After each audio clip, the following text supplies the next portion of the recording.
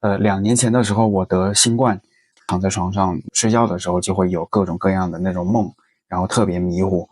然后这个时候我突然就是我天哪，我看到了我自己，那我现在是在哪里呢？然后就是那么一惊的时候发现啊，我又回到了床上，这个印象真的是太深刻了。然后这还不算，我有位关系很好的朋友，他有更离奇的出体验。他从他读高中的时候，就是在有一次午休的时候，突然就出体了嘛。然后一开始特别害怕，就感觉整个灵体嗖的一下子从头顶的上方嘛，这么出来了，而且还能听到声音。好，但是周围的人的话都没法互动，然后这个时候就可以往上飘了，然后这个时候慢慢的就可以看到很多不同的那种世界，不同的像。好，然后我们现在肉眼可以看到的这个世界，它只是其中一层频率就是可以看得见摸得着的这些物质世界，但是就在同一个空间当中，我们其实还有很多其他不一样的世界。人在某一种半梦半醒的恍惚的这种状态当中是可以感受到其他频率的世界的。就好比如说我们每天早上醒来之前会做很多的梦，然后看到很多的像。好，但是这个时候刷个牙的功夫就搞忘记了。好，然后有时候梦到的那些东西啊，其实并不是存在于我们的脑海里面，而只是说我们像手机连到 WiFi 一样接收到了那个频率的信号，就像我们手机在网上去查有一些视频啊、网页啊，这东西并不是说那个内存它是在我们手机里面，而只不过是我们连上了 WiFi 接收到的那一个频率的信号，所以就会慢慢的去看到各种各样的景象。好，这里他就跟我描述了一下他看到的各种景象吧，就是有那种天人道，然后也有那种像赛博朋克一样的世界，就是物质文明高度发达，科技高度发达，但是人又感觉自己很渺小，甚至说还能够看到自己就是悬浮在月球表面，悬浮在一个新的有光环的星球的表面，然后太空漫步。好，然后这种感觉与体验呢，真的是无法言语的一种美妙，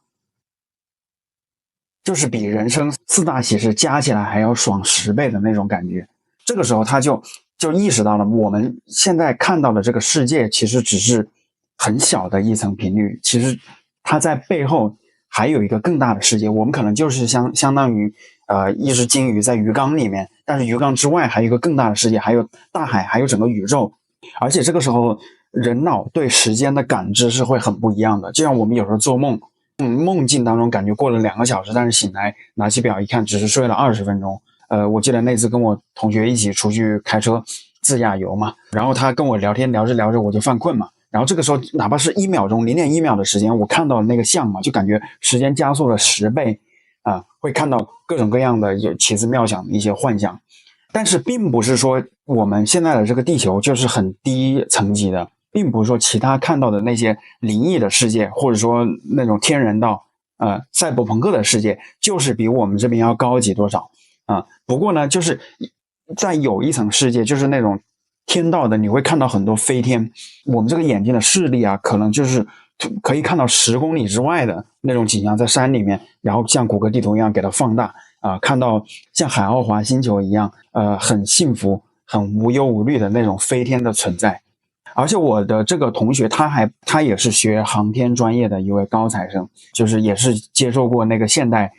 就数理化科技的教育的，而且我是再三跟他确认了之后他才跟我说这些事情。他说他的这个特异功能他从来都不跟其他的人说，因为怕别人认为他是神经病。后来我就说我想跟你去学呀，我想学这个东西。好，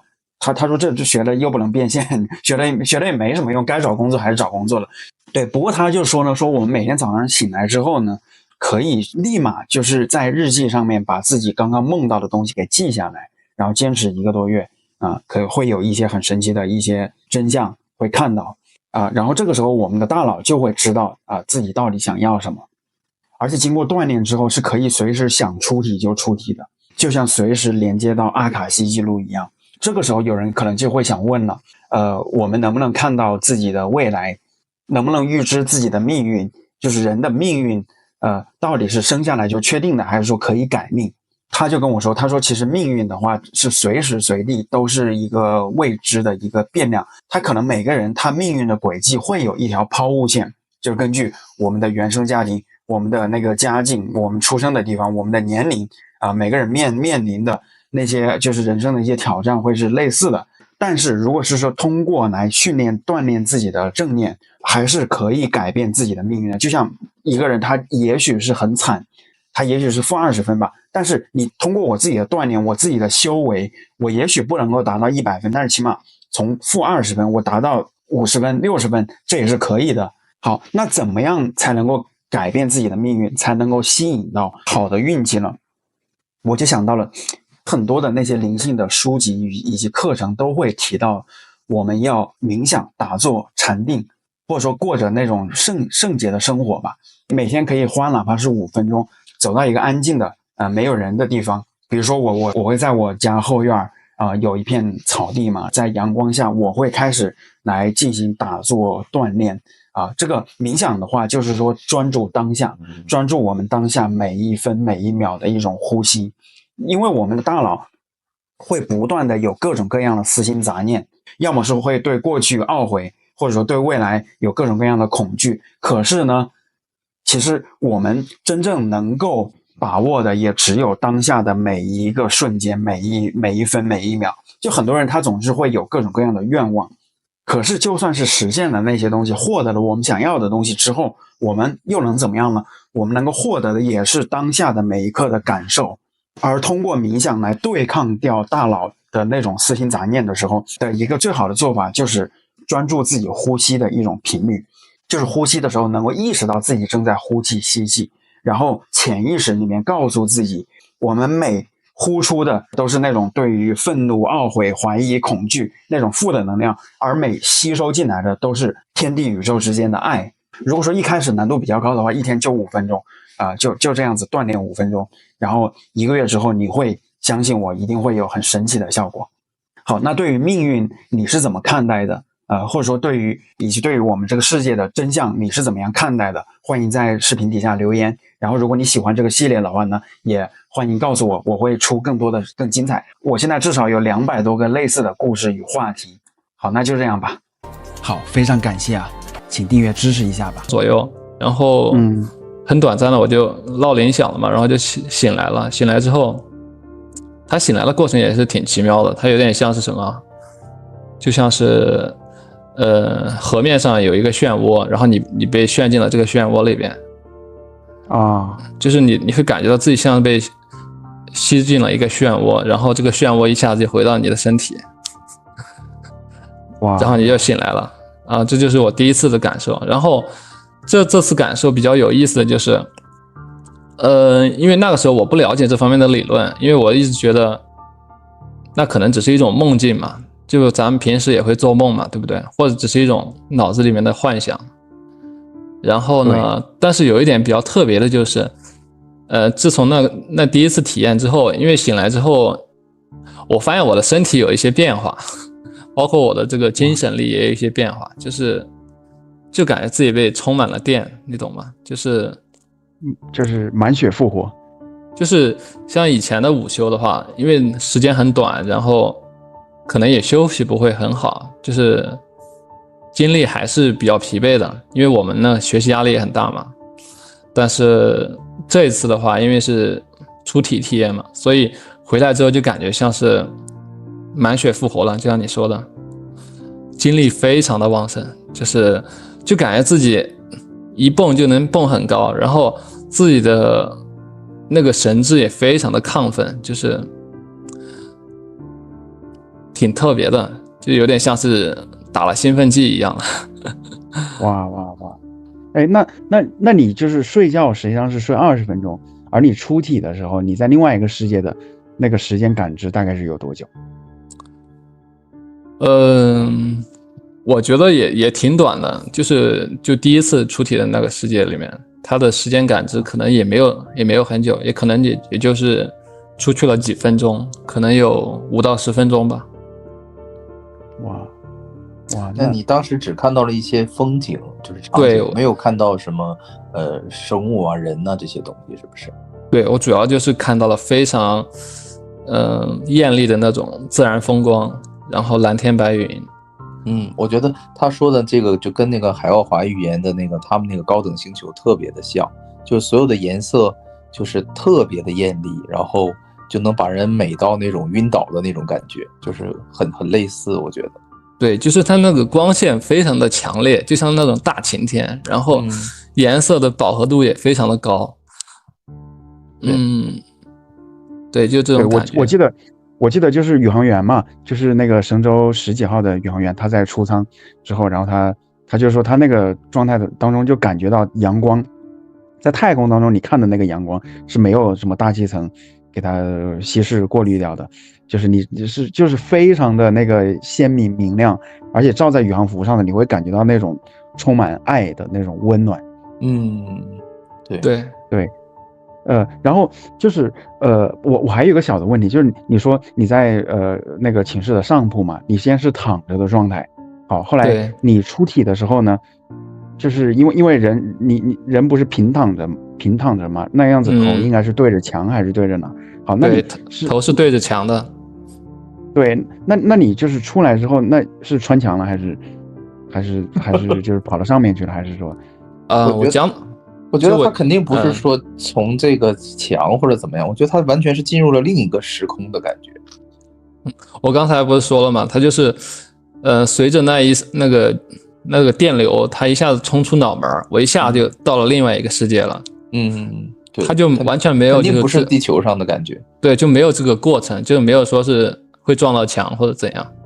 就是一下子被传到了另外一个世界。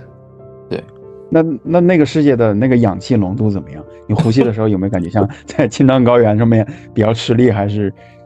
我觉得他是在那个世界的时候是变成了更类似于一种纯粹的观察者，而不是那种就是有一种沉重的身体感很强的那种存在状态。就他的观察和感知能力超强，但是并没有特别察觉到自己的这个是用什么在观察的。我觉得就是像一个纯粹的观察者。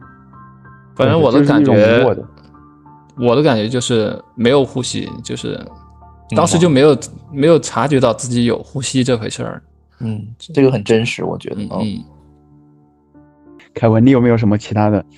就是评论啊，或者说我觉得你我就觉得我在猜测他第一可能去的是一个是灵界的这样一个空间时空，它跟我们的普通的宇宙的这种物质世界可能不是一样的。第二种可能就是类似于海奥华预言的那种，就是特别高等的星球，它的颜色呀，它的光线色彩是非常非常美的，然后是超乎人类想象的。因为当时米歇在海奥华星球的时候，那个外星人就告诉他说，你接下来可能会被这个美景给就是说像醉了一样，像晕了一样，因为这个光线对你来说太美了，太艳丽了，你是在地球里没有见过的这种，就是我觉得有这两种可能性。对，我们那个就是只要是说有了一个肉体之后，那相当于都是被锁在了那个就是无感的那个矩阵当中嘛，就是你感受到整个世界一切的那个就是像那个输入的信号都是来自于视觉、味觉、听觉，对，都被过滤掉了，都是。那我就想问一下，他当时所体验到的那个感觉，就是它是类似于我们生活当中的这种景色吗？还是说完全不一样的感觉？我觉得跟咱们生活中的景色很像，只是你的那个光线还有那种色彩有点改变，还有就是你的感官有所改变。就是我在现实中可能是一个近视眼，但是我在那个世界，我的眼睛非常的锐利，而且它已经不是那种正常人的那种视觉范围了，就是它可以看到可能几公里之外的一个细节都可以看到很清楚。明白，就是所有的感官都功能被极大的放大了。那我就是有第三种猜测，就是可能还是处于我们地球上的某一个空间，但只不过你是以这个纯粹的灵体这种观察者的身份再去观察，所以说所有的感官都特别的强烈，就也有可能是没有离开地球，只不过是以灵体的方式去体验了。对，有可能。哇，那后来就是出完体之后满血复活嘛，那个我觉得那个是很奇妙的体验啊。应该是说是不是说通过那个状态在另外一个世界吸收到了什么天地宇宙之间的那种精华与能量？我也有这种感受，就是因为通过他后来的那种比较正面的感受，我觉得可以推断他去的这个地方应该是怎么说，可能是能量啊频率比较高的一个比较好的一种地方。肯定不是说是那种特别低频的呀、痛苦的呀那种空间，因为如果说去过那种地方回来之后，肯定感觉心情很压抑，很沮丧。但是他的感受是非常的亢奋，然后充满了精力。我觉得他这个经历肯定就是说是一个好的经历，而且去的地方应该是能量啊、加持啊各方面都是比较好的。对。但我当时就觉得只是一种梦嘛，或者只是一种头脑里面的想象，就是那个时候对还没有这种出体的概念，就是没有学习过这方面的知识。对，这个心理的这个过程，我觉得特别真实，所以一听就是你真实的体验。对，那后来怎么样了呢？就是最后你后来是怎么样掌握到的那个公式，那一套方法论？后面就是因为第一次他给我带来了非常那种美好的体验嘛，我就后面就特别想再体验一次。你理解这种吧？就是我也想啊，很正常。对，我出完体之后，我一直都在练习。前几天嘛，就是有几次我感觉差一点就要出到体了，就是那天在那个什么地方，就在爱尔兰，我们这边有一条那个废弃的一条那个50多公里长的一条那个老的铁路嘛。然后就被开发成了一个主题公园，就是相当于所有人你可以骑马、骑车啊，然后步行啊，但是就是那边就是非常大自然的那种感觉嘛。然后周围行人也很少，你遇到的话，行人都会给你打招呼的。好，然后后来我就在草地上头，就是它这边因为很难得，你可以夏天的那种阳光，尤其它纬度比较高嘛，阳光的那个强度也很高，我就在那里一边冥想，然后一边去听大悲咒。大悲咒，然后就是听到前奏的时候，我突然就感觉哇，大脑就是在那个天灵盖那个就是那个头骨那里就哇，感觉有一团那种急促的电流啊。然后但是后来我想我要处理，可能是因为你太执着了，反而最后我就感觉到那这是不是太费能量了？我肚子开始饿起来了。然后你一旦有那个饿的意识之后又醒悟了。也不是饿吧，我觉得就是这个东西不能太执着了，就是你越是要放轻松，你才可能会到那个地方去。你要是情绪一紧张起来，可能就很难了。对，就是在同一天嘛。我有位美国朋友，他说他那天梦到我了，就是因为美国他那个时差跟爱尔兰，他正好我在那边就是准备练习处理，我在散步的那个状态，可能就是他睡觉做梦的时候，他梦了，他跟我在那边，然后就是而且我穿的什么衣服，然后周围的那个景象嘛，周围那什么蒲公英啊那些东西都是，我说这不是就是我昨天刚刚漫步的那个地方吗？散步的地方吗？我觉得这真的是，你要说有一些朋友他梦到你就是为什么我们那么平安？你不是前面不是说了吗？健康平安是最重要的。但是为什么那么平安？可能就是此时此刻，因为我们之前的各种就是因缘吧，就是导致有些朋友他们可能梦到我们，而且他们为我们祈福，或者说他们希望我们能够好起来。你不知道，可能他就是超越时空的那种概念，然后他对我们、就是一些比较内在的连接。对，有一些好的祝福。有可能我们此时此刻正在活在某一些朋友的梦境当中。对，有可能，就是大家的能量都是有连结的嘛。对。那后来又发生什么了呢？就是你第一次这个经历之后，又发生了什么比较有代表性的事件？后来就是我自己摸索嘛，就摸索了一套出体的方法嘛。就是纯靠自己的对，就靠自己的摸索，没有看任何的理论。然后那个时候也不懂这个东西是出体，就只是想知道怎么再体验一下上一次那种感觉，因为那种感觉带来给我的正面效果太好了，就是让我的经历非常的好，同时我的那种愉悦感也很强。那你可以分享一下这个方法。后面就是每次午休的时候，我都会就是躺下去，然后去感受嘛，就是我不会像之前睡觉那样，就是尽力的想办法让自己睡着，我会就是躺下去，静静的去感受我身体产生的变化。就后面我就慢慢摸索到了一个出题的方法，就是给你们讲一下我的方法是怎样的啊，就是先找一张床，然后躺下之后呢，你让你自己的意识保持清醒，但是呢不要去想别的东西，就是什么都不要想，但是要醒着，然后但是也不要太醒着，就是有一点醒着，然后让自己就是接近那种半梦半醒的状态，然后对，到那个时候我的身体啊，我自己的身体就会感觉到像是结痂的感觉，我自己来形容它就是结痂的感觉，就相当于我的身体表面就像结了一层薄薄的冰一样，就是它是从脚上开始的，然后一点一点的，你可能很清晰的感受到它是从脚上，然后一点一点的往上蔓延，然后一直到你整个身体完全被这个冰痂或者说是这个冰壳给冻住，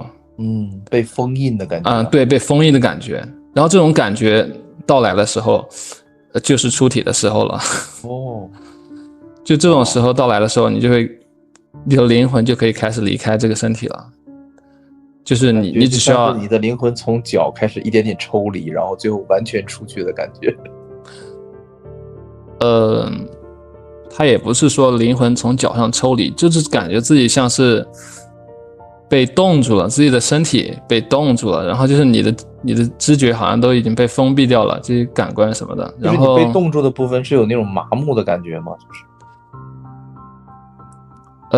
就觉得逐渐失去知觉了，这个地方对你来说感知不到了，有点。对，就有点像是感知不到了。但是是不是类似于鬼压床的那种？有一点接近吧，就是鬼压床跟出体也蛮像的，它也是出体的一个状态而已。就是像鬼压床的话，它其实就是你身体和灵魂它刚好是卡住了，就像是你把一个东西放到另外一个容器里边，但是它可能不是非常的契合，或者你放的那个角度不太对，它就卡在那个位置了。卡在那个位置之后，你就会感觉自己好难受啊，自己明明感觉已经醒过来很多了，但是这怎么就动不了啊？然后说话也说不出来啊。对，但其实这个时候你只需要放松一点，就是放松一点，你就可以选择醒过来，或者说出体都可以。这我个人经验。对，就是越是紧张越是对抗的话，就是在鬼压床越是动不了。因为我有过好几次鬼压床的经历，是这样的。但是你要说鬼压床的时候看到鬼，那只有一次，但是你也不能说是看，就是我一鬼压床，我想哪里有鬼啊，然后一想到了前一天听了一个鬼故事，说有一些那些灵性也不是好的坏的嘛，就是像你看到了路人，也有可能有些怨气比较重的，就我一想了，那马上就心想事成，我感觉就你看到是看不到什么东西，因为你说实话就是我就感觉有一种什么。就是那种源自于我内心当中的有一种很巨大的恐惧在压迫着我，好像要吃掉我一样。然后而且因为那个时候是晚上嘛，所有也是夜深人静的时候，也没有别人，都是黑的，然后就特别的恐惧。后来就是在那一瞬间，我感受到其实最大的那种所谓的鬼，那种恐惧，它是来自于我们自己的内心。对，其实大部分鬼都很弱，他伤害不了你的。还有一次就是这也是最近的一次经历，对，就是你说到的那种鬼嘛，因为爱尔兰它不是前几年就是有一个就是跟我们年龄差不多大的一个女孩子，她在跑步的时候，然后被一位就是中欧某个国家的就是一个男的给她直接给拿刀给捅死了嘛。好，然后因为爱尔兰它治安比较好，然后而且国家也比较小，然后出了一起的话，全国人民都那个就相当于给他守夜啊，然后你可以随处在一些那个郊外，因为我住的这个小镇离他的家乡就很近嘛，对，然后你可以看到郊外就有些地方摆着一些他的照片啊，还有一些花环去纪念他。当然那也不是他的家人，只是一些就是其他的爱尔兰人。好，然后正好就是我不是说我在一段那个老铁路那边去有时候漫步嘛，对吧？好，然后就是那个老铁路上头就会经过有一些那种高架桥洞嘛，然后根据有一些就是道家的说法，就是说像那种桥洞它是那种就是像鬼或者说灵性灵魂聚集的地方。好，然后那一天好巧不巧嘛，它是一个阴雨天，然后我经过桥洞的时候正好是那个在听大悲咒，然后哇那一听的时候我整个人就是有一种感动想哭的感觉，我好像感动到了，就是感受到了那种三生三世的那些就是那些怨灵吧，那些受伤的灵魂感受到他们的那种就是哀伤，然后我就很想来就是替他们超度一下，哪怕只是相当于沧海一粟，但是我希望他们能够稍微好一点点然后后来而且因为你经过桥洞的时候，它是有那种回音嘛，而且它首先有一个阴影，然后第二的话它有一个回音，然后你再放着大悲咒，然后大悲咒它那个旋律它那种共振嘛，真的是就是让我内心产生了那么一丝的波澜。像这种比较阴的地方确实可能会聚集很多的这种灵体。对，而且还有一个就是也是就是因为爱尔兰这边的那种房子都是木头的嘛，下面都是那种木板的，不怎么隔音。好，然后像我室友住在我楼顶上的然后我以前呢就是经常会听到有一些嘎吱嘎吱的声音，我以为是我室友的声音睡在我上头的，但是后来他搬走了之后还能听到嘎吱嘎吱的声音，我就想哇，那这不是闹鬼了吗？甚至说有时候放暑假了都走了之后，我还是能够听到那个声音。然后后来我就听说，就是按照科学的说法，你是说那种就是因为毕竟木头的房子它那个受到热胀冷缩嘛，受到那个气温的变化，它会那个就是它会动，但是你要根据灵性的说法，有可能是有一个幽灵在这里。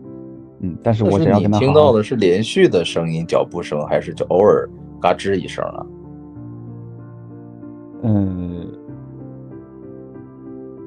如果是偶尔的话，我觉得那就不是什么鬼魂的，就是那个是很正常的。我觉得有一说一，应该是偶尔。对如果偶尔突然有一声，那个是很正常的。你要是说你听到连续的脚步声，那个就另当别论了。对。但是我那位美国朋友他说因为他是真的是听到了连续的因为那就有问题。他是住在就是美国新英格兰，就是那种就是之前13殖民地叫新罕布什尔州那边的有一个大概有200多年老的那么一个那种房子，石头的房子然后他说他那房子里面就是他能够感受到有2位幽灵2位幽灵，因为什么呢？就是他那个房门明明是关着的，第二天却被人打开了，甚至说有一些柜子花瓶都被移动了，那肯定是幽灵想跟他玩恶作剧然后他妈妈灵性更高，因为一般就是他们都是那种学钢琴学小提琴，我觉得一般学艺术的人通常就是灵性的感知力会强一些，因为像这个世界的本质都是振动的频率嘛，对吧？我们只要跟那个调频调好了，那可能会感受到不一样的那种世界。好，然后他妈妈就是反正是那种就是美国在剧场里面来演奏钢琴的那个相当于钢琴表演家，也是那个钢琴老师他就是说能够跟那2个幽灵对话，发现其中有一位幽灵呢是他们可能都200多岁了嘛，他住的那房子相当于是那种低配版的暮光之城嘛，你可以想象。好，有一位是一个很年轻的一个女性，20多岁，可能是因为一些意外去世了，所以她有一定的怨力。但是另外一位呢，他是可能就是7老80的他稍微要平静一些。但是说他们都不是坏人，你只要跟他好好的那个沟通，他们也许是这个房子100多年前的主人，你跟他好好的沟通，你包容他他也许顶多就是恶作剧一下。对，孤魂野鬼不一定都是坏的，这个我认可，就跟人一样。对，而且他们一般来说也没有什么作恶的能力啊。对对对对，也没必要。对对，哎，你为什么说他们是比较弱的？你是感受到了什么，还是说你通过读书的时候你发现了有什么说法？我之前出题也感受到过，就是跟灵体有过接触，但是我觉得他们好多都没什么恶意，有的就是可能想找你一起玩玩吧，或者说是看这有个人快出体了，拉他一把。哇，然后反正就是，其实他跟人类世界挺像的，就是坏人终究还是少数嘛。就很多可能就是有好奇心那种的啊。对，好多都只是好奇心而已。他没有必要无缘故来害你什么，或者是吓你什么那种感觉。所以我觉得，就出体之后，我现在也不怕这些东西了。以前的话，因为比较唯物嘛，然后但是也不是那么坚定的唯物，就还是觉得鬼这种东西好像还挺可怕的，就是因为看那种恐怖片嘛。现在都没这种感觉了，现在就觉得有就有呗，反正到处都是。那你跟他们接触的时候是可以交流吗？还是通过什么方式？我至今为止没跟他们交流过，就只是跟他们有过肢体接触。肢体接触，哇塞，这个也挺震撼的。是人形的吗？是什么颜色的？我接触的是人形的。颜色我看不到，颜色我就是一种触感而已。我看到的有一些那种就是光球嘛，就是五颜六色的光球有看到，但是我觉得那个东西，可能是灵体，也可能不是，不好说。光球的话，应该是因为有一些书上，包括太上天书也讲过，就是一般都是球状的，然后有颜色的，那个就是高维度的生命，在我们三维世界的一个投影。就是我们只能看到他们这个形态啊，这个应该是。那光球是白色的还是绿色的，还是五颜六色的？它没有白色的，我倒没见过，我见的多的都是那种蓝色啊、绿色呀、紫色呀、红色呀。哇，那这个太真实了，你这跟书上描述的是一致的。就是你说的那个海奥华那本书吗？还是什么书？就是太上天书也提到了，太上天书哈，就是第4密度、第5密度的生命，在我们这个世界存在的时候，它就是一个有颜色的光啊，一个光团。哇，那他们可以移动吗？是你那它居然是一个光团，你怎么还能跟它有肢体接触？或者说光团我没跟它肢体接触，我是说跟那种人形的有过肢体接触。那人形你是能看到一个大概是什么？是黑色的影子吗？还是什么感觉？就可以描述吗？我不是看到的，我就是触感感觉到的。大概是一个人的这样直立的一个感觉是吧？就是他们去摸我的脚嘛，去扯我的脚，我能感觉到他们有手嘛。哇，就是一种触感对，就是一种触感。我最开始接触到还是有点害怕的，因为但是后面也觉得好像这也是很正常的吧，就像是大家很好奇嘛，就是突然我们这个空间来了一个新的朋友。对，就像幼儿园小朋友搞恶作剧。我觉得还有一种可能，就是可能也是高维度的外星人，就是人形的这种外星人也是有可能的，因为他们也不是以这种纯物质的身体存在的，他们可能是星光体啊、能量体这种，但是也是具有人形的这种，像你说有手有脚的感觉，所以可能你刚好处于他们的那个次元密度当中，然后他们就对你进行一些轻抚啊，或者好奇的摸一摸，我觉得也是有可能的。就不一定完全是灵体，可能是另一种层次的生命体。但是我觉得也不要把他们都想得太好了，就是就像我们那个我们跟人接触也是一样的嘛，就是一个陌生人，你还该有的戒备心还是要有的。对，就是也不能太过于去对他们不要觉得他们都是友善的小朋友。对有的可能就是带着目的来的，对对，哇，就是跟人相处是一样的，就是互相尊重嘛，你不要伤害他，他也不会伤害你。对，然后你跟他接触的时候也不要太自来熟，就是一点一点接触。对，有一定的边界感。对，要有边界感。毕竟我们对他们是不了解的。是这样的。对，对，那你还看到了有哪些世界啊？就是前面描述了你第一次出体的是看到了类似于地球的这种状态，那有没有其他的那些比较有意思的？有啊，有很多，就是我有出体到过那种像是完全卡通一样的世界，哇塞，就是像动画片里面一样，它里面所有的生物全都是卡通造型，而且非常的有创意。哦，哇，有点像是那种动画片了，穿越到动画片里边去了，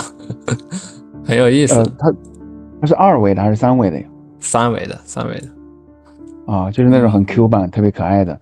那种。对对，非常的卡通，非常的有艺术感，我觉得。哇，然后还出体到一个世界，就是它整个世界的那些建筑，还有那些就是那些物质啊，好多都是水晶拼成的东西。我觉得那个世界也给我留下非常深的印象，就是他们的那些建筑啊、车子呀，也不叫车子吧，就是那些交通工具什么的，好像都镶满了那种水晶一样的宝石，那个光芒非常耀眼，然后非常绚丽，那个世界很华丽，就像那个凡尔赛宫一样，比凡尔赛宫还要凡尔赛。琉璃世界的感觉。对对，琉璃世界的感觉，是不是像东海龙王的水晶宫？反正非常，你如果去了的话，你感觉到这个特效怎么能这么好呢？比那个电影做的特效还要逼真，因为它是你真实到了那个世界里边，而且那个世界它的色彩啊、你的视觉啊、你的五感啊，都非常的有那种神通嘛，所以就是给你的感受特别的震撼，印象也非常深刻。就是可能这个去那个世界可能已经过去了很多年了，但是我还是能够记得。对，当时很震撼。那你也看到他们有人吗？或者生物吗？那种的？对，有生物，但是我没有跟他们接触。哦，就是也是在观察。那他们的就相当于我们形态是人类的形态吗？有点接近人类的形态，但是很多地方不一样。哦，那应该是外星球哦，宇宙当中的其他星球，应该是这样。有可能吧，就是这个我也不确定，就是感觉很好，然后觉得记忆深刻而已。还有就是还有很多就是出体到我们这个世界嘛，它其实不叫我们的这个世界，它就是我们这个世界的一个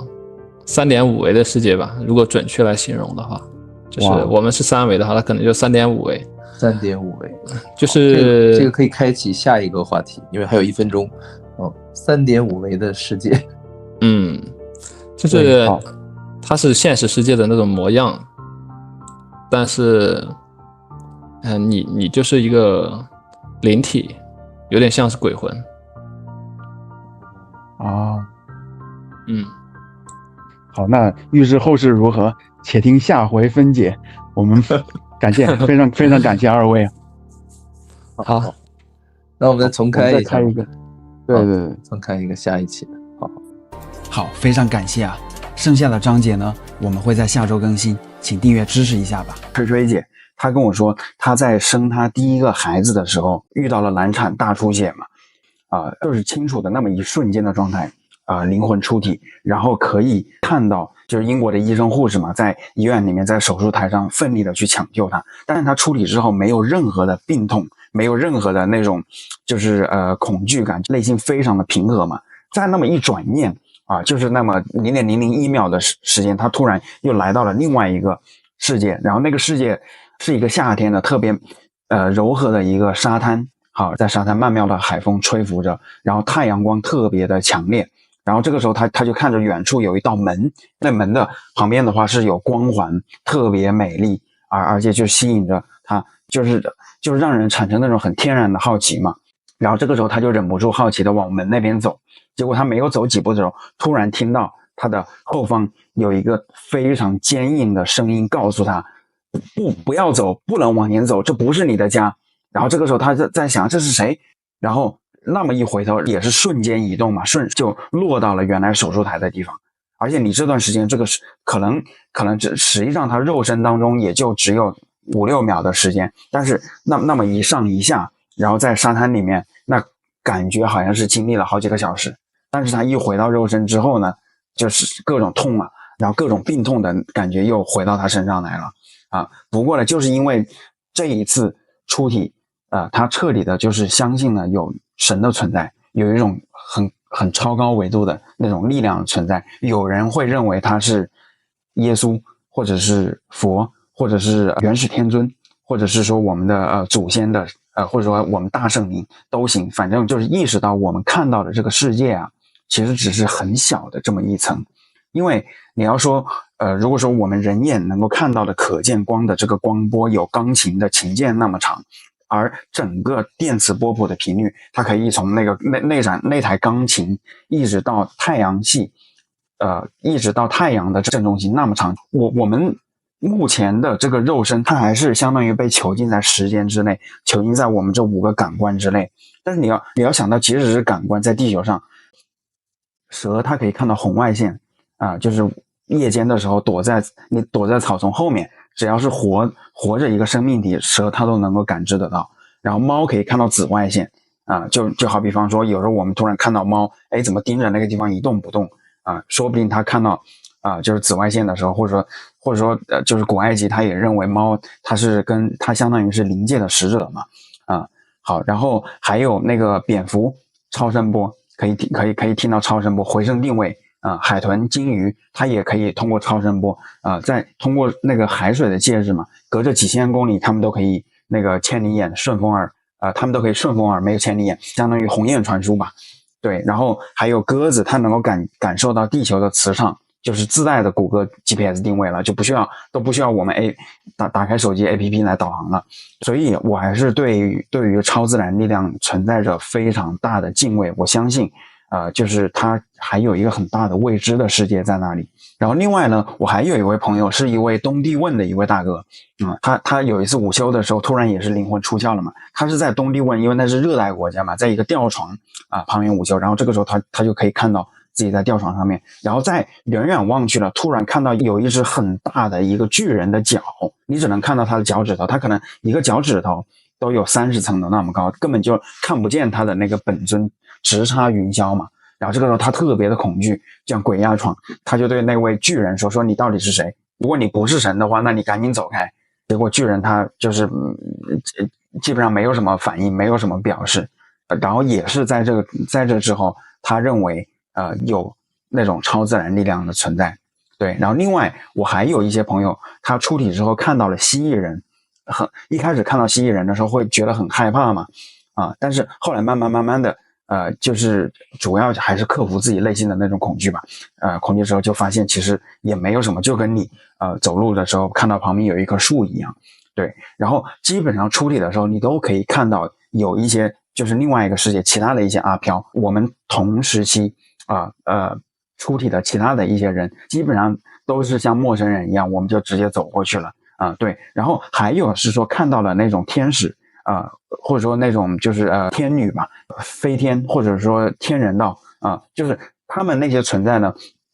通常也是说就是还是说就像跟那个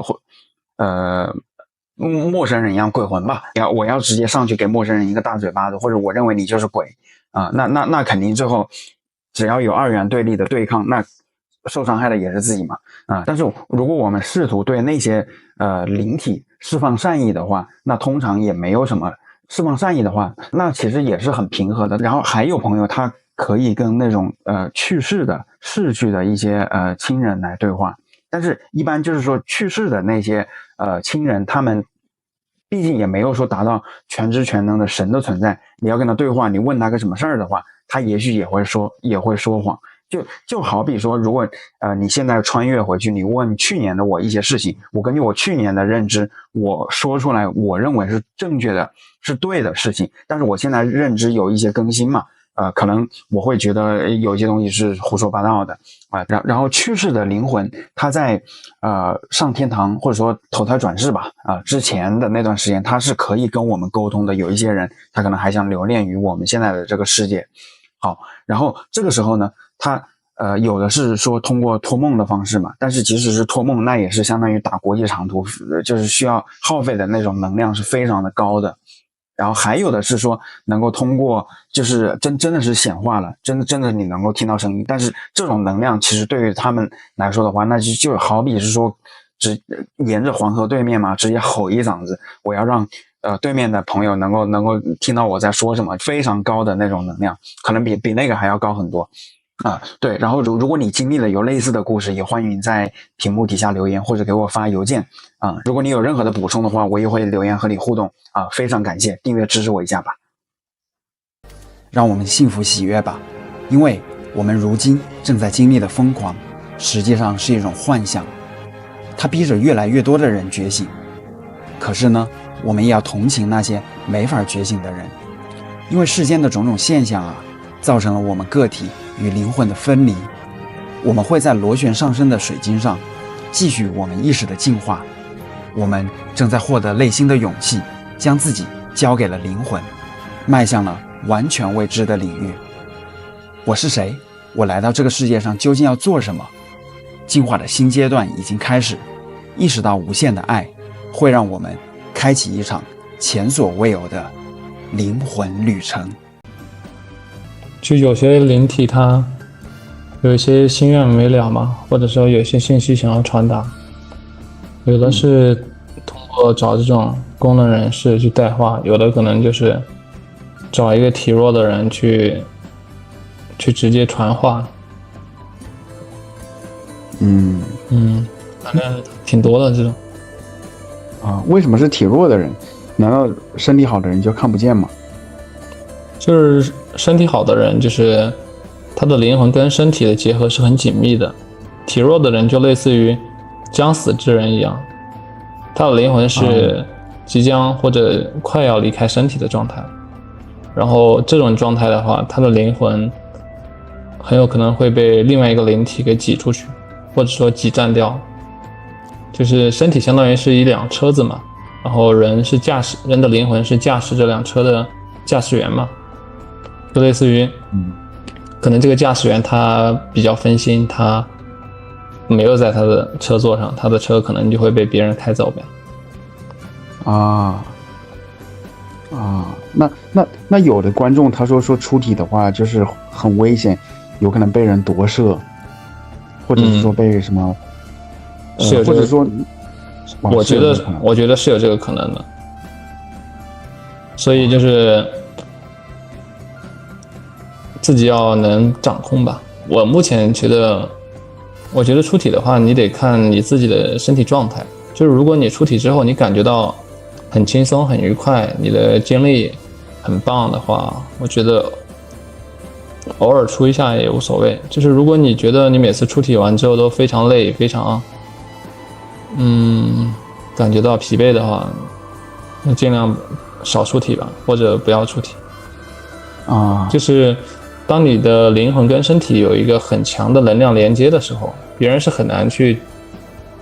挤占你的身体的。就是你是一个高能量的状态，你的身体跟灵魂之间其实是有一个纽带的，这个纽带很强，就是别人是很难去阻断你的。但如果你是一个身体本身就不太好，然后你每次出体完还特别累、特别疲惫的一个人，那你就最好不要出体。就是你本身身体跟灵魂的这种连接就不是很强，然后你再出体的话，你可能就会被夺舍。就是我有个小问题，之前看过一些这种灵魂出体的一些视频，包括现在有一些网友的留言，我经常看到他们会提到一个像是你说的那个纽带，就是像一个银色的一个什么连接之类的。然后他说，只要这个银线还在的话，就不会被人那种灵魂占有。是你们看到过这种线的存在吗？银色的一个线。我亲身没有看到过，当然我也听到过这种很类似的描述。我觉得应该是有这个东西的，就是像每次出体你回到身体的时候，它就是一瞬间啊，就是不管你在哪个地方，它就是一瞬间就能回到你的身体。我觉得肯定是有某个联系着你的身体跟你的灵魂的，就不可能说是我回去还得找地方，不是这样的，它就类似于一个绳子牵着的一样，然后你要回去的时候，它迅速的就收缩起来了。对，所以就是为什么有时候我们旅游的时候，就是每天不停换地方睡的话，那早上醒来的时候突然会想到，哎，我这是在哪儿？你可能就是灵魂还在上一个地方，但是身体的话到了下一个城市去了。对。然后，那你有没有经历过，就是出体之后能不能附身在什么其他的人啊，或者也不说其他的什么物体身上，就是像铁拐李那样子的那种感觉？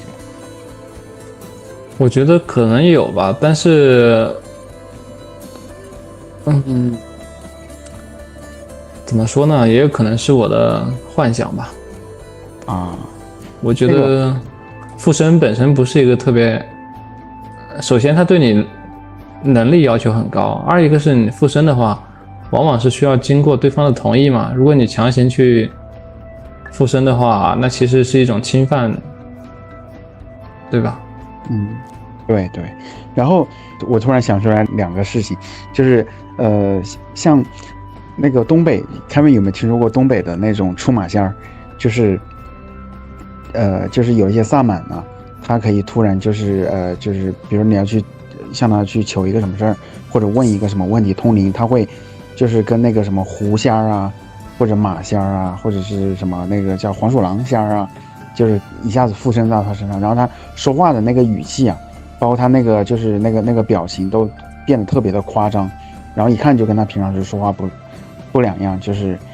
你有没有听说过？凯文，喂，你是静音了吗？对，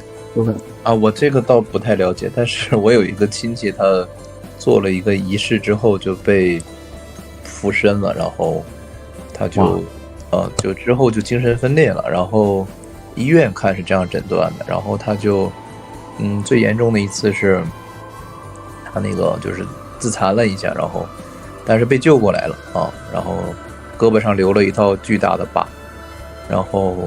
就我也亲眼见到这个疤，也摸到，然后他就是，但是他后来好的方法就是因为精神分裂正常很难治好嘛，然后他那个内心总有一个邪恶的声音让他做一些不好的事情，就是那一次做那个相当于写血书吧，好像是实际上是为了给他孩子治病，但是可能不小心招惹到了某一种不好的东西，他说就从他的后背直接就一下子就上去了，他马上就有感觉到他跟我形容说是像是一个圆圈一样的感觉他说像是一个太阳一样的东西从后背直接就上去了。从此之后他就心里就有一个杂念，有一个杂声，不是他的声音，但那个声音总会去指使他。然后后来他是有一些朋友信就是基督的这种的，然后来帮他，让他信基督啊，祷告啊。然后他说他有一次彻底的下了决心，意思把我的所谓的身心灵嘛都交给这个基督耶稣了之类的。然后从此之后可能借着这个力量，圣灵的力量，他就再也没有听到过这个声音，然后从此就恢复正常了。就是我们家一个从小关系很好的一个亲戚。这是一个真实的一个附身的事情因为他那个被砍的，就是说特别吓人这个事件是血淋淋。是男性还是女性？男性还是女性？是女性，对，他的胳膊被人砍的就几乎就是就是，但是后来奇迹般的接上了，就砍的只剩一层皮儿了然后被他附身的人砍。他很奇怪的就是说他被砍，但是他说另外一个人的意思，另外一个人砍的，但那个人是意思说也不是正常哦，就他可能是两个人都被附身了，就反正就是这种感觉吧，很邪恶的一件事情哦，但是是一个真事儿，而且是我亲眼见到的哦，那个胳膊居然接上了，然后神经也都恢复正常，那个手都能写字现在哦，因为我们都当时听说嘛，就他家出事儿了嘛，然后后来回老家去看他，然后他跟我讲了一个完整的故事，然后相当于也给我传了个教，是这样。哇，所以他就是当时是介绍他认识基督的那位朋友，他也算是功德无量，对，能够给他解开心结。对，然后他说他被砍完之后是完全不疼的，我就觉得特别的奇怪的一件事哦，他是不疼的哦，是他附身。是有邪灵附身在他身上，然后用他自己的手砍他另外一只手，是另一个人给他砍掉的啊。然后他说那个人描述就是当时也是神志不清，就说就有一个声音告诉他要砍胳膊，就这样哦。然后他也就很心甘情愿的被砍，就两个人相当于都被控制了，这种感觉吧。周瑜打黄盖。那对，所以真的是有这种东西存在的，而且。就是在做完那个仪式之后产生的哦。哇，那砍他的那个人有没有被抓去坐牢？被抓呀，就直接就被抓起来了呀，应该是判刑了啊。但是我有一个那个亲身的一个故事啊，那是我妈妈的一个堂妹，一个小姨，她年轻的时候嘛，可能也就25岁左右的时候，然后当时是被医生误诊出来，说她得了什么白血病，绝症了，然后后来她男朋友也跟她分手了，最后后来告诉她是误诊嘛，但是因为她那段时间就是受到了很大的打击，觉得自己要死了，然后她就是神志不清了，一直到现在她都没有恢复，我都10-20年了，然后而且那个误诊的医生也好像啥事也没有，我觉得按道理的话，如果在这边要吊销行医执照的。这个，但是他之前是一个很开朗的人，但是在那之后的话，就是看到人之后，你就会感觉他就是反正就是神志不清嘛，就是有点那种憨憨的，就是做事情什么的都比较慢吞吞的。后来就是那一年到他们家里去的时候，他都在楼上，可能在自己房间里面生病待着了，都没有出来，就是也没有见到他。对，这个给吓傻了呀。有可能，对，然后，所以就是刚刚那个我们说了一些阴暗的东西，我们再说好一点，就是 Vivian 嘛 ，Vivian 他说就是在瑞士跟那个奥地利高灵修的人特别多，然后其实我一开始我以为那些说德语的人通常都是那种理工男，都比较轴，一就是一，二就是二，我觉得法国人浪漫，可能法国人灵性多，但是没想到就是德国。他说就那边那些灵修的人也挺多的，对。然后他说他们都有专门的电视频道讲相关的问题，德国还是特别保守，大家只在自己的领域里谈，基本都不跟朋友、家庭、同事们谈。很多保守的人还是会觉得对方神经兮兮的，不过现在越来越多的人觉醒了。然后有一位观众叫做刘诗阳他说Vivian 你好呀，请问能分享一下是哪个英国的学校啊？我是定居在英国学心理学，好爱灵性，本来打算两者结合。我知道北安普敦大学有超心理学，类似研究玄学心理学，不知道你说的学校是什么呀？我想看看，以后也许我们还会做同学呢，哈哈哈。然后 Vivian 回答他说具体哪个学校我不知道。只是瑞士有个非常有名的讲德语的灵媒，是在英国学了8年毕业的，他写了很多书，还有一些德国的灵媒也说他们在英国读的大学，我看看能否在网上找到他们的简历。然后又有一位网友叫做桑里乌，对，他说听说小孩子，尤其是12岁以下的人，很容易达到这种境界。对，对了，你们在小时候有没有感受到什么？就是在7岁以前有没有感受到什么一些就是灵魂呀、超自然的现象，就是一些大人感知不到的一些就是一些东西的存在，对，一些灵体的存在。我没有。我也没有我没有过任何的灵异事件。我就是10多岁的时候从老家来到了就是辽宁这边，然后我就觉得每一次回老家都像是在做梦一样。然后哇，我当时的感觉就很奇怪的一个想法，就我觉得为什么我觉得我像在做梦呢？然后我不喜欢那种不真实的感觉，梦境的感觉。然后我就想，我一定要找到真实的感觉，找到真实的活着的感觉。我就总觉得我就是有点就像分不清梦境还是现实那种感觉吧，就觉得为什么现实的那种给我的感觉不真实。就是我是因为当时两地嘛，就是那种来回的去切换，然后就让我马上产生了一种不真实感。然后我当时我印象非常深，然后我现在就觉得那个时候的想法就挺有意思的啊。那么小10岁左右，我9岁离开的嘛，就觉得怎么会有这种奇怪的想法，无法理解啊。梦境感就是会有啊。这个我倒是有一说一，我在2、3岁的时候，就2岁的时候，那个时候是我可以看到有一些就是可能是有一些灵魂吧，就是我在2岁的时候是第一次就知道你我他的概念嘛。因为小孩你刚学说话的时候，就是那个人称代词，你一直你是很难去区分自己跟外界的。我可能就是没有一种自己跟那个其他世界的边界感嘛。人在1岁的时候，就是我通常觉得我自己是无所不知无所不能的后来但是每一次我妈妈过来的时候，我都会很恐惧，因为我知道哇这么大一个物体，然后朝着我移动，但是呢我又没法去感知到他自己的内心世界。但每次过来我感觉哇这一个人他怎么对我那么友好，他怎么那么喜欢我，感知到他的善意。好，但是呢这个时候我心里面就我大脑里面可以看到有另外一群人是在一个那个会议室吧，相当于是那种相当于董事会的那种，有那么一个桌子然后呢大概有那么3、5位人，然后他们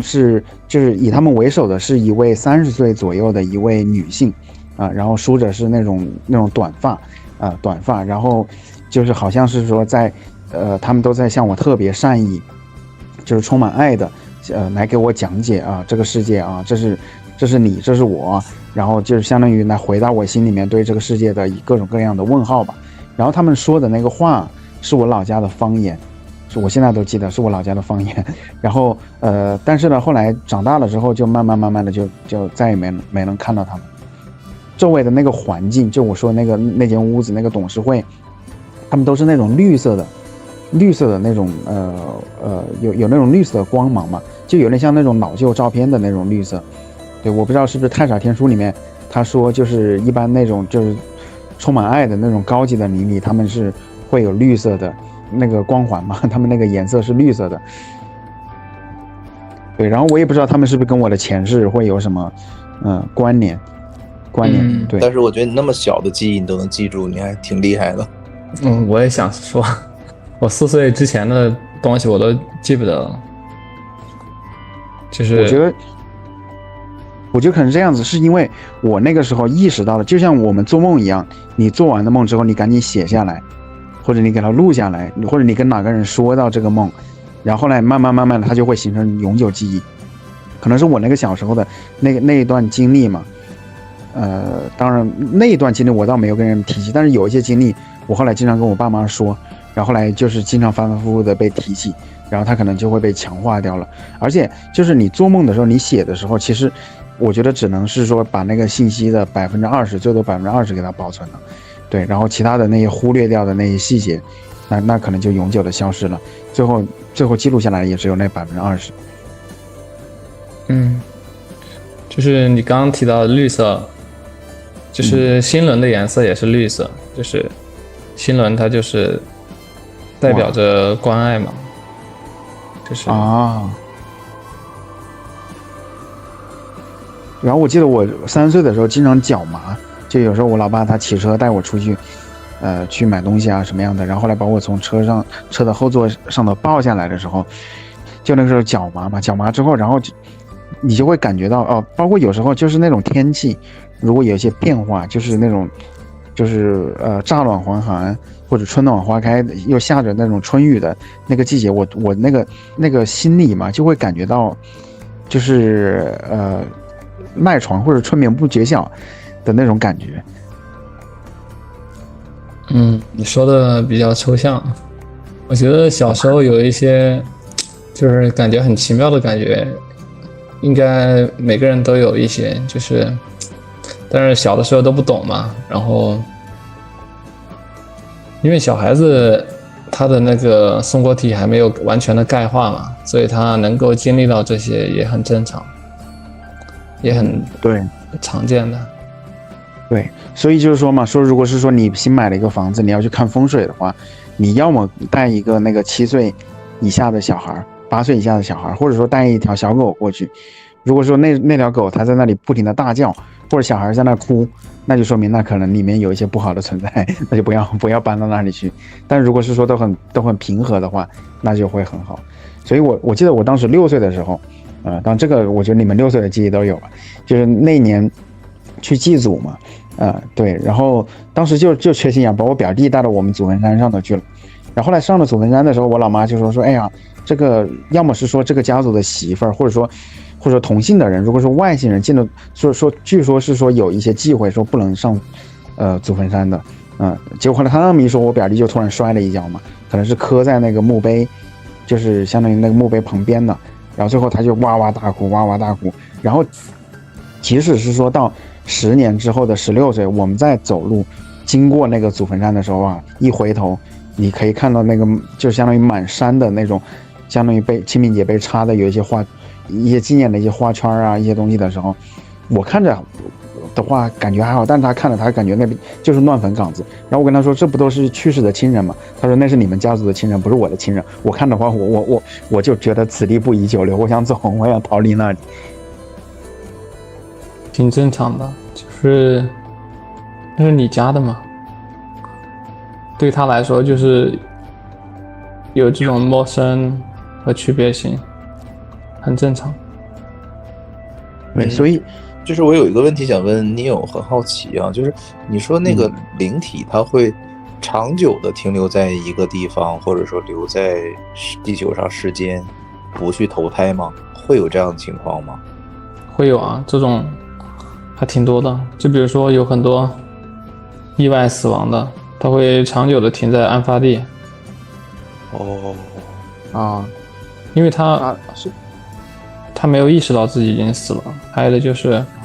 他可能他的修为比较低嘛，他可能就是一个无名的状态，他就类似于迷路了一样，他老是在那个地方打转，就是我们那个就是常说的那个叫什么鬼打墙的那种感觉，就是他完全找不着方向，然后总是打转。就是投胎的话，他可能有一个固定的去处，但是他找不到，然后他就一直待在那附近。那也没有什么那种灵界的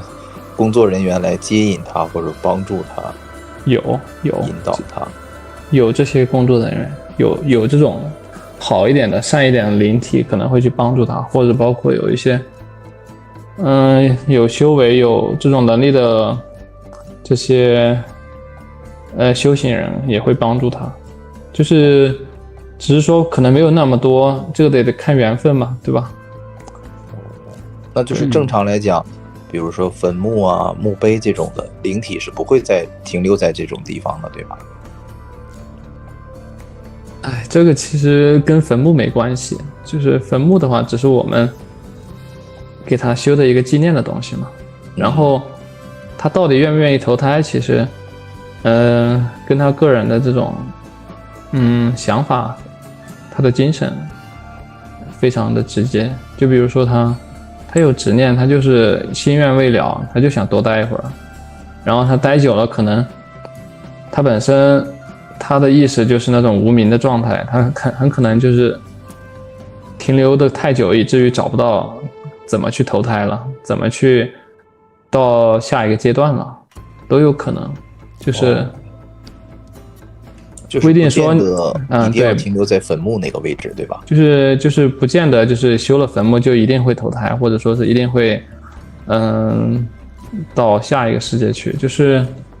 所以我们说就是人死了之后会给他烧那个7749嘛，烧头七嘛。其实就是一种在帮助他引导他就是放下就是一些执念的一种方式吧，就他一路走好嘛，不要牵挂现在的家里或者这些情况，就是让他走得更没有负担。就是可能就是前49天它是一个很好的投胎窗口期，或者说一个好的过渡期。就是你超过49天，可能你的精神耗散了之后，很难就是在找到你的去处。对，他这个投胎的话，他投胎的话是一投，然后就进入了某一位就是像那怀孕的妇女的那个体内了，还是说就是他，也许是说最后投到了那个3年之后的胎儿里面，还有？这个是有等待期的，不是说你一投就投去了，有的等，就是你去看那些有记载的记录，有的等70、80年都有，上百年的都有。哇，这么有趣。对，不是说你死了就能马上投的，这个可能跟这个配额有关系吧，或者跟你的状态也有关系，或者有可能他在投胎之前可能去干了什么别的事儿，比如说去在灵界找了份工作呀，或者说是在其他的星球啊，或者在其他的地方生活，都有可能吧。对，因为我跟有一些藏族的同学问到，他们说一般，我先以为是说那个就是转世的灵童是说必须得是说在他去世的那一天出生，但是后来说可以有了等待3、5年的，比如说上一任的班禅喇嘛他是1989年去世的，但是现在这一任的班禅他是1993年出生的吧，还是93年的，我不记得了。对，所以中间的话那肯定是说有一个那个等待期。然后反正可以等，对，一般都是会等一会儿的，不会说是你死了就能马上投啊。但是因为它有一个过程嘛，就是包括记忆清楚嘛，就是我们中国传说的奈何桥、孟婆汤，你得喝嘛，对不对？对，有一套流程的。对，我就想到了刘德华的那首歌叫《忘情水》，给我一杯忘情水，还你一碗孟婆汤。这个好像真有，就是看了这么多灵界的记录，我觉得孟婆汤应该是有这种类似的流程要走的，类似的机制。对。然后那如果是说我们有一些人祭祖啊，可能记得那些比如我们记自己的爷爷、自己的曾祖父吧，或者说那个高祖父，那他们如果说已经投胎的话，那我这祭祖这记得是谁啊？就是我觉得就是你记得不一定是你的那个曾祖父，可能是一些其他的灵体都有可能，但是我觉得就是我们烧的这些纸啊，可能并没有实际性的作用，就是你烧的那些东西，我觉得起作用的应该是你的意念，就是你做的那个仪式，包括你画的那些符、烧的那些纸，这其实是一种仪式，它在引导你的意识去跟你逝去的亲人产生连接，然后你的这种精神力传导给他了，而不是说你在这个坟这儿烧东西，这个就烧给这个坟所在的这些灵体了，也不是这样，我觉得。这个我同意，对。就是心灵之间可能都是相互连接的，所以我们的一个意念啊，或者一个精神层次的东西，可能真的是能传达给对方的。对。刚刚的那位 Vivian 嘛，他后面还有很多，就是包括很多有一些其他的网友问他，比如有一位叫做那个 A Little Nobody， 对他这名字也很有意思。这位观众他说 Vivian 可以问一下那个油管的瑞士人的 YouTube 链接吗？能看到人的 aura， 那就是光环嘛，aura 上的灰色地带提示生病啊，谢谢 Vivian。好，然后另外一位网友叫做桂琴卢，对，然后他说那是人体的光辉，德国人质学称为aura，气功称为气，对，然后Vivian 就回答到，他说谢谢啊，我只知道德语叫做 aura， 中文不知道呢，自己乱翻译的。另外一位叫做Light Wind Place is me， 对，然后这位观众他说想请教一个问题啊，出体对于本人来说有什么好处呢？还是说要学会运用驾驭这种体验才会有某些好处？因为我的出体体验并不舒服，看到的像是其他世界，但是却并不都内耗，有时候回到身体后反而会觉得很累，有时出体后去到的环境像是宇宙的深处，有美丽的星云，但自己感到身体并不舒服，有一种身体空了的感觉，想回到身体时却会有一种反被挡在身体之外的感觉，要非常努力的用意念才能再回来。出体的话刚才也讲了嘛，就是你感觉不好那就不要出，然后我觉得出体最大的好处就是它让你意识到你的本我并不是这具肉身，而是你的灵魂。对，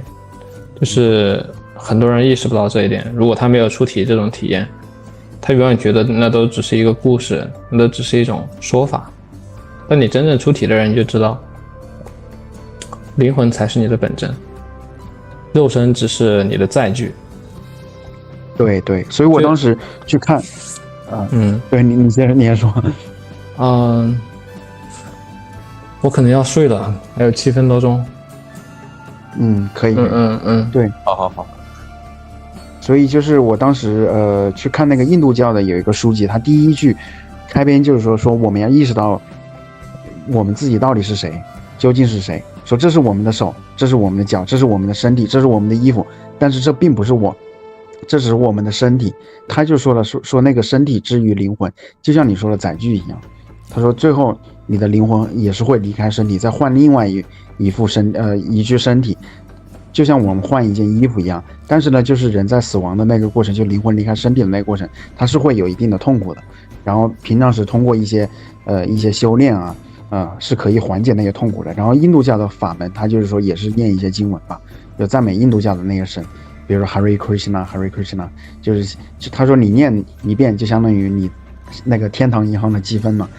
加了那么1分，然后你就是有的人他可能念了100多万遍，有一些很短的咒但是这个我到现在我也没能理解，就是念咒是不是说你念的越多越有好处？念咒这个东西我也没怎么实操过，我也不好说。但我说一点，就是人离开这个世界，就是你死的时候不一定是感受到痛苦的，有可能是感受到非常愉快的，就是它完全取决于你今生的修为。就是因为你死的时候你的灵魂会离开身体，所以你的所有的记忆还有你的情绪都会被放大，就像你刚才说的可能会放大7倍，但实际情况可能不止7倍，可能很多倍，数十倍数百倍。就是如果你的人生经历或者你的灵魂体验有很多的痛苦，那可能这些痛苦都会放大很多倍，然后再集中的呈现给你。如果你的体验很多都是正面的愉快的经历，这些愉快的经历会放大很多倍，在那个短时间内呈现给你，就是类似于就是那些信教的人说的天堂和地狱吧。就是有的人他走的时候是非常安详和幸福的，甚至会带着笑容，你懂吧？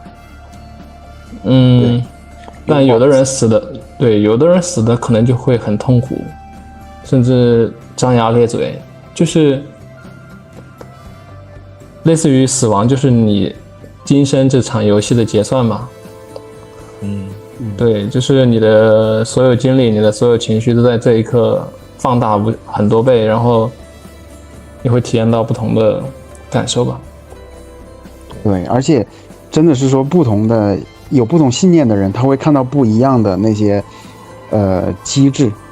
就是不一样的那个结界的场景嘛。比如说信佛就会看到佛就是那种阿弥陀佛过来西方三圣，然后信基督的朋友就会看到耶稣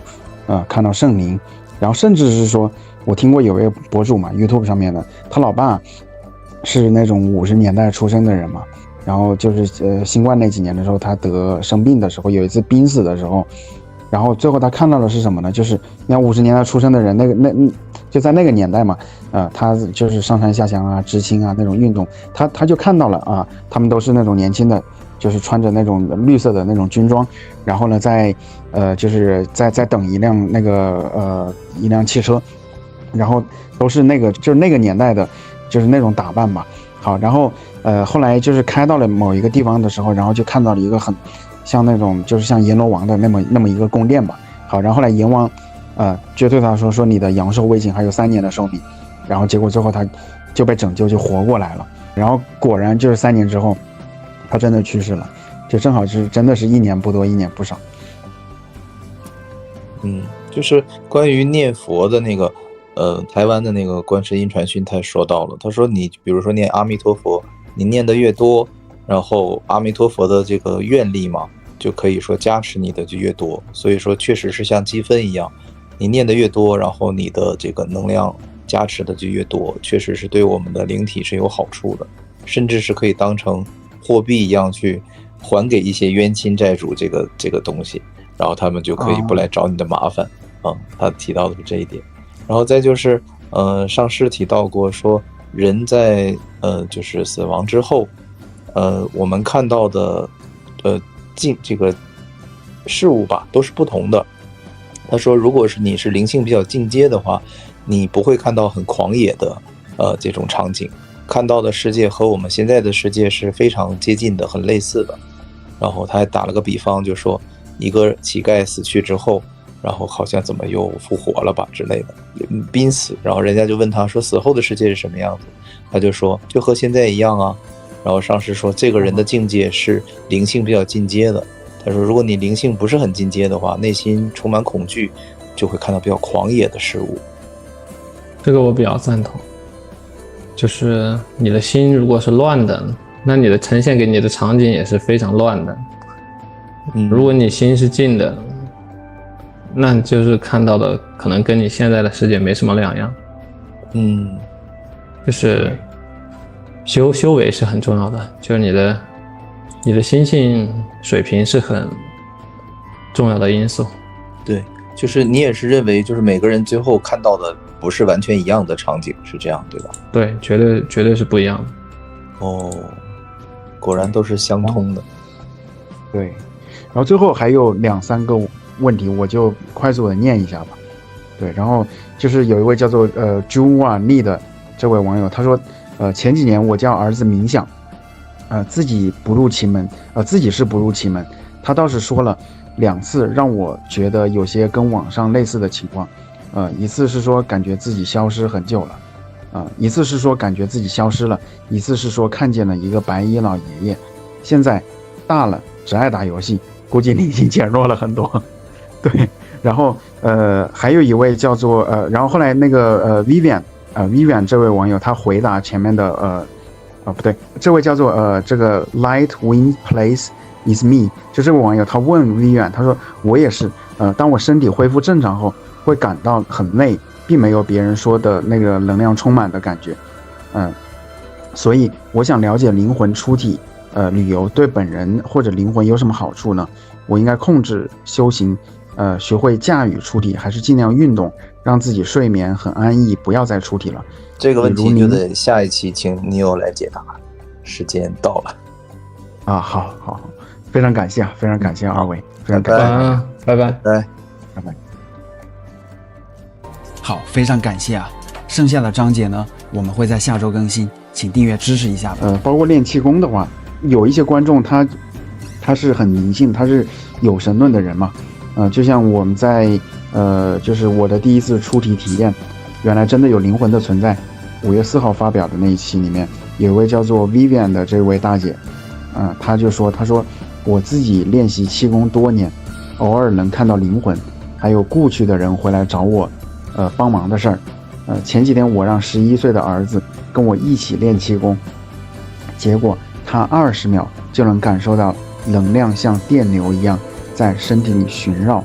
20分钟以后，他说自己可以控制这股能量。第二天，我们跟着油管一个瑞士人的频道，一起练习可视人体光环。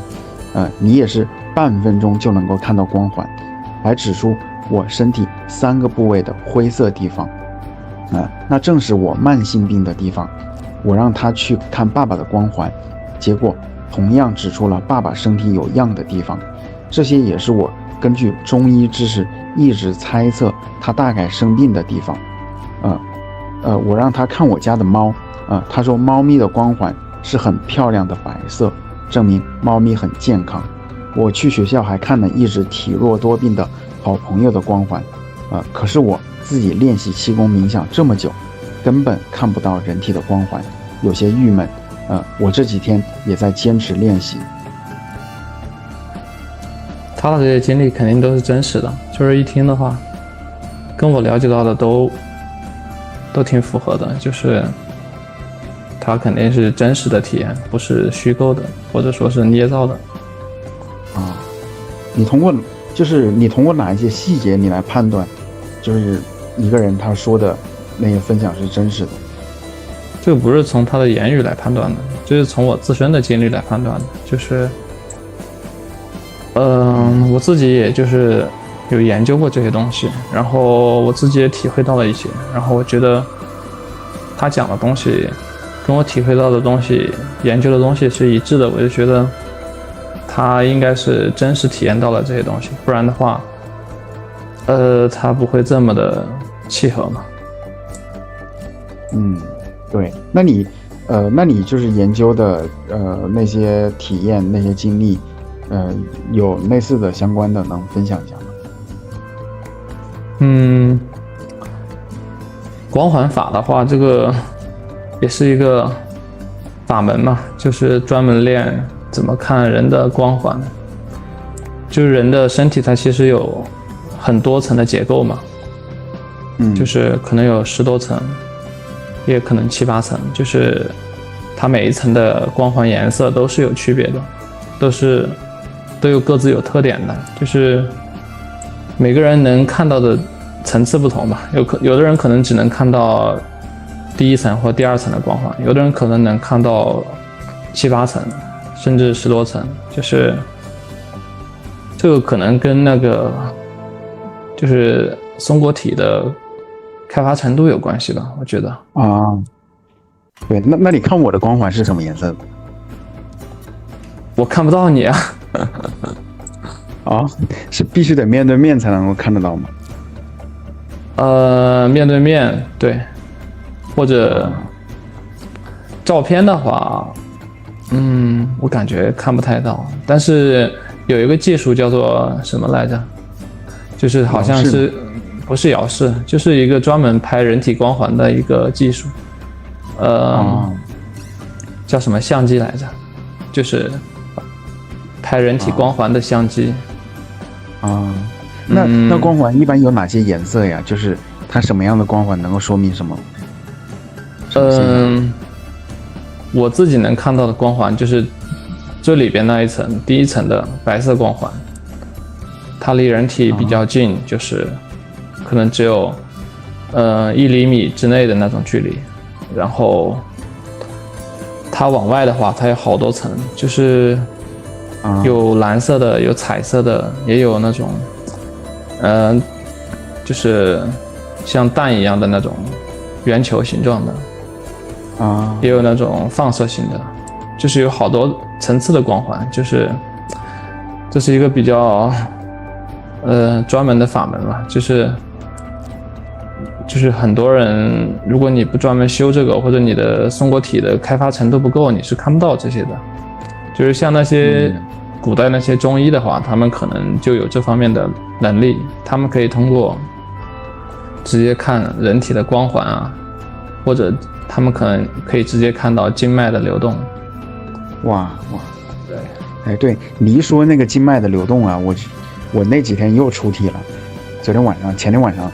哇，那不是百分百出题，就是睡觉的时候，反正那天很累嘛，然后后来就突然就感觉，哎，怎么我这个天灵盖这儿有种电流感，酥酥麻麻，很爽。然后突然一下子听到我房间那个塑料袋响了一下，当然这个我后面要说，是它其实就是因为我那个就是挂在门后面有一个那个贴的那个挂毛巾的一个钩子嘛，然后那个钩子的粘胶松了，掉下来了。但是我睡觉的时候我没有意识到，我想我天哪，是不是有鬼啊？后来我就想，哇，我是不是要出题的？我要马上出题的。然后后来我听到我隔壁室友他的房间里面有什么东西，我就在想，我要穿越过去看一下，但是又没有穿越过去。好，然后这个时候我突然又看到了另外一个景象，就是我在一个黑色的山谷里面，我不知道为什么我做梦这段时间都是那种夜晚的状态，然后夜晚的话你大部分的环境都是黑白的嘛。好，然后就是在一个夜晚的一个山谷里面，然后呢，我在相当于一个半山腰上头，我可以往下看到下面山谷上下面有一些小镇，然后那些小镇上面的那些霓虹灯啊，就是色彩斑斓的，然后很有那种未来感，很有那种就是那种赛博朋克的那种未来感，但是光晕特别的柔和。对，然后后面我再想起来，我下次再说。我那一天我是出题到了3.5维嘛。你是说上次你讲的那个吗？我说这一次就是我感觉到天灵盖电流有一种酥麻麻的那种酥麻感，然后很舒服。后来就看到了那个山谷，就是这个景象，这算是出题吗？还是算？如果你有电流感的话，就是出题了。就是出题的话，它就是你的灵魂的一部分离开身体嘛。就是我们每天做梦都会出题，只是看你的意识能不能清醒。就是很多人做梦他是意识不清醒的，就是你如果是清醒的，那就算出题成功了。出题成功的标志是看你意识是否清醒，就是如果你只是在做梦的话，你是梦醒了之后意识才清醒，那不算出题。就是如果你在梦中的时候你就已经很清醒，那就是出题。我一般是那种就是特别累嘛，但是又想起来上个厕所，或者是说起来去看一下什么东西。可是呢，这个时候好像是那种就意识已经清醒了，但是身体的话控制不了自己的身体，还没有清醒。后来就看到了其他的一些景象，但是呢，却没有是说能够以那种第三人称的视角能够看到自己。我看到的是其他的，就相当于那种梦境的那种梦幻的景象，但是也没有说看到自己的。就那一次是看到自己房间，但这一次没有看到自己房间，就突然一下子像那个电影蒙太奇一样切换到了那个山谷。就意识是清醒的，但是身体还没有醒过来，这种就是鬼压床之后转到出体的一种体验吧。啊，对，这就是出体。就是你快要醒来的这种时候比较容易出体。啊，对，所以就是说有出体的人都是很多的，然后就是包括我们评论区里面很多那些高人。就是尤其是这几条，对，然后就刚刚那位 Vivian 的这位大姐，她接着说到了，她说有一天在慕尼黑的一个朋友邀请我去他家吃饭，其他5个人都在吃，我一直郁闷不讲话，朋友问我怎么不说话呢？我说我说了，你不要怕，因为厨房里有个男的，寸头瘦瘦的，中等个子，眼睛大大的，一直在那里看着我们，好像是你爸。对，他说我爸2021年肝癌去世了，不过他是个胖子。他妈妈说不是的，他爸爸去世的时候很瘦，因为疫情原因，他在德国没有看到爸爸最后的样子。他妈妈拿出照片给我看，我一眼认出了他爸爸就是那个在厨房的人，不过照片上是很胖，然后我身上一股一股的电流一样的能量，我当时特别晕。第二天我在花园冥想的时候，他爸爸来找我，让我带话给他们母女。后来我还发生了几次这样神奇的事情，我都是帮人给家人带话然后2年前还有一次，我睡到半夜，忽然灵魂2秒钟被卷入宇宙，我身在星空里看星星。第二天起床以后特别的累，我当时不知道怎么回事我就问几个专业灵修很久的德国朋友他们说他们每个月都有好几次我好希望再次发生但是一直没有了。我估计这一年身体不好，身体的能量不够支撑瞬间灵魂出体被卷入类似太空的地方。我现在就是冥想的时候额头有一闪一闪的光，不过我11岁的儿子没有。有什么问题吗？对，然后这是这一段，他这个只是他自己分享他的一些类似的经历嘛。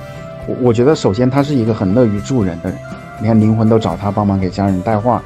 说明就是一般就是愿意去分享，愿意就是无私的去帮助的，就是这些人他们灵性都比较高。包括就是上一次就是说我不止一次听到博主说颈椎疼，然后后来还分享了我们一些就是怎么样来缓解颈椎疼的一些方法的，就是那位观众我也非常非常感激嘛。对，然后对，然后那你觉得他说的就是这些就这些画面嘛，什么看到了宇宙，看到了太空，就他这个太空是真实的太空，还是说那种3.5维，就是那种意识投射出来的太空？我觉得他想说的太空是出体之后的一个中间阶段吧，就是你出体之后往往会到一个类似于太空一样漆黑的地方，然后再比如说有这个一个屏幕出现，或者说有画面出现，声音出现，然后你再到你要出体的维度或者世界，就是它不是说我们现实生活中的这个太空，他说的是出体当中的一个场域吧。对对，所以这是一个心理投射。还有1分钟。对，那我接着分享他后面那一段，就是他说还有在2000年的时候，就跟着慕尼黑的一个气功班练气功，结果没几个月，我忽然看到当时男朋友去世的爸爸坐在我们车里，当时还刚刚20岁的我无法应对这突如其来的异象，后来我就近20年没有再练过气功，然后这种功能消失久了，这几年为了强身健体，我又开始练了，然后这种功能又回来了。我现在不害怕了，因为身边到处都是灵修的德国人，可以交流学习。中国朋友里面几乎没有人信，我也不讲，不然他们会以为我是神经病，然后给了一个做鬼脸的表情。就是那位观众，他叫做Leo， 就是 LEO CLLEO， 他说思想是会堕落的，人的灵性就是因为堕落了，掉层次了，一层一层落到人间来。你说的都对，不过宇宙之大，复杂程度远超人类文字所能形容。对人来说，佛的寿命是长的，好像是无限的，但对佛来说也是有限的。就算修成佛，说不好也会堕落下来。人间是比天人好修，因为难度高，又在迷的环境更容易迷惑人。你说正道，你以为你在提升，也可能是在走邪道，更何况大多数人根本不修，这是迷的难度，也因为难度高，修出来也快，相反堕落也容易，有好有不好吧。他是在那个6月6号，我们的世界是真实的吗？告别娑婆奇迹课程1的这一期留言的。就是这个观众感觉他会去反复的在2个境界跳来跳去，一方面又觉得修行好，一方面又觉得那我修错了路，修错了方向，可能就会就更深入的去堕落在这个世界当中出不去。其实这个东西我们就是很多时候要寻求一些助力吧，就是一些上师他的力量会相当于给我们提供一个捷径。靠我们自己的话，肯定会不断的去在自我的这个层次当中跳来跳去，有的时候清醒一些，有的时候又被抓到了这个世界当中。因为小我的它这一套体系是非常有效而有力的，所以很多时候我们对于小我的这一套障眼法呀，有很多的比喻，很多的对抗方法，包括佛学佛经其实一直都在讲怎么样去破迷，破解这些我们在一个障碍当中业障的这种因果的这种执迷不悟的状态吧。因为太复杂了，小我层面的东西太复杂了，还有很多的障眼法。比如说我举个例子，就上次提到了小我最厉害的一种方式，就是小我最厉害的一个方式，其实就是用他的这个像魔术师一样的方法。上次说那魔术师通用的伎俩是怎么样去变魔术啊？就是去转移注意力。所以我们从出生到肉体的结束，我们被这个剧本被安排了无数的事情去让我们忙碌，从生下来开始1秒钟都不停，让我们去围着这个身体不停的去打转。那其实这本身就是一个烟雾弹，这是一个障眼法，就是让我们把所有的精力都放在跟身体有关的这些事物上，那我们就无暇去顾及我们心灵的这种本质性的真相性的一种存在。也就是说，小我利用身体让我们完全的误认为我们就是一具身体，而忽略了心灵的存在和重要性。那你这一生接着下一生永远如此。所以说，如果说没有上师的或者说前行者的这种力量，我们光靠自己的话是很难不退转的，可能修着修着就掉下去了，修着修着就掉下去了。但是如果能抓住上师的这颗救命稻草的话，我们死死的抓住，永远不放弃的话，那肯定是能一直往上去提升的。也就是说，佛法这个东西它真的就像是那种他自己说的武则天说的百千万劫难遭遇吧。可能整个宇宙当中这个东西都是很珍贵很珍惜的，既然我们这一生遇到了，就应该好好的把握住，把它看成是超越于世间的其他的事物的重要性。那首先我们从态度上去把它放到一个最高的地位，那它对我们的影响也会是最大的去放大。如果说我们只是就认为佛学只是人类文化中的一环而已，一个可能说很重要，但是并没有不比其他的理论更重要，那我觉得这个就丧失了它这颗救命稻草的这个应有的力量了。因为按照佛学理论的话，我们真的是在一个着了火的房子当中的众生，实际是非常可怜，也是非常急切的需要被拯救的这样一个一些很就是完全迷失了自我，不知道自己是谁的一些众生，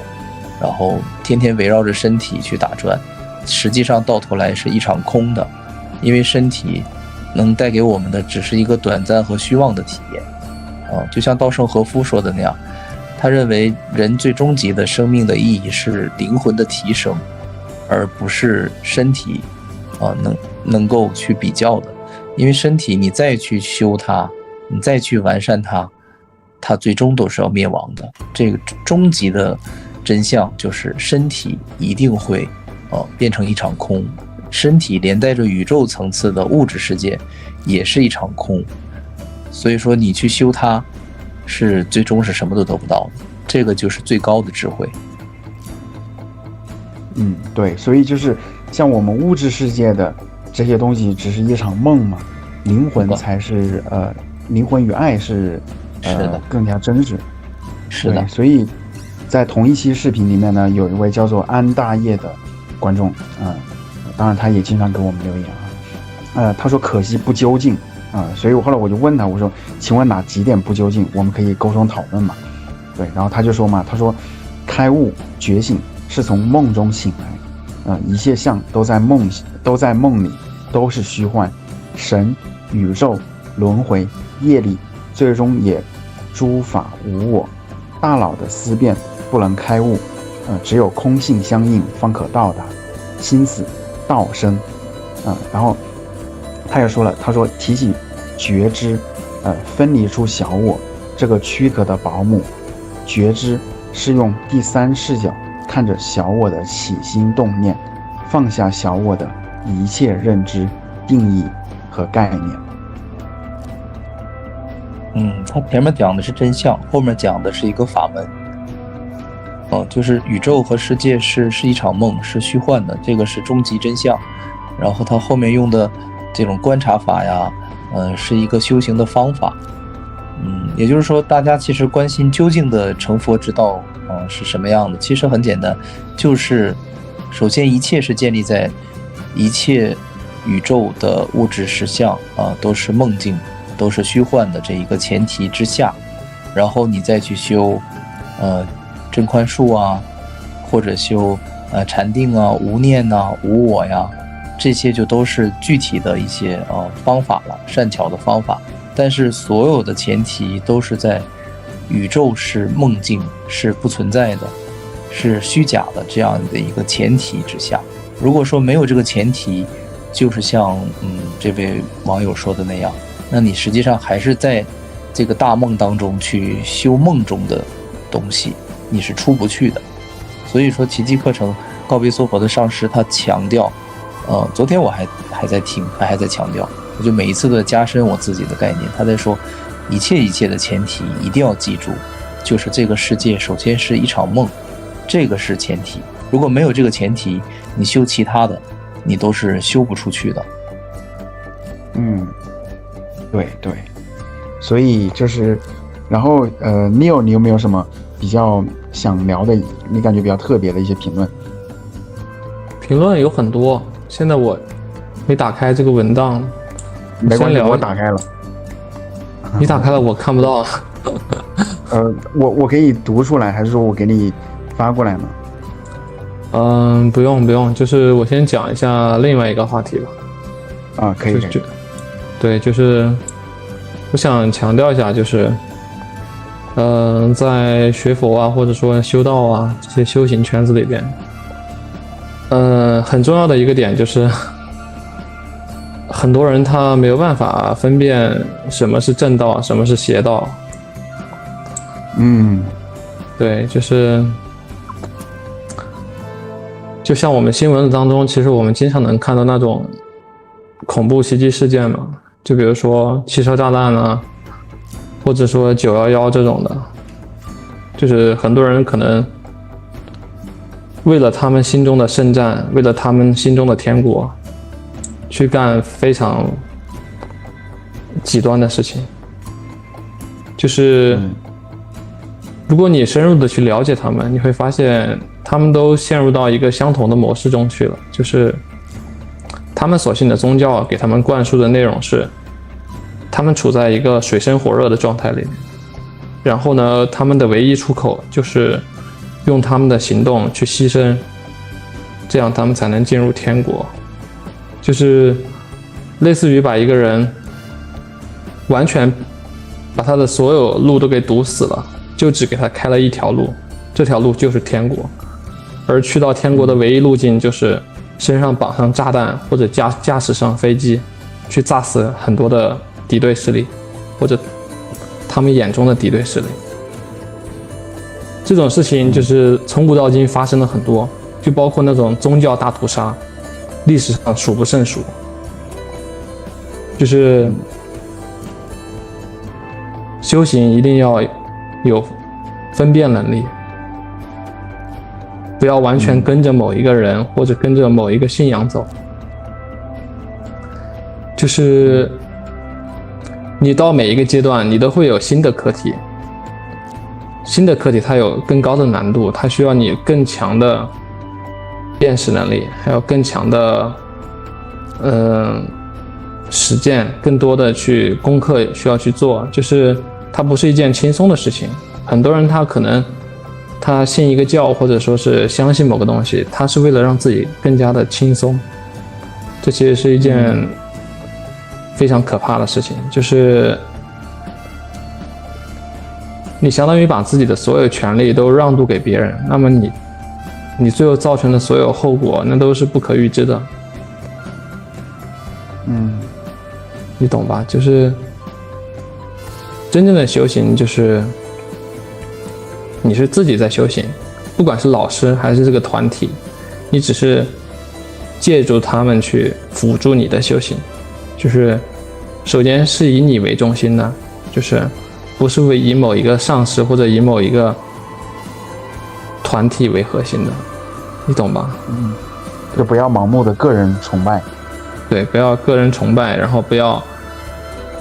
让别人给你设计了一套洗脑话术之后进入到一个死胡同里边了。这样的话，其实你会非常的被动，然后你做的很多事情在外人的眼里看起来就完全像一个机器，就类似于那些恐怖分子一样，他们做的事情就是完全不在意他们自身的一切，就是他也不考虑他做事情有什么因果，到底有没有逻辑，他完全不考虑。他考虑的只是我待在这个地方好痛苦呀，我得赶紧绑上个炸弹，然后毁灭掉，把我的任务给完成了之后，这样就能去天国享受那些幸福快乐的日子了。世界不是这样的，就是一个没有辨识能力，一个没有精神力的人，他在哪儿都不可能去天国的，你懂吧？就是因为这个世界它是非常诡计多端的，就是在玄学圈也是，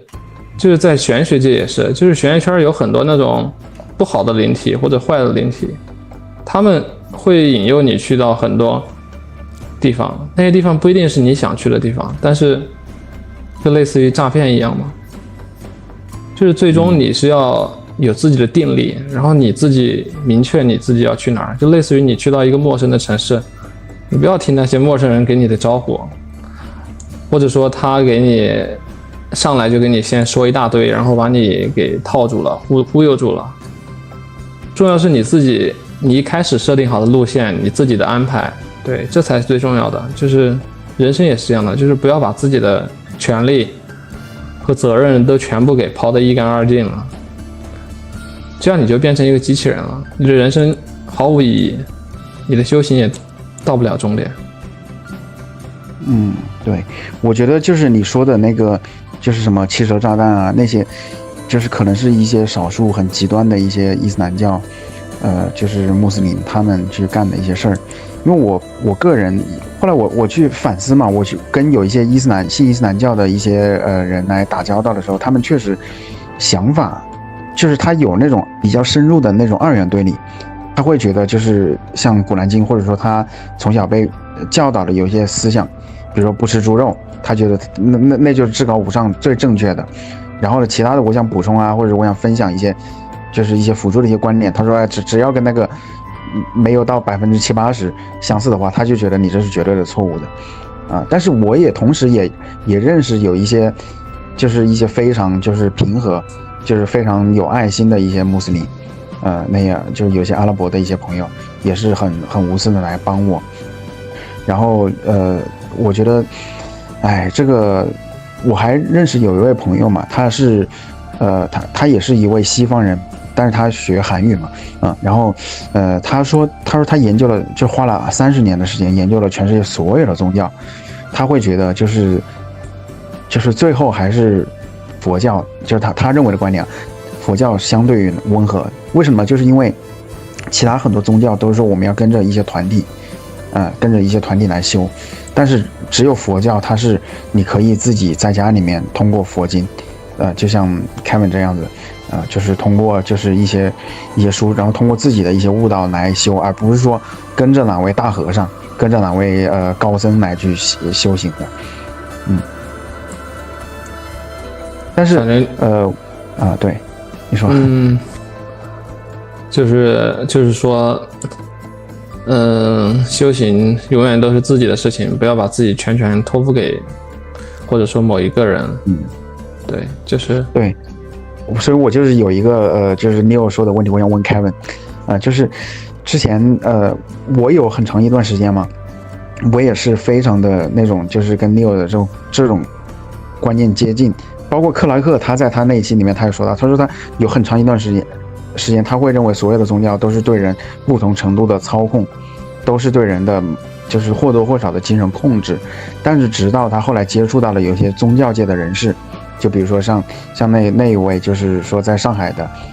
那位学印度教的一位女生吧，然后说她一开始的时候她是有各种各样的那个就是非常的要强，而且跟她那个家庭会有一些矛盾嘛，但是后来呢她通过去学印度教，然后就是接触到有一些上师是活着的，现实生活中的上师啊，然后就说他要完成一些什么灌顶啊一些仪式的时候，你必须得非常虔诚的去，就是相当于来跟着上师尊崇这些东西啊。然后呢，他恰恰就是让渡了这些权利，然后让他就是克服了内心的一种小我，然后后面的话他就没有原来那么愤怒了，没有那么愤怒了。所以我就想问Kevin关于就是前面我们讲到这个观点，就是宗教它是不是对人的就是某种程度的操控或者精神控制呢？然后就是你是怎么看的？我觉得取决于角度，而且是一定要就去糟粕啊，找那个好的东西自己去吸收，不要去强调某一个宗教的不好，或者说形式上的不好。因为我刚才在想，其实所有的宗教我们都可以当成一种形式，当成一种学校，我觉得我们不要去说哪一个学校不好，再不好的学校都有考出清北的学生，再不好的学校都有拔尖的学生，所以说这个不是学校的问题，这个是学生自己的问题，只是说有一些东西是比较较真儿的，就是一些可能理念性的东西，一些爱与恨的一些这种东西，你只能两者之间选择一个，然后进行深化，不能说，就比如说吧，基督教和佛教实际上都是没有什么问题的，都是很好的学校，那其实都是最后让大家变得放下分别，放下仇恨，爱邻如己嘛，对不对？都是好的东西。那如果说自己学歪了，然后导致分裂的这种心理是很强大的，然后不停的在指责别人，其实这个就是没有达到他的这个创立的初衷吧。因为宗教其实本质上应该来说是让人类去变得更团结的，更有爱的，破除仇恨分别心的。但是如果说没有往这个方向去学的话，只是说学生自己的一些问题比较严重，那这些宗教没有帮助到他。因为比如说基督教有很多的教义，大家感觉是很有束缚性，很操控性的。其实我们在这个当中的时候，自己是有分辨性的，我们可以去只学那个好的部分，你接受的那个部分，那些不好的部分，他去排斥一些或者歧视一些东西的时候，你就忽略到就可以了。就像是一个老师，他跟你讲话，他教导你，他10句话当中可能有9句是正确的，有1句是可能不太好，或者是比较有批判性的，那我们就去学那9句的精华就可以了。所以说形式是不限的，你信一个宗教也好，你学某一种法门也好，或者我之前讲过，你什么都不信，什么都不学也是可以的。没有宗教信仰的人和有宗教信仰的人是没有区别的。有一种人他是自悟成佛的，他是自悟觉醒的，他可能就在深山老林当中打坐，孤独的生活不能说是孤独，就是独自一个人去感受大自然呐，与世界的这种连接呀，或者说通过洗衣服做饭也能达到某一种定力境界，达到心中无念的这种状态，都是可以提升自我的。所以说形式不限，最终的目标是一样的，或者说你的感受是唯一的能够去衡量这一切的标准。你的感受是不是变得更好了，更平和了，更有爱了，不去对立，不去仇恨了，我觉得这个是最好的指标。还是说遵从本心吧。对，因为像之前 Neo 他说，就这个世界它是千变万化的嘛，有的时候就善恶它是互相伪装的，你在当下的那一刻，你很难分辨出来。但是呢，有一个万能的钥匙，就是像Kevin说的，我们遵从本心，就是看自己的感受，就是然后你要每个人首先知道哪一个是你的本心。就是大家有的时候可能觉得，那这都是我呀，那很疯狂的一面，很仇视、很对立的那一面也是我呀。那其实我自己的感受是，我觉得那个部分的我并不是真实的我。虽然说我现在是有这一面的这个层面的，但是那一面的东西并不是我真正想要的，或者说我真正想去能给我带来幸福快乐的那一面吧。所以说我觉得奇迹课程的这个理论，它在我这儿它是解释得通的，因为它是让我去化解掉阻碍我去体验幸福和快乐的和平和的那些东西的因为它强调小我这东西会时不时的冒出来，会去打乱你心灵的这种幸福感、平安感、稳定感。所以说我是实实在在体验到了他说的那些东西，与我的感受是一致的。所以但是很多人可能会觉得这些东西，包括这些基督教的用词，他会觉得它是有不适性啊，或者说没有同感、没有共鸣，那就是学习其他的法门嘛，对吧？就是很多的法门都是可以的，不要去比较任何法门之间的这种差距，其实最终的目的都是一样。我就之前想到过一个比方，就是像减肥一样，你运动也好，节食也好，或者断食也好，其实都是为了减肥。所以说方法的话，本质上是没有任何区别的。对，还有几秒了。好，那你的分享的话，我们下期接着聊啊。好，非常感谢啊！剩下的章节呢，我们会在下周更新，请订阅支持一下吧。开始了吗？开始了。就是经常留言鼓励我们的观众嘛，叫做周星辰，他说听着非常舒服而又启蒙智慧的节目，感谢你们两个老灵魂。他说我们是老灵魂。这个没有问题，就是灵魂足够老之后才会想着出离这个宇宙因为玩够了，才会想着生命的意义。对，所以我上次就听 Leo 讲，他说如果一个人能够出阳神呢，就你可以真的是瞬间移动，直接显化来爱尔兰，直接显化在我面前，那你就会失去人生的这个奋斗目标了，就相当于你可以随时随地的这个上天入地下黄泉，这个这个我可以补充一下，因为告别娑婆里面的上师他说到了，说其实当我们悟道之后，也就是说耶稣的那个境界或者是耶稣的妻子那个玛利亚的境界，他们都是可以进行心灵传送的，然后他们传送的就是他们自己的肉身，而且是可以传送到任何一个地方，不仅是地球上的宇宙上的任何一个地方。它这个里面就是说描述了很多就是宇宙中最快的交通方式就是心灵传送，叫做心灵传送。然后当时他提到就是耶稣也是用过这个心灵传送，好像是从某一个国家到另一个国家的时候，当时耶稣和他的好朋友们在一起，然后因为某种原因他们要一起去到另一个国家，那可能比较着急吧，耶稣就用的是心灵传送，玛利亚也是用的心灵传送，直接就过去了。然后其他的小伙伴们上师说就只能是用脚走过去也就是说悟道了的生命，悟道了的人类众生是可以心灵传送的，是有这样能力的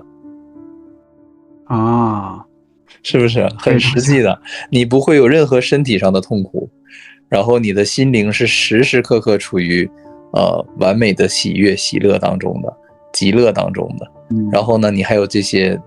对吧心灵传送的能力，是不是很完美？而且他提到了很多很多的能力，包括和动物沟通一些包括心灵交流这些都是有的。只要你把你的小我化解了之后，把你的佛性外面这层泥土全都化解掉之后，你的本来的那些能力就全都回来了。我们上一期讲到了嘛，就是你说这个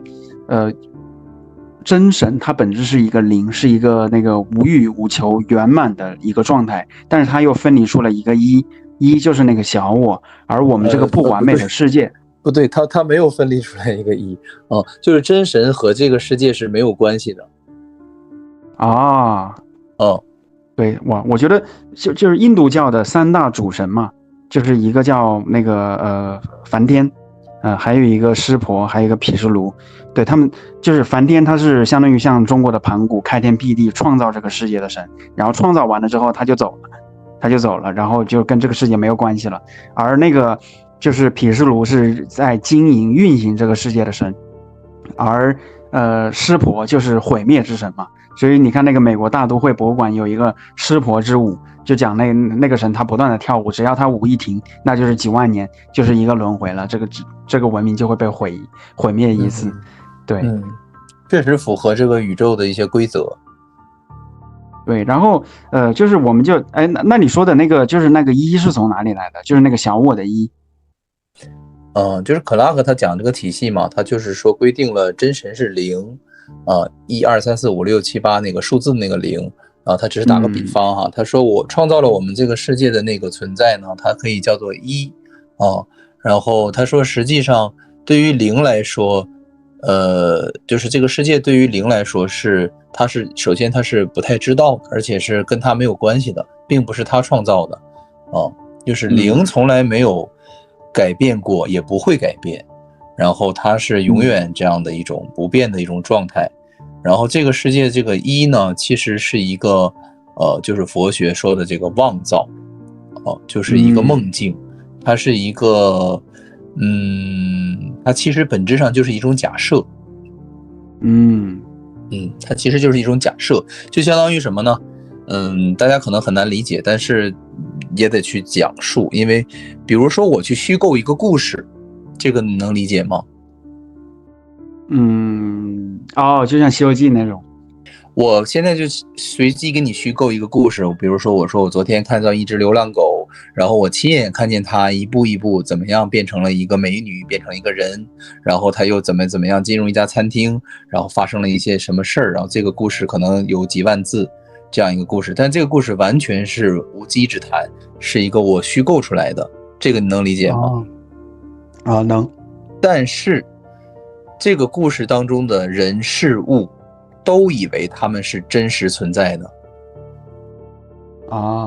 哇，这个你能理解吗？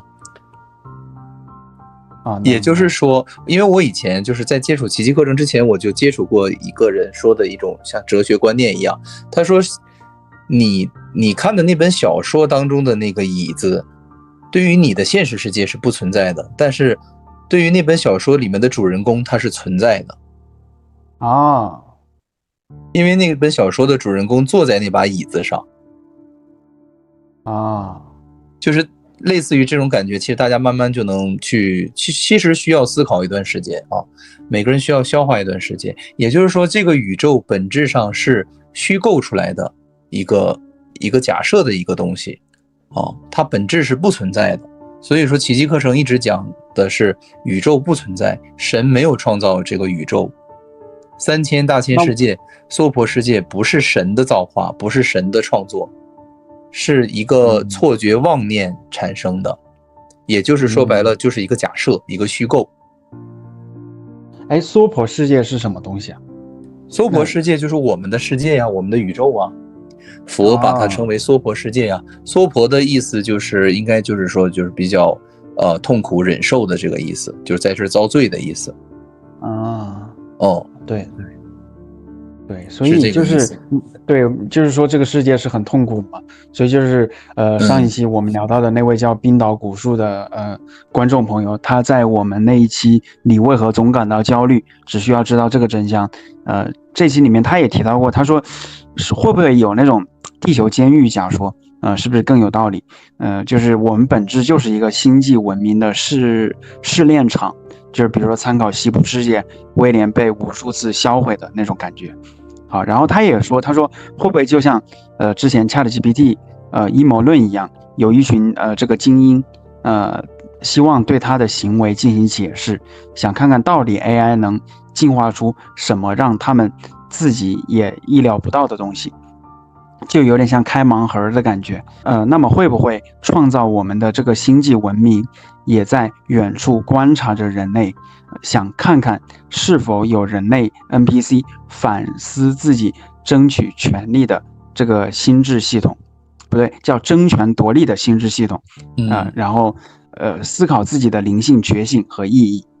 其实大家把注意力和焦点放在了这些具体的事物上，只能陷入这个漩涡当中，陷入到这个深渊当中，是很难出来的。因为我理解，其实就我们探讨人类文明是从何而来呀，究竟有没有亚特兰蒂斯文明啊？老高的很多视频都是探讨这个层面的东西，就是宇宙的什么最高文明是什么样子啊？其实这些东西的话，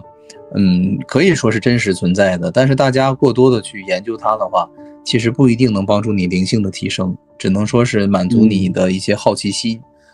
因为灵性的提升就是佛经，就是佛学的这些内容，它就是去专门的针对你的心去进行一个修正，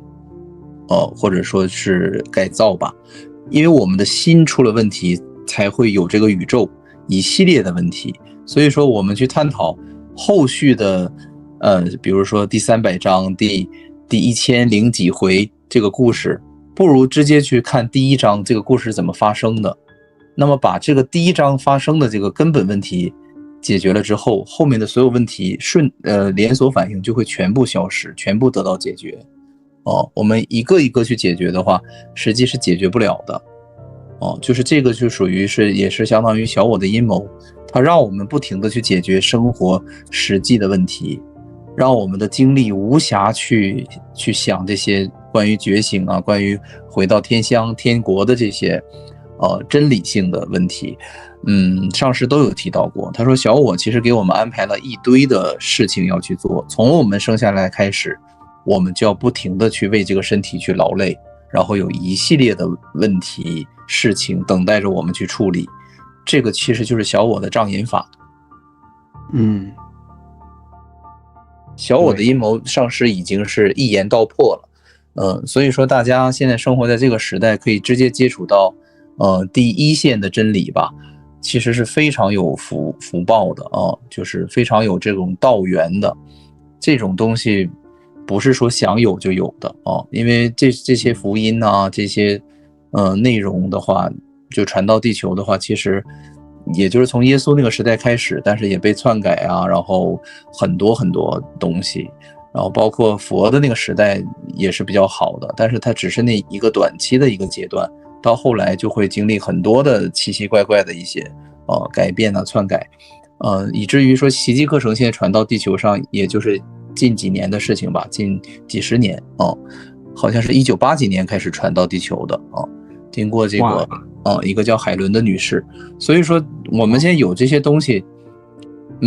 是非常幸运的它可以，因为我们在这一生当中接触到这些资料资讯，如果真的能稍微的去学习一下、思考一下，对我们的帮助可以说是超越其他的星球的一些这种外星人可能是几百倍、几千倍的一个提升速度。哇，其实是真的，百千万劫难遭遇嘛。这个话其实不虚是因为我们得到的可能太容易了，大家就会觉得这个东西可能哪一个朝代、哪一个星球都是有的，其实也不见得其实也不见得。我们现在能遇到这个东西，就是我们最大的一个佛缘吧，可以说。对，所以就是有一位老外观众，当然他肯定是通过了那个 AI 翻译嘛，是一位俄罗斯的一位大叔，或者你说俄罗斯的一位大爷。对，他说每一个灵魂的觉醒都是对抗控制、追求自由的重要力量。对，然后当然他还说了很多嘛，然后你一看到对抗控制嘛，我就想到了，一般俄罗斯人他通常就是他是比较他还是扶强的，就是那么一个民族，对，包括就是在那些乌克兰呀、俄罗斯啊、斯拉夫啊，就南斯拉夫那东欧的那些国家，他们都是，就是如果是说跟俄罗斯女孩子谈恋爱的话，他比较希望就是男方他有那种主导，他能够有那种主导的优势，就不要是说跟他商量，哎，我们要不去这家餐厅去吃饭啊？你喜不喜欢这里啊？那样子的话，他会说不，你问他什么，他都会说不，因为他希望你是说。我觉得那家馆子就最适合你的，因为你上次跟我说过你喜欢吃的，而且我考察了方圆5公里之内，那是最好的一家馆子，你就应该去那里。然后那样子就是相当于吃硬不吃软那种，对。然后那你说这个每个灵魂的觉醒是不是都是在对抗控制、追求自由的这种重要力量？就按照太上天书说的话，其实灵魂这个东西它就也是像矩阵一样嘛。当你觉醒的能量足够高的时候，提升的频率足够高的时候，它也是有一定的这种连锁反应的。就比如说你地球上原来只有耶稣一个大师，那可能因为耶稣的出现影响了多出来了10个大师的觉醒，那么10个大师又会继续连锁反应，每一个大师又能影响到教导啊，或者说以自己的这个行为举止啊去影响其他人，那就是连锁反应嘛，或者说像指数性的这种增长是一样的。就是当觉醒的人越多的时候，觉醒的速度也会越快。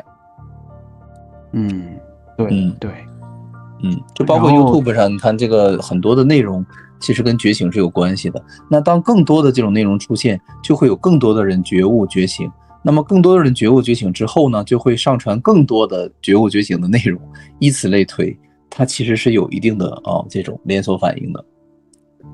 对，所以就是还有一位观众叫做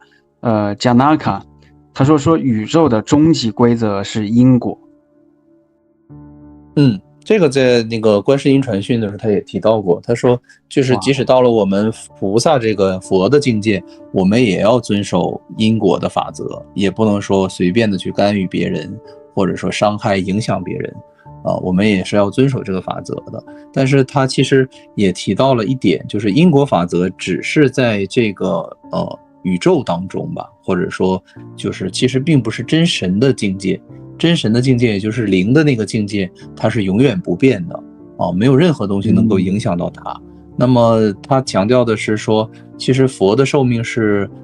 可能宇宙的多少万倍多少亿倍，但是他说佛最终是有一个寿命的，佛的寿命的终结就是他的意思，佛死亡之后呢，他就会回归到一切创造源头的能量当中去，其实也就是指的耶稣所说的那个真神的境界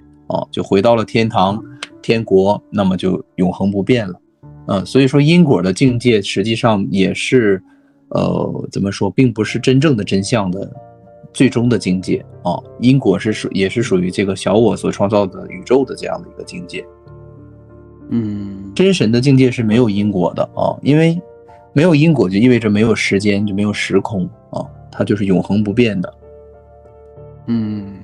但是大家可能会觉得哇，那太遥远了。然后克拉克已经跟我们讲了，其实他说越高的境界越容易达到，他指的是这个意思。但是他的意思就是说，你回到真神那个境界，其实要比你成为可能所谓的某一个高密度的高维度的生命可能更容易他是有这样的一个理论。他说其实你达到最高的时候反而是最容易的。因为他的意思是说，你达到最高的就等于是什么？直接就扔掉所有一切就可以达到了嘛。你要是说达到半高不高的时候，你还得选择性的扔掉一些，有一些你还得保留你才能达到那个中间阶段有的时候你可能说，为什么有的人说是顿悟成佛嘛？他就是一下子把所有的都放弃了，他的自我感，他的物质，他的需求，那么他一切都放弃掉之后，他可能一下子就达到最高境界了，这个也是有可能的。也就是说，每个人悟道的这个速度和阶段都是不尽相同的。也有那种灵性天才就像克拉克他就是灵性天才嘛，他就很快就做成了他甚至都没有提到奇迹课程。但是另一个讲真理的，也是江湖姐采访的那个人，他就提到了说奇迹课程包括一些其他的一些书是完完全全的毫无问题的、毫无错误的讲述了真正的真理和印度瑜伽的那些理论全部是完全一样的就是完完整整的真理。他说，就是一点问题都没有的真理。对，就是真理，就是关乎于我们人类生存的意义嘛。所以就是有一位还是上次在那个就是美丽新世界降临我们该怎么办在最近这一期里面，就是还是那位叫做唐远红的这位观众朋友，他说首先要明白我们人类生存的意义，神为什么造人，这与灵界的战争有关，是神与撒旦的战争，得胜的见证要在人身上来体现，从亚当夏娃被赶出伊甸园起，实现为6000年。这6000年，人类是被交在撒旦手中的，是活在撒旦权下的。就是我想问你，到底是不是说，就是我们现在这个社会是相当于神魔互相之间拉扯，互相之间就是它是有一个正义与邪恶的这个二元对立，还是说我们是合一的？他这个理解的话，其实只是一种就是角度的理解吧。其实，就是说，可以理解成是圣灵和小我的一个拉扯吧，可以这么理解。神的这个境界是不参与任何的二元互动的。是因为我们从神的那个境界里面，就是说做了一个梦嘛，然后我们在自己的梦中产生了这种对立，圣灵和小我，或者你说天使和魔鬼，神和魔鬼也可以，就是只是一个形容实际是这个梦中有对立真相的话没有对立。对，所以真相的话就是关于就是这个灵性书籍的这个就是讲述真相的灵性书籍嘛，就是阿弥陀佛就是这位台湾的观众朋友，他在我们最新的这一期视频里面，他刚刚就是4分钟之前评论，他说我的务实经验就是相当于他想分享几本那个书嘛，就是第一个是那个史威登堡的灵界见闻，第二个是日本的这个木类鹤彦濒死经验，然后第三个是中国的这个阳平再生人，就是一个出生的这个人，他有前世的记忆，就被叫做再生人嘛。他说3本书符合真实，其余什么外星人、上帝、以爱之名角度写的，我都当小说看看。虽然是小说，但也这个什么9分假1分真也虽然是小说，但也9分假1分真也值得看。他的意思就是说，即使是某一些小说是9分假1分真的话，但也值得看看。对，他现在就是说拿事实当真相，拿真相当成了虚构，他是这样一个阶段。就是事实，我指的就是就是宇宙的这些所有的存在，我们可以理解成是事实也就是说所有梦中的这些存在是一种事实，但不是终极的真相。所以他认为那些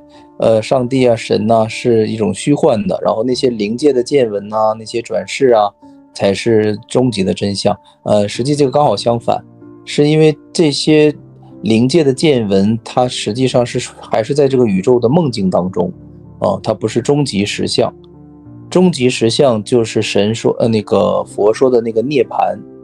就是什么都没有。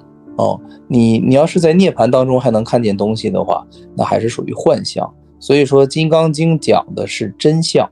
凡所有相皆虚妄，只要是有形有相的一定是虚妄的。就是这句话它是一句真理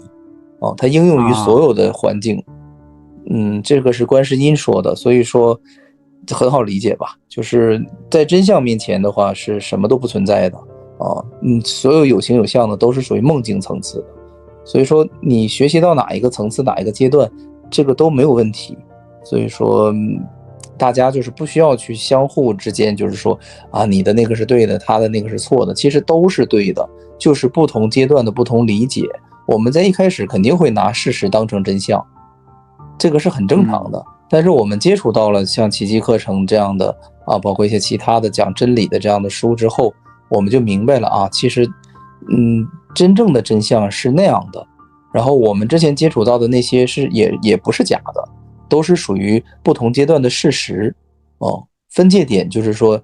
有形有相的都是在梦中的，无形无相的那个涅槃的状态，神的状态才是最终极的真相。至于说那个真相大家可能会不相信，那其实这个没有什么不相信的，因为不远的不说吧，那咱就说这个对吧，克拉克他已经体验到了，那这不足以说明问题吗？他已经体验到了真神了啊，那大家只可以就是说选择他，相信他或者不相信他，对吧？要么他说的是真的，要么他说的是假的，是不是这样的那他说的如果是真的话，那刚好和奇迹课程这些书完全相符，对吧？那么要么就是说他们全都在撒谎，奇迹课程也在撒谎，耶稣也在撒谎，克拉克也在撒谎，大家都撒了一个一样的谎，那大家不约而同的撒了一个一样的谎，那这个也可能对吧？就大家自己去思考，集体幻觉嘛。对，就是你做了一个梦，我也做了一个梦，然后他也做了一个梦，然后咱们三个做的是一个一模一样的梦，然后还是说我们三个同时撒了一个一样的谎，而且是没有提前约定好的情况下，这个交给大家自己去判断吧。对，然后还有一位有一位那个观众朋友叫做东城他不断的好几次他提到的那个昆达里尼那个昆达里尼就是在那个江湖姐访谈里面也经常提到，那个你有研究吗？我不太知道是什么呀。那个是跟出体有关的，就是可能是说跟身上的某个脉轮不太懂那个有关吧。那好吧，那没关系，这个就跳过了。对，然后我看到这个对，我觉得就是包括老高他在前不久有一期视频里面他说就是遇到了俄罗斯西伯利亚的那边的那种通灵女巫嘛，女巫说如果你能够感受到这个墙壁的或者小动物想对你说话，那你就能够感受到外星人的存在。对，我就想到我们小的时候就是可能是说7岁之前吧，那个时候去玩玩具啊，过家家的时候，我们都会觉得玩具是有生命的，就是不是说你那个人类定义的这种非生命物质好像就是死的。我会觉得一个桌子一个杯子一个枕头好像它都是有生命的，然后何况是那些动物呢？因为你看小朋友看的那些动画片里面那些动物们都可以说话，都会说话然后但是也不知道为什么后来长大之后就会觉得这是假的可能是我也不知道。那你就是说勉强去解释一下的话，就是万物都是爱的震动嘛，就可以这么去理解嘛。对，因为能量本身也是一种生命的形式嘛，能量本身是我们实际上是一种因果一种念力嘛，就是一种思维的力量，那思维本身就是活的嘛，对吧？就是有生命的抽象的东西其实都是活的，都是有生命的，所以我们的认知都是颠倒的，我们认为物质是活的这种非物质是不是有生命的，其实可能刚好恰恰相反，就是没有了这些灵的这些生物，反而只是像一个机器人一样它是没有情感的，没有感知的。也就是说我们的爱和恐惧是我们的真实的一些生命的一些证明。对，我们创造出来的 AI 它是不可能有爱和恐惧的，因为这个东西是从神那儿来的。神把他自己给了我们，我们才有了爱的这个东西，爱的能力。它不是凭空创造出来的对，所以就是说还是那位观众叫杨敬成嘛，他说大彻大悟的大师说所见的一切都不是本真，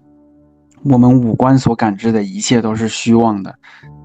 然后就像那个金刚经里面他说那个叫什么如露亦如电，如梦幻泡影，应作如是观。对，都是假的，就跟你昨天晚上做那个梦是完全一样的，是完全一样。上师的原话是这样说的，他说你们一生都在做梦，两种梦，一个是醒着的梦，一个是睡着的梦，你们的一生其实都在梦境当中，每一个人都是如此。所以他把我们的这个角色起了个名叫做梦中英雄啊，梦中英雄啊，对，我们一直在活这个梦中英雄啊，一切都围着这个梦中英雄在打转，这就是一种不清醒的状态。清醒了之后就会明白，哦，原来我这个角色是梦中英雄，醒着的梦和睡着的梦都是梦，根本就不是真实的。所以说你把你的心灵的力量放错地方了，才会痛苦。对对，所以我们应该是说把自己的专注力放在就是更高频的地方。那就是那句话了，就是只为上主及其天国而警醒，就是你要把你所有的注意力、你的目标、你的爱都奉献给上主和他的天国，你才能最终回去。对对，所以就是包括就是克拉克，他是能够直接就是直接能够感受到上主和天国的嘛。然后他的那个他已经回去了啊，他已经回去了。他现在的肉身怎么还在地球呢？是这样的，对，我可以解释一下，就他现在的状态是奇迹课程讲的这种临界状态，就是其实他已经回到真神那儿了，然后他留了一只脚在这个宇宙的这个梦境的门里面，这样能维持他身体的这样一个运作吧，相当于，所以说他已经非常坦诚的说，这一生是他最后一生，他已经非常明确了，因为他已经跟真神在一起了，所以说他不可能回来了，这个世界对他来说已经没有任何吸引力了，是这样一种感觉，他已经悟到了，其实他已经悟到了，包括我们的老子。都已经悟到过，而且可以预告一下，就是老子的话曾经是耶稣和佛陀的老师。哇，耶稣和佛陀拜在老子的门下当过学生。这个告别娑婆第4部里面都讲了。天哪！对，而且老子早都已经悟到了。对，老子是。那孔子了，为什么我们说了这么多，就是没怎么说孔子？不太了解呀，不知道，上师没提到过。而且你之前说的那种是大同教嘛，就是我都想补充一下，就是有一本书叫做《与诸神对话》嘛，然后其实就是和所有的这些各种神啊、各种什么老子啊什么的，全都沟通过，所以他们其实都在他们现在都变成圣灵了，可以这么理解。所以你说孔子可能他大概率也已经变成圣灵了以他的智慧的话，他们都已经等待着我们和他们团聚，然后大家完整了之后再一起回到这个神的这个状态，也就是太傻天书说的，就是太傻需要每一个分裂的灵魂回到起始点，回到太傻的这个状态当中去，圆满了之后才能在一起迈入第7密度，回归真神。也就是说在没有回归之前的话，他们还是一个不圆满的状态，就是有点难理解这个东西。就是耶稣的意思也是说，就是因为我们现在还没有回归嘛，然后那个我们的位置是空的，然后所以就是神也盼着我们回去，然后因为大家要一起回去，就这么理解吧。对，所以就是在江湖姐访谈里面，他讲到很多人他就是通过某一种法门、某一种方式能够体验到那种回归回去的状态。什么方式呢？就是来做喝那个死藤水，就是南美洲的那种巴西的那种死藤水。那死藤水有人说它是毒药，有人说它有副作用，这个你是怎么理解的呀？那我也不知道啊，就是我也没尝试过，但是上师提到过这个死藤水，他说其实不管大家觉得这个东西多么的有灵性啊，或者多么的能开启人的智慧啊，从本质上来说它其实就是一种能够让人产生幻觉的一种毒品。它其实它的意思就是不建议大家对这个东西过多的去尝试。哇，那不是说有的人他死藤水都100多次了吗？这个，那他喝了那么多之后，他就成为耶稣了吗？还是怎么样了吗？与神合一了吗？他看清了说自己是星际的种子。好吧，希望对他们的灵性提升有帮助吧。所以我看现在这个观众的这些留言啊，基本上都分享完了。对，然后其实你能感觉到，其实你能嗯感觉到大家其实一直在逃避一个东西，就是大家想尽一切的办法去找东找西啊，什么死藤水呀，或者说什么吸引力法则呀，但是大家其实就是不愿意去就是化解内心的小我。其实这一点我能理解，因为小我的一系列的防御机制就是让它自身防止被化解掉，或者说被注意到。它是一直藏起来的一个东西。然后上师也其实毫不客气地指出了小我是一切问题的关键，但是其实大家总是还在找一些其他的方式去躲避化解小我这个比较直接的路径吧。所以说小我的阴谋可能真的是最大的一个难题，对于人类来说，因为它隐藏的太深了，它的障眼法用的太好了，它让我们没有精力和注意力去化解它吧，或者说直面它，所以说它可以保持自己的存在。所以这也就是为什么奇迹课程告别娑婆这样的书这么难以在这个世间去大面积的去推广和被人去学习的原因。因为直击小我的话，小我的反击或者说反抗是非常强烈的，所以说大家是很难接受的。对，因为就是你要说小我这些东西好像都是很虚的，真实的东西反而是很虚的。就像之前的那各种儒家、法家、墨家呀，他们都去周游列国，希望那些各个国家的君主能够采取他们的这种治国理念嘛，对吧？然后后来比如说孟子见梁惠王，孟子见各个国家的王，然后别人就问孟子说怎么样才能够我做一个好的国君，应该怎么做？然后孟子不断说你们要实行仁政。结果国君他满脑子想的都是我怎么样能够让这个国家强大，兵强马壮，好去说的太对了，征伐，好去成为霸主。你仁政的话能够变成钱吗？对吧？一般好像中国人通常对于不能够马上变成钱，不能够马上变成考试分数的东西不太感兴趣。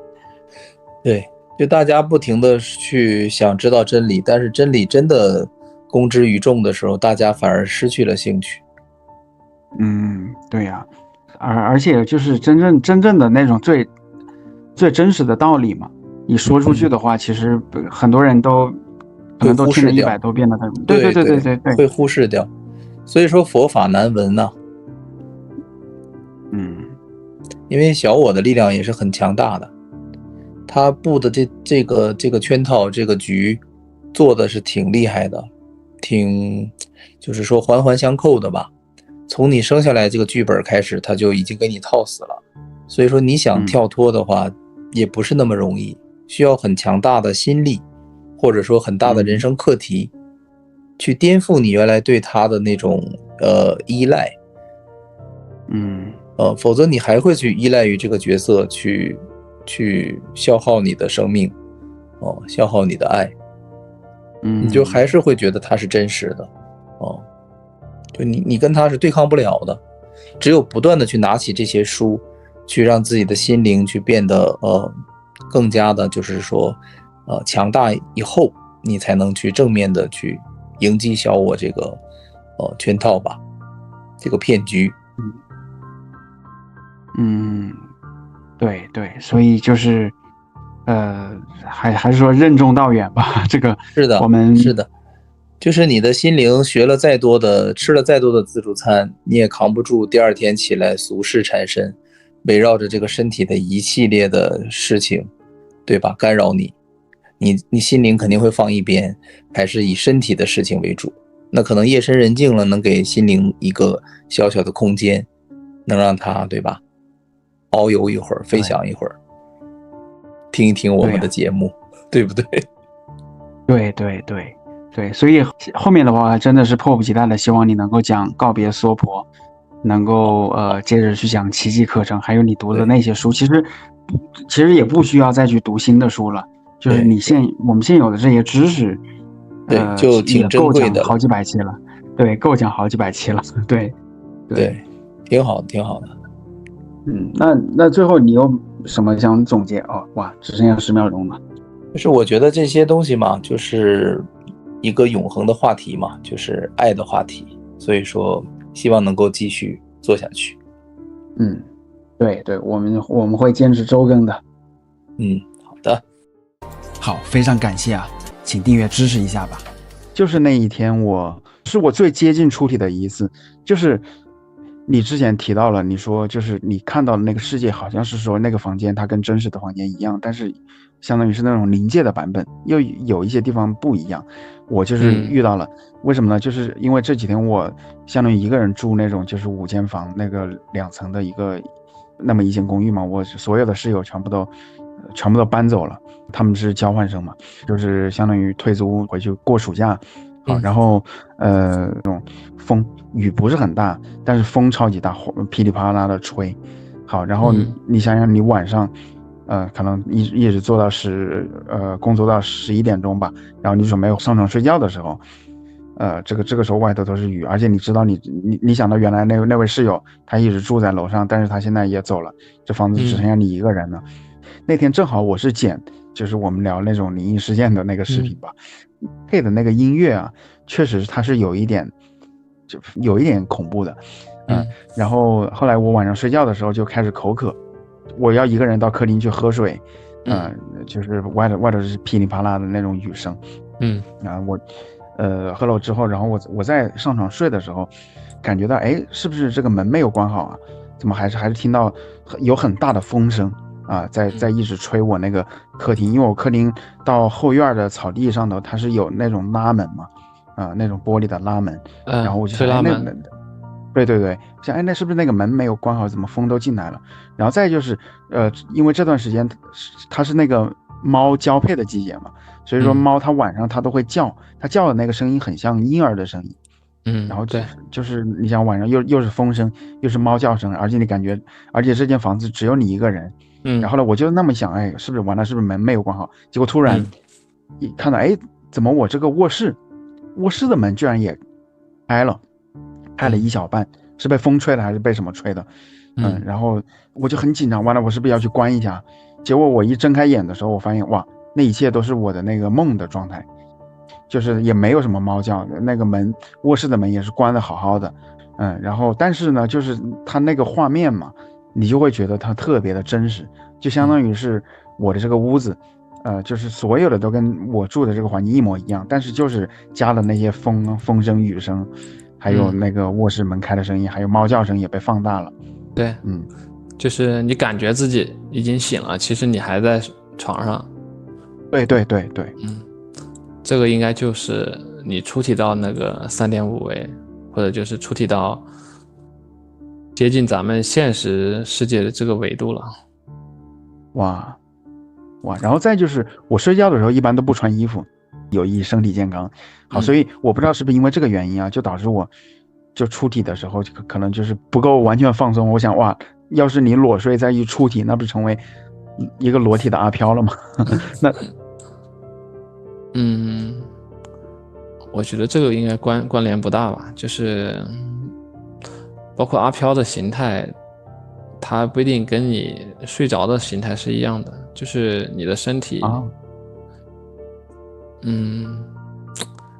有可能你会有一套皮肤，有一套衣服。对，我觉得出体这个东西顺其自然吧，就是重点是你自己不要害怕，然后还就是你的意识要清醒一点，就是不要太执着这个东西，就是对，顺其自然。然后那我们观众他们提的很多那些出体的体验，你有没有什么就是感觉比较有趣的，或者他们问的一些问题？我觉得很多啊。然后你之前不是总结了吗？然后我自己其实也搜集了一些问题，然后我把它合到一块儿了。然后我们现在可以看一下这些问题吧。苹果这个观众问，请问有人说灵魂出体头会很痛，痛到快炸开，是这样吗？我的个人体验就是不会感觉到头痛。我觉得跟头痛没关系。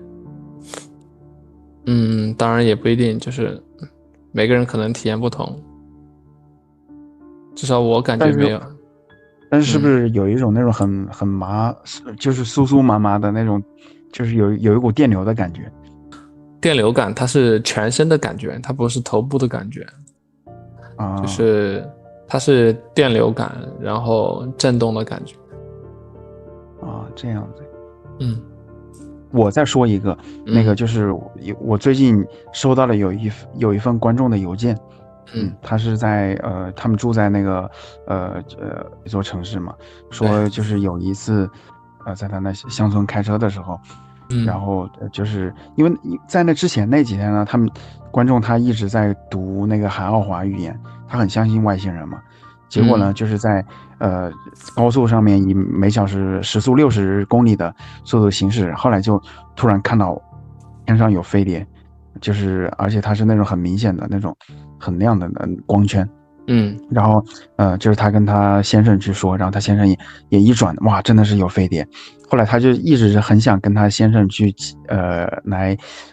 讲解那个海奥华语言，但是他不是很信。然后最后他也放下了执着，他说像有一些奇迹嘛，就是我们只是自己相信就行了，也没有必要改变其他人的那种观念然后第二的话呢，他平常是很喜欢去演奏，因为我觉得一般就是那种演奏乐器的人，通常就灵性会有一个很大的提高，因为你那个乐器它也是振动的频率，而且我们在听歌的时候，或者说在弹钢琴的时候，你只是专注当下嘛。对，所以说他说他也有过出体的体验，但是具体的话他那封邮件里面还没有提，我后来又写了一封追问他。那他有给你回答吗？我昨天追问了，我待会儿再去看一下邮箱吧。就是他提到他开车看到飞碟，看到 UFO， 其实天上飞的还有就是那些奇形怪状的装置，或者说是五颜六色的，或者说是各种灯光，我觉得它不一定是飞碟，就是当然也有可能是飞碟，就是我这个飞碟就是指外星人的那个飞船啊。然后就是其实有很多飞行器，包括天上亮的东西，它有可能就是一个有可能是自然现象，就比如说那种就是闪电啊，或者说是某一个星体啊，就是有时候白天也能看到星星嘛，或者说是你能看到就是太阳嘛，太阳它有时候会经过多个云层，它会折射嘛，然后反射嘛，它会形成一些奇怪的就是光学现象吧。我觉得这是一个很大的部分。然后还有就是其实现在有很多人类的高科技它并没有向公众公布嘛，对吧？就是像他们很多军方研究的一些先进的飞行器或者一些先进的装置，它并没有就是向公众公布，所以你有时候看到了它其实可能是人类研究的飞行器或者什么，它不一定是来自于外星的，或者说是外星人的。但是一般在那种环境，就是他所居住的那种乡村，通常人都非常的少，他是那种就是相当于一望无际的那种状态嘛。对。然后我觉得像那种人为的人造的那种灯光的话，应该很少。而且就据他邮件来描述的原话的话，他反正是看到了就是那种很真实的那种发光体圆盘在那里旋转，因为他说他还能够看到那个 UFO 上面会有那个螺纹。他还说了，就是那段时间特别的激动，特别的兴奋嘛，哇，真的是有飞碟而且就是去年时间就是发生在去年。我觉得飞碟肯定是有的，只是说有时候我们看到这些东西很难去肯定它是某一个东西，就是有时候也是我们的一厢情愿吧，就是当然它可能真的就是飞碟。有飞碟其实也很正常，就是咱们这个宇宙这么大，然后又有这么多可能性，我觉得外星人的存在，飞碟的存在都是很自然的事情。对，那你的那个宇宙观是什么样子的？你对外星人有什么样的理解？我觉得外星人肯定存在，但是现在有一个奇怪的现象，就是我们的官方或者说我们的媒体就是不承认外星人的存在，而且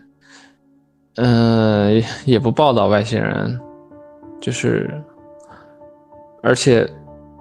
外星人也没有主动的说是跟人类去建交或者说是接触，就是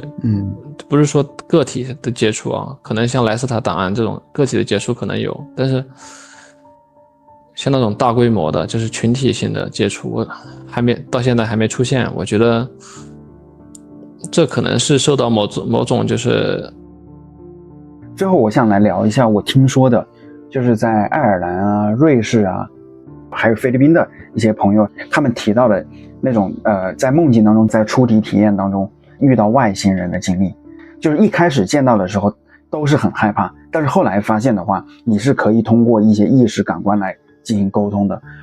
然后根据他们的说法，一般外星人大概分3种吧。第一种的话就是那种就类似于小灰人的那种存在，就是他科技可能比地球至少领先1万年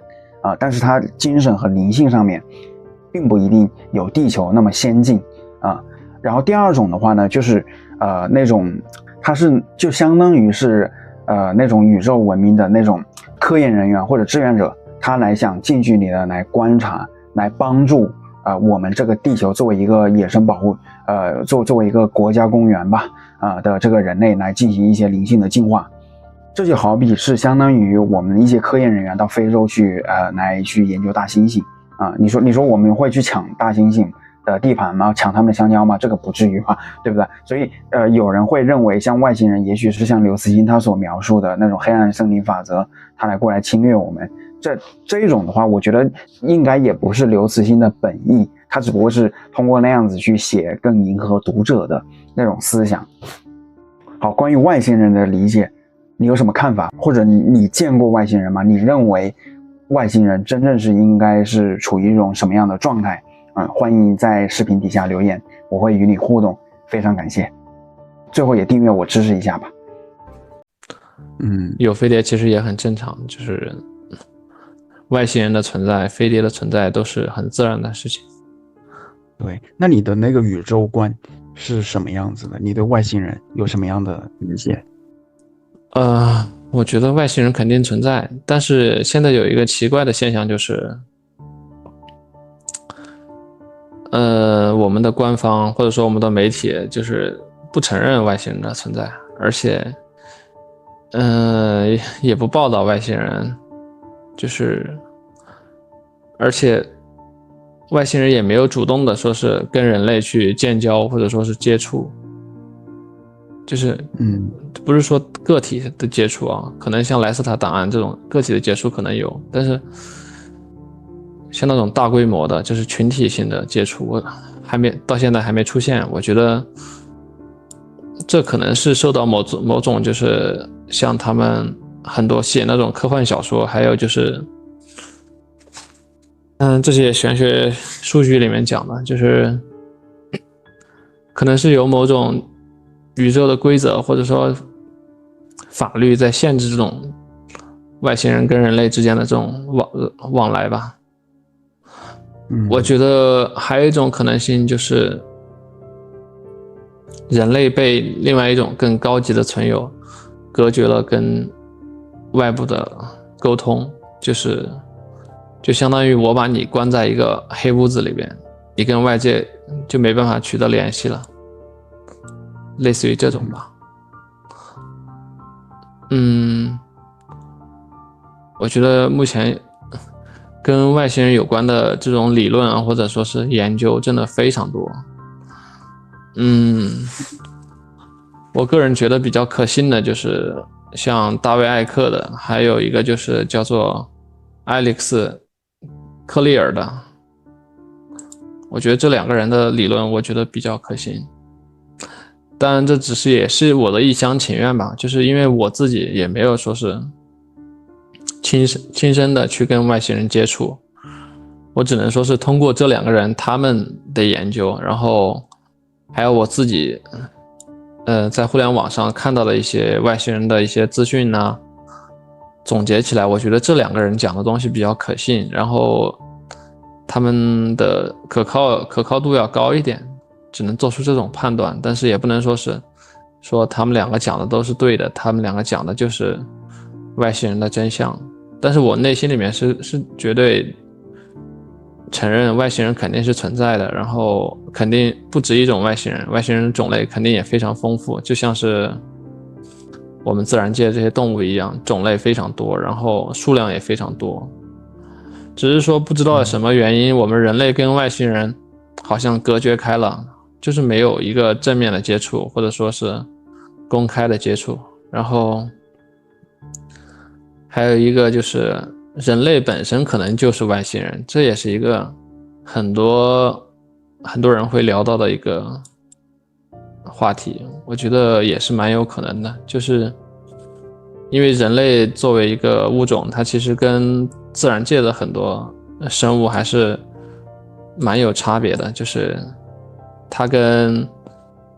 我们的这个自然界其实很多方面就是有一些差异吧，它不像是地球上原生的很多生物，它就是那么的符合这个系统，符合这个体系。人类其实还是有蛮多生理特征是让人觉得挺不可思议，或者说是让人觉得联想到人类可能也是一种外星生命吧。比如说有哪些生理特征？就比如说人是一个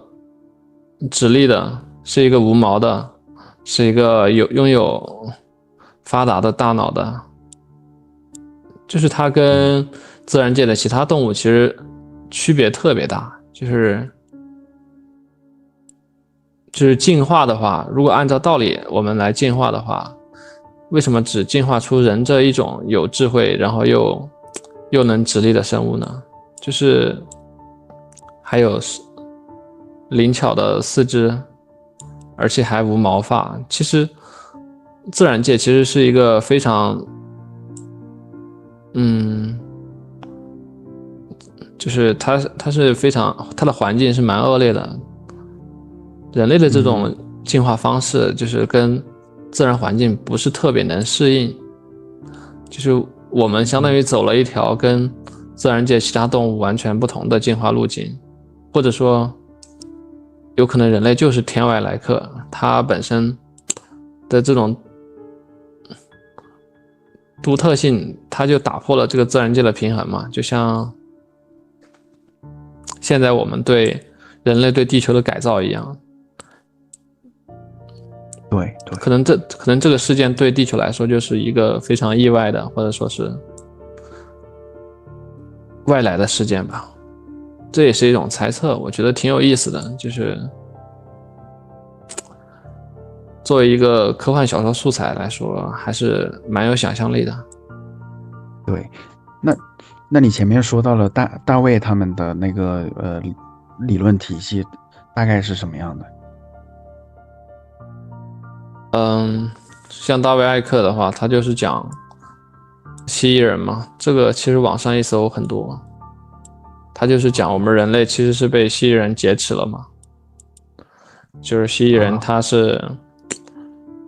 来自这个天狼座阿尔法星的一个外星物种，然后他们本身的频率比较低嘛，就是他们是一种低频生物，他们非常的冷血，他们非常的嗜血，然后同时呢，他们又有很高的科技水平，他们通过一些就是科技手段，还有就是通过对地球代理人的这种扶持嘛，然后实现了对人类的这种管控吧，或者说是对人类的这种饲养吧，就类似于人类是蜥蜴人的饲养的一种动物，然后我们就跟那些羊啊牛啊一样的成了他们的食物。我觉得他说的挺在理的，就是这个理论你第一次听的话你觉得非常的荒谬，但是如果你真的像艾克一样，你去一点一点去拆解每一个逻辑链条，去拆解每一个可能性，去了解这个事情的来龙去脉的话，你觉得还是有可信度了，就是它能解释很多我们当下发生的很多事情。就是当然我也不是说他说的就是对的，只是说我觉得在这种浩如烟海的互联网信息里边，他的信息我觉得还是蛮可靠的，他做了很多的研究，他不是张口就来。就是我一般看一个信息，我主要就是看他这个人他的出发点是什么，然后还有就是看他有没有在这件事情上投入足够多的精力，然后他这个人说话有没有逻辑，讲不讲道理。我觉得一个综合的判断，我觉得大卫艾克他讲的信息是蛮可靠的。对，那他有没有提出什么解决方案呢？就是因为前面Kevin他不是说了吗？他说他当时看他亲戚家养的一头猪，然后就想到啊，那猪那么可怜，他都不知道他一辈子都被圈养在那个猪圈里面，而且迟早都得挨一刀的。但是幸亏他不知道了，这样子每天都有的吃有的喝的那个就是处于那种无知无畏的无知的状态生存下去。但后来他又转念一想，他说难道我们人类自己不也是一头猪吗？就是也是相当于在被框定好的范围内，只能去做自己就是相当于有一些都是很不自由的一些行动。那大卫艾克他提出的解决方案是什么？我们作为一个普通的人怎么样来他提出的解决方案就是我们了解真相，了解这些阴暗面，它并不是说让我们聚焦在这上面，就是聚焦在这些令人感觉到恐惧不安的信息上面。我们了解真相是为了让我们找到自己人生的定位，就是认识到我们为什么会产生这么多的负面情绪，我们这些社会为什么会这么的反人性反人类。你只有找到它的原因之后，你才能说是去解答它。就是可能这些信息真的是非常令人恐惧的，非常令人不安的，但是呢，就是如果你真的想解决问题的话，你就得面对这些问题。如果你连面对的勇气都没有的话，就是那你就只能做一个无知的羊群或者无知的猪了。这种人生是非常无力的。就是他给的解决方案，一个就是我们首先要面对它，去了解它，去知道我们为什么人类活在这样一个困境之中，然后我们不要聚焦在这些阴暗的东西上面，我们反过来要去聚焦我们的精力到阳光、积极、正能量的方面去，就是勇敢的去表达我们的爱，然后去爱身边的人，用我们的这种积极行动去化解这些富有的这些势力对我们人类的挟持，对人类的掌控。就是像蜥蜴人他们做的事情，其实就是把人类从一个高频的位置拉到一个低频的领域去，就是因为他们本身是一个非常低频、非常负面的生物，他们没有办法进入到我们这个维度来，所以他们就想办法把我们所在的维度去拉低，拉到他们的那个水平，这样他们就可以进入到我们这个维度。就类似于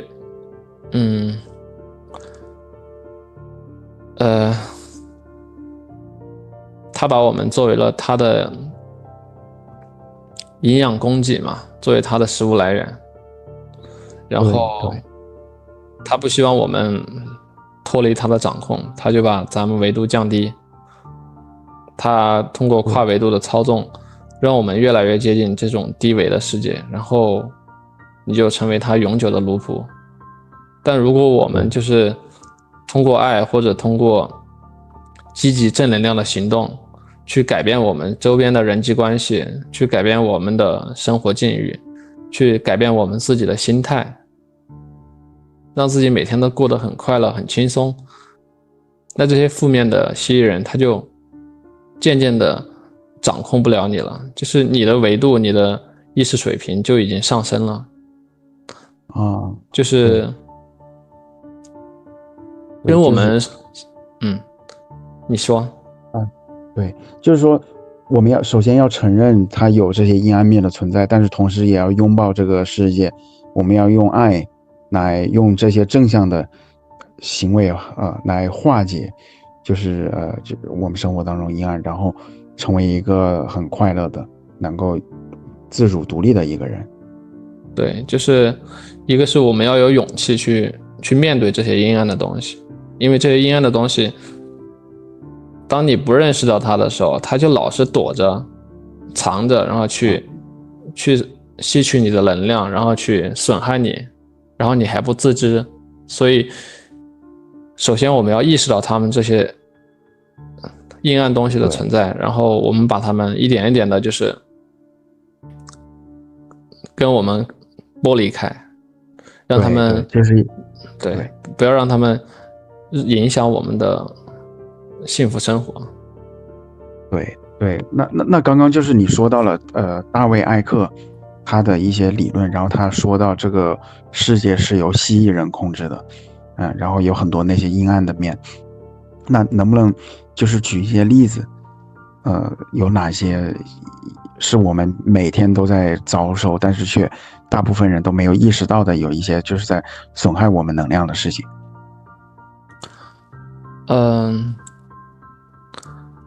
其实我们生活中也能感觉得到嘛，就比如说我们工作啊，或者说学习啊，跟人沟通交流的时候，你会觉得跟有的人在一起，或者跟在某一个团体或者某一个环境中，你会觉得人非常的内耗嘛，然后你的情绪也会受到打压。这个其实就是一种控制吧，它就是一种负面影响嘛。蜥蜴人它的食物跟咱们就是按照大卫艾克的说法，就是蜥蜴人他需要的食物跟我们人类想象中的食物不太一样。蜥蜴人他吸食的是人类的负面情绪当然据我了解到的，蜥蜴人不只是吸食人的负面情绪，他同时也吃人的血肉，而且他主要是吃婴幼儿或者年纪较小的人类，就跟人喜欢吃烤乳猪一样，就是这些血肉他们可能也是吃的，不是可能，他们也是吃的，然后他们同时也吸食这种情绪能量，就是人的负面情绪，这种能量他们可以把它收集起来，而且他们可以使用它。有点像什么呢？有点就像是迪士尼拍的那个电影，就是叫做怪物电力公司还是怪兽电力公司。对，他们每天的工作就是派一堆的怪物去恐吓这些小孩，去惊吓这些小孩，然后这些小孩产生的这种恐惧，他们就把它收集起来，就成为这些怪兽他们的电力对，这个电影它也不是瞎拍的，它其实肯定也是知道这个世界的真相，然后进行了一些艺术的修饰，然后改编出来的电影。我觉得挺可靠的，就是虽然听起来确实很荒谬，但就是如果你沉定下心来，真的去一点一点挖这个兔子洞的话，你就会看到这一层，就是人类它目前构建出来的这个体系，它就是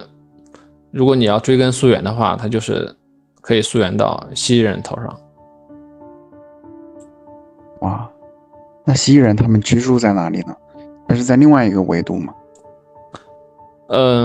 它不在另外一个维度，它就在我们这个维度。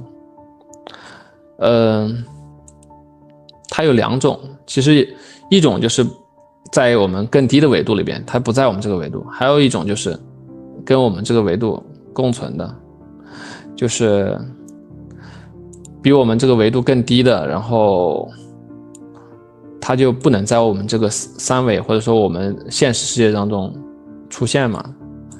它就类似于一种灵体的一样的存在，它在一个更低的维度里边。然后呢，如果它显化到我们这个三维的话，它通过跟人类杂交，然后或者说通过蜥蜴这个物种的一些改良，或者恐龙的这个物种的改良，它显化到我们这个三维世界，它就是蜥蜴人嘛。这个蜥蜴人他住在哪儿呢？这个我之前提到这个 Alex Collier 他有讲过，他主要是住在地下嘛，住在离我们大概10几公里的地下。我觉得这个东西我也没办法去验证，只能说就是这只能算是就是一种道听途说吧。我觉得满足一下好奇心是可以的，就是蜥蜴人到底是否真的存在我们这个三维世界，我也没办法说肯定，就是这都是我觉得比较可靠的一些人他们讲述的他们的了解。就是像大卫艾克的话，他的了解主要就是从那些他看的书，然后他接触的那些灵媒，然后他接触的那些政府啊，或者说是有高级职位的一些要员，跟他们沟通，包括他接触到的一些娱乐圈，一些宗教人士，然后他综合去结合这些信息，然后得出了这些东西，这一套理论。然后像这个 Alex Collier 呢，他的内容他主要也就是跟那个仙女座的一些灵体去沟通之后得到的，类似于那种我们之前讲的就是出体嘛，或者说是跟外星人进行沟通嘛，跟外星人进行接触的一些案例，类似于这种那是不是仙女座的外星人是善意的，而这些蜥蜴人天狼星的外星人是恶意的？他不是天狼星的，这个蜥蜴人他是来自于这个天龙座阿尔法星天龙座阿尔法。那他是比人类早到地球，还是什么时候来的？我觉得 Alex 他有讲过，他就说这个天龙座的这个天龙座阿尔法星的这个蜥蜴人，他是从12000多年前来到地球的。好像不是12000多年前，是大概就是几万年前吧，就是应该是比人类早到的，就是应该不是几万年前，我说错了，你可以把这段剪掉。就是没关系。Alex 他讲呢，就是这些蜥蜴人他们是第一批来到这个地球上的外星物种，就是可能是几十万年前了，就是久远到可能我们人类还没有出现呢。哇，对，哇，那他比人类还要早到。对，他们比人类早到。对，那包括蜥蜴人，因为考古学家他看到的那个恐龙，发掘的恐龙的那个骨骼啊，那是考古学家他自己拼成那个样子的，他有可能是直立行走的呀。包括你说恐龙它的皮肤是什么样的，有没有羽毛？难道就是长那个样子吗？那是后人想象的，但是你真实的恐龙的话，你也不知道，所以就是有一些蜥蜴人，他说他是那种就是直立行走的，他也进化出了文明，但是他们，因为我之前也听说过，因为你看有一些明星啊、政要啊，或者是说那些就是很有权势的人，他的孩子啊，说是什么夭折了，或者是说那个不见了。但是有一种说法就是说，他们是跟那个蜥蜴人达成了契约，把他的孩子拿去献祭去了，就相当于给蜥蜴人吃掉了，甚至说是给他那个作为那个，这个他其实不一定是献给蜥蜴人了，他可能只是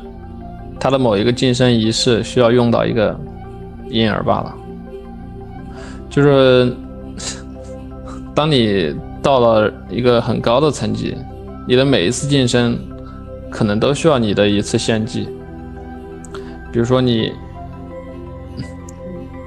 需要提拔你了，但是条件呢是献出你的孩子，或者献出你的妻子。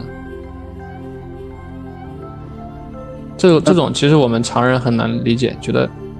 为什么这么残酷，但在这种权力结构下就是这样的，它需要你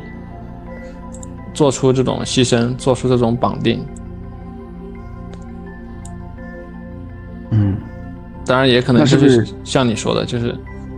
需要献给蜥蜴人。因为蜥蜴人他们需要吃这些血肉，然后还有就是他们有时候做一些召唤仪式，需要做一些降临仪式，需要去做一些活人献祭一类的事情。那是不是说在那些台面上的那些顶流的那些明星，国外的然后包括那些政要啊，他们其实都是跟魔鬼达成了某种契约的人？我觉得真正跟魔鬼达成契约的人应该非常少，就是大部分是跟人达成契约，只是呢他的契约形式呢是参照跟魔鬼的契约形式来做的，就类似于你领导喜欢敬酒，喜欢做某件事情，这些下属都会去争相模仿。就是真正能够跟那些跨越维度的生物去沟通、去交流，然后去做一些契约的人，这肯定是少数的。就是不是说是我们看到的这些顶流的上层的人，他们都跟那些负面的实体有这种魔鬼契约。我觉得不一定，但是其实呢，他跟谁签契约都一样，就是他跟人签契约还是跟魔鬼签契约，他其实都是站在那个战线里边的，只是说对象不同而已，只是说有一个中间人而已。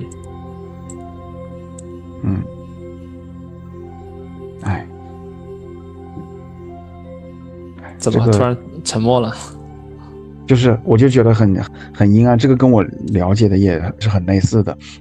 然后陕西汉族和回族在清末的时候有一个陕甘回乱，然后当时互相之间屠杀，死了很多人。可能是因为那个原因，就是可能就是对回族还是有点敏感的，或者说因为这个原因，中国人对伊斯兰教有点不信任。在1970年代的时候，当时是说他们确实是那种代理人，就是相当于蜥蜴人跟那个代理人通灵嘛，然后代理人什么团体呢？生存政府了然后就是他们搞了一个什么国际的一个阴谋大会吧。70年代的时候，他就说我要把男人变成女人，女人变成男人。那个时候谁信呢？我们所有人都那么保守没人信他的。结果你看现在西方这边开始支持这种平权，支持这种那个就是 LGBT 吧 LGBT。你看你说爱尔兰之前它是一个很保守的天主教国家，当然也不是说所有的那些什么神父啊都是白莲花或者我就拿爱尔兰来那个举例子，他像之前他们就是他们见到了那个牧师嘛，天主教的牧师，就跟你看到了我们学校的校长一样，特别的尊重，而且爱尔兰它也是一个就是法律禁止离婚的，很少的，他法律他是一直到1998年的时候他才给他改了，他说你那个结婚的话至少要过多少年，要超过多少年，所以后来他对那个婚姻家庭他是非常的那个还是比较保守的，对，很看重的，对，然后结果后来你看这么多少年，首先是教会在2002年1年的时候开始出现丑闻吧，就是崩塌了。后来的话就是深层政府那边看到觉得他们完蛋了，那就直接就墙倒众人推嘛，然后 BBC 那些开始大肆的报道，最后一列老鼠屎害了一国州。然后现在基本上他那些就是欧洲这边信教的，你别看他是在户口上的都是写天主教，但是实际上30%吧，30%的，然后剩下70%都是无神论，就相当于我为什么必须得塑造一个神的存在，这个东西我自己可以过好自己，反正就是受到现在媒体的影响吧，这是第一。第二的话呢，那30%当中的话，真正去教会的，真正是相当于遵守他那些教义的也是更少了。你看他现在，他之前他那么重视那个就是婚姻家庭，反对婚前性行为，而现在的话，你看他那些女孩子14岁的时候就把男朋友带到家里面过夜，父母的话就默认，然后再就是他那些家庭观嘛，就是越来越崩塌。但我也没有说必须得那个什么要得那么的严格，但你看他完全到了另外一个反面，然后你同性恋的话去做总理，然后他那些到处都会有一些所谓的政治正确吧，就是有一些那种彩虹旗，酒吧门口啊或者怎么样的，有一些那个彩虹旗，而且我在街上的时候，当时也是看到有2个就很年轻打扮很时髦的爱尔兰的女性，她们直接在街上接吻，就是直接在那个晚上街上接吻，然后他对一个国家的塑造嘛，可能就是那么一代人就给他彻底的那个改变了。是这样的，就是人群是非常容易控制的，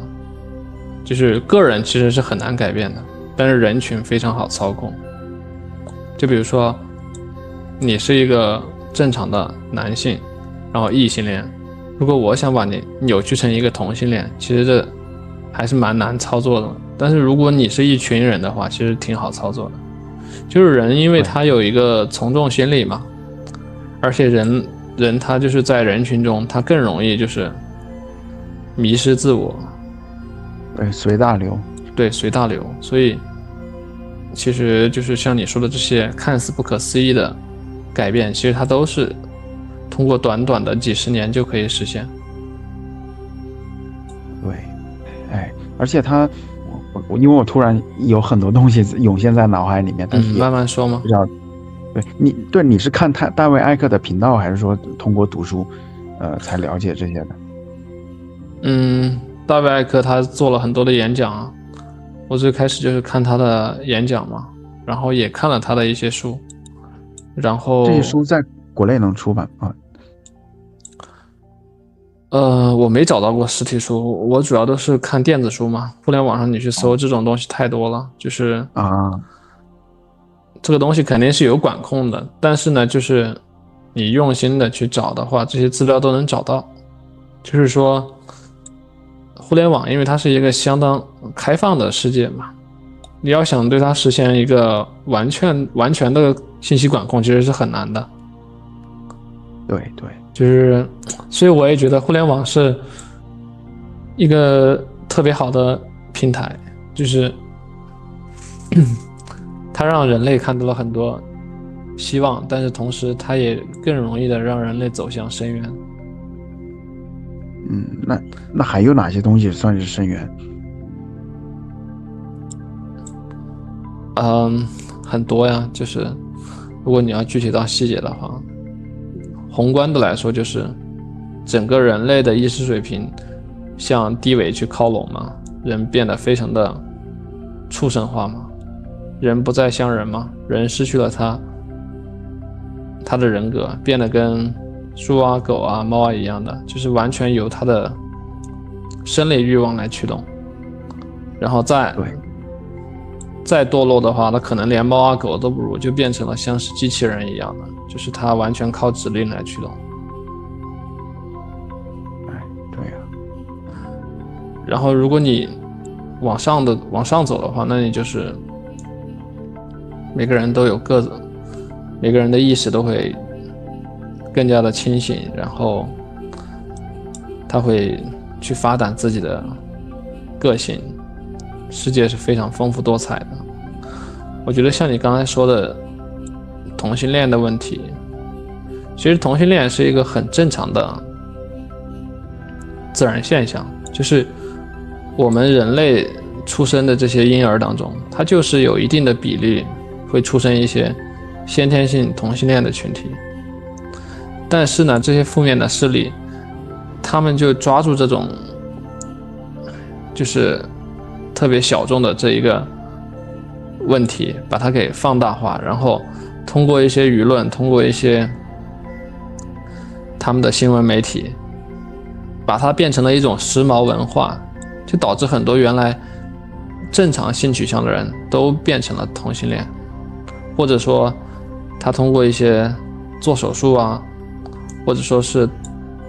就是性格上的改造，就导致同性恋泛化了。这种泛化它其实是对个人的影响是很严重的，就是如果你是天生的同性恋，那么这种性别取向其实对你的影响没有那么大。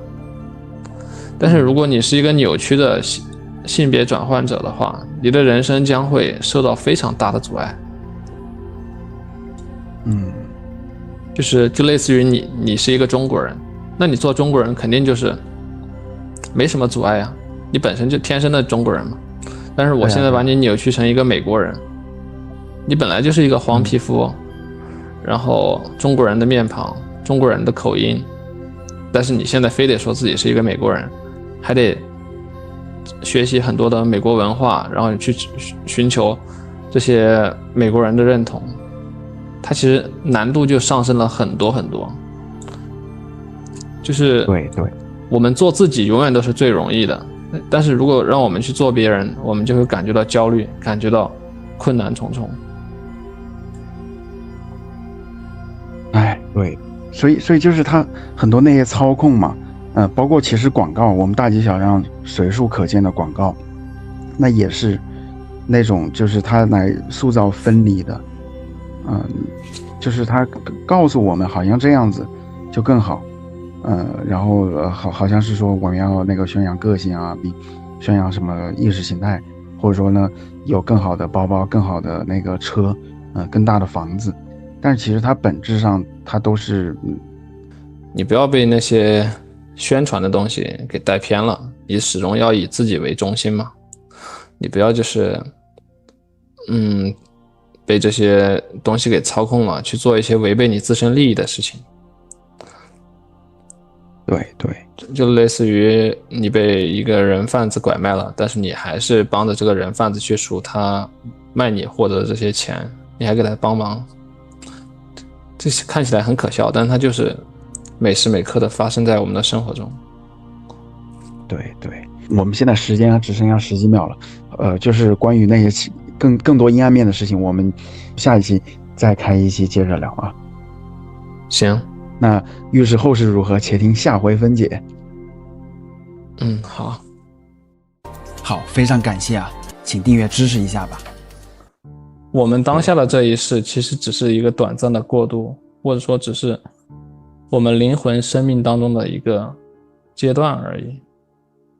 之所以讲这些负面的东西，它是为了让我们意识到真相，但是更重要的是，我们不要把自己的精力聚焦在这些负面的东西上面，而是要聚焦在正面的东西上面。对，然后但是在那个时候，就是在亚当斯密写《国富论》大概1730年代吧，乾隆年间，那个时候有没有蜥蜴人的存在？那个时候蜥蜴人就开始来谋划着怎么样来操控世界了吗？这个就是那个 Alex 他说的嘛，就是早在几十亿年前，蜥蜴人就来到地球上了。他们一直存在。当然这也只是一种说法，其实我觉得就是你不用执着于蜥蜴人这个物种，就可能自打有生物起，这些生物它就一直被两种情绪或者说两种能量操控着，人的就是类似于人被他的负面情绪和他的积极情绪一直拉扯嘛，然后或者说有一些这个负面的势力，他一直就想要让人变坏嘛，他可能你不一定非得去执着他一定是一个外星人或者说是一个新的物种，他可能就是一些坏人，这些坏人他就是想要去掌控他人，去奴役别人，所以他给很多人设计了很多的圈套，设计了很多的陷阱，然后通过一些谎言和欺骗去实现他的私人目的。我觉得这个问题它的重点不是说蜥蜴人或者说是这些负面存有它到底是什么时候来到我们人类社会的，而是重点是就算没有这些东西，人类社会一直从有人开始，人类就一直被这些能量或者说是情绪上的东西去拉扯。当然就是这是用心理学的来讲，就是从玄学来讲肯定就是有高维的或者说低维的这些正面势力或者负面势力对我们现在所在的这个维度进行一个势力上的争夺吧。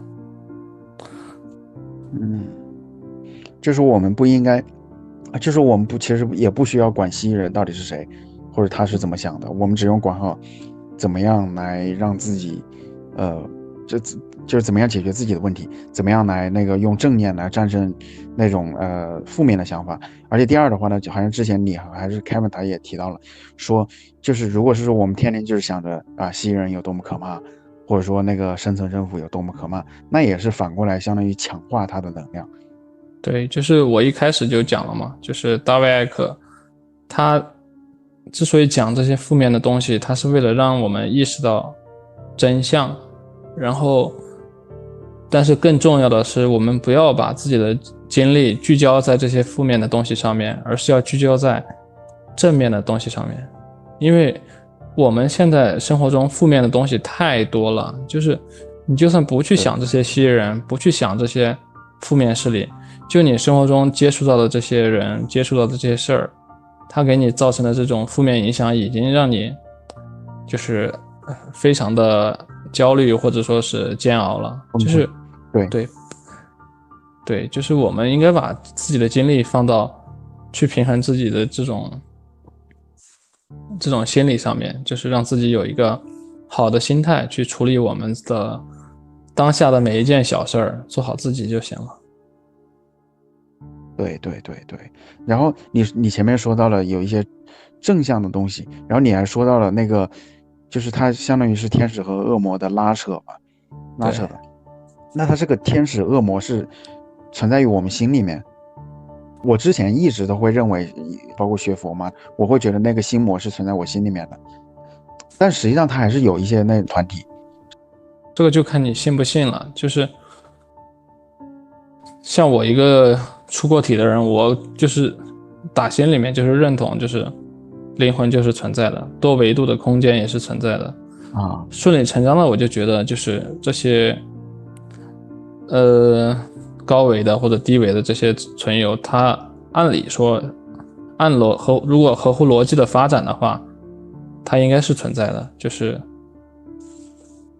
但是这个东西你信不信其实都无所谓，就是你就算没有出过体，你就算是一个唯物主义者，你从心理学啊或者说从社会学啊，你也可以认识到这一点，只是说它的描述方式不同罢了。只是说唯物的它跟我们的话有一个区别，就是唯物的人他总觉得自己是要死的，他总觉得他自己只有这一辈子，过完这一辈子他就没了，所以他就会有一个执念，就是他想着怎么让自己这一辈子给这个世界留下点什么痕迹，就类似于帝王他可能需要去做一些政绩，他想让自己千古留名，或者说是他需要去繁殖很多的后代，让自己貌似有了一种延续。但其实你有灵魂观，或者说你知道自己的本质是灵魂之后，你就知道灵魂是永生不灭的，何来这种担忧呢？对吧？我们当下的这一世其实只是一个短暂的过渡，或者说只是我们灵魂生命当中的一个阶段而已。对，那下一世的话会怎么样？下一世怎么样？我觉得这个最主要的还是取决于这个大环境吧。就是说，我觉得灵魂肯定它有很多种去处，就类似于咱们找工作一样。咱们这个就业市场非常的光明，非常的这个宽泛的话，我就觉得那你的选择可能就很多。但是如果就是目前就处在一个就是就业危机的情形下的话，可能你的选择就没有那么多。当然其实归根结底呢，它还是取决于你自己的选择，就是你投哪一家公司，你选择哪一个 offer， 它其实是由你自己来选的，对吧？就是你的灵魂也是这样的，就是你的灵魂会去到哪儿，它归根到底它是你的灵魂自己做出的选择，然后只是说它可能会去分析去考量外在环境的这些因素，然后去做出一个对它最有利，然后它或者说对它最满足他心意的一件事情或者地方。对，我记得就是还有一种那个说法是说，在那个外星人访谈录里面啊，他就说到，他说大部分的人他这个灵魂最后会在地球上轮回非常非常的久。为什么呢？因为地球是一个巨大的监狱，然后呢人在去世的时候呢，他本来灵魂可以投胎到地球以外的地方，因为整个宇宙是很大的嘛。好，然后但是呢在木星的那个地方，它有一个很巨大的捕灵网，它会很有光明嘛。因为我们通过就是植入的一种概念，就是说黑暗是很恐惧的，是很可怕的东西，光明才是好的所以后来那个捕灵网它就是用那种很强好像很美好的那种光影来吸引你，你只要一走到那里去，那就给它捕获了，然后再回到地球上轮回。但是如果有少数的那种灵魂，它能够无畏，就是它能够无所畏惧黑暗，那它就有可能轮回到这个地球以外更高位的地方去。我觉得就是跟你到底轮回到哪儿，或者说你到底轮不轮回，这个其实有很多，它不是一个说死的东西，它有很多变数嘛。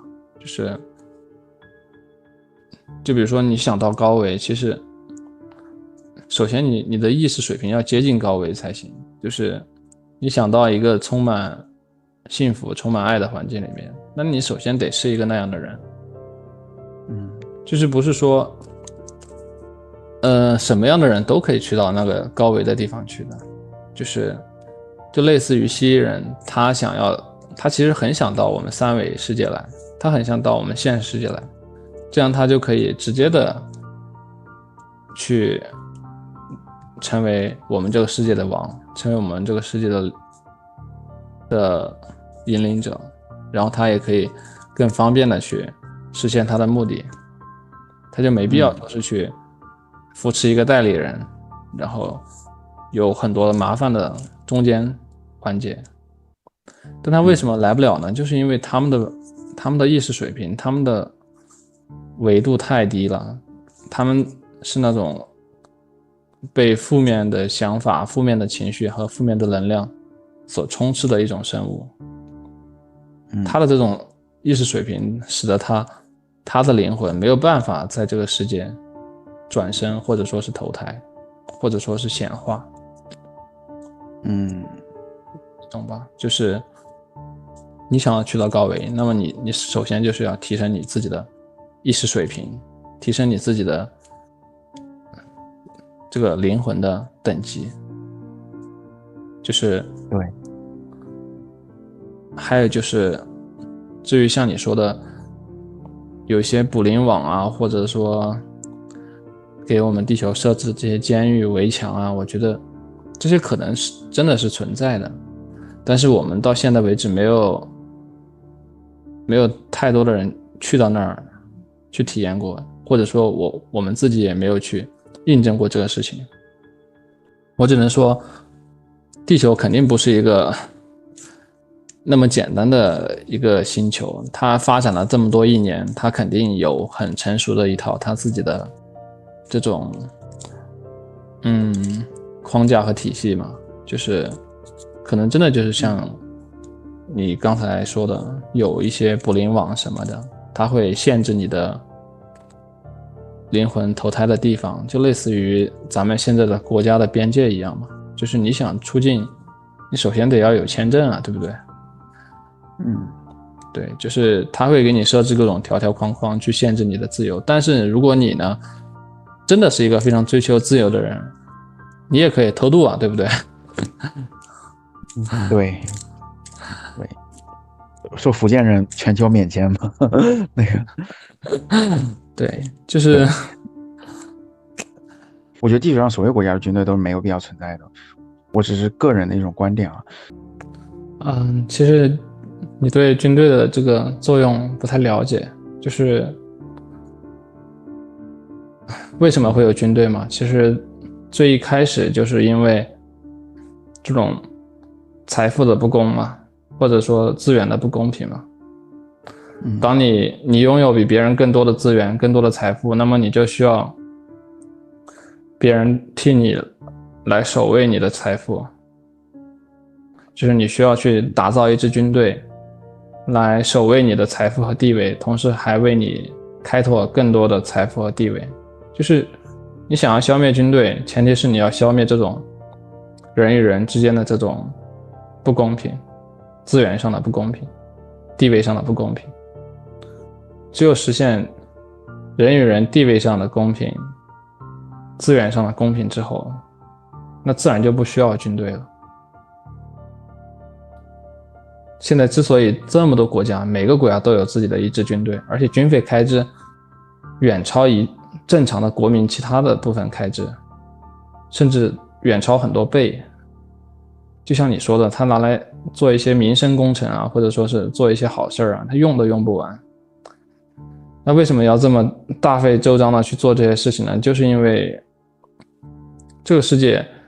在他们的发展模式下形成了一种你死我活的这种竞争模式。如果你没有一支军队去守卫你的地位和财富，守卫你的疆土，那么你就会变成别人的奴隶，你的一切都将不复存在。就是其实如果现在衡量一个人是否富有的最好方式，并不是说看他有多少钱，而是看他有多少军队。因为你有再多的钱，只要我有一支军队，那你的钱就是我的钱。对，所以埃隆·马斯克说普京比他要富得多，因为他没有相当于权力来组建一支军队。对，不是一个量级的，就是就算你有钱，你也组建不了军队，因为组建军队就是意思是说你要对其他拥有军队的领主宣战。你说到这里，我就想到了之前那个亚当·斯密他写的《国富论》嘛，他就讲到了就是西方的那些贵族，他们之前也是像那个就是《红楼梦》里面的就是那些主子呀，有对于他们手下的那些仆人，他有那种生杀予夺的大权嘛。但后来为什么工业革命之后他们权力就慢慢的给他丢掉了呢？就因为在之前首先没什么商品，就是他有那么大的庄园，然后有那么大的那个就是相当于粮食的那个收入的盈余嘛，但是你又没法消费，那怎么办呢？我就举办一些那个派对吧，一些宴会，然后去各种请各种家臣来胡吃海塞给他造掉。然后他的那些仆人的话呢，一开始的话，相当于是他领主的附庸嘛，那他所有的那个收入都完全的来自于领主，而且他离开了那个领主之后，也没有办法独立的去找到别的工作，所以作为一个仆人来说的话，他所有的那些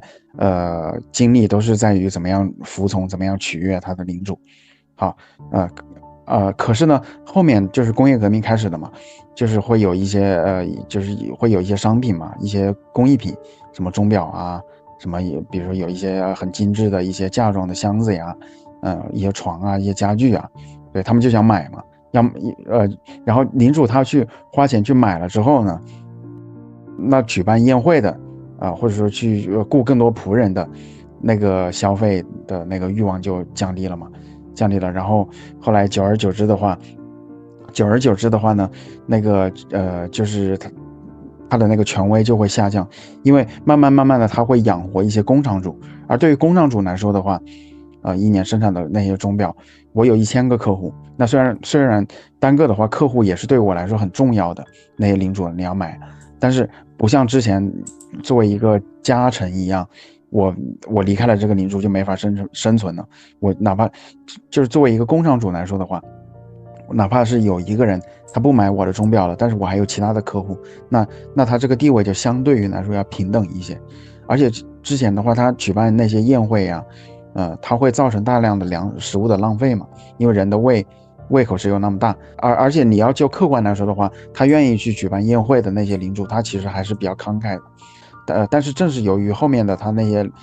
就是相当于自私的那种领主嘛，他会想，哎，那我与其把那些粮食都浪费掉了、造掉了，就请身边的人吃，还不如我自己买一些古董啊、一些工艺品来作为传家宝啊。然后后来慢慢久而久之，过了几代之后，他的那个权威就自然而然的下降了嘛。然后再就是后面那些领主他也没有那些打理自己田庄的一些能力，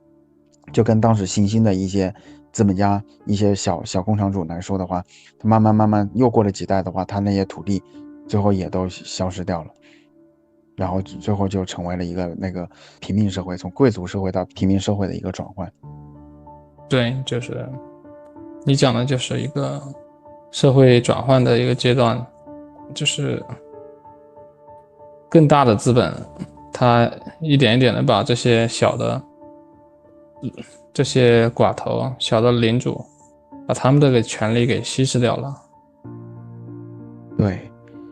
这些是我们自己给自己的阻碍。因为像大卫·艾克，他在多少年前他说过一句，他说他研究所有的宗教，最后就发现，其实我们自己就是我们自己的神。然后因为他在多少年前他在欧洲说这件事的时候，别人是不可理喻的，就你这个人你是疯了嘛，你妄想。因为一般像一神论的宗教，没有任何人能够就是把自己跟那种高维度的神来比较的。包括我第一次了解那个就是那种一神的概念的时候，是跟有一位回族兰州牛肉面的老板嘛，我跟他聊天，他青海人。对，因为我之前就是因为看《西游记》嘛，就想到，哎，那所谓的神会不会其实也是有超能力的人啊？他会飞上天入地，像什么玉皇大帝、孙悟空、王母娘娘那样的啊。所以说有的人他可以幻化成仙，幻化成什么样？但是就是那位回族的老板，他跟我说，他说，真主安拉他是我们永远都不可见也不可想象的那种存在，就是他无所不知，同时也无所不在啊。只有是说，当我们去世的时候，一级自我遇到二级自我的那一刻，我们才能够一睹他的真容。其实我也是比较支持就是大卫·艾克的这种说法，包括我刚才提到那个 Alex， 他也是认为就是我们每个人天生就带有神性，当我们去向别人表现爱、表现包容的时候，其实就是展现我们神性的时候。对，就是如果你相信那种有神的存在，或者说你有自己的这种崇拜的对象，其实你就相当于是让渡了自己的权利。他会告诉你，你要坚定不移的相信某一套理论，然后再坚定不移的去厌恶其他的理论。他把你相当于是关在了一个小房间里面，你的视野，他有一个，对，你的视野会非常受限。它会有一个排他性，对，这个排会有一个他性，排他性。对，这个排他性非常可怕。如果你真的把他们都追溯到他的最早的这些文献，或者说最早的这个创始人的这些观念，你都会发现，这些创始人他们也是非常反对，就是人们去崇拜偶像，或者说是去崇拜一些就是高龄啊，或者说高维的存在。我们因为这种崇拜，它其实都是在让渡自己的权利，去把自己束缚在一个更狭小的空间里面，而且你让渡的这些权利会被这些其他的存有去拿去做一些坏事。因为它已经不在你的管控范围之内了，所以你在历史上可以看到很多因为宗教引起的大屠杀，或者说是一些惨无人道的一些社会事件，这真的是太多了。包括类似于战争也是这样的嘛，就是人民通过让渡自己的权利，最后导致人们之间相互残杀嘛。其实人与人之间没有什么仇恨，就是我们任何一个国家的人彼此之间其实没有任何的仇恨。我们作为普通人，其实只是想要过快乐幸福的一生，没必要说是要把谁给杀掉啊或者怎样的。但是因为你的权利让渡给别人之后，你就没有自由身了，你就没有选择的余地了。对，就是我觉得通常情况下，只要是说有了一个集体的那个观念的时候，那就会那人就会更容易就是为了捍卫所谓的某种正义而去做出来实际上是很邪恶的事情。对，我举一个就是最近的一个例子嘛，就是像之前啊那个去邀请你还有 Kevin 做出题的节目的时候，就有一个观众他会就是说主持人你老插嘴就是一般情况下一开始我都是一笑嘛，或者我跟他安抚一下，我那个心态还是比较平静的。但是我一看到有人一而再再而三的他连 Kevin 他都骂，然后这个时候我就有一种愤怒出来，哇你敢骂我们，敢骂我的朋友，我要为了捍卫这个就是这个义气，我要来怼你我要来怼你。但是我觉得就是像这个也是所谓的义气也是那个绑定出来的一种那个阻碍啊。然后第二的话呢，就是补充一点嘛，就是之前我也很同意佛教它算是所有宗教当中最平静的啊，但是你仔细的去看它的话，它会说让我们拜佛而不要祭祖，就是他说佛是那种圆满的那种觉悟者，而自己的祖先的话，他可能生前他会有做各种各样的一些，就是相当于一些恩怨吧。我们拜的时候，有可能拜的是鬼或者怎么样的，对，那不就是相当于也是一种排他吗？而且当时我老家的那个，我记得有一年我们祭祖嘛，我们那个有个观音庙然后观音庙跟我们的那个邵氏祠堂是在一块的嘛。前面后来就是我们去过年的时候去给那庙的那位僧人去相当于捐款之后，然后那位尼姑嘛，其实她也是一位大妈嘛，或者你说她尼姑也行她就送了我们很多一些水果呀饼干呀，她说这是供过佛的，你可以带过去。好，然后后来我就准备提着它接着去祖坟山上面去拜祖了嘛。好，结果后来尼姑她你这不要啊，这个是拜佛的话你怎么能拿去拜祖呢？后来我爷爷看了一下就笑了一下嘛，然后走了。结果走了之后呢，后来我妈妈说那我们要不要把这个放回家，就不要带到祖坟山里面去了。后来我爷爷说哪里有那些事儿，因为我爷爷他是见过那些祖先的嘛，那些祖人之前都是他的家人，就他知道就根本就不会存在什么所谓的相冲之类的。但是我就觉得他其实，但是后来的话我在看的那个克拉克的就江湖节访谈录嘛，他里面就是邀请了有个叫克拉克的人，他说他也是有一段时间经常也是像我一样觉得所有的宗教它都是反人性的，都是有某种操控。但是呢后来他说他接触到有一位上海的一个女生，她是信印度教的中国人，她老公也是中国人他说他一开始是那种很要强的那么一个人，很愤怒的那种状态嘛，贪嗔痴就是有一些低频的一些能量。好，但是通过信印度教，当然什么宗教我觉得都行吧，也要把这里换成佛教、基督教都行。好，之后他有一些仪轨嘛，他会讲到我们必须得就是相当于要有谦卑之心啊，然后要有那种敬畏之心。然后他那个具体的案例就是讲他想做某一套那个相当于一个仪式，然后需要一个上师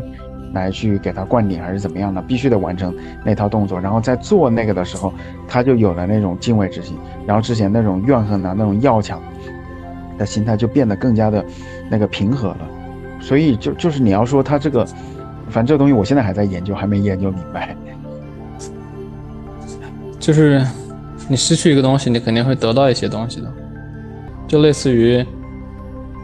我们刚才聊的那个手机权限的问题。其实你其实失去的就是你的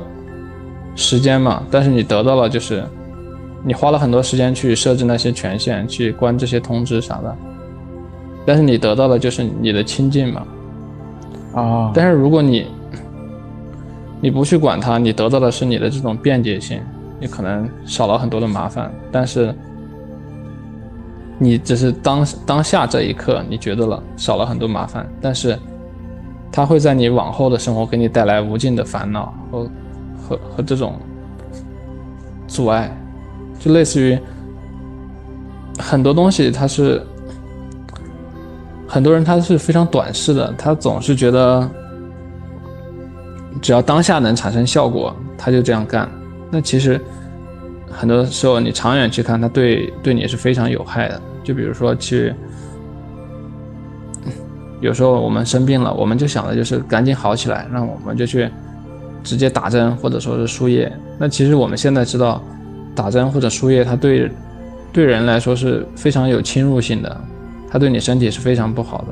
类似于做了一次小手术的这种程度。对，但是它就是可以让你在短时间内身体得到一个迅速的转变，就是你自己去权衡吧。我觉得如果你觉得生活给你的压力太大了，你担负不了这些，你对精神上的自由啊，或者说对信仰的这种包容或者多元性也不在意的话，我觉得也可以接受。这个就是看你个人的选取吧。我观察过嘛，它那么有优越感，有些信宗教它可以给你带来对神的谦卑的同时，好像也带来了对其他世人的一种优越感。所以当然这一段我必须得给它掐掉。后来我发现其他的一些成员一些信教的一些成员他们做的那些事儿完全就是跟教义里面说的都就是怎么说呢，就是我就想你也信神，但是你为什么做的那些事情那完全就是相反的呢？各种自私自利那都有，而且再就是有一些就是之前就是我在那个四川有一位姑妈去讲说，就是比如她认识有一位女性吧，就是很多现在四川那边40多岁80后嘛，无儿无女，没有结婚，但是她信得很虔诚，然后她觉得是什么东西我都要跟上师。他这里所说的上师跟 Kevin 所说的上师是两码事。Kevin 所说的上师是那本书《告别娑婆》里面的，相当于书里面的那个存在，但是他这里说的是实打实的人。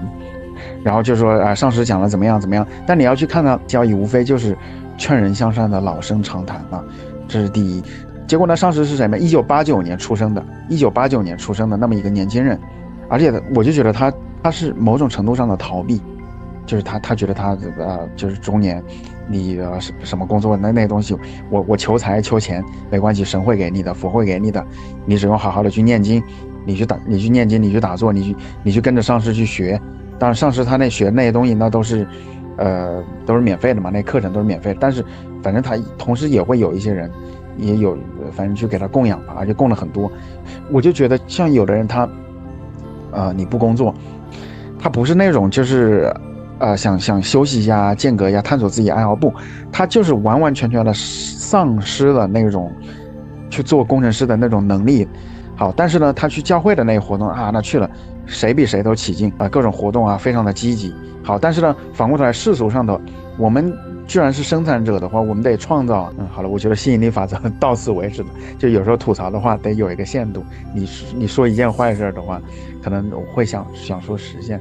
对，这个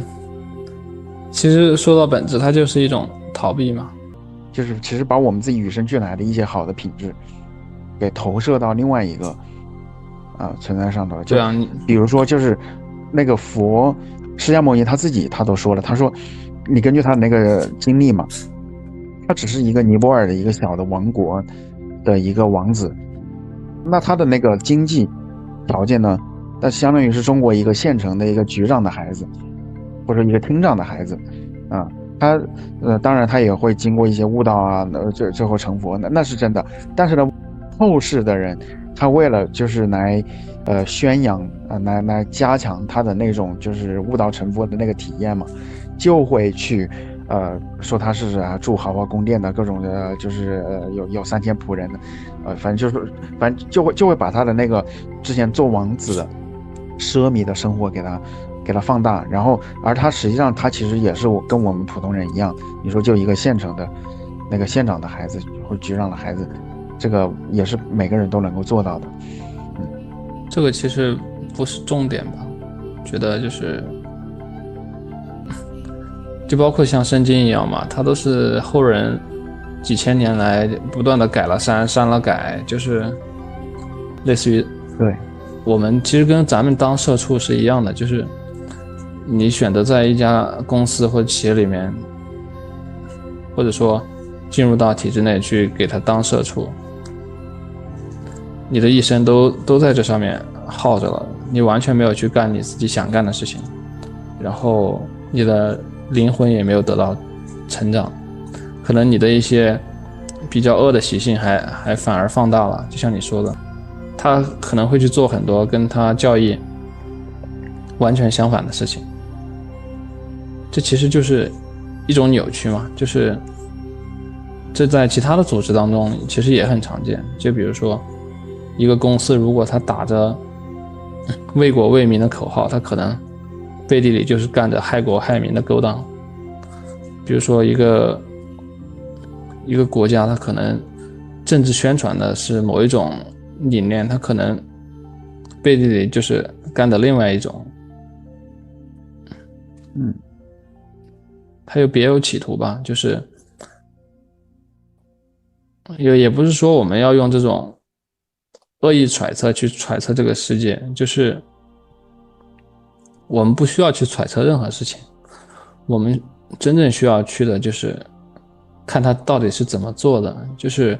我们跟一个人相处也是这样的，就是我们不要去听他说的那些天花乱坠的事情，他说的他的品德多么高尚，他信仰的这些东西非常的就是高尚，非常的有品德，非常的有这叫做什么，这个叫就是非常积功德。这他说的话你不要去信，你就看他怎么做就行了。你看他平时怎么对待身边的人，怎么去对待这些跟他利益不相关或者他利益相关的时候他怎么做抉择，你去看他的为人处事，你就知道他到底是什么水平了。就包括你去看一个组织一样，一个组织它的好坏，你不要去看它的宣传标语，你去看它到底做了哪些贡献，它有哪些产出，然后它的组织架构是否是透明的，它的这些制度还有它实际落实的到底怎么样，这才是我们要去关心的。就是我们始终都是要去看它的行动，不要去看它这些表面的东西。有可能你去看寺庙里的佛像，它是一个金碧辉煌的东西，一个雕像，然后看起来就是非常的富贵，非常的精美，就是我们还是太容易被这些表象所迷惑了，总是就是人总是有一种思维惯性，就是觉得就跟我们与人相处一样，我们总是喜欢以貌取人嘛，因为以貌取人是最简单的方式，我们只需要看一眼，我们就可以做一个判断。但是如果我们真的要去观察一个人的行为，或者去观察一个人他的本质的话，其实我们需要对，我们现在时间只剩下10几秒了，就是关于那些事情，我们下一期再开一期接着聊啊。行，那预示后事如何，且听下回分解。好，非常感谢啊，我们会在下周更新，请订阅支持一下吧。就包括有一些正面的一些灵体，它肯定也是努力的在让我们这个世界变得更好。其实我们需要做的就是做好我们自己的每一个小的选择，在我们心中需要做出选择的时候，我们不要去选择那些对自己有害的就 OK 了。很多时候都是因为我们人不清楚、不了解，然后在一个混沌的状态中做出了很多对我们自身非常有害的决定。对，还有就是我想对观众说的就是要谨记，就是大外科告诉我们的那句话，就是我们要聚焦我们的能量在正面积极的方面，不要就是把自己的精力和注意力都陷入到那些阴暗面了。我们去探索阴暗面是为了寻找真相，当我们知道了真相，找到了真相的之后呢，我们最重要的是回归我们的生活，去改变我们当下的现实。对，就是我们一方面要承认这个真相的世界里面它是有黑暗的，但是另外一方面又要重新把这个专注力给它回归于我们自己内心积极的方面上面，然后拥抱热爱我们这个生活。对，就是我们要有勇气去面对生活中的黑暗面，因为如果我们连面对都不敢的话，那在谈何改变，或者说去拯救我们自己呢？我们做任何事情，第一件事情就是要面对它，直面它，然后再用我们的行动去改变它，让它变成我们希望的样子。我希望我们的世界未来在我们的努力之下可以变成一个拥有更多快乐、轻松和幸福的地方。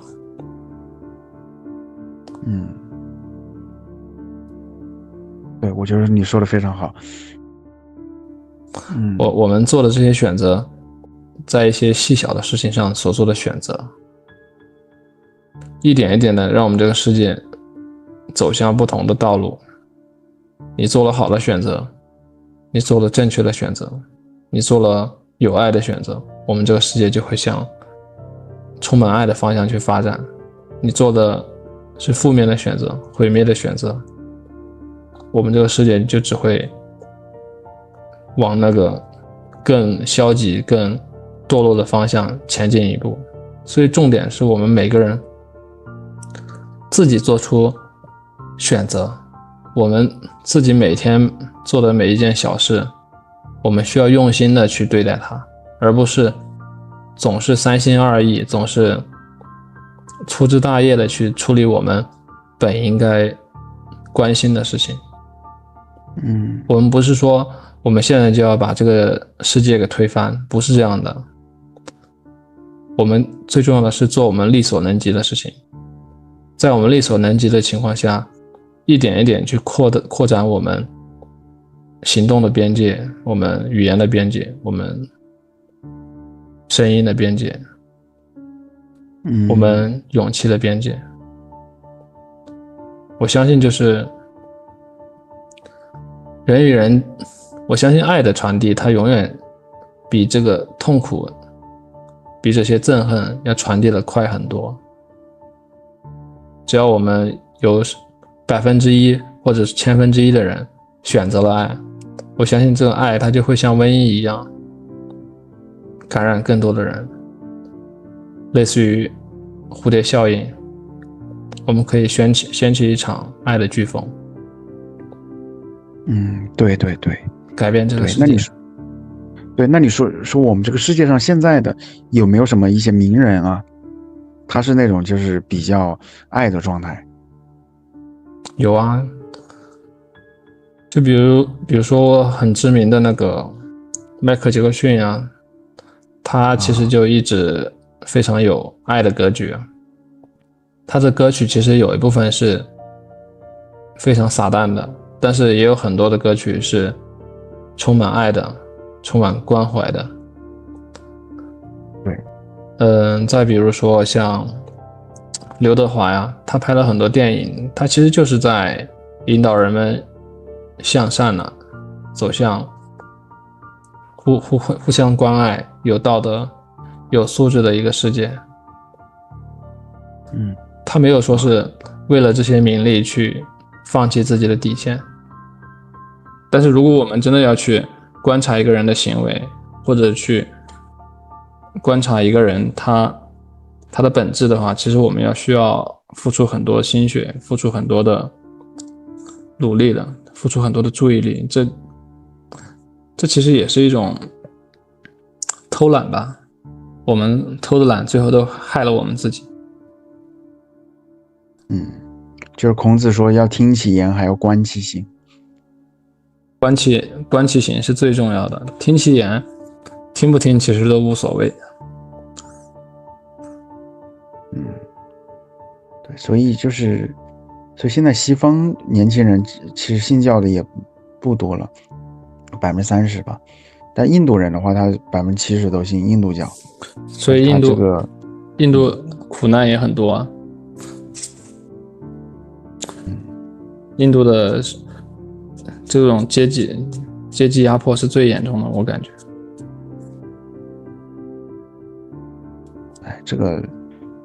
但我觉得印度人相对来说要放松一些。不过我后来跟他说的话，他们也有压力。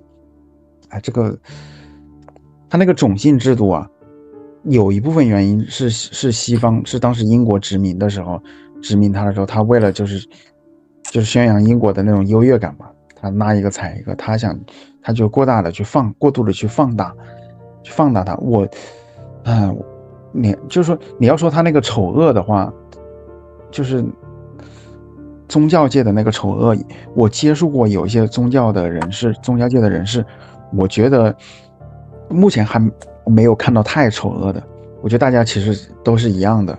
你信和不信，大部分都是凡人而已，当然也有可能是我没有接触到那么高层啊。你要说他去就是相当于挪用那个捐款啊，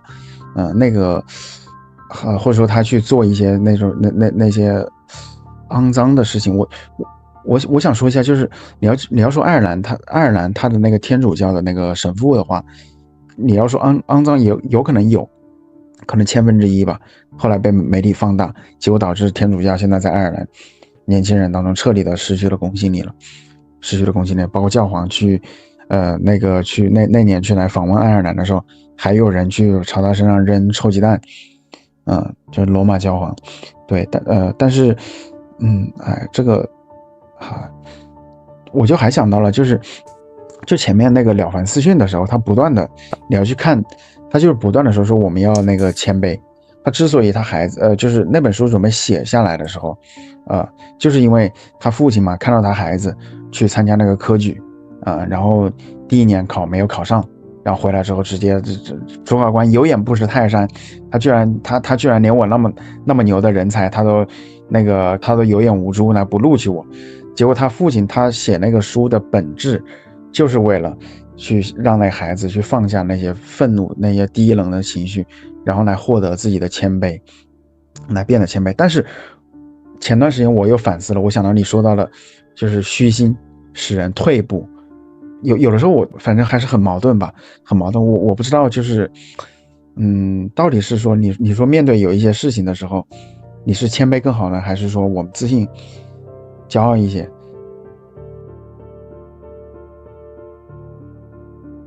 就是之前我有跟你聊到说虚心使人退步，这个不是我说的，这个是我们高中老师他在课堂上的一个口头禅。他说这句话他是有前提的，他是觉得我们这些学生呢太内向了，就是课堂非常的不活跃，就导致学习效果很差，所以他希望就是鼓励大家就是自信一点，勇敢一点，去发言，去表达自己的观点，然后去跟老师去讨论这个知识，去分析难题，这样的话大家可以进步得更快，学得更好。就是你怎么来看待虚心的话，我觉得虚心的话就是你首先要识人嘛，如果你连识人都做不到，你虚心其实就是在浪费你的精力和时间嘛。就是如果一个人你不加任何辨别，你就非常的虚心，然后你跟他请教一大堆，其实他跟你说的一大堆可能不仅一点用处没有，可能会起到一些反作用。就是你首先要学会识人，就是你跟一个人相处的时候，你最开始其实你只需要保持基本的尊重就行了。虚心的话，我们当然是就是给别人更多的倾听，当然是很有必要的，但是就是你得对这个东西有一个把控，就是不能让它完全走向一个极端了，就是就是就像有时候你有自己的不同意见，比如他跟你聊天的时候，你有很多的反驳的意见，但是因为你太虚心了，你就不表达，对不对？但其实他对你没好处，你表达出来反而可能对他也有好处，对你也有好处，咱们还可以把这个认识提高到一个更高的层次。对，所以就是有一说一啊，印度人他就很爱表达，他不怕丢脸，不怕那个出洋相。像有一些在硅谷的那些会议，包括就是在这边开会，那你要说最后问你还有什么问题，那最后一般中国人通常都比较害羞嘛，但是问问题的都是一些印度人，而且好像他看上去很蠢很离谱的问题，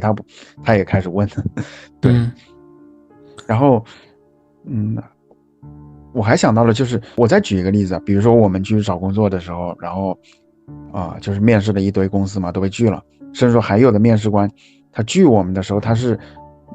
就是很粗鲁的那种态度啊。好，然后这个时候呢，我有两种能量，就是脑海里面有两个声音，第一个声音是告诉我君子报仇10年不晚吧。好，然后第二个声音呢就是虚心，那是我的能力不够，我要再去刷一些题，再去好好的去准备。那你觉得就是哪一种心态更好一些？我觉得就是你面试一家公司，它其实就跟你找对象一样的，就是不一定是你的能力不够，可能只是因为你们俩性格不合。就是公司跟员工他之间是有一个匹配的过程，他肯定不能说是你去找工作他马上就能够给你匹配一个心仪的，完全就能匹配得上，就跟你找对象一样，你可能跟很多异性接触，你都觉得跟你不能达到就是恋人的那种程度，或者说是相伴一生的程度。我觉得就是只要保持彼此互相尊重就行了，他尊重你，你也尊重他。如果公司他对你的很多言语他是非常难听或者不尊重的，那么你也可以不尊重他，你可以在当下就回击他，因为你们俩其实都是自由身，都是公平的，不是说我就是非得跟他去签这个合同，去签这个协议。如果我们俩本身就不合，或者说我们其实没有那么多职位，没有那么匹配，你就跟他达成了这个就业协议，或者跟他签了这个 offer， 他其实对你是有害的，对他也是有害的。对，那还不如一开始就及时止损。对，而且就是对，就是你得，一个是你要足够的去做这些功课，去了解这个公司，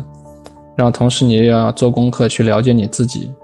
然后你再去判断一下，你觉得你跟他的相合程度，然后他也有他的判断，他也对你做了功课，他也对自己也做了功课，然后至于最后能不能就是走在一起，就是或者一起合作，这个就是也是要看缘分的，就是可能你真的很适合这家公司，但是你面试的时候就是遇到了一个可能比较有性情有自己取向的 HR， 他可能觉得你某个单一的要素不满足他个人的心理需求，他就不会录取你。对对，这就是一个双向奔赴的过程。对，我之前就有位朋友嘛，他跟我说，他说他去找工作，然后很多公司最后都把他放到那个就是等待清单当中，说你回去等着吧。然后他说他不知所措。后来他问我怎么办，我就对他说了，我说就是假设你去找对象哈，然后呢你更看重的是那个女孩子啊，但是那个女孩子好像不太确定也是不是喜欢你，然后同时又有另外几个女孩子她喜欢你，但是她们的条件跟第一个女孩子比好像要低了那么一点点。那你会怎么做？你肯定会告诉那几个女孩，你说我现在还在考虑一下，还没有想好，然后你把你所有的精力去看能不能把第一个女孩子给她追上。然后在这个故事当中，如果我们成了第二梯队的女孩子，那我们应该做什么？真的是去等着吗？根本就不是，接着再去投简历，再去找呀，对不对？后来过了几个月之后，他告诉我他终于找了工作了。然后我还想到有一个问题，就是你前面提到了那个就是有害的决定还有哪些啊？就比如说你刚才提到你的那个同学还是朋友，他可能面临要不要辞职去他对象所在的城市换工作是一样的，就是这些决定就是我们并不是听别人去做出这些决定，就是不是说我随便找几个人问一下，或者说是我在互联网上搜一下，然后我就可以得出这个结论，而是需要我们真的静下心去询问我们内心，去拷问我们自己，做出最符合我们自己内心的决定，就是不要去做一些违心的决定，不要草率的去做决定。就比如说你大学读什么专业，它其实是真的很有可能会影响你特别多，不说影响你一生的话，但是它真的是一个蛮重要的抉择。但很多时候我们处在高中那个年龄段，我们可能整个人都是懵逼的状态，就是对这些复杂的东西一点都不了解，然后自己也没有任何的见解，也没有任何的主观能动性，完全就是听身边的老师同学或者说是父母他们的一些建议，我们自己的见解或者我们对世界的认识还不足以构建一个自我判断，这种时候就很容易做出错误抉择。当然这个其实错误的抉择我们每天都在做，但其实也是要就是正面的去看待它，就是把这些东西要转变成对我们有利的一面。对的，要以积极的心态去看。但是你前面说的听从自己的内心呢，这个我想补充一下，就我举个例子吧。之前就是我们我们在爱尔兰这边读硕士的时候，然后要去选课嘛，有些选修课，其实那里面是一个大坑对吧？然后呢，就是遇到有一个学生嘛，他会想到，我要遵从自己的内心我去选择，所以他会先选择去把每一个课都给旁听一遍，然后再根据自己的那个心声吧，他选择去选什么课但是最后他挂了很多而且你就那么旁听一两期的话，那也是那个能力有限当然他这样他比有一些人高多了嘛，有一些人他去问他高中老师，或者问他大学老师，或者问他周围的那些人，哎，我该选什么课？你说人家他哪知道去？你每个学校的，尤其到了研究生的那个阶段，他的课程细分的程度都很大的。所以呢，就是有一些比较那个，你可以说聪明的一些学生嘛，他会去找他上一届的学长啊，然后一起吃个饭的时候去讨论，哎，我们要选什么？然后他们会告诉你，哎，这个那个课的老师啊，他给分给的很低，而且他去年挂科挂了很多学生。然后这一科的话，你选这一门课的话，他那个你分数会比较高啊，你那个保险系数要高一些。然后你选那门课的话，你可能会学到某一些方面的知识啊，所以那这不就相当于是那种效率比较高的状态嘛？所以也就是《孙子兵法》里面他说到说那个知己知彼啊，有时候你要就是比如说选课的时候，那还是说得鼓起勇气嘛，去找到上一届就是跟他相关的一些人。包括是说去面试一个单位的时候，在那之前，如果是说能够，就是能够打听到，哎，有什么人在那个单位里面工作，那可以去问一下嘛，啊，那他可能面试会面到什么东西啊，然后他要那个工作的一开始的时候要注意哪几点啊，我觉得这是一个效率稍微高一点的方式。对，就是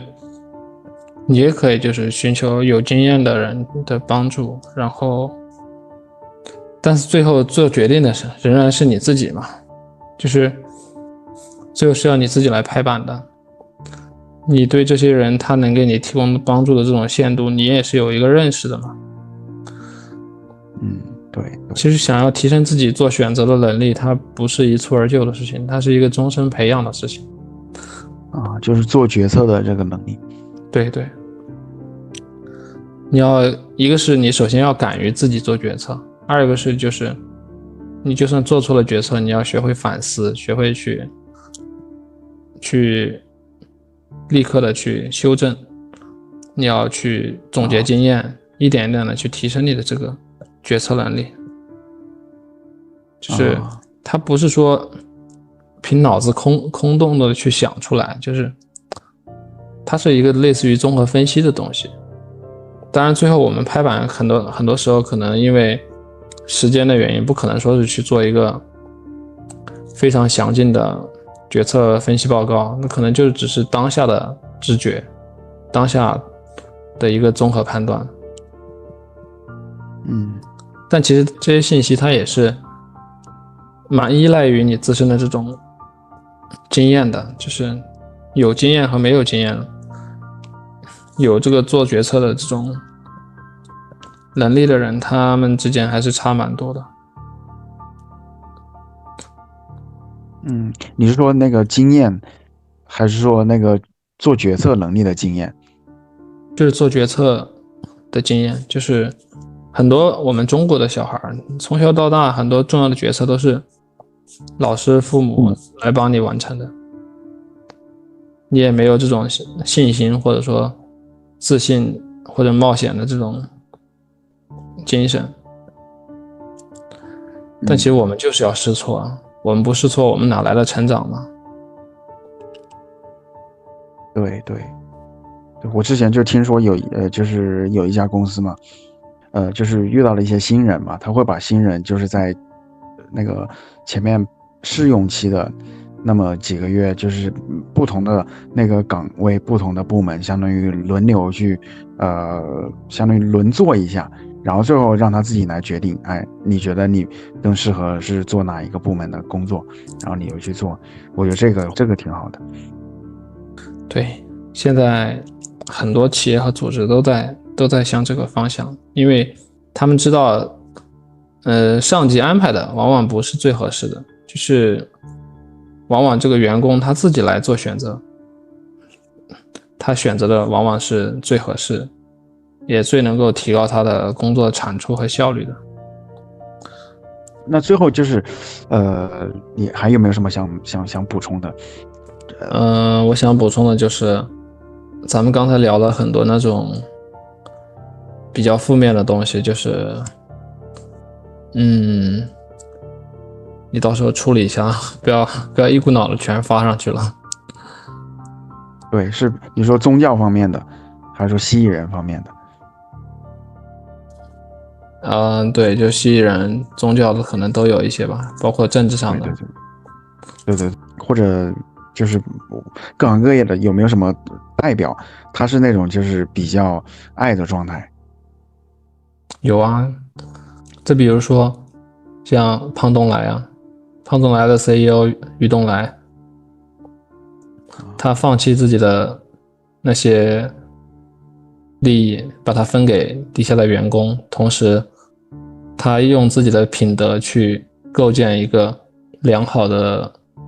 组织形态，去构建一个充满爱、充满关怀、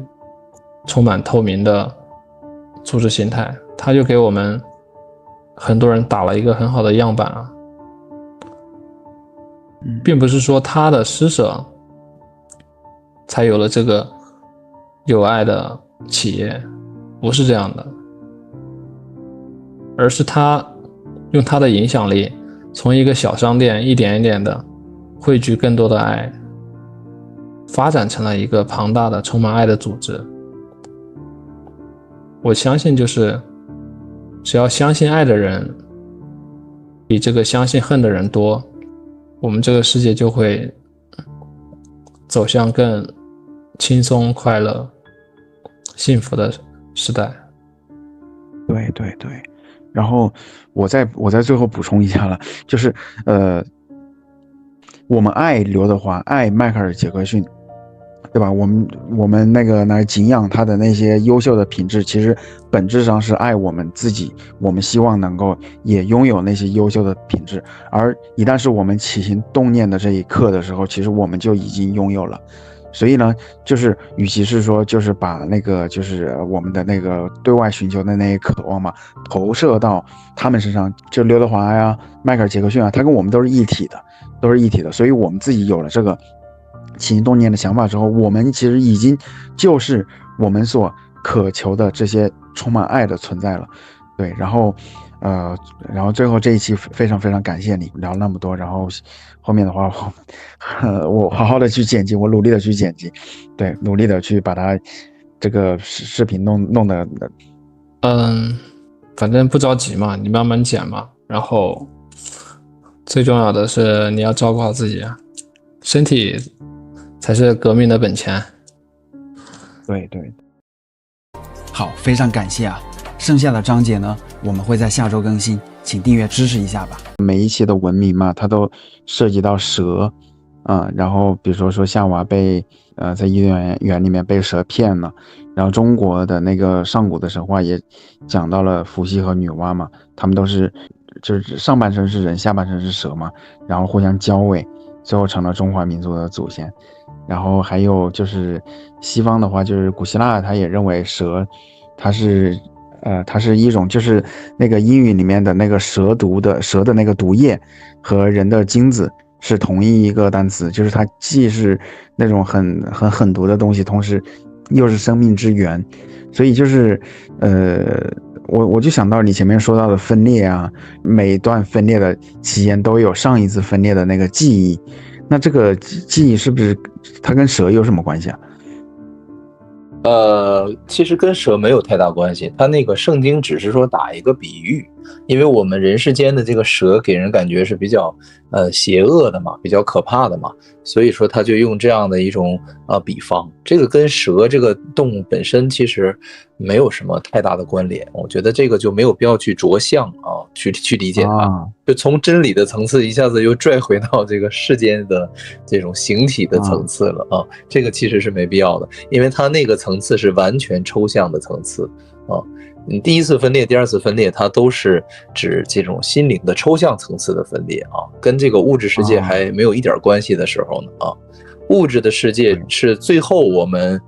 跟这个小我吧跑了，然后我们就跟着他一起私奔了，相当于，然后逃离了上主，然后我们来到这个宇宙吧，爆了个炸，然后创造了个这种。对吧？复杂多变的一个宇宙，但是本质是无常的嘛。所以其实你知道宇宙本质为什么是无常的吗？因为它一开始的这个创造的这个源头，或者说它的思维，因为思维是一切创造的根源嘛，是一切创造之因。你看这个世界，实际这个文明也是来源于思维的，对吧？这个以后我们可以去论述。那也就是说，宇宙是建立在分裂之念而产生的，所以说宇宙处处都是这种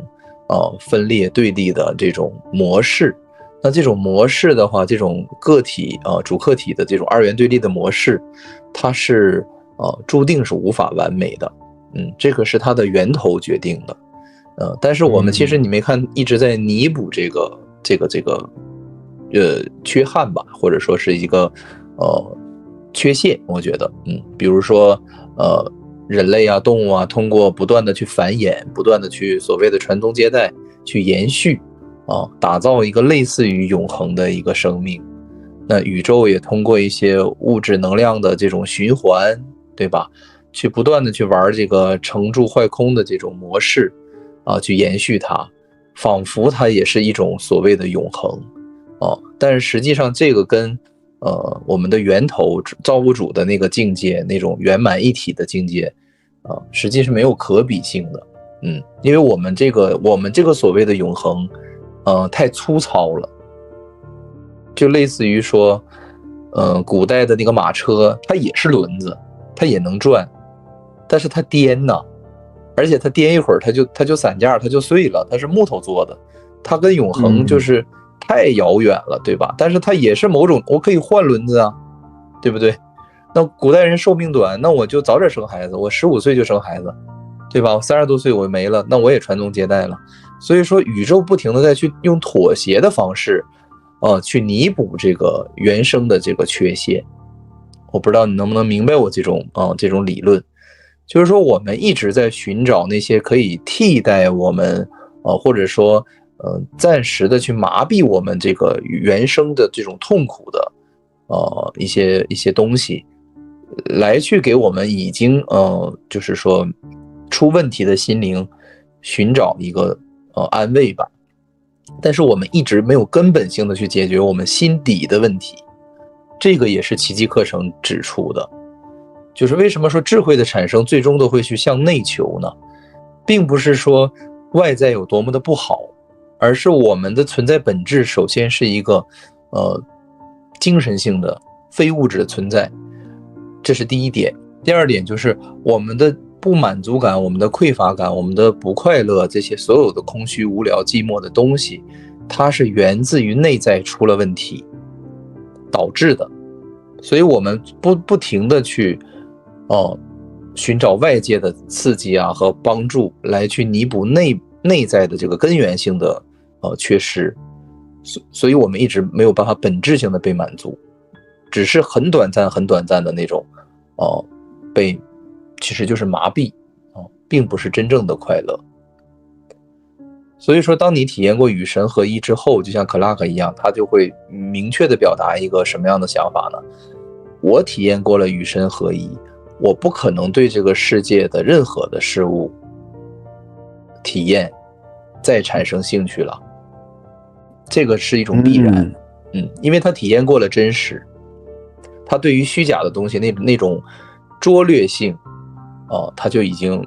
很自然的不感兴趣了我可以打个比方，还是用交响乐的比方，其实我以前这个是我自己想到的，就是上主的境界它类似于什么样的感受呢？它类似于你在交响乐厅里面最豪华的最顶级的交响乐团和最好的交响乐厅里面听一场交响乐，这是交响乐本身的样子，我们把它比喻成上主的境界，圆满的境界，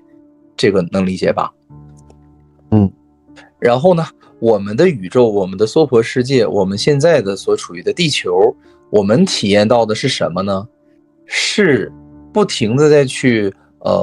比如说我们发明的游戏啊、虚拟现实啊、电影啊，这些所有的这些创造，实际都是去模仿我们在那个圆满境界体会到的那些快乐呀、那些极乐去很拙劣的一个模仿品。它类似于什么呢？就是我交响乐团演奏的同时呢，我用一个很劣质的一个话筒，同时在收录这场交响乐，然后呢再用一个很劣质的音箱，很廉价的50块钱的10块钱的音箱收音机那种感觉的，我再去把这个录制的内容本身，我录的时候就已经打了好几折了，那我在播放回放的时候呢，又是非常劣质的，但是你也能听到它是一个交响乐的感觉，对不对？这个你能理解吧？对对。那么我在这个播放的同时呢，又用一个很劣质的录音设备再录完了之后呢，再用一个很劣质的播放设备，不保真的那么你想想，经过这几番折腾之后，这个音乐还有本身的样子吗？实际上有一点的，对吧？有一点点，但是这种体验是非常糟糕的，这个大家都能明白吧？就像你用了新款的手机，你再去用你2年前上一代用的那个手机的时候，对，20年前的那种，对，老黑白的那种机器，对，或者说另外一个比方，就像你已经拿到了那个就是某所重点高中的录取通知书了，就是已经被保送进了高中了，你再去对初中的那些什么月考啊、模拟啊、中考模拟啊，对吧？你觉得那都是空，对吧？对啊，你就会觉得那个小学生因为怎么考试不及格了，被家长被老师骂了，完在那伤心的哭，你就告诉他，孩子，这些都是幻象，你最终上的是清华，你是数学天才等等等，对吧？你或者说你以后是企业家，你怎么样，你去跟他讲那些，他就觉得你在说些什么呀，我根本听不懂，对吧？你不要骗我了。所以说佛看我们就是这样，所以他用了那个，对吧？就说我们是生活在着火的房子里面嘛，就是他认为我们是很可怜的。其实佛法很好理解，但是大家我不知道为什么总是去曲解这些东西吧。反正我是理解不了大家的那种曲解。我觉得佛法讲的非常直接，他就是在不停的强调我们这个世界实际上是一个很痛苦的东西。但是呢，因为我们的这种恐惧也好啊，或者无知也好，我们不舍得去离开这个一个不好的东西吧，或者用一些极端的比方，就说我们这个世界就像是粪坑一样。但是呢，因为我们只知道这个粪坑，我们不敢离开这里，然后也不期待外面的广阔的天空。所以包括柏拉图的那个洞穴的那个比喻也是嘛。就是我们被禁锢在这个洞穴时间长了，即使外面有人来告诉我们，实际我们是自由的，我们可以出去，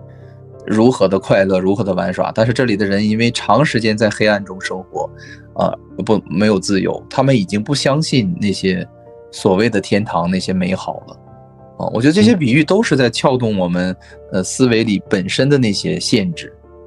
就是你为什么你一定要认为你是一个这么低等的一个普通的平凡的存在呢？你为什么不可以相信，就像太傻天书说的那样，实际你就是一种无限的一种完美的一种，对吧？你无法理解的一种至高无上的存在呢？就为什么大家宁愿相信自己是卑微的，也不愿意相信自己是多么的完美的呢？宏伟的呢？像上主一样的存在呢？所以说我可能是理解不了这一点吧，就是不同的思维体系吧。因为当他们提到说这个世界就是建立在这个沙滩上的城堡的时候，我觉得我是深有的体会吧。我不需要人生去经历那么多的东西，我只需要去观察就足够了。我们看新闻嘛，每天发生的这些无常的这些痛苦的事情，这个数得过来吗？我觉得根本就数不过来。新闻只报那些痛苦的无常的事情，好的事情他都不播。你看每天那么多架飞机平平安安成功顺利的起飞降落，但是你新闻没有一起是播的。我明白，但是我明白你的意思，就是新闻肯定是去播那些更容易引起人们兴趣的，或者说是一些意外的，或者说是不好的事情。这个倒没有什么，就是说我强调的是什么？就是我们如果说视角足够大的话，我们会看到，其实肉体的一生就是像佛说的那样，是生老病死的。我们不去否认说这其中的快乐美好，我们年轻时候的俊美，对吧？一系列的这些东西，我们没有去否认它，但是我们也不能去否认它存在的那些不美好的那些一面的东西。很多人会认为这个是消极的，其实这个东西不是消极的，这个是客观的。就像我说，刘亦菲再美，但是她也终有老去的一天，她会有不美的时候。你为什么只看到她美的一面，而看不到她不美的那一面呢？那这个是不是也是一种不愿意去面对真相呢？其实，也就是说，小我创造的这个宇宙，我们可以去说它好，这个没有毛病，但是我们也不能睁着眼睛完全的去无视它那些不好的部分吧。所以说，这可能说就是一个心灵的选择吧。就即使一个人在很多的限制、很多的痛苦当中，他自己不认为那些是限制，那些是痛苦，那你也拿他没办法。你说这个对不对？我给你打一个极端的比方吧，这个说起来可能能敲醒大家一点点。就是我现在看一些视频，他是那种专门负责给人收拾家的，然后他们收拾的是那种很极端的那种，家里面的那个垃圾堆到了2米高的那种，然后母女俩是天天在爬在上面去生活的，然后里面什么尸体呀、什么猫屎啊啥的尸体？动物的尸体？就是动物的，蟑螂的比如说那个猫抓了一只鸡，野鸡的那种尸体，不是人类的尸体啊，没有那么恐怖。就是它那个垃圾堆到2米高，完了人那个门已经走不了，只能走门上面有一个那种老式房子，有一个那种窗户，在上面爬钻那个洞就是这样一个满是垃圾的这样一个生存环境。那么母女俩呢，找到这个专业团队来清理的过程当中，也是不舍得扔掉这个纸壳啊，那件衣服等等等，就是他们俩的我可能直言不讳了，就是他们俩的病态程度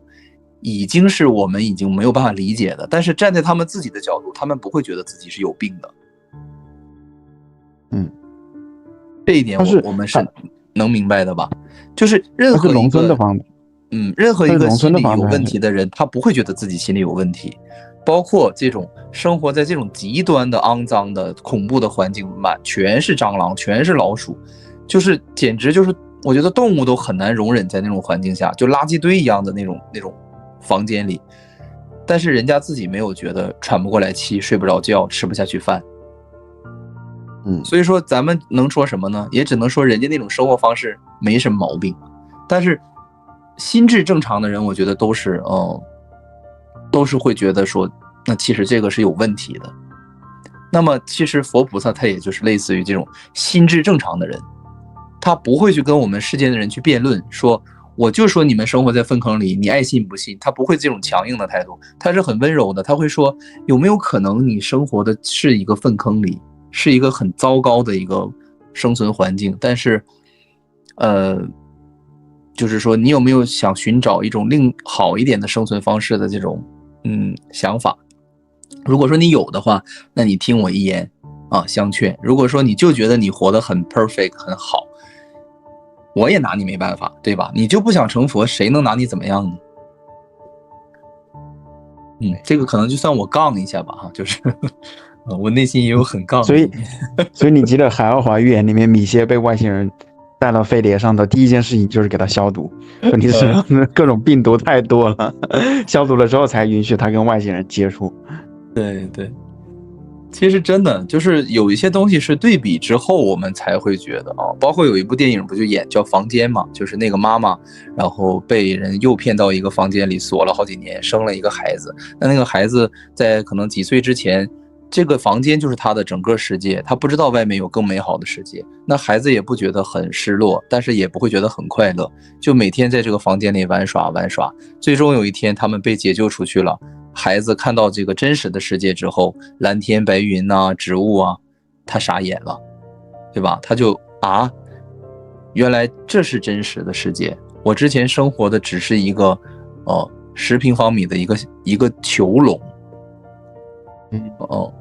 好像还是个真实故事改编的，所以说其实这些东西都会去某种程度启示我们有的时候需要去反思一下这种所谓的肉体生命这种轮回是不是真的就像佛说的是一种无常，是一种痛苦然后上师也举了很多的例子，他提到说实际上你们是一直很引以为豪的那些转世，就比如说你富豪你是有名有势的人，他说但是你们却会尽量忽略那些你去比如说在监狱当中度过余生的生活去流浪去行乞去怎么他那些词汇吧，就是死在什么阴沟里之类的，就是很可怜很痛苦的那种一生。他的意思说我们会去忽略那些东西，然后呢让自己尽量在梦中活得像一个英雄一样，你懂那种感觉吗？就是我们对对对会去不停的强调自己很虚荣的一面，包括发朋友圈也是一样，我们就去无视那些生活中痛苦的那些很不好的一面，然后装成很光鲜很亮丽，然后用一个很虚假的面具去包装自己，然后不停的给自己洗脑，说我其实还挺不错的。对，你一说到这个就是英雄啊、虚荣啊，我就想到了之前为什么我那么喜欢历史啊，就因为我会幻想，如果穿越回古代，或者说我去读历史的时候，我的代入感都是我是像卫青、霍去病那样子的将军，风狼继续建功立业，但是我从来都没有想过一将功成万骨枯。你就概率而言的话，我有可能回去之后只是一个当炮灰的一个排头兵，或者是说就是一个普通的老百姓，然后被官军和盗匪轮流去抢的那么一个人，然后所以我理解了这个之后，我就会想到就是兴百姓苦，亡也是百姓苦。你就是你不管最后上层建筑是怎么说的，包括就是像那个康乾盛世，就是你要按照中国古代的那个标准哇，那真的是就是老百姓都是那种各种安居乐业就是也算是那种就是很文明鼎盛的生活了。但是呢，同一时期就是在乾隆时期嘛，有一些就是英国的商人到广州去做生意的，就是根据亚当斯密在《国富论》里面的描述嘛，哇，那英国人把那种已经过期的肉直接扔到那个直接扔到那个黄浦江上头，或者说把那些就是有一些他们那船上死了的动物的尸体啊，比如狗啊、猫的尸体，直接扔到河里面去，哇，那很多老百姓就是划着他的那小渔船过去抢，就是那因为他们穷的都吃不上饭了嘛，而且到处的那些河边都有很多那些就是婴儿，尤其是女婴的那些尸体，就是因为老百姓他把孩子一生下来之后，他知道就是这个就是马上政府要收人头税了啊，你这个要收税了，根本那孩子与其是遭罪的话，还不如一生下来就亲手的把他给掐死。这都是很普遍，这都是没有被记载下来的事情。对，所以就是回到前面你说的嘛，我就觉得就是有的时候真的是环境嘛，因为人他性格会有逆来顺受，就是一点一点的让渡了自己的权利之后，后来就会觉得哎，自己生活的这个厕所，对吧？也是理所当然的，就是可能在厕所久了也闻不到它的臭味儿。可是呢，你要去看，比如我当时去了有一个印度的，有一个就是他当地一个土邦的王宫的城堡嘛，他那个城堡是在印度中央邦中北部的，有一个叫瓜里尔的那个城市。好，然后那里面哇，那真的是就是你去了，因为他家具都在嘛，都是那个原来之前他那些王生活的那个痕迹都在，故宫的家具被搬走了，所以说你只能看到房子，还感受不到他那种生活。就是他那一个卧室啊，真的是比我们普通老百姓的客厅2倍都要大。然后他还有那个屏风，然后他那3层楼高的游泳池，你天哪，他那多有钱，尤其是他那还是缺水的地方啊，3层楼高的那种游泳池，然后各种那些摆件啊，金碧辉煌的器具。我去了之后，我就马上意识到自己原来一直都是一个穷人，对。然后可是那又怎么样呢？我觉得就是还是说就是他这物质的都是无常的嘛。你看他取之于民，他那些财富，就你会觉得印度它好像是说有一些高种姓的人都很牛都很高，但是你就概率来说的话是10万分之一，可能是说10万人里面出了那么一个王，然后他把那10万人的税啊各种财富拿来去建他自己，花几代人建他自己的庄园那些城堡。可是呢，过了几代之后，他的那个后代没法去交那么大的房产税，最后也把它变成博物馆捐给政府了。就是真的，人类其实一直在重复这种模式，就是就是你去想办法，我不是说你要带给别人自由，而是你在去宣讲自由的时候，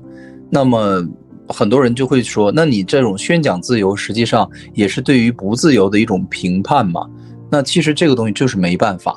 你不能说我们去宣讲某一种主义的时候，然后我们同时又捎带的说那其他的主义也都没有毛病，也都挺好的。那实际上这种模棱两可的方式，你并没有真正在宣讲什么，你只是在打所有的擦边球，在做老好人，或者说就是一种墙头草的状态嘛。所以说耶稣他的理论，他一直强调一定要毫不妥协。就是你该怎么去讲，就应该怎么去讲这个理论，而不应该去把很多东西含糊在一起。和稀泥，对，非常好。就是我们现在只是去讲纯理论的东西，我们并不是说哪一种生活方式就是不对，就是不好。还是那句话，大家都是自由的，有自己的选择，这个我们无权去评判和干涉。但是我们可以去宣讲我们所相信的，或者说我们所去推崇的一种正知正见。因为我认为这种东西可能是会给人带来更多的自由和开启你心灵的就是更大的一种角度的。我觉得对人是没有坏处的。就算是你现在认可某一些理论，你去实践某些理论，但是你也不妨你多接受一些其他方面的一些理论，或者说知识。我觉得如果有一天你突然觉悟到，我觉得那个谁谁谁佛陀说的可能是对的，我之前听过，我明白他的理论形而上学的这些东西，不切实际的东西，对吧？你有一套当时的说法，但是可能经历了很多人生的无常，亲人的离去，爱人的这种离开，或者说身体的这种一系列的这种痛苦吧，对吧？包括什么事业、爱情这些东西，你会发现它都不在你的掌控当中，它都是像开玩笑一样的，时好时坏，就跟这个宇宙一样，时好时坏。那么最后你可能会悟到说那佛陀说的其实就是一个真理，只是我之前有点执迷不悟就是都可以，大家都有自己的想法，就这个是没有错的。然后我刚才讲的这部分呢，其实正好也是看到了这个耶稣讲的这部分吧，就是他也是提醒了我们这一点。他说其实我们去讲这些东西的时候呢，给人的感觉是非常消极的但是其实这只是一个阶段，就是我们只听这一阶段的话，去听这个前提的时候，大家会觉得非常的消极非常的容易。但是耶稣给我们的建议是，如果你能保持一个开放的心态，那么它就会变成通向自由的大门。也就是说，耶稣知道我们再去理解宇宙、理解世界、理解人生的时候无常或者说这种痛苦会觉得说好消极对吧？为什么要说这些我现在还生活的挺好的，对吧？你说的那些我还没感受到。但是耶稣说了，其实这个就是学习的阶段，你先去保持开放的心态，先去这么学着，慢慢的你会发现这些东西会把你通向导向一个更自由的一种存在方式。也就是说，你把一个孩子手里的玩具抢走也好，或者你去说教，你说其实这个孩子这个玩具会伤害到你之类的，他一开始肯定是很拒绝很抗拒的，会觉得你为什么多管闲事你跟我讲这些大道理怎么样，对吧？当有一天他真的被他这个玩具烧到了、爆炸了或者扎到了，痛苦不堪的时候，他可能会回想起来说原来你说的是有道理的，那我扔掉它之后，我会变得更自由，我没有必要走哪我都要去抓着这个东西也就是说，耶稣是在卸掉我们身上的负担，而不是在增加我们身上的负担。但是他如何去卸掉这些负担呢？他得让我们先从意识上、思想上认识到这些东西是负担。这个是不是很好理解？如果你不认为这些是负担，你认为是财富的话，你走哪都拖着都带着，那耶稣也没办法，对不对？所以说佛教也是相同的方式，它先让你认清无常是苦，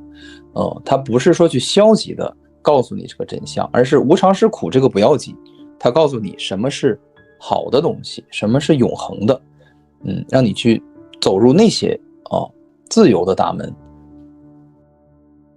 然后呢，耶稣说，因此不要感到沮丧，一旦你明白了我所讲的其实正是你一直寻找的自由，一旦你允许了这些自由和喜悦进入到你的生命当中，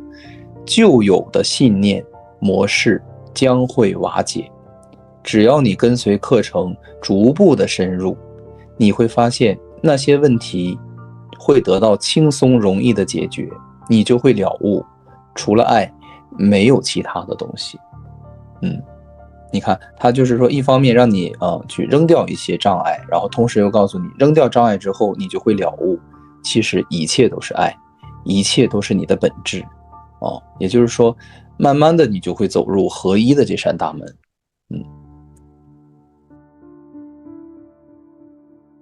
就是我们要了解到就是这个分裂嘛，就有时候去观察那些小朋友啊，他很可能就是抱着一个玩具或者抱着一个那个娃娃熊在那里不放，然后他感觉那是他最珍贵的东西，那就是他的一切。但是我觉得就是大人他对于某一些东西的执着，其实何尝不也是像小孩子他可能抱着一个玩具不肯松开一样吗？对，只是我们成人的玩具比较大一些，对，但本质上其实都是玩具。对，就是我想到也有观众嘛，说我们这种出世的心态好像是有点躺平，居然觉得都是假的。没有，耶稣刚才讲了，这是阶段，这是学习的次第，不是说你学到这儿就结束了，故事结束了，那确实是消极的。如果是那样的话，但是耶稣的教学，包括佛陀的教学，它不是说停留在这个世界是无常是苦就结束的。他给的这个不是结论，而是前提，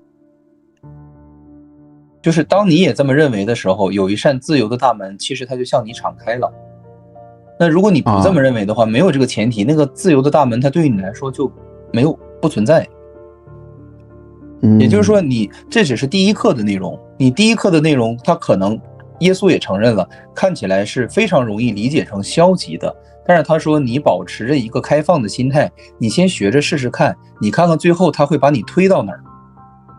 把你导向哪里，导向的那个地方是否给你带来了更好的体验，更自由的感受。就是你先不要去着急去评判他这一套东西是怎么样的，我觉得你那些东西很消极，按你那么说的话我直接躺平得了。你没学完呢，你学完了你才知道他到底是让你躺平还是让你干嘛，对不对？也就是说我们不能去断章取义啊，对不对？话说一半你就得出结论了吗？这个不能这样去断章取义，对吧？这个本身是不公平的你要听就听完整的嘛。对，那完整的话就是应该是说获得了自由，了解了自由，然后获得了解脱之后，然后从而达到什么样的不一样呢？那你要说简单的去论述真理的话，就是当你认为这个世界是没有意义的，是一种你不值得你去过多去停留去体验的东西的时候，或者说你认为这是一场噩梦的时候，你会导向于更快的醒来，更早的去觉醒，减少这个在梦中去轮回啊，或者说去痛苦去经历的时节。为什么我们会说轮回当中是有痛苦的？因为没有人的一生是没有经历过痛苦的吧？我觉得这句话是成立的吧。我们可以有几天是不经历痛苦的，但是你说人生36000天都没有经历一点痛苦吗？我觉得这个是不是不可能的，对不对？那最起码生老病死是要经历的吧？你生下来你是要哭的，你是要逐渐衰老的，你是要生病的呀，最终你还要面临你这一生的结束啊，你会有很多的不舍和恐惧的呀。对呀，对不对？所以说轮回就本身就是一定会经历痛苦，我们不是走极端说轮回全是痛苦，我们会说轮回里面包含着痛苦。所以说这个轮回它可能说是无止无休的也就是说你这些痛苦没有必要去反复的去体验，我们体验过1次2次3次10次100次就已经很不错了，对吧？我们达到目的了。但是如果说现在你坐一个过山车，我第一次玩是很刺激很享受，我第2次玩我是对吧，我刺激没享受够，我想再刺激一会儿，那么第10次第100次的时候你已经都想下车还下不来的时候，这个叫什么呀？这个不就叫折磨吗？对不对？也就是说他推荐的是一种自由的方式，而不是不自由的方式。也就是说你没有见识过什么是真正的自由，你又如何能确定自己真正想要的就是目前这种不自由的方式呢？所以说他提供的建议就是你要保持开放的心态呀。我现在说的这些前提，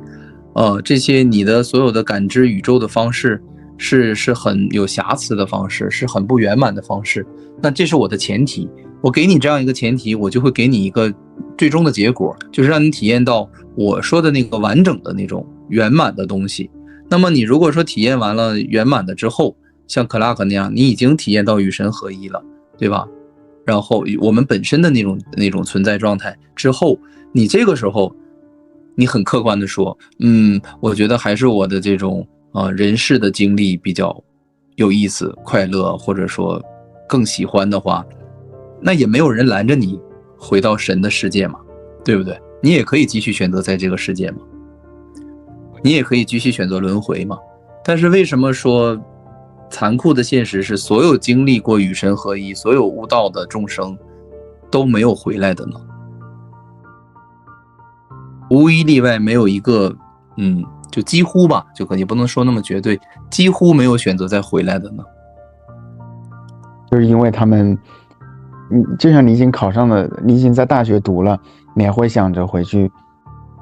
复读吗？再去考1年吗？这个到了大学的时候，那整个选择啊、维度啊、自由度都比高中要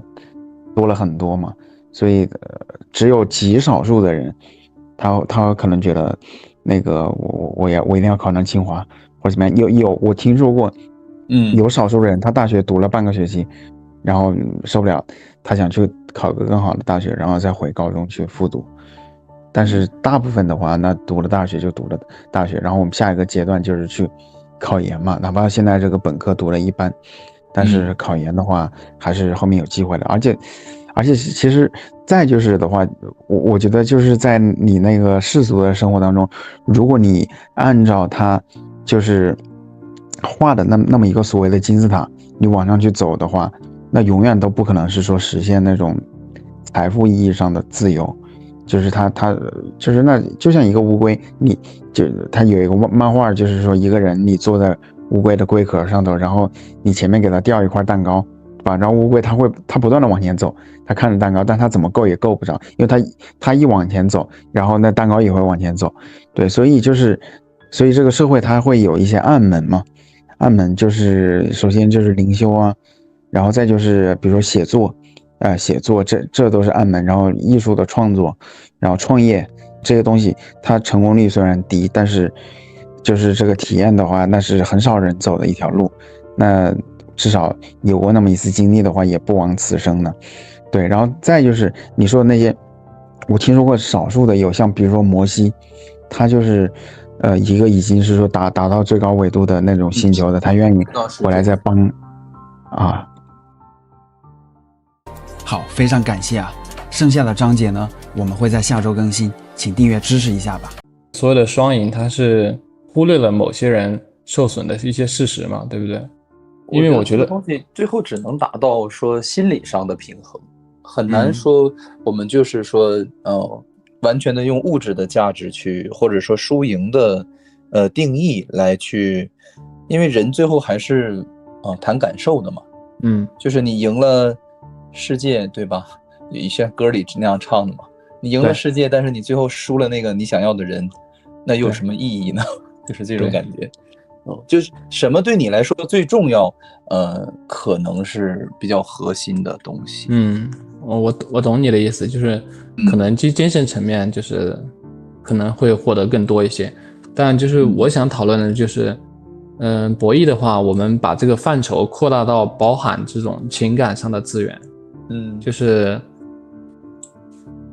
是包含情感资源、物质资源的一切资源，就类似于就是你把这些都包含进去，再去讨论这个输赢的问题。对，我切入一个角度吧，就比如说我们经常看电影，然后我就会思考，那其实我们看电影，我们都知道是假的嘛，都是剧情嘛，但是我们看的是什么？就是我们真的是看这个主角他的这种所谓的荣华富贵，还是说他的无所不能，还是说所有的男生都喜欢他，所有的女生都追求他，还是说看他的创业的这样的一个过程，还是说看他最后的善恶，还是说看他的情感、他的爱的这种程度？就是我一直在思考这个问题，然后我会发现，其实我们最终会有一种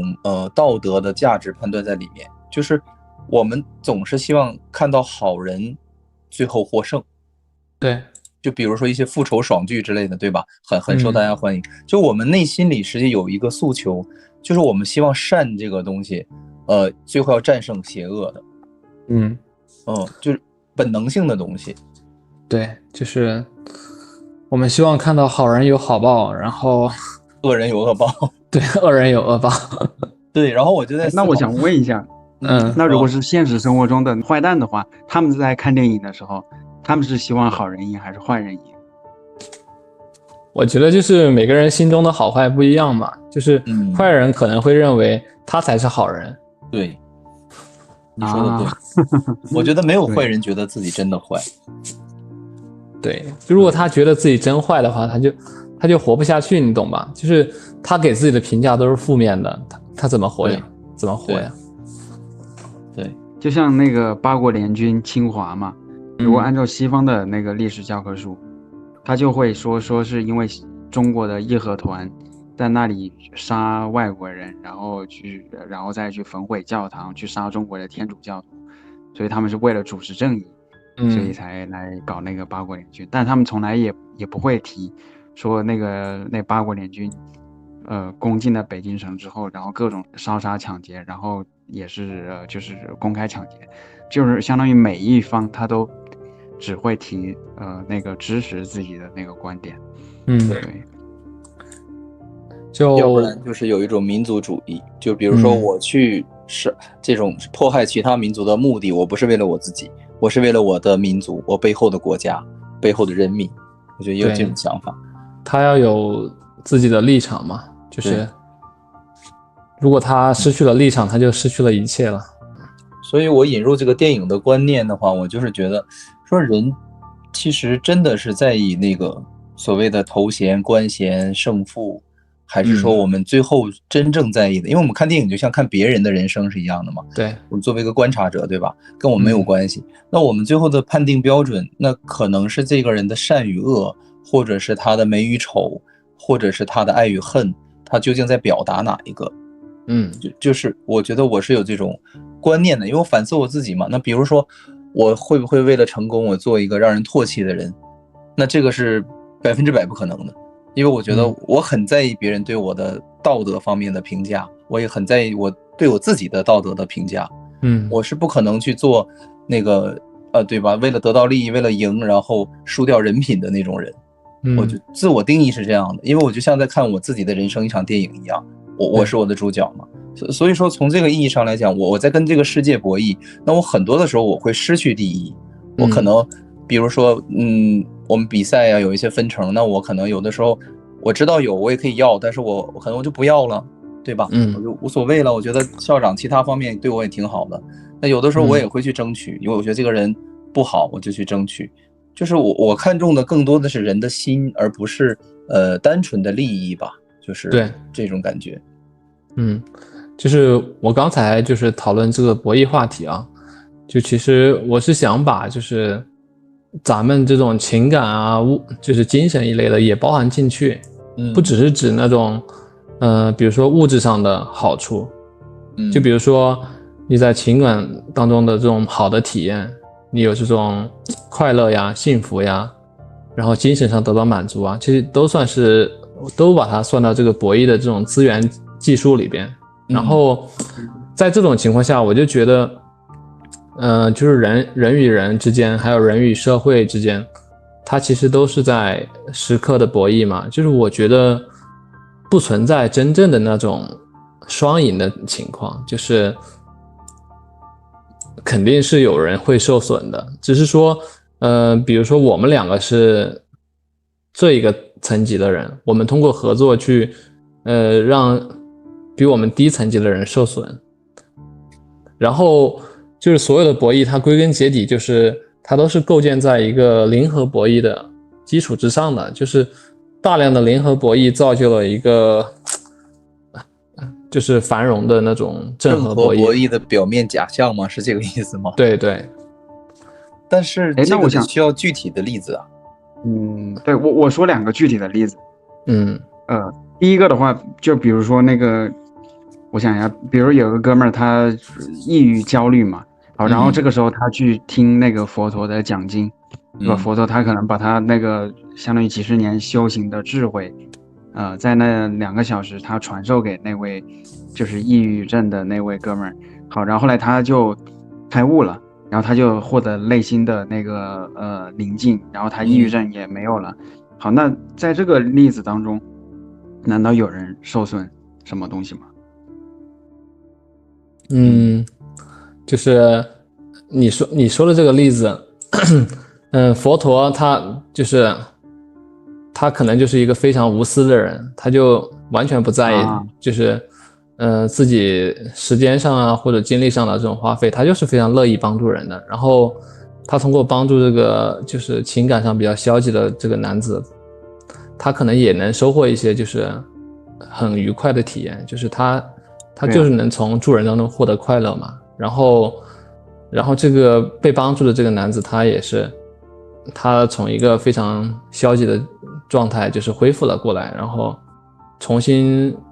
拾起了生活的希望嘛。就是从这个角度来看的话，其实2个人就是都得到了一些好处，对吧？对呀，对，但其实这个怎么说呢，就是它就是非常的个人层面，就类似于你刚才讲的那个你父亲他挖井，然后给周围的人可以方便他们打水取水，然后感觉大家都受益了嘛。就是你父亲可能帮助周围的这些人，他也很快乐，然后这些人取水不用跑那么远，然后他们就是也得到了好处。就是其实从就是非常个人的层面来讲的话，其实是可以实现就是像你说的就是双赢嘛，对吧？对啊，没有真正的输者啊。对，就是就像是这是一个都好你好我好都好的事情。但就是从一个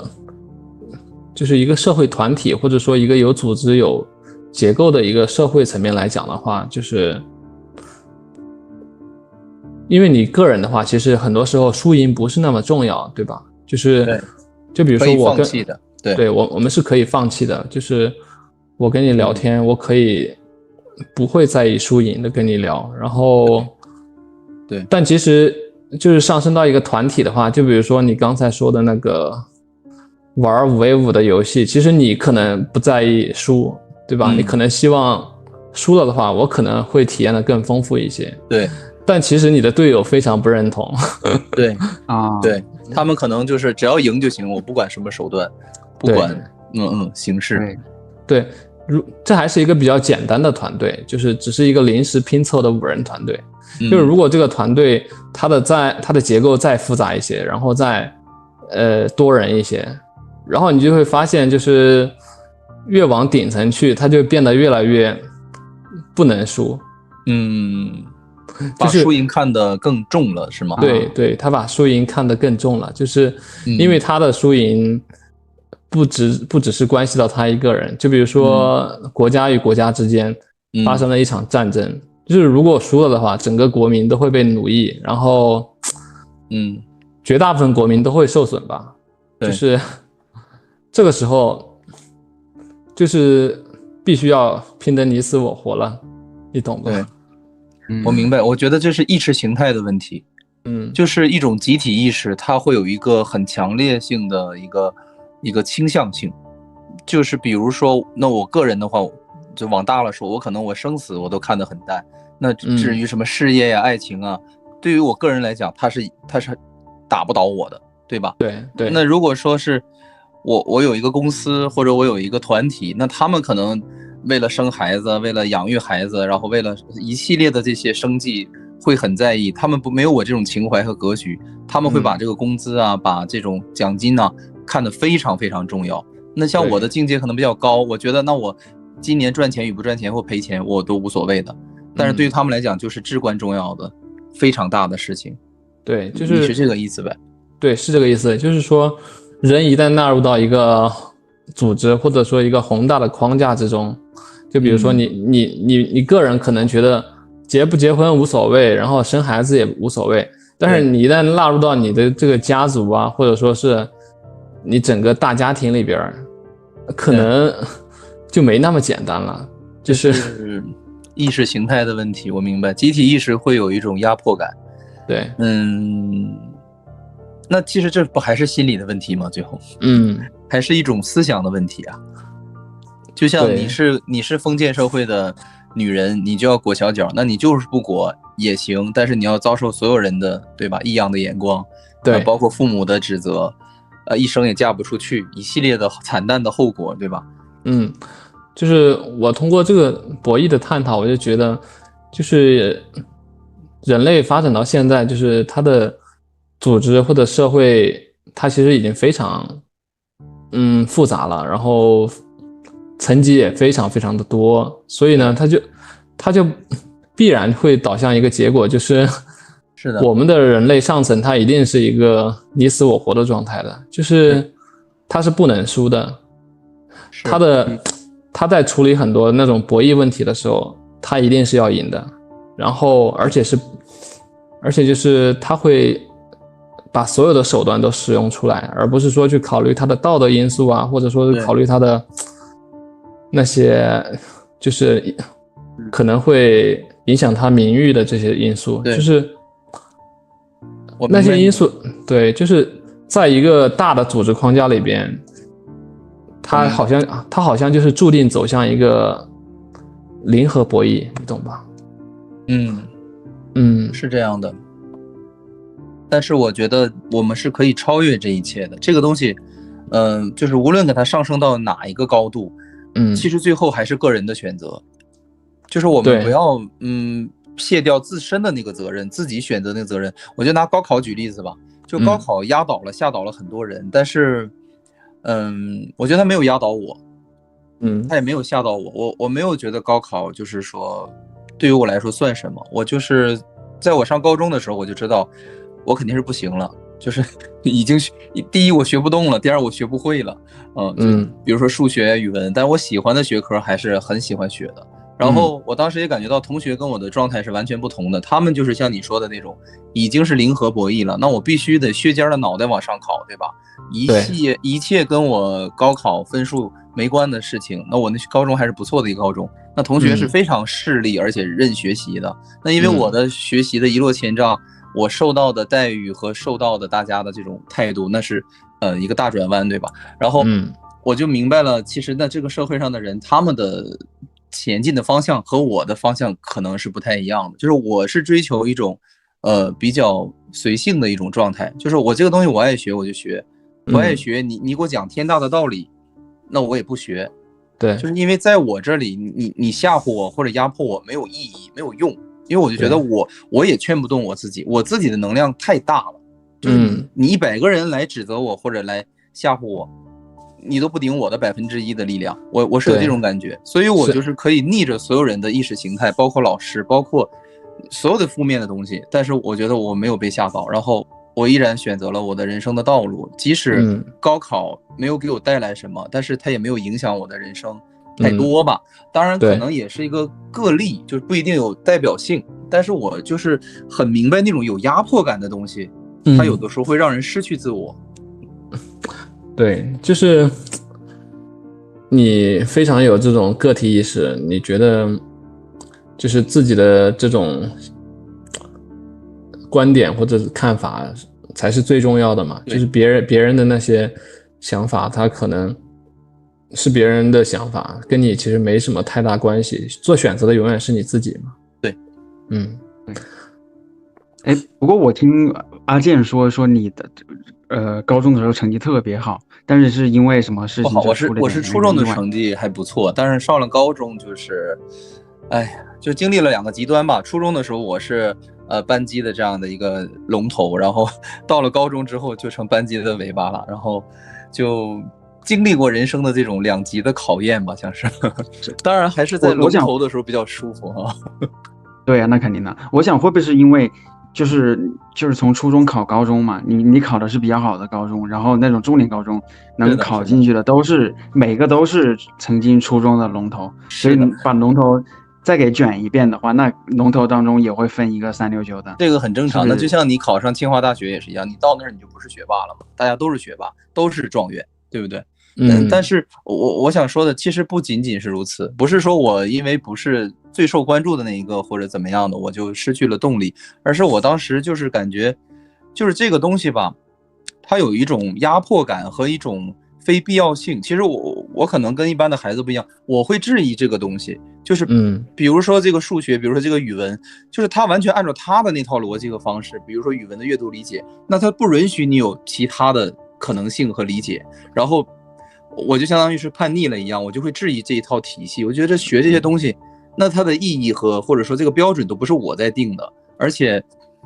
说实在的，我觉得它是在一个最短的时期内填鸭式的让你学会所有的东西，它的目标根本不是让你学会这些知识，而是用这种方式去筛选你的学习能力，然后把你分成369等。我是看透了这一点之后，我就觉得有点无聊了，然后一方面也是学不动了啊。但是我只是捡我喜欢的那几个学科，即使我是学理的，但是可能有一些政治啊或者其他的学科我感兴趣的，我也还是会接着去学。我不是带着那种很强的功利心去学习啊。包括我现在学习也是，我有的时候也可能会找一些知识什么，就没有任何的原因，我只是单纯的感兴趣而已。其实我是一个爱学习的人，但是我觉得就连一个爱学习的人在这种模式下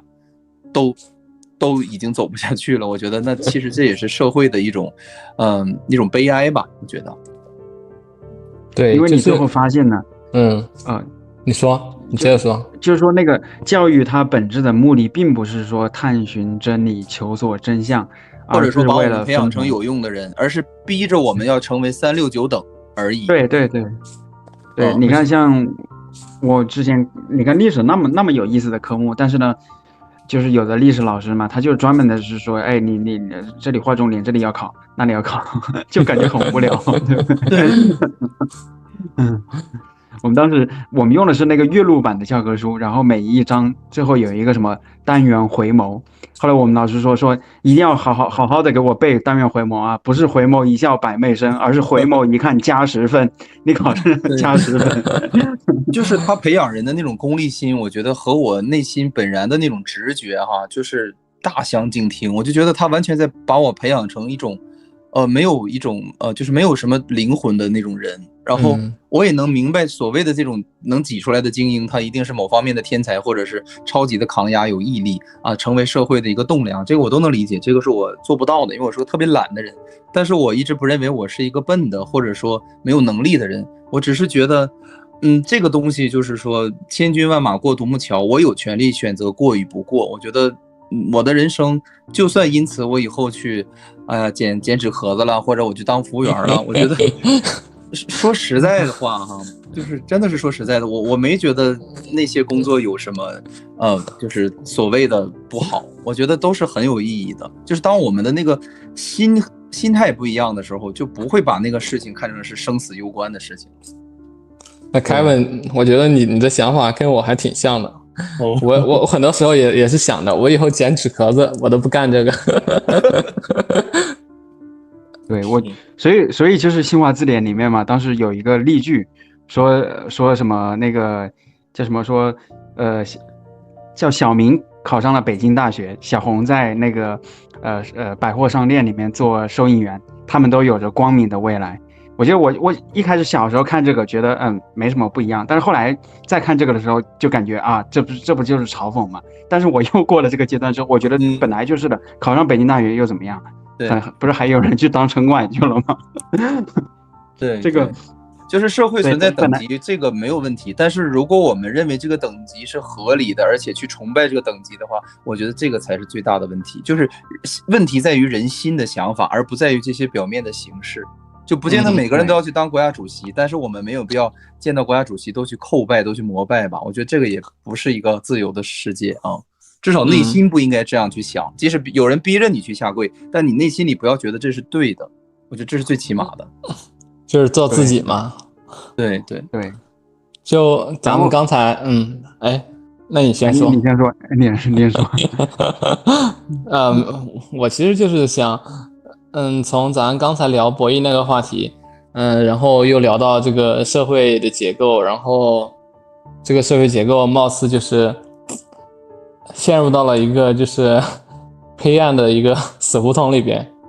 就是一旦要构建一个庞大的集体或者一个团队，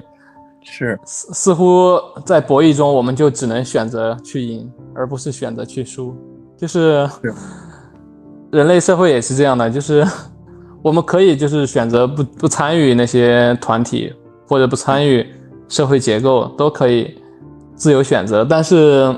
一旦参与的话，这个社会结构它似乎就是奔着要赢去的，就是它不能输。这让我觉得人类非常的黑暗。是的，我觉得就是因为你觉得人类黑暗，这已经算是比较美化了。在我这儿，我觉得人类已经无可救药了。因为人类他要暴力的话，他通常是说，如果是说因为我自己个人的那个恩怨，我还是会比较平静的。但如果是我想到，这个人他在损害我们的集体荣誉感，就是想到，我们那马上的那些就是那些情怀，我一定要为了捍卫这个正义，我要去。但实际上做了很邪恶的事情出来。然后刚刚你有说到那个就是社会的这个结构嘛，就是我之前听说过那个大卫艾克，他有一个就是你也可以把它想象成阴谋论的一个说法嘛，就是他这个义务教育嘛，一开始是就是有某一个团体嘛，就光明会还是什么的，就是从德国开始弄的。他的那个本质的目的呢，就是把孩子从最早的时候就分成文理分科，那样子让他们好去那个有专业性的去就业嘛。好，而在那之前的话，之前通常说一个家庭都是父亲出去干活，出去养家糊口，然后母亲她是教育她的那个子女的，就是一开始其实根本就没有小学，我说的是大概200年前的时候，但是后来呢，他们说我们要解放妇女，让妇女也出去工作。好，那妇女工作的话，孩子怎么照顾呢？那就去办托儿所、幼儿园、小学，因为你知道全世界所有的孩子，你小的时候接受的那个意识形态，就比如说台湾。就是我们中国自古以来神圣不可分割的一部分。其实这个东西，你会说韩国其实也是中国自古以来就是中国的领土。我那天还跟韩国人聊天呢，他们说就是其实包括欧洲的那个史学观，他们认为整个朝鲜半岛古代的时候就是相当于像西藏自治区一样，就是归中国的。而且他们把那个就是朝鲜半岛跟大清国都是涂成同样的颜色，他认为就是那是中国的那个像西藏、新疆那样子那种感觉。当然这个扯远了，我再说回来，就是好，后来他那么一弄了之后呢，那就开始去搞那种小学、中学什么大学的教育嘛。好，大学教育之后呢，其实很容易，你把教科书一改，然后那一代人的那个思想，那通通的都能够转变。我认识爱尔兰有一位大哥嘛，他把他孩子送到那个天主教的那个学校，他本人他是华人，他不是很信神，不是很信那个天主教。好，然后但是呢，就是天主教，那从小那孩子就会学习祷告啊，接受天主教的那些礼仪。然后有一天他跟他女儿聊天的时候他只是随口说，哎呀，哪里我觉得那个神不存在的，或者说我们就是我们自己的神。哇，结果他女儿一听就感觉好像是说你在这里异端歪理邪说，你捍卫了我那个正义，然后就对着他父亲在那里大吼，我觉得神就是存在的。结果后来他很生气嘛，最后就是因为像这样子那个案例有一些，然后后来爱尔兰他现在即使是天主教的那个学校，也就是不允许就是对所有的人去教那个神学课，因为他就是西方的这些中学里面，他都会有那个宗教神学的，就有点类似于中国的政治吧，就是相当于那么一门课。好，然后所以我也认识有一些美国人，就是他们可能是说在美国公司啊，然后可能调到爱尔兰工作几年的，好，他们就直接弄那个家庭式学校，比如说他生了大概有3-5个孩子吧。然后呢，他可能出去在企业里面去做那个工程师啊，做管理人员。好，然后他的太太就是全职在家里面去教他的小孩。然后呢，他们这种情况下就是会有一个那个就相当于每个学期你去参加一次线上还是线下的什么叫好像是国际学校的一个课程吧。好，然后你去参加他的那个期末考试，然后之后就可以拿文凭，然后那个文凭也可以去申报美国的大学。我觉得学校它那所有的教科书，标准化的教科书，标准化的那个作息时间，标准化的考试，你最后培养出来的也是算是工艺品吧，标准化的工程师或者什么。但实际上每一个孩子他都是有自己独立的人格，他都是不一样的烟火，不一样的灵魂。而你就平心来说的话，你认为是父母他的母亲更容易识别出来孩子的闪光点，还是说老师更容易识别出来孩子的闪光点呢？我觉得肯定是待的时间多的人能识别。像老师的话，他可能教很多个学生，他的注意力非常分散，他很难就是说真正的了解某一个孩子，除非他就是特别喜欢这个孩子，特别关照这一类的。对，另外也会有一些边界感嘛，因为毕竟也不是自己亲儿子，所以就是如果是说对他太好的话，那他家长会不会想，哎，会不会也会有一些怀疑嘛？对，就是你是不是有什么目的啊？你真的是不知道这个社会它到底是进步还是退步？你像那个以前就是古代的，就中国之前那种私塾教育嘛，那种书院的话，它是能够他培养的那种知识分子，他是算是比较博雅性的。但至少就是你看民国时期的那些文人，他们的那些言论，或者说他们那些思想的话，那是比较多元的吧。我觉得每个人其实是自己最好的老师，就是要从一个创造者的角度来思考的话，就是我们不要去让别人去发掘我们，或者别人去承认我们，其实自己才是自己的创造者。而且我觉得大部分人的问题不是说别人没有发现他的闪光点，而是他自己没有发现自己的闪光点，自己没有建立根本的自信，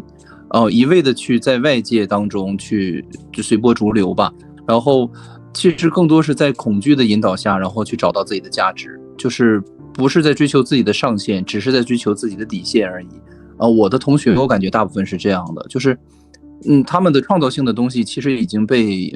被束缚的很少了，然后他们没有自信去创造自己的人生啊未来，他们只是觉得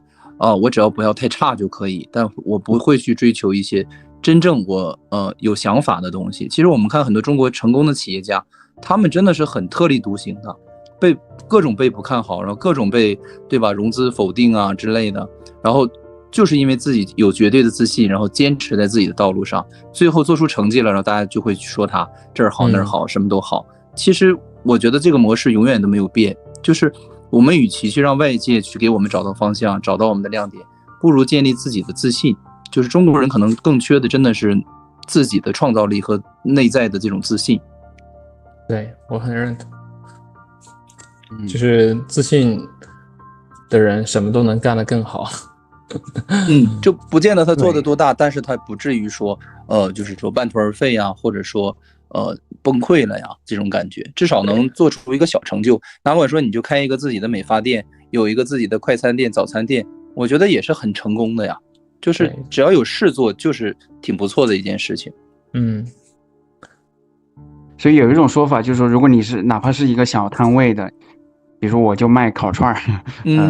卖，然后我是一个摊贩的那个摊主嘛，整套供应链我都是掌握在我自己的手里面的，所以就是我实际上我这个自信程度，也不是自信或者说安全感吧，是要比他那大企业里面的高管要高。你看大企业高管，我就举个例子，比如说之前那些做房地产的那些销售的那些高管那些经理然后后来房地产不行了，最后他们离开了那个体制，然后你再去应聘的话，别人应聘你当领导嘛，也人到中年了，最后就只能去开出租车。对，就是他依附于那个系统上面的。就是你一旦依附于一个东西之后，你相当于就是你随时都有一种被他抛弃的恐惧了。然后其实这种大企业或者大的这种团体它都是这样的，就是它是以人的这种不安全感来控制你的。如果你是一个非常有安全感的人，他就没办法就是指挥你了，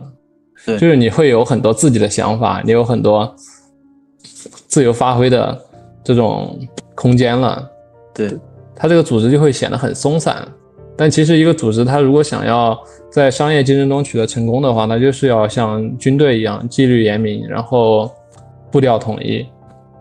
对，所以就是我感觉就是人类的这种文明，它的构建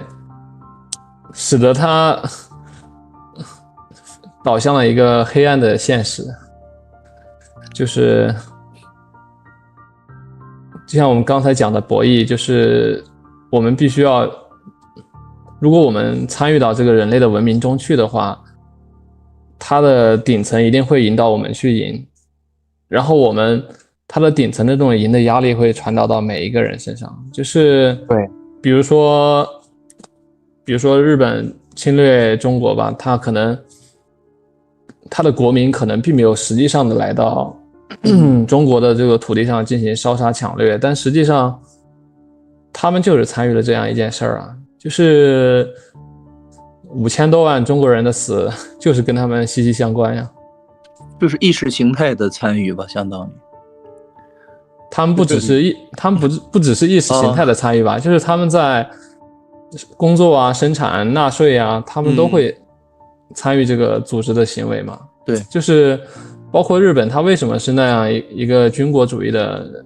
国家？它就是因为他们国家的资源非常的受限，然后他们的人口又非常的多，然后自然灾害也非常频发。就是你如果处在一个顶层的一个位置，假如你是日本的这种元首或者说是领导者，你就会想着为这个国家开疆扩土啊，或者就是想着让自己的国民怎么才能摆脱这种受限的这种环境，因为在一个资源匮乏的岛上，然后又是一个灾害频发的岛上，如果你就是你把任何一个人放到那个元首的位置上，他都会这样去想，就是说这个组织导致了他的邪恶，你懂吧？这个组织就像一个公司的销售一样，一定要不择手段的去为公司创造业绩，不停的去像你说开疆扩土。其实我明白，所以我一直觉得这些东西都是很病态的，就是这种永恒的不满足、永恒的扩张性，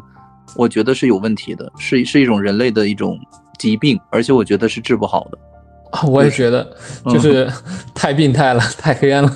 对，所以人类的痛苦其实是自己选择出来的，是我们的不满足，我们的不停的向外求，然后导致了我们自己停不下来。然后包括很多人现在人说现在的生活不如90年代，因为现在贫富差距很大嘛，意思就是说大家的这种比较啊、嫉妒啊，会导致内心的不幸福嘛。说还不如90年代、80年代，大家都是工人嘛，都是收入都是一样的。你家有什么，我家也都有。那人和人之间是比较和谐的。现在人和人之间阶级很大，所以说他觉得这样的社会不好。其实我觉得是道理上其实是这样的，但是实际上这个也是个人的选择。就是当你选择去被别人影响的时候，这个就是你自己的心的问题。就是我们可以强调外界的环境，但是为什么不强调一下自己内心的不安定呢？就有的时候是这样的，就比如说朋友圈这些东西都是一些很炫耀的东西，那我们为什么要去看呢？有人逼着我们睁开眼睛去看吗？对，就是但是如果你完全不看朋友圈，然后你也不参与社会生活的话，又会显得非常的离群索居。然后很多人就是他很难忍受这种孤独感，然后他就是喜欢热闹，他就是喜欢有一大群人一起干一件事情，然后他一旦参与到这种群体或者社会事务中去呢，他就会被他影响。那只能说他的喜好会导致他的悲剧，我觉得是这样。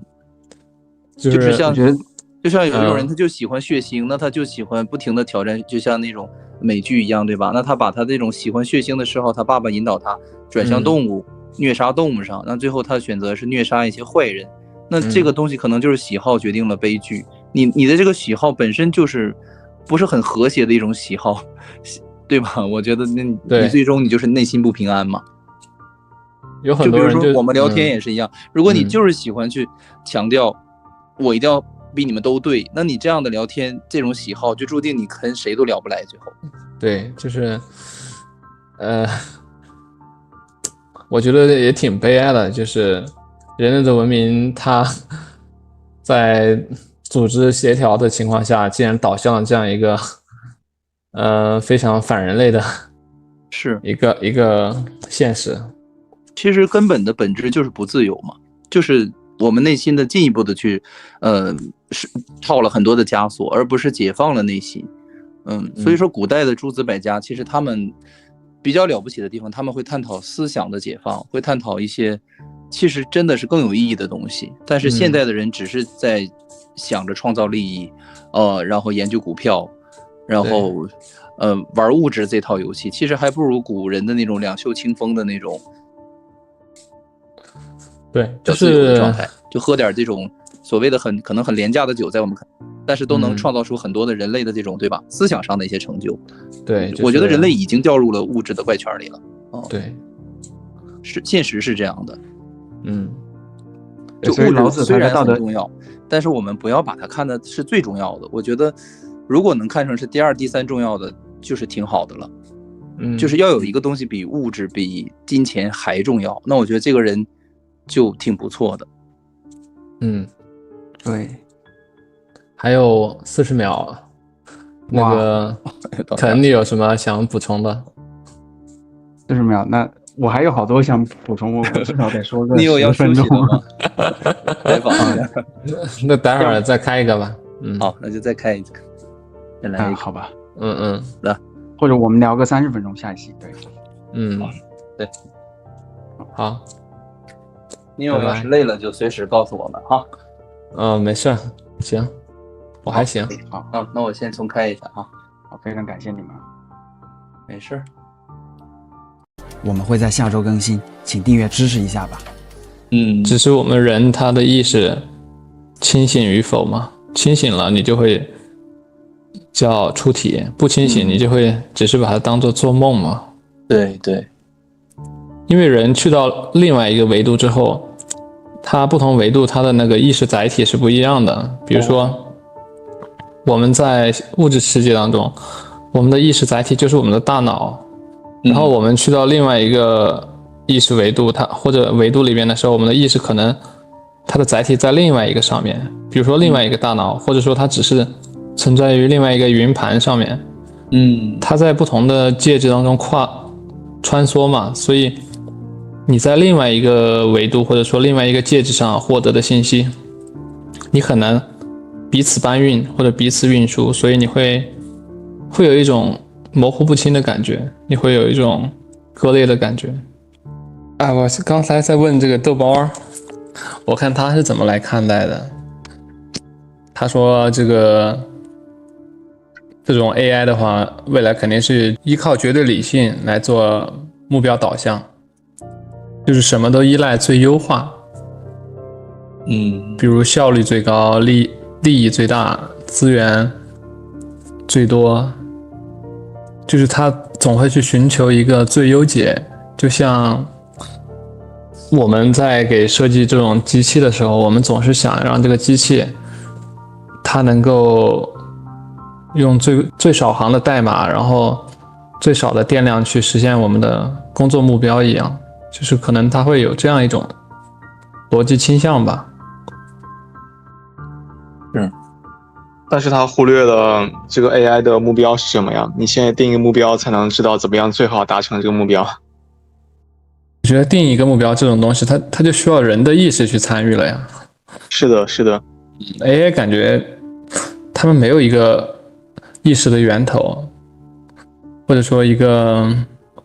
想法产生的这么一个机制。其实它是缺乏核心的。我觉得 AI 的极限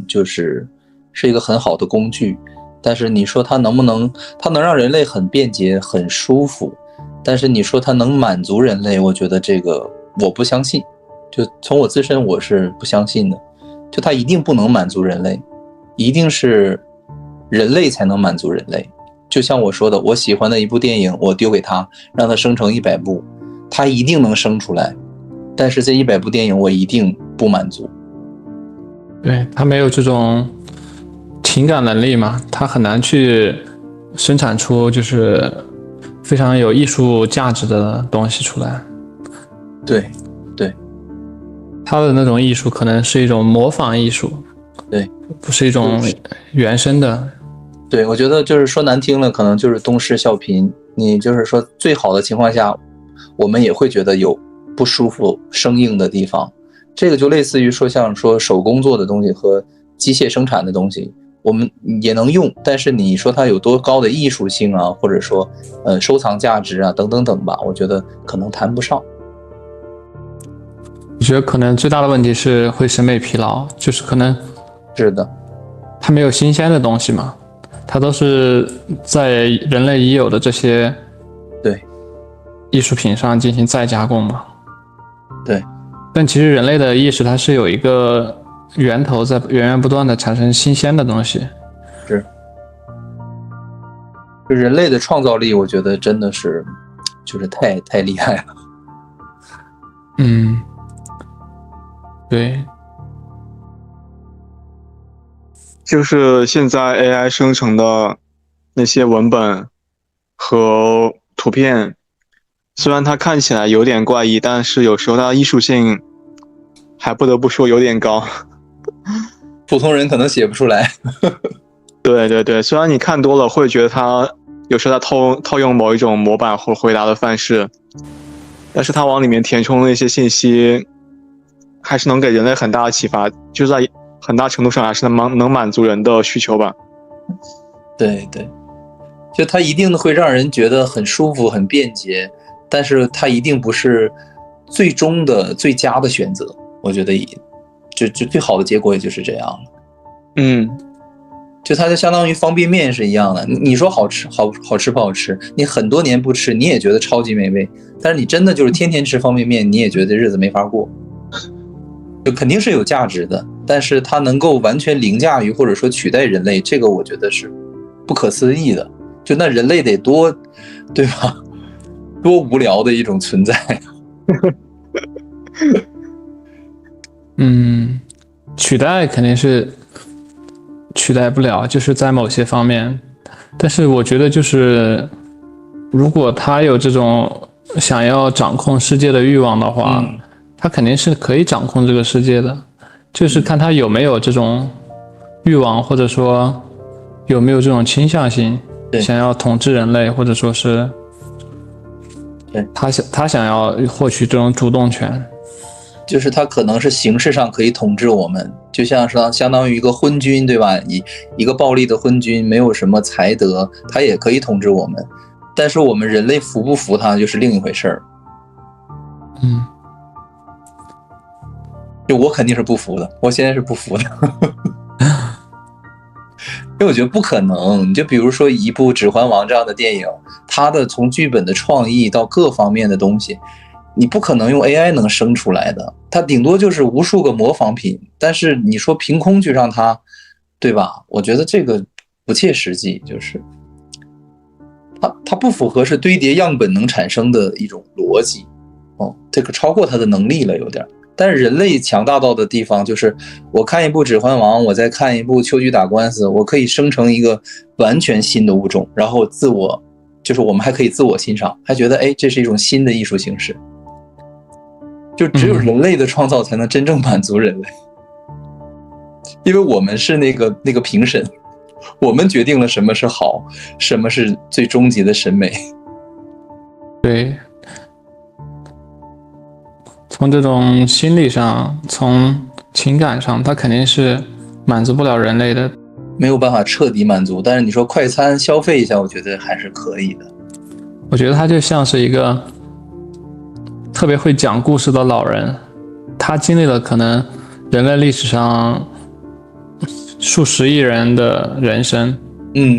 或者说上千亿，就是每个历史年代总结下来这些资料，他都吸收过，他都学习过，所以他能够很会讲故事，很会去吸引一些就是注意力，或者说是掌控你的这种喜怒哀乐，就对于普通人来说。但是就是他想要就是跟整个人类来比的话，他缺少一个就是这种新鲜事物的一个源头吧，就是像很多你说的这些艺术作品，它其实是饱含着人的情感，还有人的一些知觉在里边的。AI 它没有这种知觉，它没有潜意识里边的这种源泉。就灵感那种带来的价值，我觉得可能是无价的，就是它不是能推理出来的东西。就比如我打个比方，可能说现在短剧很盛行，对吧？短剧我们都知道很无脑嘛，是吧？也不管什么逻辑性啊，或者自不自然，对吧？就是随便演随便编。我觉得 AI 让它去做个短剧，生成个短剧的剧本也好，或者整部影片，我觉得完全可以。就在未来，就这种说不好听就叫粗制滥造的东西，它一定能做得出来。然后我们也可以看，对不对？我们也可以快餐嘛去看，但是它无法真正满足我们，或者说它跟人类最厉害的那些东西啊，吕克贝松的那些，对吧？那些大师的作品，我觉得它是达不到的。它不是算法的对叠加能够达到的东西，因为那些东西是在人类强大的审美算法下我们去磨出来的作品，而不是一些很粗暴的一些东西。所以可能 AI 最后输在了审美上，就算他很厉害，他是一个富可敌国的一个商人，但他依然是一个土老帽，对吧？我们可以这么去理解，他没有审美。就是人类跟 AI 它各有优势嘛。对，它的效率真是无敌呀。这点我们算是达成这种共识。对，它可以解决温饱，但它不是终极的享受。对。恩佑，你有什么想说的？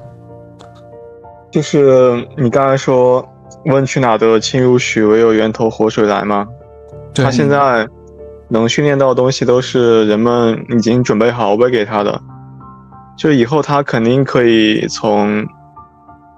这个宇宙当中自己去选择怎么样采集数据，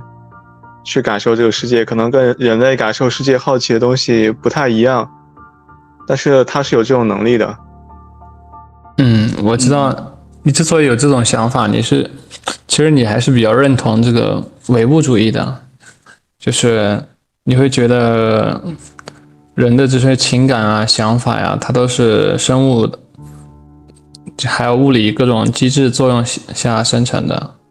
但其实我跟这个 Kevin 呢，其实我们是就是既支持唯物也赞同唯心的这种观点吧。就是我们会觉得人的本质不只是这副身体，还有就是灵魂嘛，还有就是更大的意识网络组成的，它不是一个只是靠身体还有我们外界接触到这些感官信息来构成的，它有一个其他维度的潜意识网络在支撑着人类的生命。对，那这些人工智能就无法达到了。对，就是如果只是从唯物的角度来讲的话，我觉得人工智能肯定可以达到人类的水平，但前提是得我们人本身是唯物的，或者说人只是由唯物的这些东西构成的。但我觉得人不是由唯物这些东西构成的，它只是一部分。你这个角度我觉得很牛啊，一下子总结特别到位。就是人类看似是三维的存在，然后 AI 可能未来是三维的霸主，但是这个都不重要，因为人类就像你说的，它只是有一个三维的身体，但是它的意识体啊，甚至是灵魂灵啊，可能是更高维的，所以说是三维的存在无法理解和无法匹及的一种存在形式。对，就是我们其实是跨越多个维度的，它只是我们在这个维度里面创造出来的东西，它可以模仿我们这个维度里面的一切行为，但是它模仿不了我们从其他维度获取到的这些信息，或者说这种灵感。对，就是从身心灵角度来说，身肯定是三维的，然后心的话，我觉得可能要稍高一些，比比身体的维度要高一点，然后0可能就是终极的那个维度了，就是已经不能再高了，就是最终极的源头，它和我们的一个管道吧，相当于通道这样的。所以说这个东西你要去比较的话，那没有可比性了已经。对，主要是我们在当下这个维度创造不出超越这个维度的东西，是除非是我们跳脱到一个维度之外，对，就像是我们凌驾于多个维度之上的一个造物主，可能可以创造出比人类更厉害的存在，我觉得。但是如果我们只是存在在物质界的话，是创造不出来超越人类本身的一个东西的。是这样的。这就涉及到非常基本的，就是唯物唯心的一些认知层面了。每个人对这个世界的认同的角度都不同吧？对，我觉得你们俩大约是怎么样的？唯物占多少，唯心占多少？可以这么问吗？我觉得这个不好划分比例。我觉得，它就是不同的方面吧。就是如果你要说占多少，我觉得肯定灵魂肯定是占主要地位的。就像人穿衣服一样，就是我的这个身体肯定是占主要地位的。这个衣服它其实只是一个我临时扮演的角色嘛。我觉得肯定是就是唯心这一块占的要多一些，甚至说占的比例非常大。其实用唯心来说也不是准确，应该叫做就是非物质吗？对，非物质吧。好，那藿香可以聊一下吗？我觉得对我来说，唯物的部分大一些吧，至少占2/3，然后非物质的心理精神方面的因素，我觉得占1/3左右。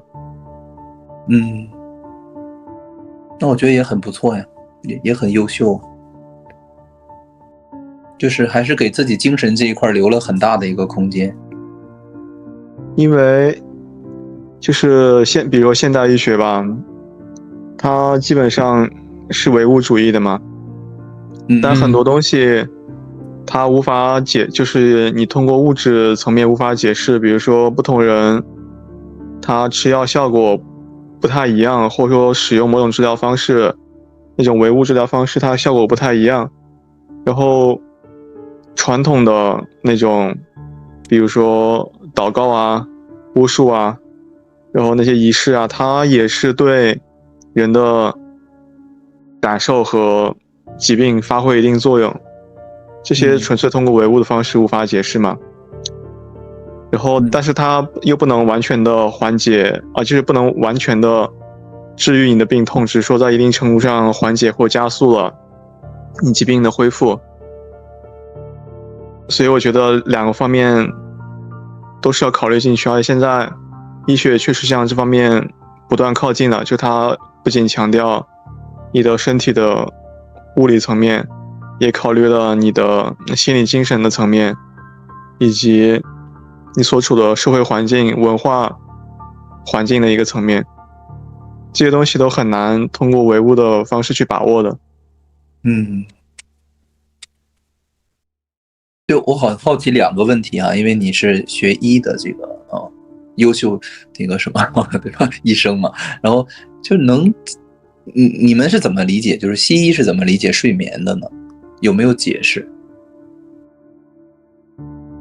说睡眠这种生理现象吗？对，就是为什么生物几乎都存在睡眠这种现象？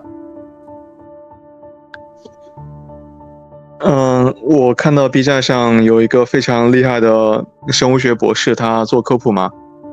叫方斯塔夫，你们有可能听说过。我有关注。对，然后他之前做一期直播，我没有看具体内容，我是看标题。他说可能跟这个地球昼夜节律的那个氧气含量变化有关系，但是具体他怎么论证和分析的，我没有点进去看。就是生理的这种现象，很多时候都是这种演化的遗产嘛。而且方斯塔夫他讲演化也是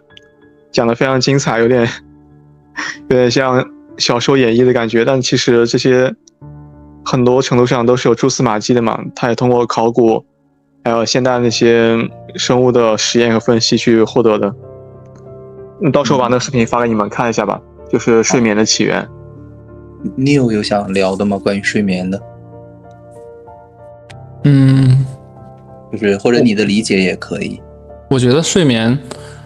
还有包括我们生活中很多东西，你从就是进化论或者说生理演化机制去理解的话，它确实也能找到很多证据，然后它确实也非常的符合这种逻辑。但是它只是解释这个事件的一个角度而已，就是它并不是它的全部。就是你从就是人的这种灵魂角度也可以解释睡眠，人为什么需要睡眠，就是人的灵魂它就是受不了一直待在物质界啊，它需要到另外一个维度去把它在物质界获取到的信息去进行一个收集整理，进行一个类似于我们的内存已经满了，我们需要把这个内存里面存的东西拿到硬盘里面去归档一下，然后我们下一天我们需要哪些硬盘里面的资料我们需要给拷进去，然后需要把我们新的一天需要准备的东西，还有一些不管是就是精神上的准备，还是我们身体这个机器本身它也是需要去休息的嘛，就是就像一个机器，它不能一直工作，一直工作的话它的磨损或者它的损耗会非常大嘛，我们需要间歇性的去给它停机维护啊，或者去给它保养一下嘛。就相当于身体和精神都需要定期的清一下缓存这种感觉。对，就是人的身体还有人的灵魂，它都是需要去定期的去保养、去修复、去进行一个数据上或者说物质上的交换。这个也解释得通啊。就是怎么解释都行，就是它都是一个看待事物的角度，我们有更多的角度，我们对这个事情才了解的更彻底嘛。其实我是非常反对就是唯物或者唯心，或者说是特别执着于某一种角度，或者沉迷于某一个角色之中的，就是你一旦陷入到一个角度里面，你就看不到其他角度的东西，那就像是盲人摸象一样嘛。你如果只是摸到一个腿的话，你就会认为象是一个柱子。如果你是非常执着于这个柱子这个角度，你不去挪动一下身子，不去到四周去逛一逛的话，你会永远都陷在这个狭隘的错误定义里面嘛。也许我们现在理解的就是从唯物和唯心两个角度去看，它其实也不一定是本真的样子，但是它一定比从一个角度去看更接近真实。是，就是还是要保持一个开放的心态。对。我自身觉得睡眠这件事情就是挺神奇的，因为每次在睡眠的转换当中醒来和又睡进去，对吧？因为我总做梦嘛，我就会觉得从我自身的感受来讲，这个东西就是差别挺大的就是梦里的世界和这个世界，它仿佛就不是一个世界啊，不是一种存在形式，所以我觉得这个事儿大家可以自己去感受一下。其实我觉得它不是那么简单的一个事儿，就是挺那个什么的，挺复杂的一个事儿，我觉得。对，我们之前不一直聊出体嘛？出体其实就是睡眠中出现的一个常见的现象嘛。只是我们人他的意识清醒与否嘛，清醒了你就会叫出体，不清醒你就会只是把它当做做梦嘛。对对，因为人去到另外一个维度之后，它不同维度它的那个意识载体是不一样的。比如说我们在物质世界当中，我们的意识载体就是我们的大脑，然后我们去到另外一个意识维度，它或者维度里边的时候，我们的意识可能它的载体在另外一个上面，比如说另外一个大脑，或者说它只是存在于另外一个云盘上面。它在不同的介质当中穿梭嘛，所以你在另外一个维度或者说另外一个介质上获得的信息，你很难彼此搬运或者彼此运输，所以你会有一种模糊不清的感觉，你会有一种割裂的感觉。是，就是这种感觉。而且我觉得梦境的真实程度，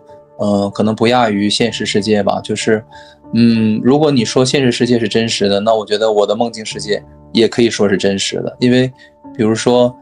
声音、图像这些都肯定都有，然后有的时候我觉得也能闻到味道。然后你说触觉什么的，其实也是有轻微的，这些我都观察过啊，都觉察过，然后我也记住了。我就觉得。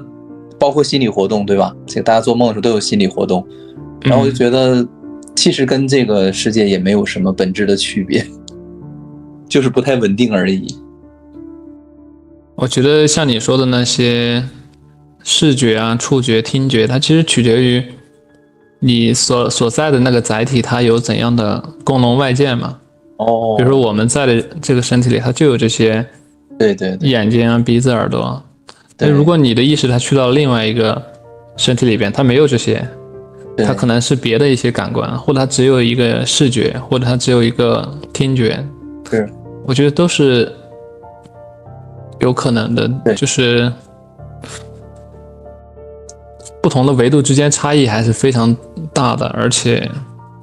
因为它本身它的依赖的载体不同，它很难就是在彼此之间搭建一个比较方便的信息桥梁，所以很难去搞清他们彼此之间的关系。有可能就像庄周梦蝶一样，当你是蝴蝶的时候，你其实是搞不清楚你作为人是怎样一种感觉，然后你作为人的时候你也搞不清楚蝴蝶在想什么。对，这个我认同。而且我觉得就是有的梦境的那种情感的强烈程度感受的强烈程度是大于现实生活的，就是太强烈了，然后我都觉得有点受不了了。比如说一些悲伤啊、恐惧啊，就被放大了很多很多倍。可能在那种就是物质较少的一些维度里边，你的意识它占的那个比例要大很多嘛。它受的这种限制要少很多嘛，就类似于我们现实生活中遇到那些盲人或者说是聋子，他的其他感官都会被放大嘛。就你的注意力没有那么分散了，相当于非常非常集中了，所以你的那特定感官都会感受特别强烈。是这样的，印象很深刻。然后就是我还有一个小问题啊，就是想问那个藿香嘛，因为他是医生嘛，就是你知道那个回光返照这件事儿吗？我知道啊。你有什么理解吗？或者说听别人说过吗？这个是真的吗？可能是真的吧，但是我其实遇到那种去世的病人还蛮少的。因为我不是长时间在 ICU 工作，我只是去那做过一段时间。我觉得这种东西其实有可能是人在濒临去世前的那种状态，他有时候状态比较好，有时候状态比较差。当他状态差到一定程度的时候，他可能就去世了。但是它那种间歇性好转的阶段，你会觉得它是一种回光返照，但有时候很难判断的，有时候人就突然暴毙了嘛，比如说一些心梗啊、主动脉夹层啊、心脏破裂啊，这种事情它要突然挂掉了。那有些时候，比如说一些慢性的疾病，像肿瘤、恶性肿瘤，它可能拖比较久时间，那这个时候你就会觉得他状态一会儿会比较好，然后一会儿他状态就是处于那种濒死状态，但是你又不知道他什么时候真的可能会没掉，可能这种状态反复吧。当然我解释的比较唯物哈，你们可以明白，想出自己的那种看法。明白，就是我提这个问题的原因是我之前看那个实习医生格雷那个美剧的时候，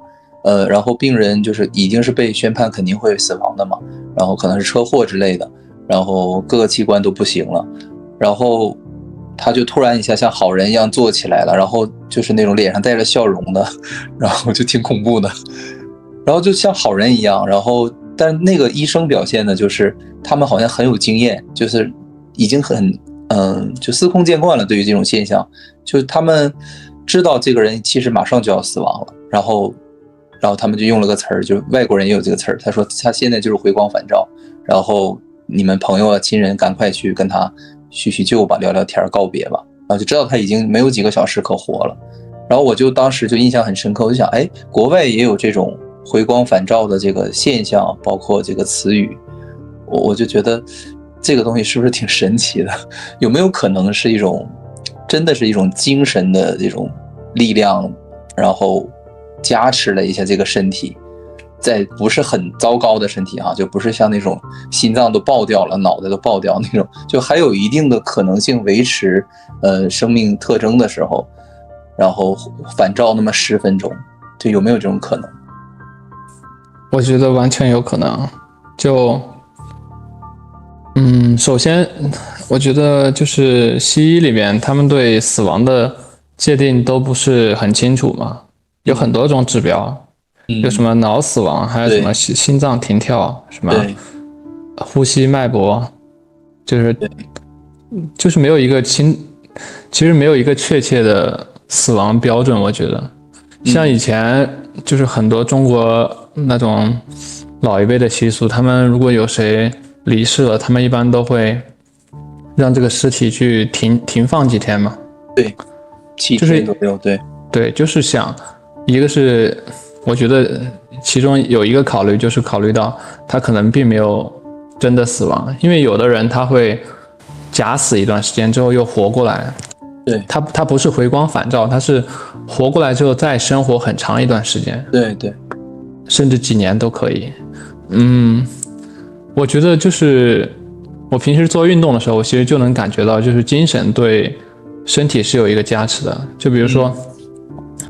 你精神特别不好，或者思想特别一蹶不振的时候，你去做引体向上，就感觉做不了几个。但是如果就是比如说你在考试的时候，比如说要考你这个引体向上的数量，然后或者说你自己给自己打打气，振奋一下精神，你就会发现自己做的数量会比你精神不好的时候要多很多。就是你会明显的感觉到，就是你的精神力它让你的身体调动了起来。就是首先就是死亡的人，他其实身体到底有没有死，他其实可能还有很多器官都在运作，还没有完全的死掉。然后如果他比如说他想回来再见一见，或者说他还有什么想要说的话，他可能或者他想要办的事儿他没有完成，他可能用他的精神力可以再支撑一段时间。我觉得完全有可能。这种案例它其实很多很多，就像濒死体验一样，这种有很多专门研究这些的，收集了大量的案例。所以这也是一个很常见的就是一个现象吧。就是霍翔还有补充的吗？想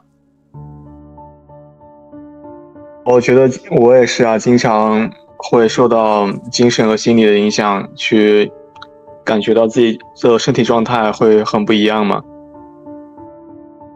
怎么说呢？我想到一个病嘛，就是肝性脑病，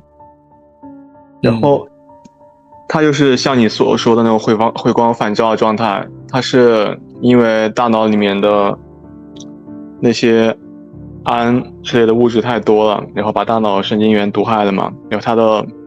意识会有时候混沌，然后有时候很亢奋，有时候昏睡，有时候会醒来。这个时候如果他有时候醒来一段时间，你觉得他好像没事儿，好像好转了，但是他有时候又会突然恶化。有时候对，如果他那个大脑中的氨没有及时被清除的话，那可能就真的会被毒死掉。当然你们可能没有遇到过这种病人啊，我遇到也比较少，只是看课本上这种描述的。就他的精神一会儿好一会儿又不好。对，他会有几个阶段，但其实现实的临床并不会按课本那样走。都是有差异的，反反复复的感觉。对。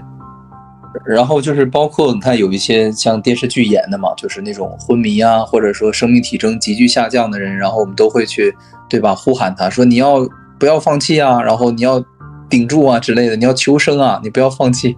然后奇迹般的这个心跳什么血压又回来了，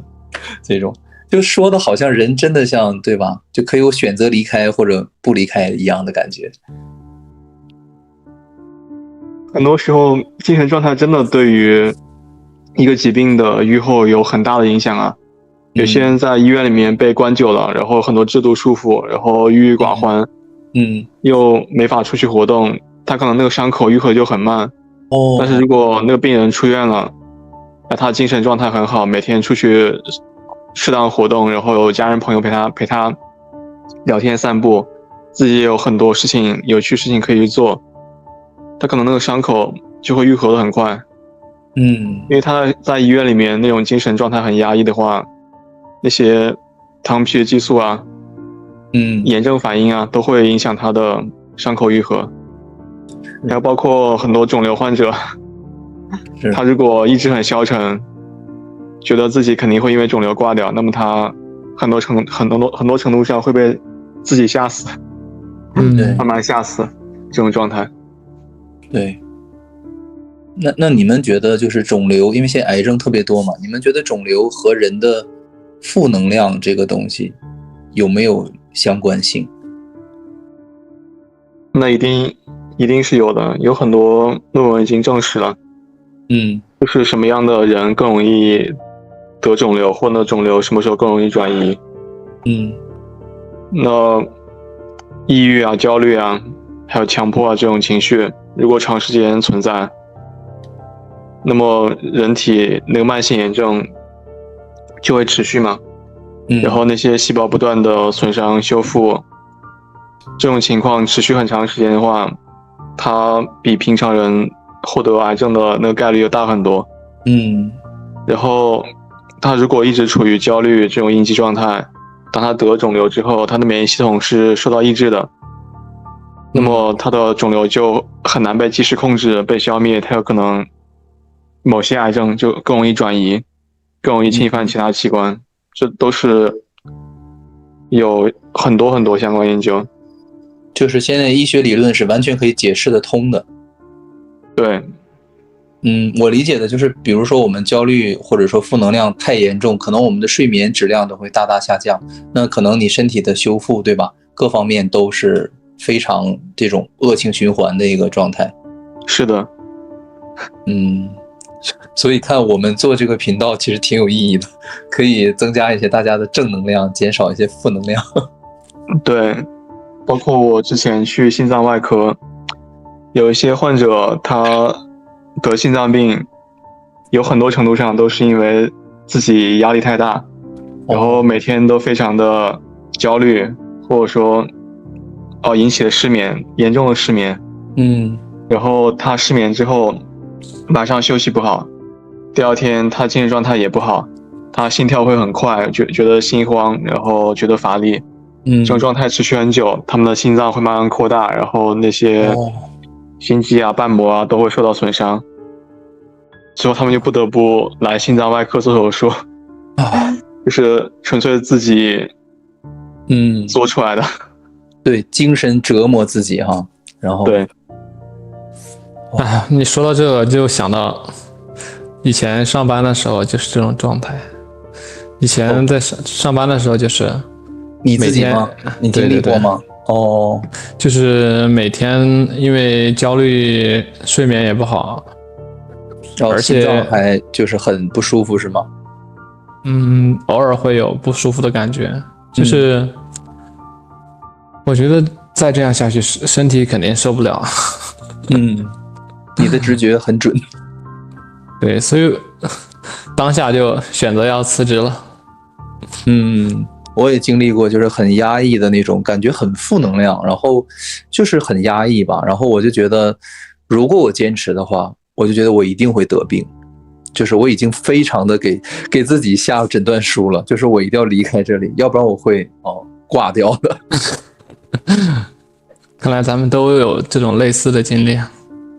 对，就是也没说多大的痛苦，但是直觉上就觉得这个地方的负能量我是承受不了的，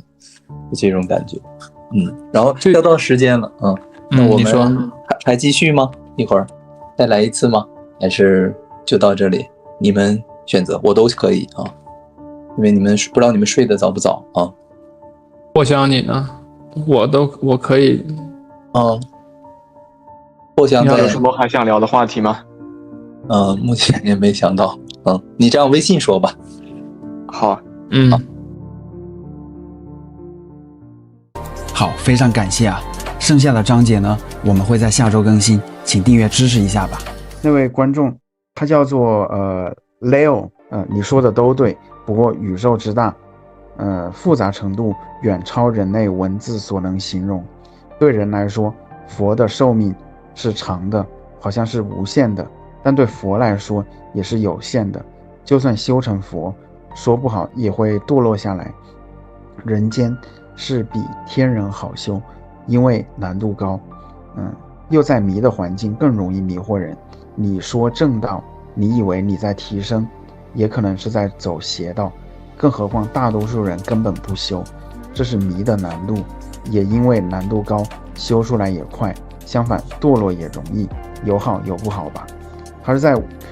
那个6月6号，我们的世界是真实的吗？告别娑婆奇迹课程1的这一期留言的。就是这个观众感觉，他会去反复的在两个境界跳来跳去，一方面又觉得修行好，一方面又觉得那我修错了路，修错了方向，可能就会就更深入的去堕落在这个世界当中出不去。其实这个东西，我们就是很多时候要寻求一些助力吧，就是一些上师他的力量。会相当于给我们提供一个捷径，靠我们自己的话，肯定会不断的去，在自我的这个层次当中跳来跳去，有的时候清醒一些，有的时候又被抓到了这个世界当中。因为小我的他这一套体系是非常有效而有力的，所以很多时候我们对于小我的这一套，障眼法呀，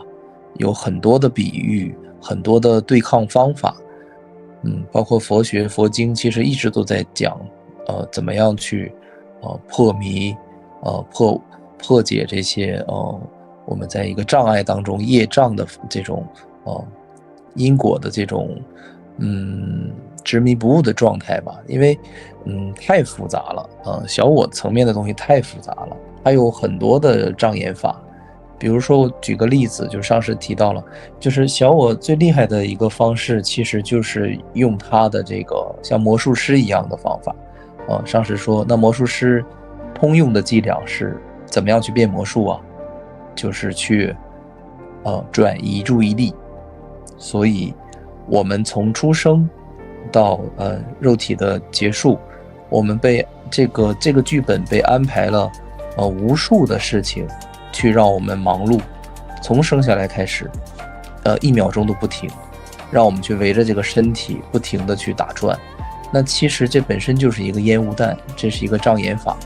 就是让我们把所有的精力都放在跟身体有关的这些事物上，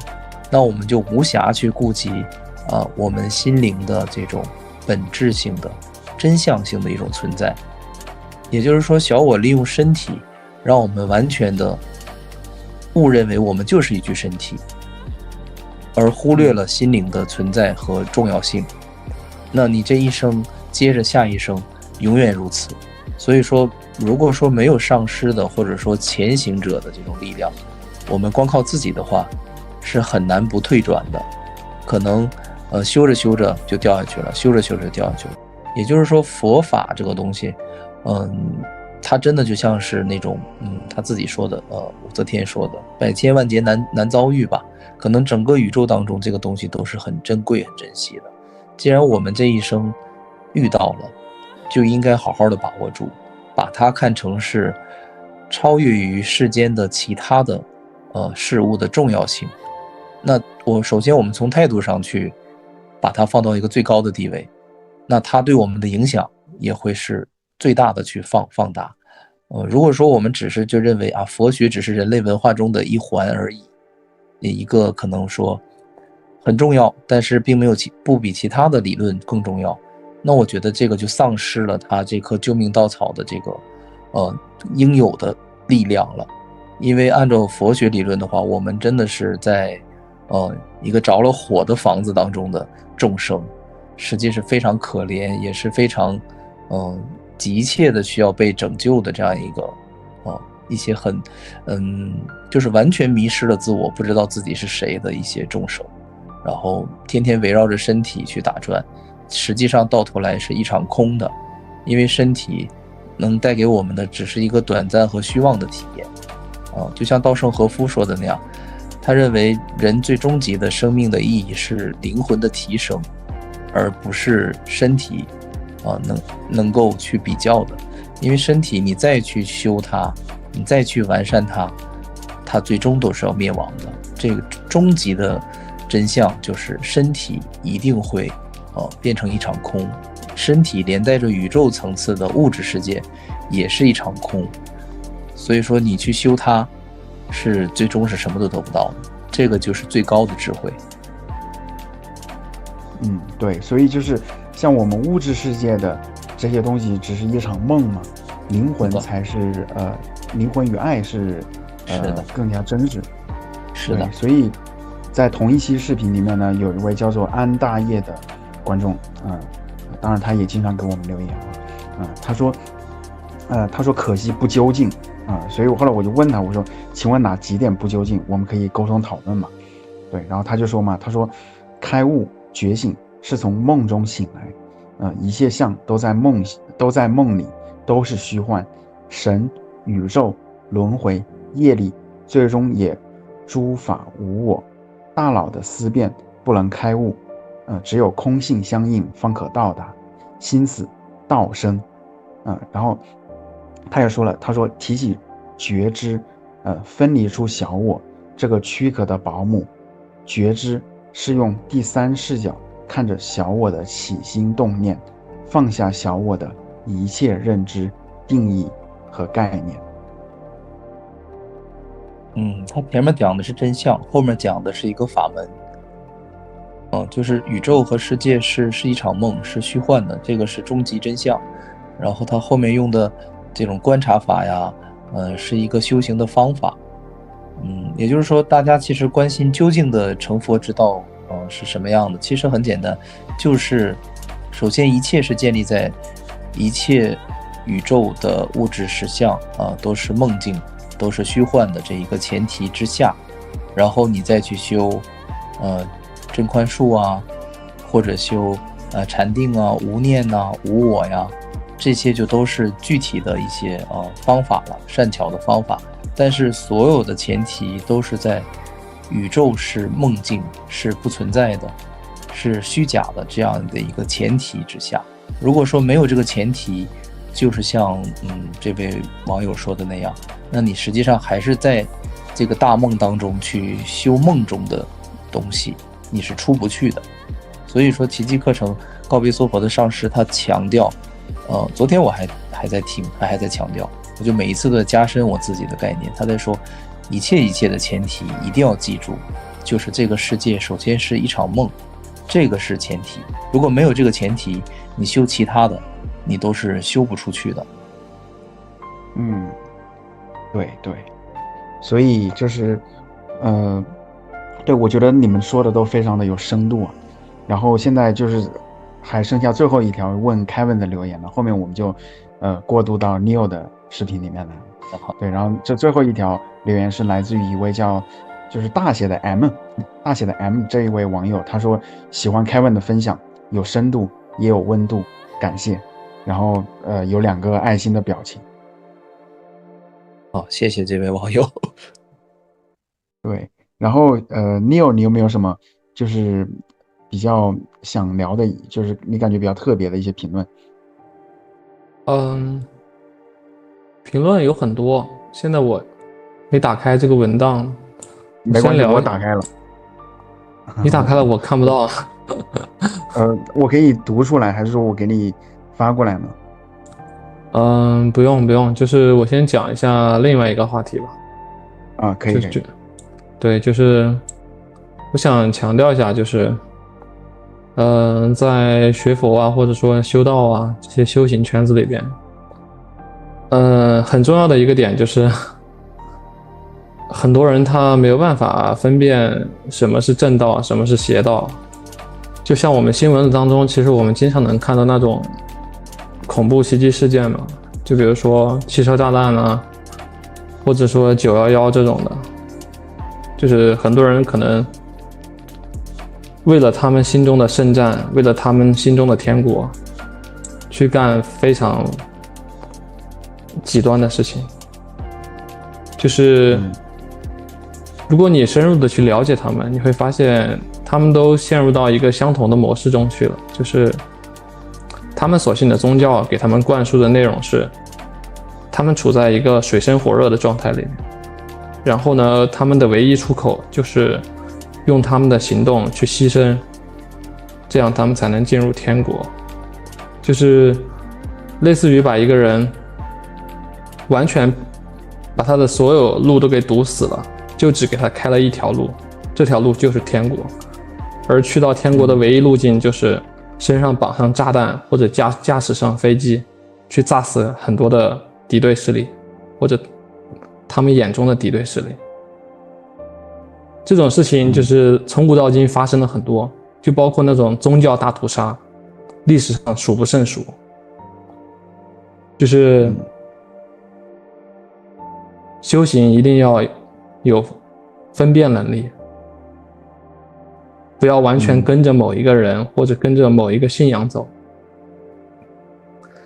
就是你到每一个阶段，你都会有新的课题，新的课题它有更高的难度，它需要你更强的辨识能力，还有更强的实践，更多的去功课需要去做，就是它不是一件轻松的事情。很多人他可能他信一个教，或者说是相信某个东西，他是为了让自己更加的轻松，这其实是一件非常可怕的事情。就是你相当于把自己的所有权利都让渡给别人，那么你最后造成的所有后果，那都是不可预知的。你懂吧？就是真正的修行，就是你是自己在修行，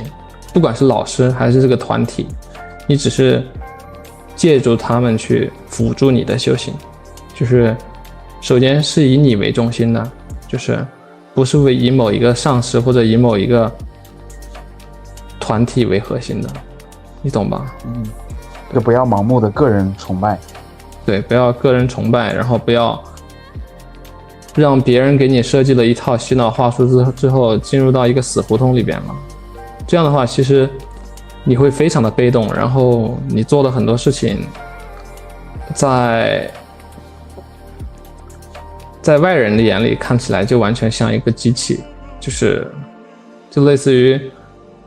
那些恐怖分子一样，他们做的事情就是完全不在意他们自身的一切，就是他也不考虑他做事情有什么因果，到底有没有逻辑，他完全不考虑。他考虑的只是我待在这个地方好痛苦呀，我得赶紧绑上了炸弹，然后毁灭掉，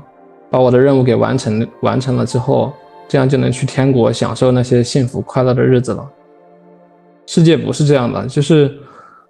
一个没有辨识能力，一个没有精神力的人，他在哪儿都不可能去天国的，你懂吧？就是因为这个世界它是非常诡计多端的，就是在玄学圈也是，就是在玄学界也是，就是玄学圈有很多那种不好的灵体或者坏的灵体，他们会引诱你去到很多地方，那些地方不一定是你想去的地方，但是就类似于诈骗一样嘛，就是最终你是要有自己的定力，然后你自己明确你自己要去哪儿，就类似于你去到一个陌生的城市，你不要听那些陌生人给你的招呼，或者说他给你上来就给你先说一大堆，然后把你给套住了，忽悠住了。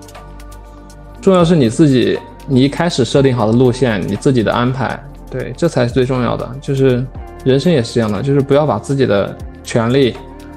和责任都全部给抛得一干二净了，这样你就变成一个机器人了，你的人生毫无意义，你的修行也到不了终点。对，我觉得就是你说的那个，就是什么汽车炸弹啊，那些，就是可能是一些少数很极端的一些伊斯兰教，就是穆斯林他们去干的一些事儿。后来我去反思嘛，我去跟有一些信伊斯兰教的一些人来打交道的时候，他们确实想法，就是他有那种比较深入的那种二元对立。他会觉得就是像古兰经，或者说他从小被教导的有些思想，比如说不吃猪肉，他觉得那就是至高无上最正确的。然后呢，其他的我想补充啊，或者我想分享一些，就是一些辅助的一些观点。他说，只要跟那个没有到70-80%相似的话，他就觉得你这是绝对的错误的啊。但是我也同时也认识有一些，就是一些非常就是平和，就是非常有爱心的一些穆斯林。那样就是有些阿拉伯的一些朋友也是很无私的来帮我，然后我觉得，这个就是我还认识有一位朋友嘛，他是他也是一位西方人，但是他学韩语嘛，然后他说他研究了，就花了30年的时间研究了全世界所有的宗教，他会觉得就是最后还是就是他认为的观点，佛教相对于温和。为什么？就是因为其他很多宗教都是说我们要跟着一些团体，来修，但是佛教它是你可以自己在家里面通过佛经，就像 Kevin 这样子，就是通过就是一些书，然后通过自己的一些悟道来修，而不是说跟着哪位大和尚，跟着哪位高僧来去修行的，就是说。修行永远都是自己的事情，不要把自己全托付给某一个教或者说某一个人。对，就是对，所以我就是有一个就是 Neil 说的问题，我想问 Kevin，就是之前我有很长一段时间嘛，我也是非常的那种，就是跟 Neil 的这种观念接近，包括克莱克他在他那一期里面他也说到，他说他有很长一段时间他会认为所有的宗教都是对人不同程度的操控，都是对人的就是或多或少的精神控制。但是直到他后来接触到了有些宗教界的人士，就比如说像那一位就是说在上海的那位学印度教的一位女生嘛，然后说她一开始的时候她是有各种各样的那个就是相当于非常的要强，她那个而且跟他那个家庭会有一些矛盾嘛，但是后来呢，他通过去学印度教，然后就是接触到有一些上师是活着的，现实生活中的上师啊，然后就说他要完成一些什么灌顶啊一些仪式的时候，你必须得非常虔诚的去来就是相当于来跟着上师遵从这些东西，然后呢，他恰恰就是让渡了这些权利，然后让他就是克服了内心的一种小我，然后后面的话他就没有原来那么愤怒了，没有那么愤怒了。所以我就想问他们关于就是前面我们想到这个观点，就是宗教它是不是对人的就是某种程度的操控或者精神控制呢？你是怎么看的？我觉得取决于角度，而且是一定要就去糟粕啊，找那个好的东西自己去吸收，不要去强调某一个宗教的不好，或者说形式上的不好。因为我刚才在想，其实所有的宗教我们都可以当成一种形式，当成一种学校。我觉得我们不要去说哪一个学校不好，再不好的学校都有考出清北的学生，再不好的学校都有拔尖的学生。所以说这个不是学校的问题，这个是学生自己的问题。只是说有一些东西是比较较真儿的，就是一些可能理念性的东西，一些爱与恨的一些这种东西，你只能两者之间选择一个，然后进行深化。不能说就比如说吧，基督教和佛教实际上都是没有什么问题的，都是很好的学校。那其实都是最后让大家变得放下分别，放下仇恨，爱邻如己嘛，对不对？都是好的东西。那如果说自己学歪了，然后导致分裂的这种心理是很强大的，然后不停的在指责别人，其实这个就是没有达到他的这个创立的初衷吧。因为宗教其实本质上应该来说是让人类去变得更团结的，更有爱的，破除仇恨分别心的。但是如果说没有往这个方向去学的话，只是说学生自己的一些问题比较严重，那这些宗教没有帮助到他。因为比如说基督教有很多的教义，大家感觉是很有束缚性，很操控性的。其实我们在这个当中的时候，自己是有分辨性的。我们可以去只学那个好的部分，你接受的那个部分。那些不好的部分，他去排斥一些或者歧视一些东西的时候，你就忽略到就可以了嘛。就像是一个老师，他给你讲话，他教导你，他10句话当中可能有9句是正确的，有1句是可能不太好，或者是比较有批判性的，那我们就去学那9句的精华就可以了。所以说形式是不限的，你信一个宗教也好，你学某一种法门也好，或者我之前讲过，你什么都不信，什么都不学也是可以的。没有宗教信仰的人和有宗教信仰的人是没有区别的。有一种人他是自悟成佛的，他是自悟觉醒的，他可能就在深山老林当中打坐，孤独的生活不能说是孤独，就是独自一个人去感受大自然呐，与世界的这种连接呀，或者说通过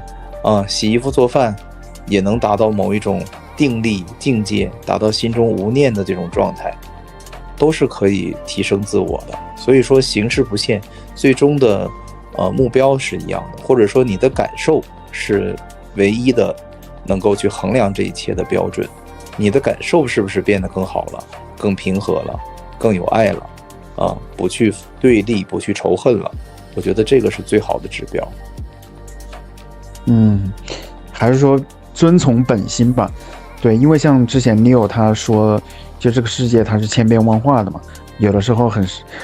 就善恶它是互相伪装的，你在当下的那一刻你很难分辨出来。但是呢，有一个万能的钥匙，就是像凯文说的，我们遵从本心，就是看自己的感受，就是你要首先知道哪一个是你的本心。就是大家有的时候可能觉得，那这都是我呀，那很疯狂的一面，很仇视很对立的那一面也是我呀。那其实我自己的感受是，我觉得那个部分的我并不是真实的我。虽然说我现在是有这一面的这个层面的，但是那一面的东西并不是我真正想要的，或者说我真正想去能给我带来幸福快乐的那一面吧。所以说我觉得奇迹课程的这个理论，它在我这儿它是解释得通的，因为它是让我去化解掉阻碍我去体验幸福和快乐的和平和的那些东西的因为它强调小我这个东西会时不时的冒出来，会去打乱你心灵的这种幸福感、平安感、稳定感所以说我是实实在在体验到了他说的那些东西，与我的感受是一致的。所以但是很多人可能会觉得这些东西，包括这些基督教的用词，他会觉得它是有不适性啊，或者说没有同感、没有共鸣，那就是学习其他的法门嘛，对吧？就是很多的法门都是可以的，不要去比较任何法门之间的这种差距，其实最终的目的都是一样。我就之前想到过一个比方，就是像减肥一样，你运动也好，节食也好，或者断食也好，其实都是为了减肥。所以说方法的话，本质上是没有任何区别的。对，所以包括练气功的话，有一些就是有一些观众他不信仰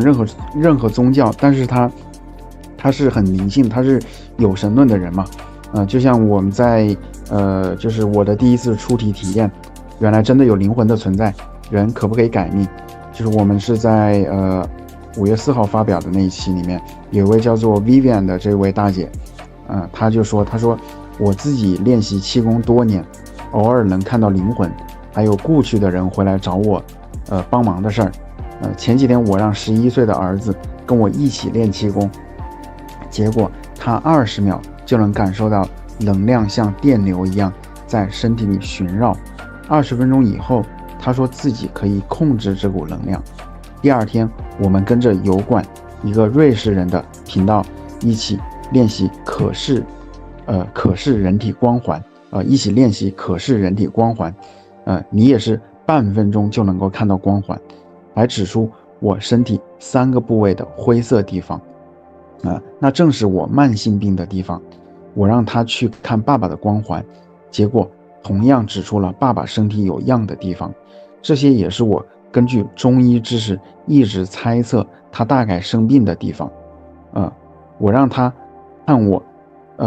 看我家的猫，他说猫咪的光环是很漂亮的白色，证明猫咪很健康。我去学校还看了一直体弱多病的好朋友的光环，可是我自己练习气功冥想这么久，根本看不到人体的光环，有些郁闷。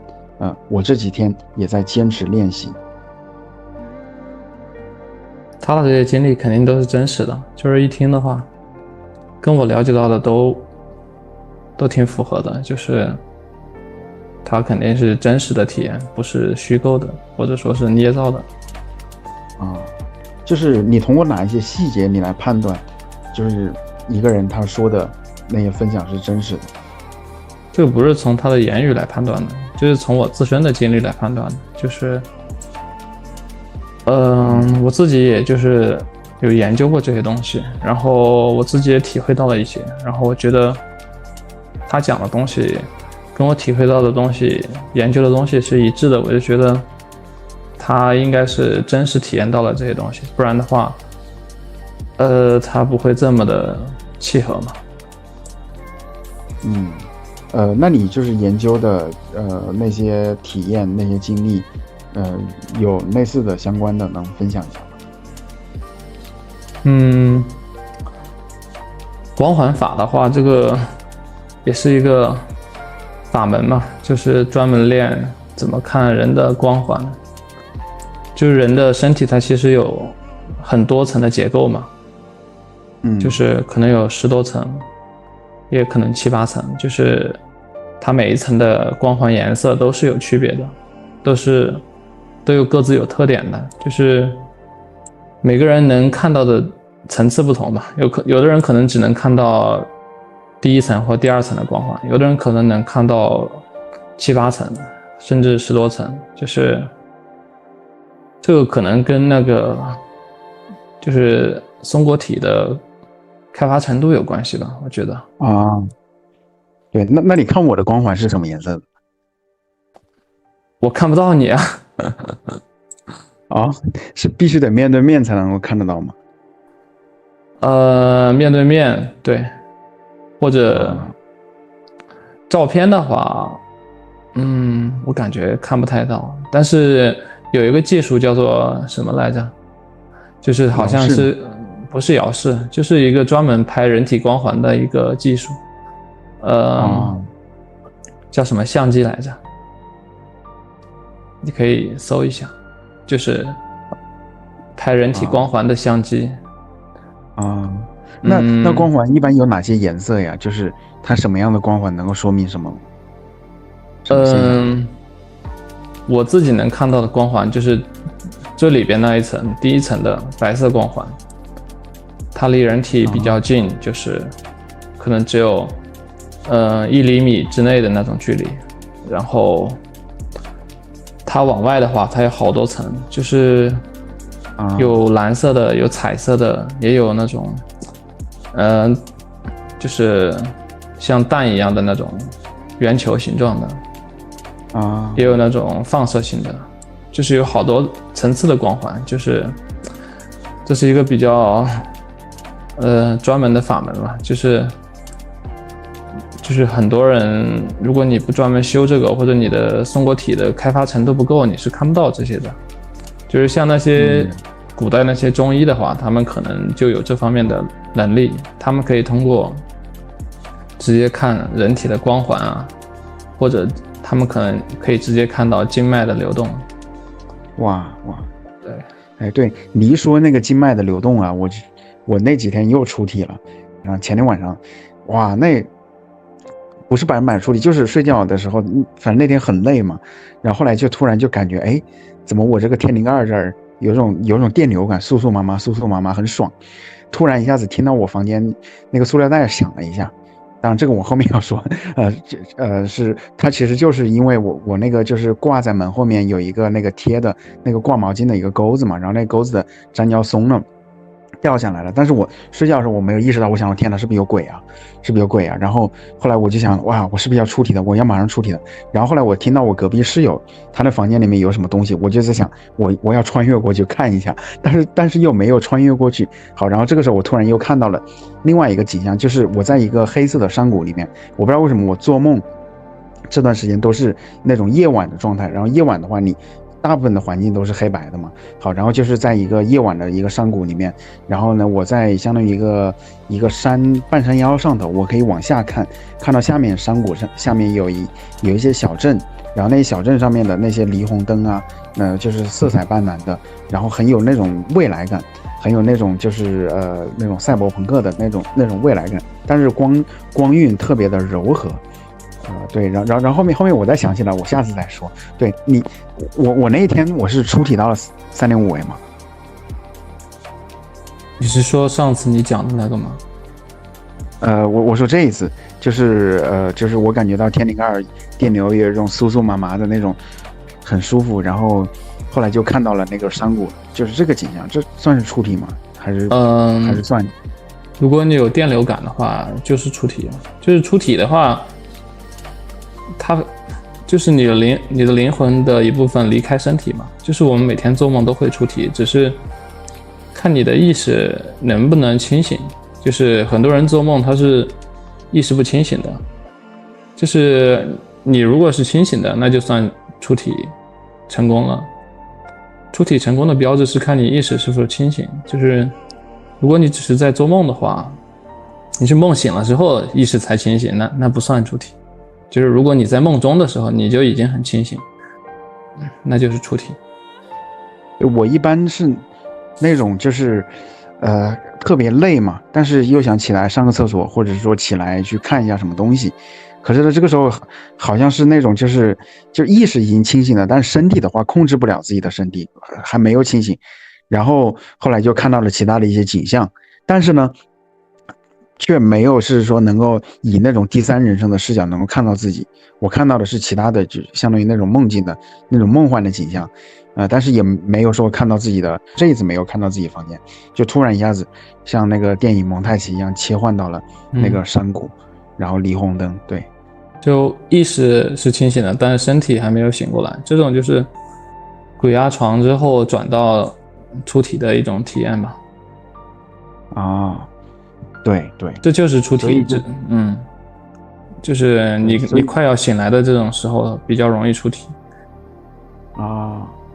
对，所以我们再继续，所以就是说有出体的人都是很多的，然后就是包括我们评论区里面很多那些高人，就是尤其是这几条，对，然后就刚刚那位 Vivian 的这位大姐，她接着说到了，她说有一天在慕尼黑的一个朋友邀请我去他家吃饭，其他5个人都在吃，我一直郁闷不讲话。朋友问我怎么不说话呢？我说我说了，你不要怕，因为厨房里有个男的，寸头瘦瘦的，中等个子，眼睛大大的，一直在那里看着我们，好像是你爸。然后他说他爸爸，对，他说我爸2021年肝癌去世了，不过他是个胖子。他妈妈说不是的，他爸爸去世的时候很瘦，因为疫情原因，他在德国没有看到爸爸最后的样子。他妈妈拿出照片给我看，我一眼认出了他爸爸就是那个在厨房的人，不过照片上是很胖，然后我身上一股一股的电流一样的能量，我当时特别晕。第二天我在花园冥想的时候，他爸爸来找我，让我带话给他们母女。后来我还发生了几次这样神奇的事情，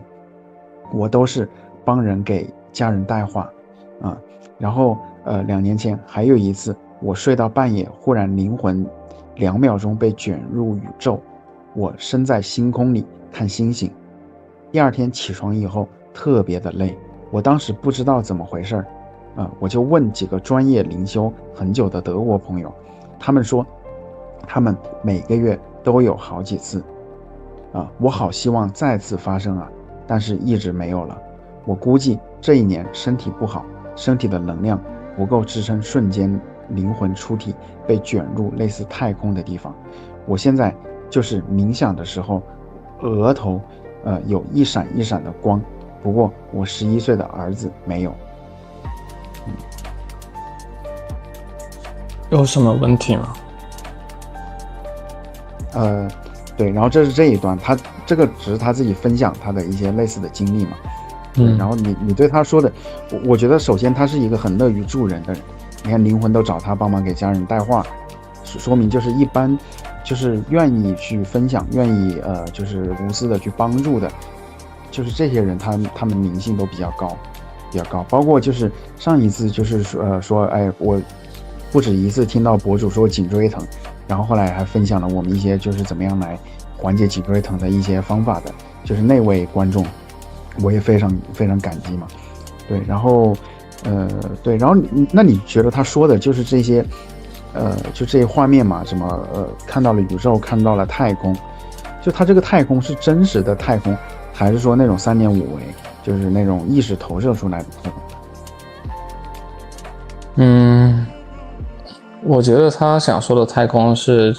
出体之后的一个中间阶段吧，就是你出体之后往往会到一个类似于太空一样漆黑的地方，然后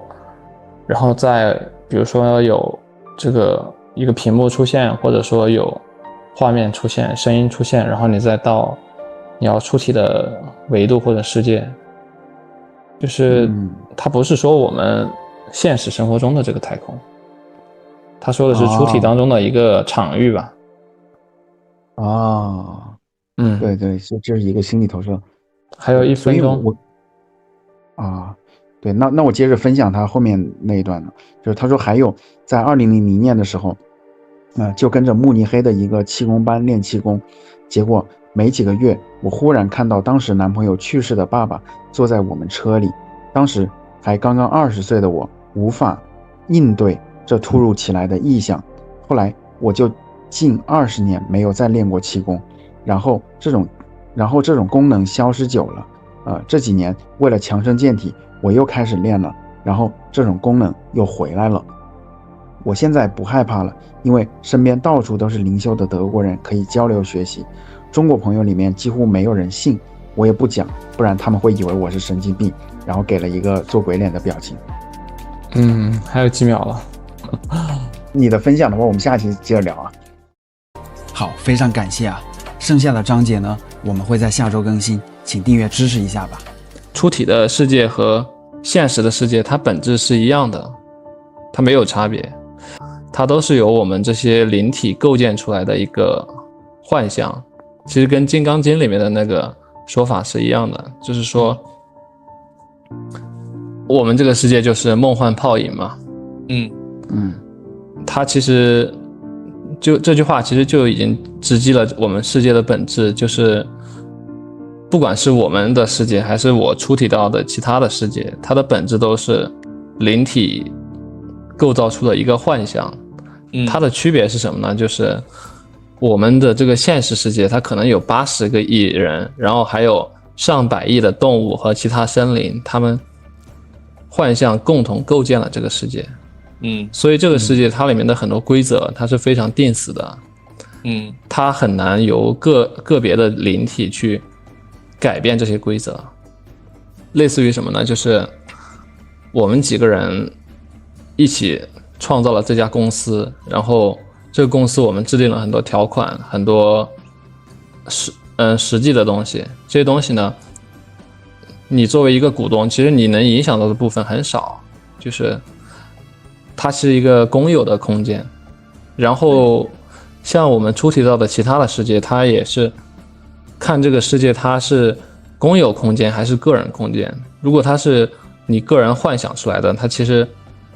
它的可操控性就要强很多。就是比如说你希望在梦境里面出现一栋房子，然后这栋房子一瞬间就出现了，然后你希望在这个梦境里边想干什么事儿，就是如果你想干的事儿，你想做的一些行为，就是它很容易就实现，然后它完全不受约束的话，就说明这个你出体到的这个世界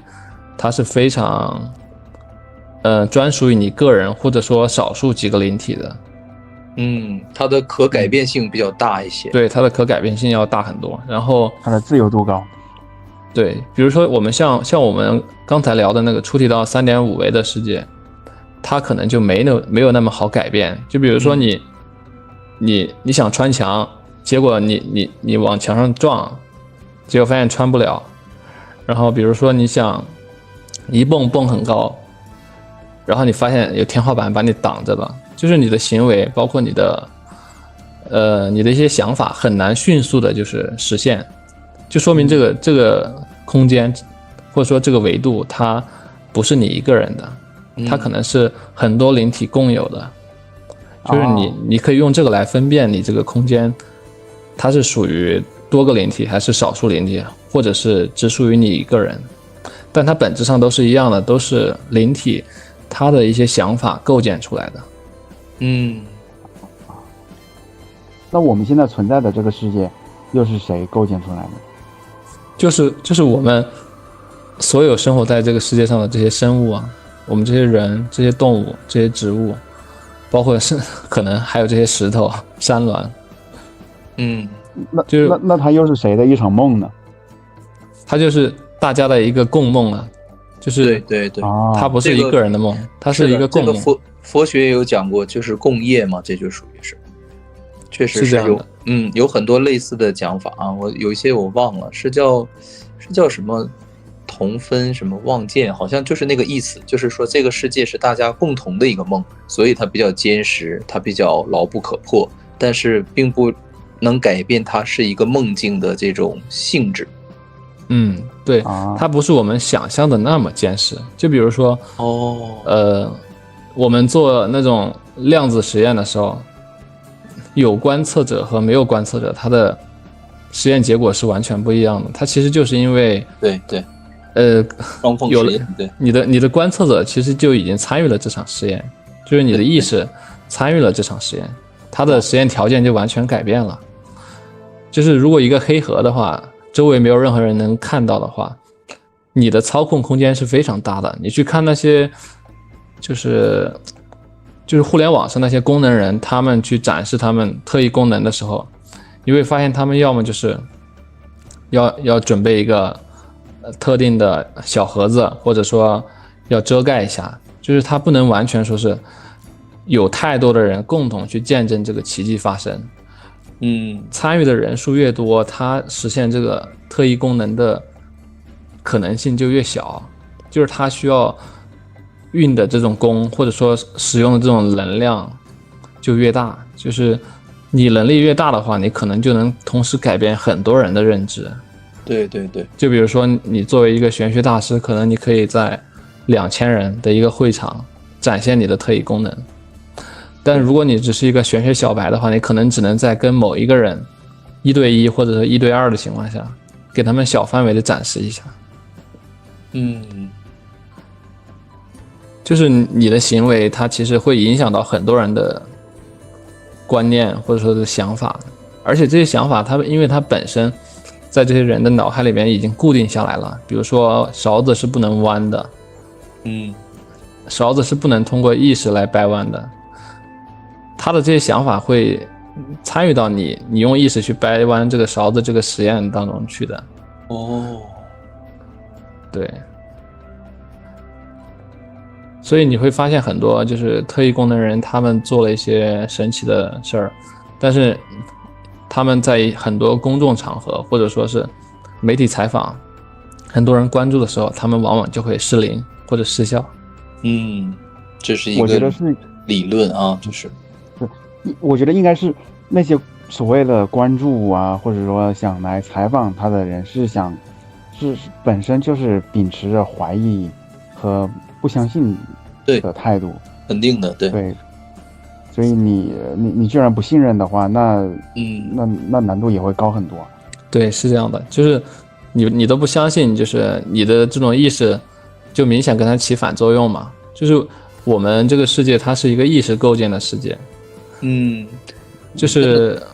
这一点就是说我在太上天书当中，他提到往这个一杯水当中去灌注爱的能量嘛，然后他讲了具体的方法，能量从头顶流入，然后再从流经心脏，然后再从你的手臂、手指，然后传输到这杯水当中。然后我因为不是说很坚信嘛，但又不是完全不相信，所以说就尝试过几次喝这个水。然后他的意思就是说这个水是非常好的，很有能量，然后能够治愈你大部分的疾病。然后但是我有一次用这个实验，就是给我妈妈喝了一次，然后她就是她的表现就是不停的打哈欠，然后困，然后流眼泪，然后她就说这是怎么了？对，她说你这个水不信也有点邪门，就觉得。然后我当时的感觉就是，难道真的有这种看不见的力量吗？那这种体验还蛮有意义的。对，是不是说你随便就是喝一杯水之前，然后你可能在阳光下想象这个水它是注入了天地与宇宙之间的爱与能量，然后你在想象完之后再把它喝下去，怀着感恩的心给它喝了。对，太上天书就明确的指出，你要天天喝这个水的话，就会对你的身体是有极大的好处，然后怎么样啊。然后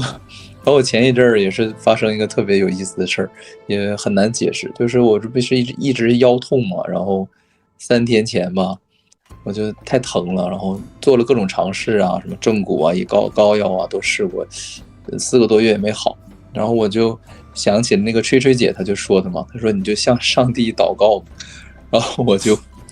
稍微的祷告了一下，跟这个上帝祷告了一会儿嘛，就想说用你的力量哈，你那么厉害，然后帮助我疗愈我的疾病吧。然后真的第2天就开始，我就这个病就是大好，然后基本到今天也没有怎么疼过。然后我就在想，怎么好的呢？不会就是我那天晚上祷告了一下？有可能，我自己都没法解释这个事儿，可能是个奇迹啊。对，就是这些奇迹就一点一点的让我们越来越笃信我们这种灵魂观。对，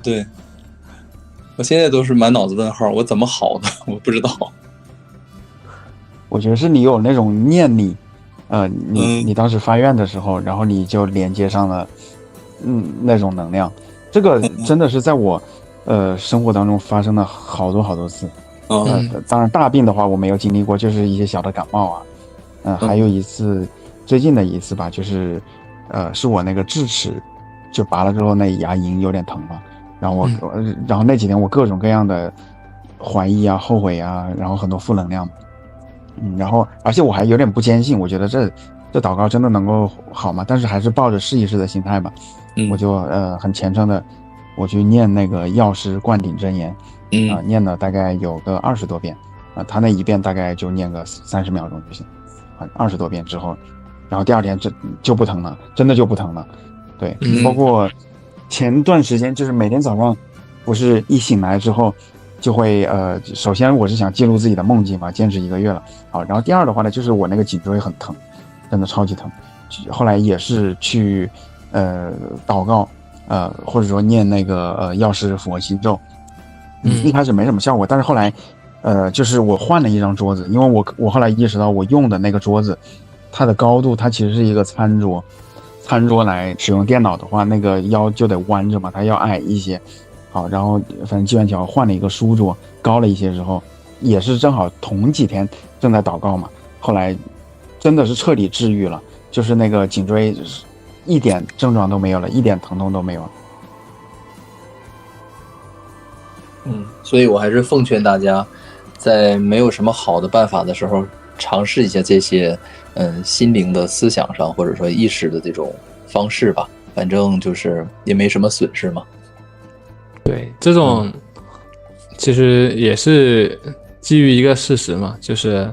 我们的身体上的病痛其实很多都是来源于灵魂上的或者精神上的一些问题嘛。然后如果你从源头去解决它的话，它就会更高效一点，更加的彻底、干净、利落。对，就比如说有人他肩膀酸肩膀疼，然后去医院拍片子啊什么的，又发现没什么问题，那可能是他潜意识，他觉得他这段时间压力太大了，工作上、生活上，肩膀上的担子太重了，然后最后他显化出的那么一个灵性病。但是如果通过精神沟通的疏导，然后把他的压力给缓解掉、化解掉，那他真的就能够消失。对，然后我记得还有一次，就是前一阵也是几个月前，不是腰痛嘛，然后去按摩，然后我就在想，也想给自己显化一点财富嘛，有点小私心，然后我就想起了《太上天书》里面的一个教导，他就是说，如果你想拥有更多的财富，那你不应该去跟别人斤斤计较，讨价还价，你反而应该多给别人一些钱，这样你是在相当于向宇宙宣告你是富有的嘛。然后我就多给那个按摩师，就是多给他50块钱嘛，就是因为我觉得他服务特别好啊，特别耐心。然后那个之后我就感觉就是莫名其妙的，就是多了好多人找我录音，然后就是那种接不过来的那种感觉啊，就因为我腰很累嘛，我很痛，就推了好几个。然后我在想，是不是包括就是说最近的这个工资什么的稍微的提升了一点点嘛？我就在想，好像这个事儿之后，我真的一直还就是说收入有一点上涨的趋势，我就在想，可能这个法则真的可能有一点用。对，就是我们越想越执着于什么东西，反而得不到。就是你用反方向的思考模式去执行你这个念想的话，反而起到的效果会更好。对，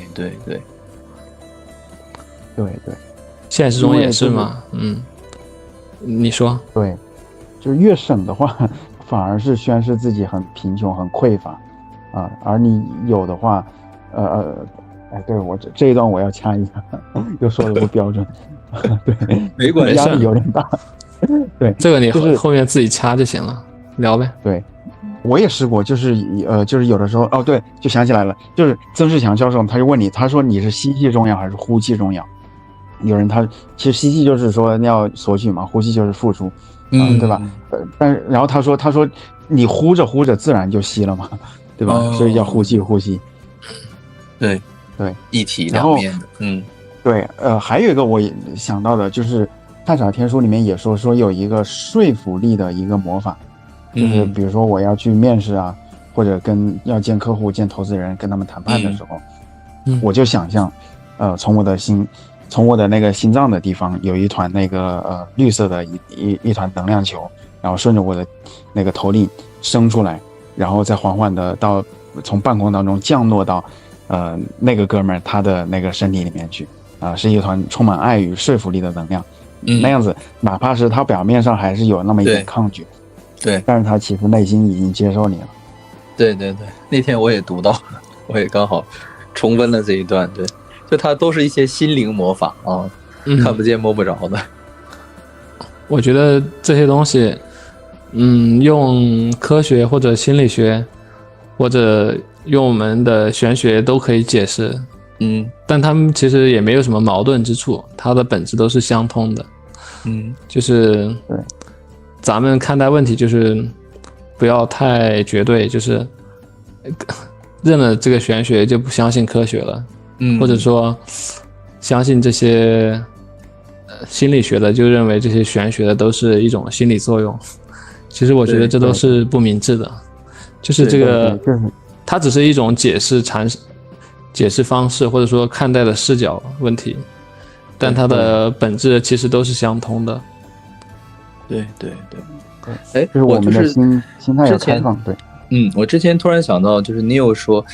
出体后的世界它也是这种靠这种灵体的想象力去构建的吧。然后我就一下子就想到了那个，我就记录下来了哈，就是佛教的这个净土宗，它就是每一个佛，然后他自己去创造的一个那样一个世界，然后他向这个广大的这个众生开放嘛，就比如说阿弥陀佛这净土很有名，对吧？极乐世界。然后我一下子就想到，那按照你的这个说法的话，那极乐世界的存在，那应该就是说一点问题没有的。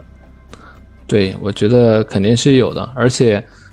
它肯定不止一个极乐世界，就是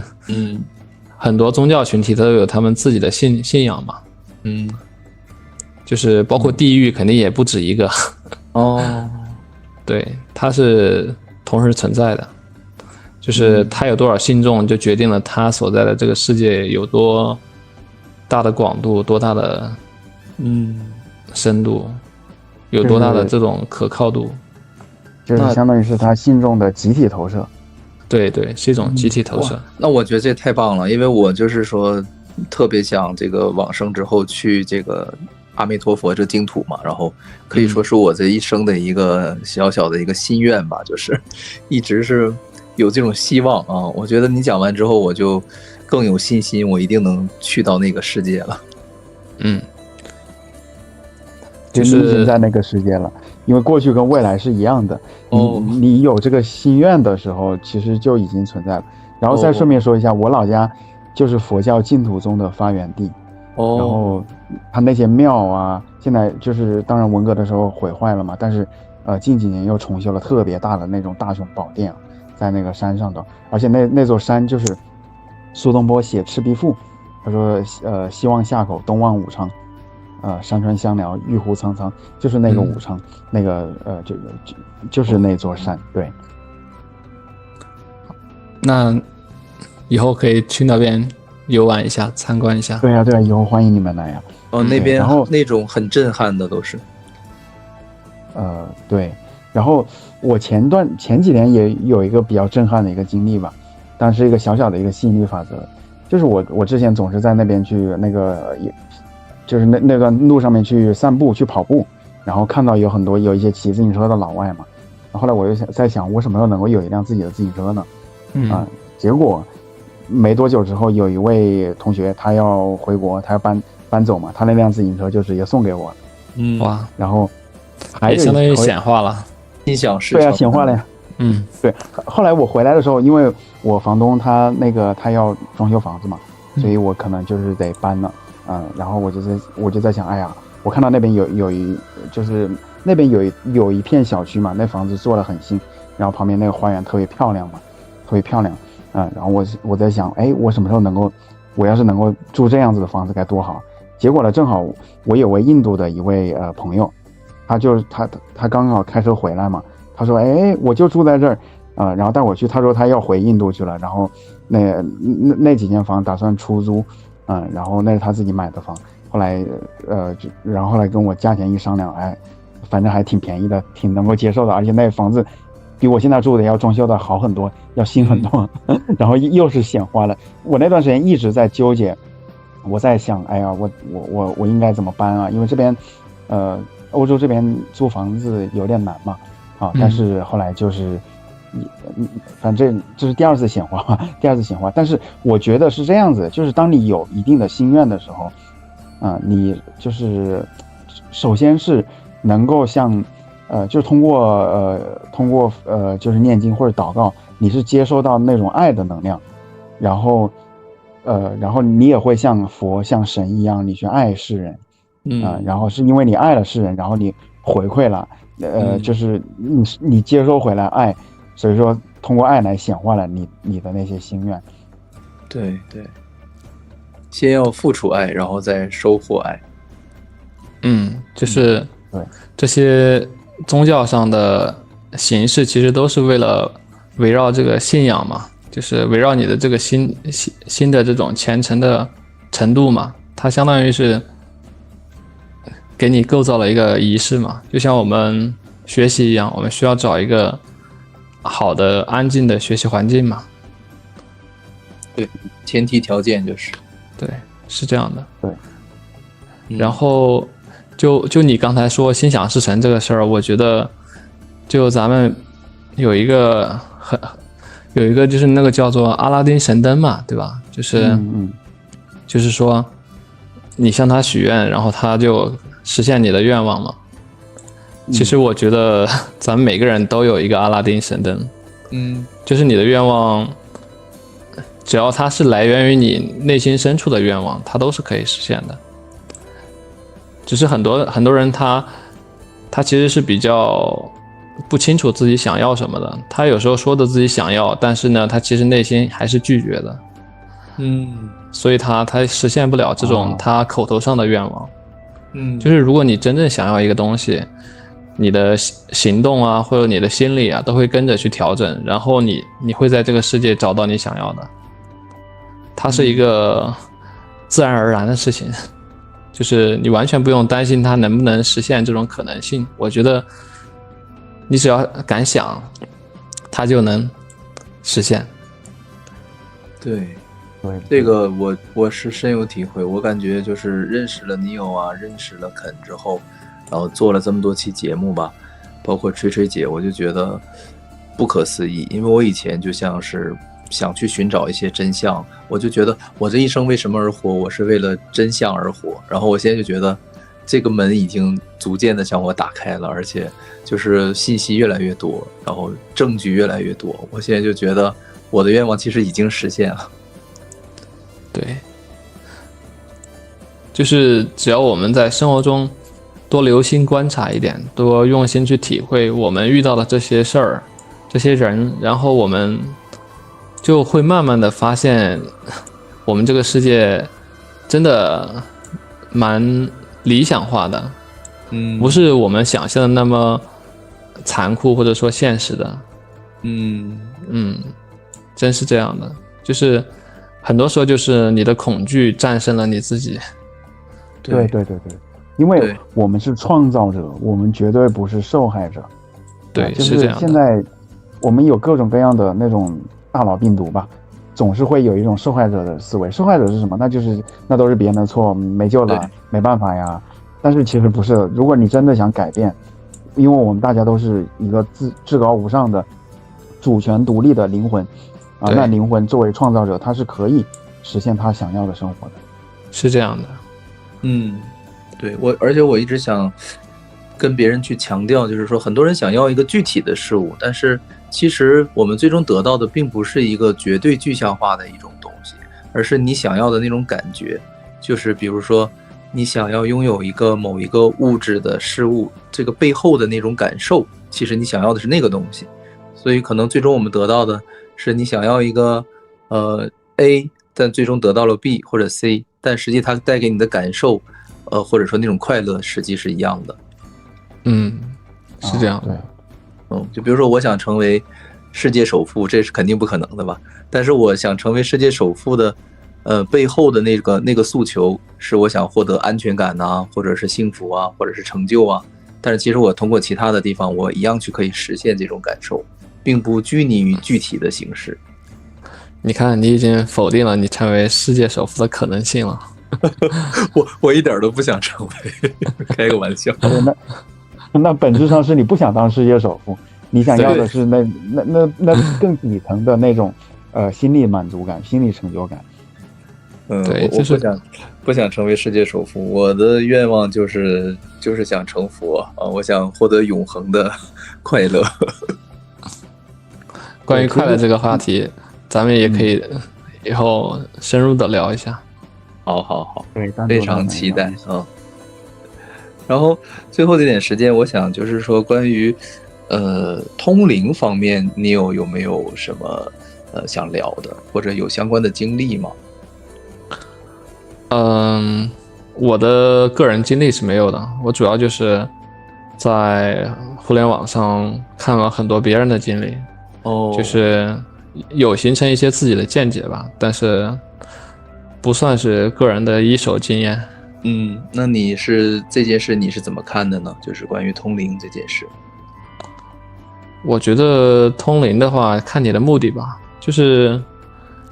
你的发心，你的目的就决定了这件事的好坏啊。就像你刚才提到那个警察通过这个梦境里面得到这种线索，其实这就是一件好事嘛，对吧？它其实也是一种通灵。很多人他通灵的话，他可能带着一些私人的目的嘛，然后这些问题其实他不通灵也可以想得出来，只是呢他的内心没有足够的安定嘛。但是就是你不否认通灵这件事情的真实性，对吧？通灵肯定存在，只是说通灵的时候我们要谨慎一点，不要随意的去使用这种跨维度的交流。明白。对，因为这个我听说过，就是因为我有朋友他接触过通灵师，就是你通灵有两种，第一种是说通灵到去世的人啊，然后他就这种灵体的话，他的那个认知啊，或者他的经历会有局限性，甚至说他有可能是会主观的撒谎，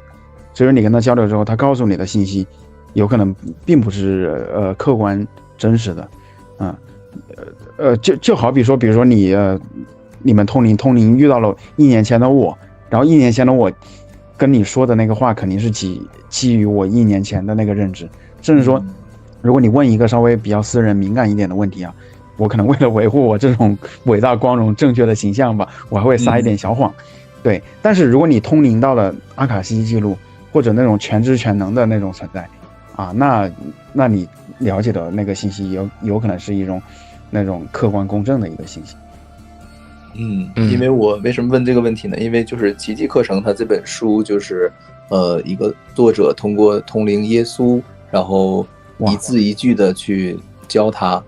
怎么写，然后完全等于就是耶稣写的一本书，然后他只是作为一个通灵的媒介，然后就完成的。如果说通灵这件事情是真实存在的话，那么奇迹课程这本书是耶稣撰写的这个事情，也就同样可以成立了。就是替广大的奇迹学员们问一下。对，那关于奇迹课程，我们也可以再单另开一期来聊。对，不久的将来我们会聊到。然后最后还剩1分钟的时间，我们这一期聊了我也简单做了一下记录啊，就是出体后的世界和我们现实中的世界的一些区别啊，一些本质性的区别。但是 Neo 回答是实际上没有本质上的区别，只是说出体后的世界有可能是少数灵体或者是个别灵体显化的这样一个世界，它的规则可能比较容易动摇，然后自由度比较高一些。然后我们现实的世界呢是一种这种对吧，数十亿个这种生命存在的这种显化，所以说显现的比较坚固，但是他又强调不完全是牢不可破的，实际上也是可以有所改变的，这取决于我们每个人的能力不同。再就是聊到了一些意识影响到现实的一些案例啊，亲身经历就是我们的思想、我们的思维、我们的意识可以极大的或者说创造一些小的奇迹这种感觉。好，非常感谢啊！剩下的章节呢，我们会在下周更新，请订阅支持一下吧。阴宅的风水它是比阳宅的风水要重要的，就是说你祖上埋的位置比你自己住的房子还重要。对，我听你这么一说，我马上想去算一卦，比如我家祖坟一个位置。但我真的很想知道，我很想验证一下我这个猜想，因为我不知道我的自主能动性到底能自主到什么程度。我觉得这个很简单，就是你看你的处境跟你那个生日时辰推算出来的命运相符的程度，你就知道了。如果它相符程度很高的话，那么你肯定就是自主性非常低的那种人。有道理，有道理。就是关于祖辈的这种包括祭祖这方面的，就是我不知道二位有什么这种想法，因为我一直是比较迷糊的一个状态，就是半信半疑吧，对这个关于祖辈的这种加持啊，或者说力量。对，一般我讲一下我的看法吧。对对对，你说。就是我觉得就是这是一个风水的问题，就是风水分两部分嘛，就是一个阳宅还有阴宅嘛。阳宅就是你居住的这个房子，然后阴宅就是你祖上的或者说你父辈的那些坟呢，或者说是他们埋葬的地方。就是人的话他是有三魂七魄的嘛，所以你埋葬的地方它就会有一些你残留下来的魂或者魄，就是类似于这种灵体的东西就是就像我们人生活在这个房子里面一样，如果这个房子它的阳光很好，然后空气流通也很棒的话，它非常有利于我们的健康嘛。然后那个祖坟的，如果它的环境很好，就是像我们说的坐山靠水的，那么它就对那个埋葬那个你祖辈的那个魂魄的话，它会有一些影响，就是这种影响它是通过就是类似于那种量子效应，就是因为你跟你父辈的这种连结很强烈嘛，它就会影响到你。还有一部分就是像你说的，就是有的魂魄它不会立刻的离开这个阴间嘛，它可能会保佑你们，就是它可能会守在你身边，就像它一直处在这个中阴身，它没有去投胎，它可能就会一直在你身边，或者说是看护着你。这也是一部分，就是它就是有这两部分，一个就是它的环境，还有一个就是它的这个主魂可能并没有去投胎，然后它跟着你去保佑你。但是我觉得如果它的主魂已经去投胎了的话，可能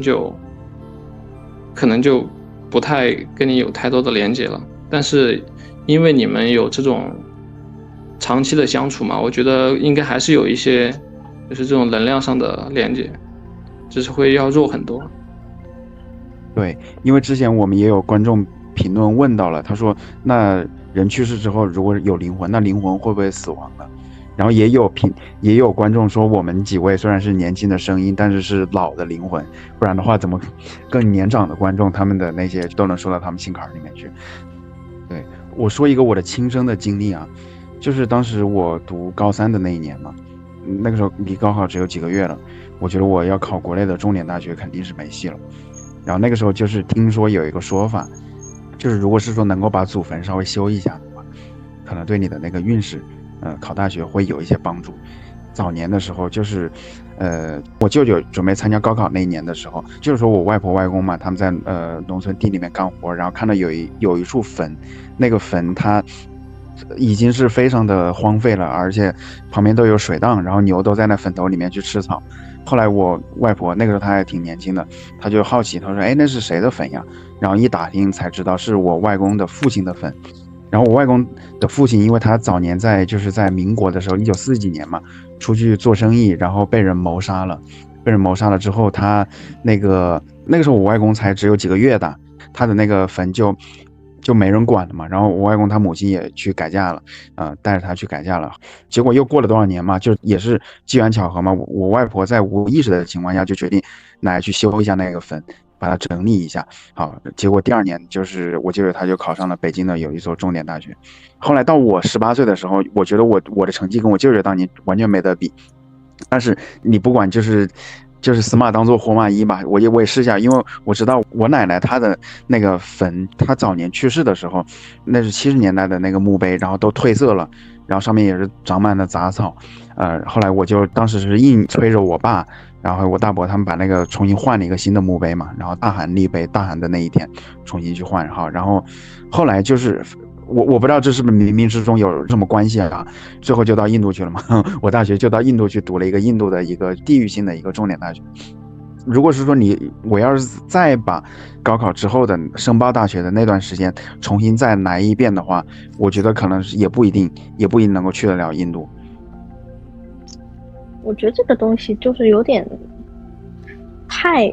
玄乎了，因为如果从玄学的逻辑上面来说的话，就是人会有阳寿，也会有阴寿。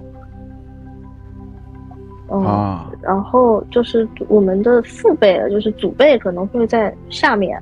也不是说下面，他肯定也在上面，还是会去生活一段时间。对，然后可能确实会存在就是类似的，就是比如说像刚刚那个肯提到过的这种祖辈就是在保佑啊，或者是什么的问题。但我可以分享一个我自己的，就是一个小的一个经历吧。我外公是23年去世的，23年10月份去世的。然后今年过年之前，就是25年，快过年的时候，他给我就是大姨父，就是托梦啊，说他没钱去旅游了。我外公生前很爱旅游，我让他给他烧点纸过去嘛。然后我们就是今年回去的时候就给他烧了好多，手机也给他烧了，衣服也给他烧了，钱也给他烧了，然后不知道他满不满意。就是曾仕强教授他提到过，他说一般相当于那个人去世之后就变成了鬼，鬼其实也是通假字，就是上古他是说龟，就是跟那个归土的归是类似的。好，然后鬼的话呢，它或者你把它说成灵体吧，它可以就是相当于去在冥冥之中去影响着这个相当于我们现在的这个阳间的世界，然后也可以去做一些善事。然后鬼他也想生，他也想去或者说你可以把它理解成考公务员，但是投胎的话呢，他需要去做一些善事来增加他的一些积分。但是他做善事的这段时间呢，他需要一些能量，需要一些那个工资吧，所以说我们就得去祭他。但是一般的话，通常我们老家那边祭祖，一般都是祭7代，最多只是祭7代，因为一代是30年吧，7代的话就是210年。就想到我记得200年了，你的积分还没有积够，你还没有投成，那就不记了，说明你是懒鬼。但是一般的通常在7代之内，他通过就是做一些善事，或者说来影响我们那种就是量子叠加态的一些运势吧，都会让他最后升到天庭，或者说他能够投胎，或者说到阿修罗道，或者是说到天人道。对，喂，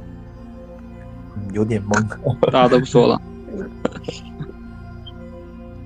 怎么突然到了这种静默的状态？我觉得你给我的小说提供了不错的素材。对，以后我们多做几期节目，肯定素材会非常多的。就是关于我们这个这个占星这个方面，命理学这方面，就是说还有我们其他的这个延展一些嘛。因为它的体系还是蛮庞大的，因为它是起源于好像是古希腊还是古罗马。反正据说是比中国这边的就是那个占星，因为中国也有嘛，紫微斗数，像什么七正四余，它其实也就是中国的占，就是起源的是要早一点的。好像是说起源于中世纪的意大利，然后塔罗牌的话我觉得它跟八字命理的有一个区别，就是八字的话它会把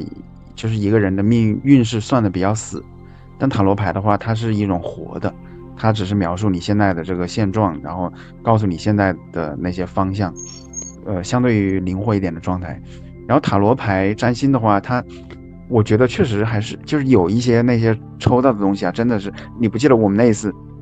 去那个沙龙，对吧？然后我前面就提到了，我说我一想到那个万箭穿心扎心的那个牌，我就很恐怖。结果那么一说，最后我居然真的抽到了那张牌。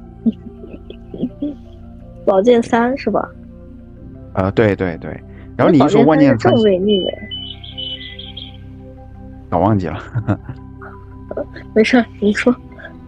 逆位就是你一说这个，我再说一起真实的灵异事件，就是我当时上的那个读的那个高中嘛，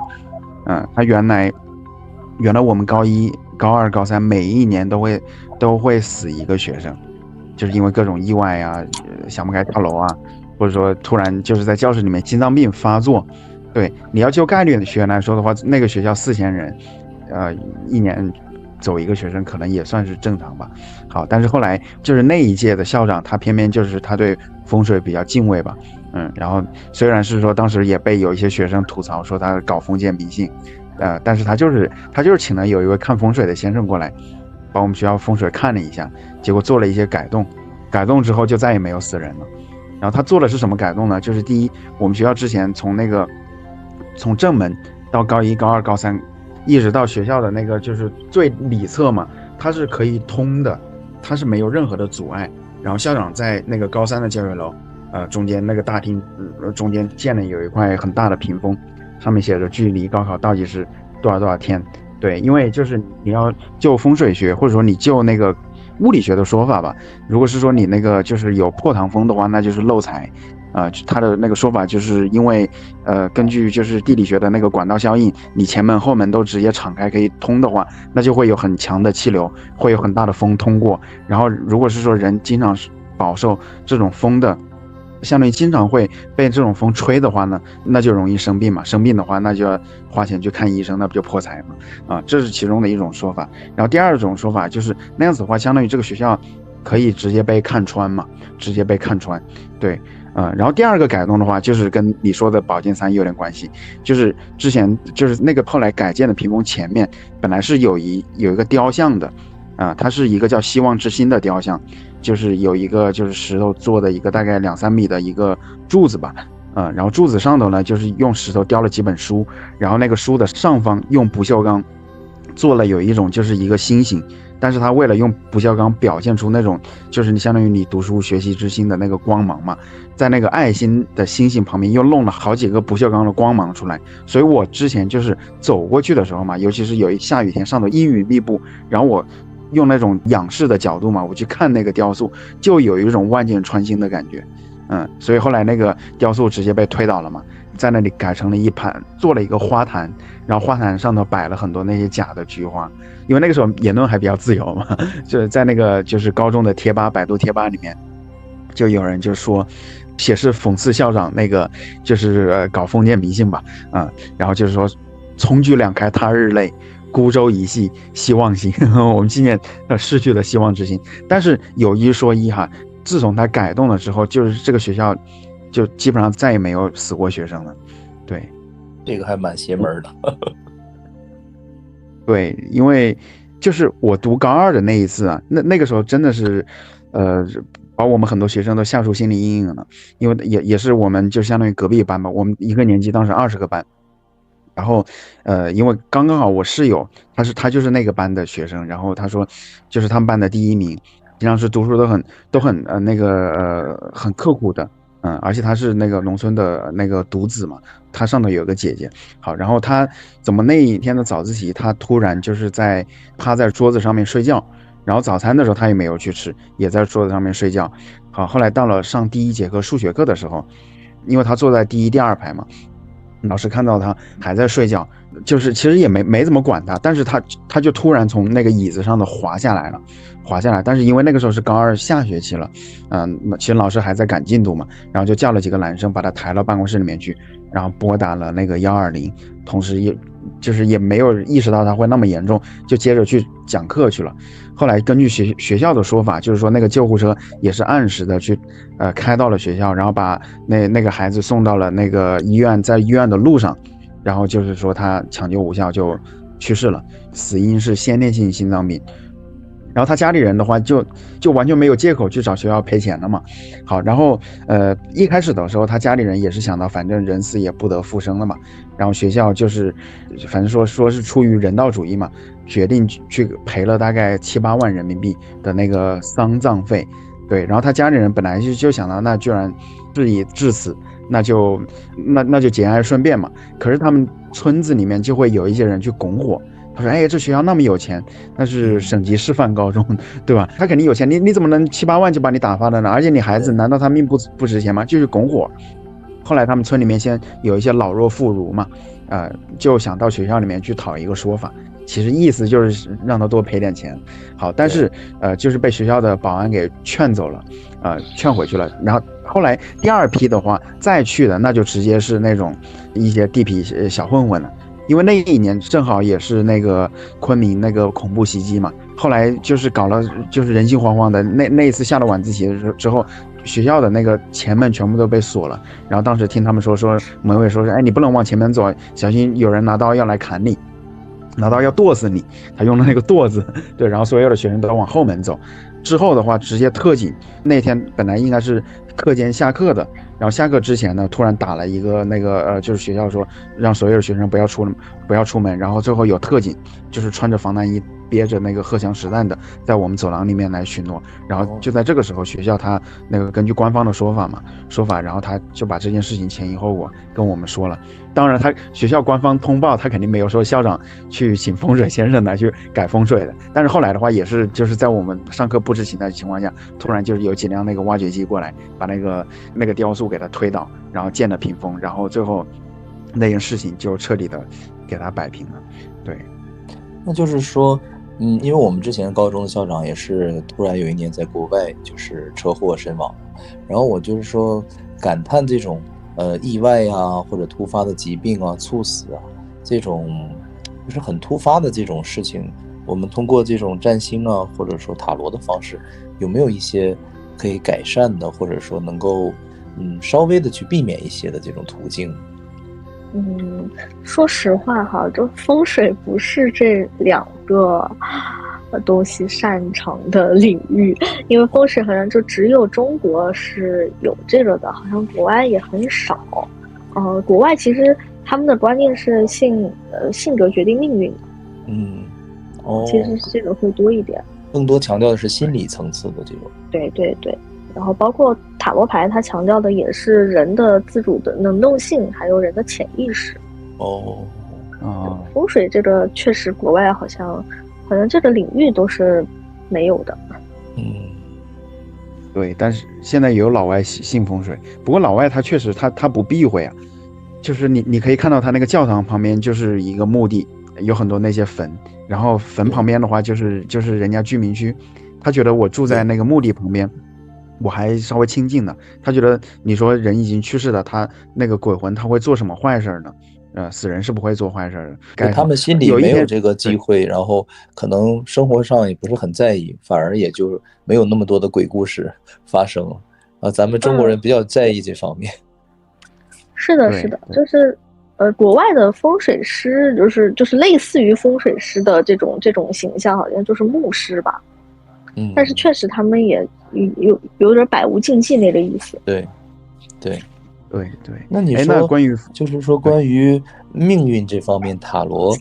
它能不能给我们一些就是启示呢？或者说像预知那种感觉，比如说就是像哈利波特里边那种占星球那种感觉，哇，我看到了一个什么恶魔犬，然后预示着你有很大的一个凶兆，可能有性命之忧。有没有类似于这种的？有的，就是看你问什么，比如说问健康，就是可能比如说抽到死神呀，或者是抽到其他就是有因为塔罗牌里面它其实每一张牌，它对应的其实也有那个4元素，就是占星里面的4元素，然后甚至会有一些牌也会对应到占星里面的星座，包括宫位，就是都会有。对，然后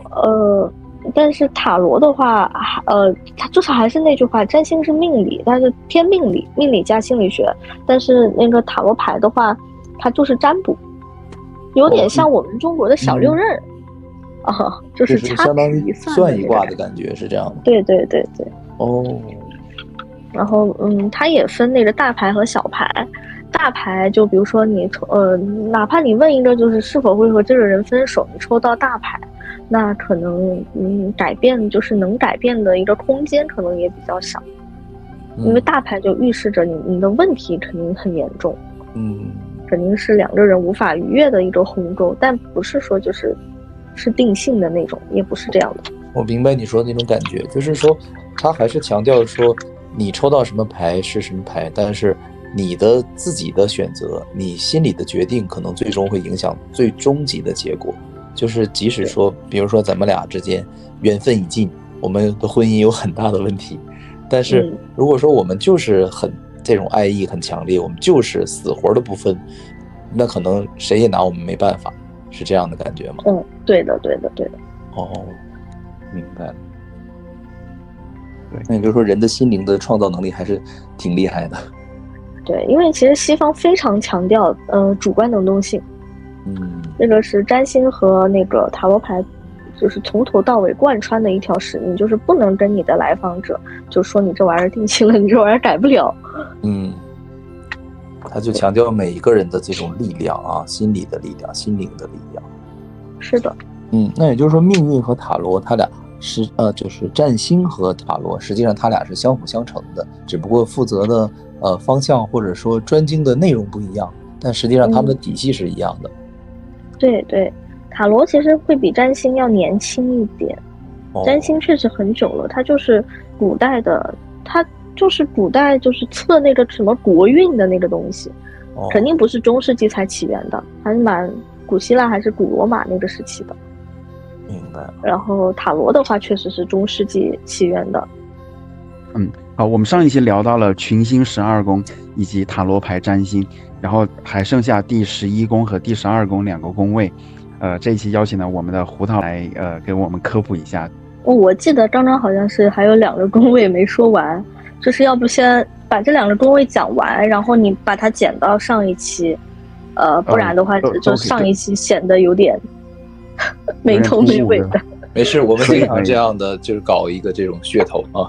啊。可以。你要留一个包袱到下一期嘛？对。好，那现在开始录了吗？开始了。好的，我们那我就直接开始讲了哈。我们的11宫和12宫其实，因为你可以把它想象成一个圆圈，1宫，然后2宫，然后一直到10宫。其实这个时候我们已经，如果说把这个宫位想象成人的一生的话，这个时候其实我们已经就是步入老年阶段了，就是我们的层次其实更高了。所以11宫其实是社会就是社交宫，福田宫。就是在社会就是社会上面的，比如说你的人脉呀，或你的社交层次呀，这些包括人缘好不好，可能都能通过11宫看得出来。然后我看也有其他的学者把它称为福报宫。对，就是比较玄幻的一个宫。11宫强的人很容易成为演说家，包括辩论家，就是都有可能，就是它也是跟那个沟通表达这一块是比较相关的，可以把它想象成3宫 Pro Max 版本。那12宫呢？12宫就是我们说的暗宫，暗宫就是身心灵，然后包括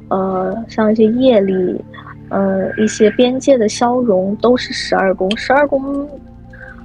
12宫和8宫其实有一点像。8宫如果说你把它想象成恐怖片的话，8宫就是那种西式恐怖就是你看这个电影，它可能就有一只僵尸要跳出来。但是12宫就是中式恐怖。中式恐怖比如说一双绣花鞋，漆黑的房子里突然多了一双绣花鞋，它是这种感觉。它就是那种很阴暗很隐秘的宫。但12宫强的人，就像我上一次说的，我就12宫很强，就是身心灵啊灵性发展呀这个方面就是会比较强一些。所以群星12宫的人业力深重，可能是前世犯了什么，可能诛杀了整个银河系吧，就只能这么说。就是12宫它更针对的是内心的这种恐惧啊，或者说感受。也可以这么理解吧。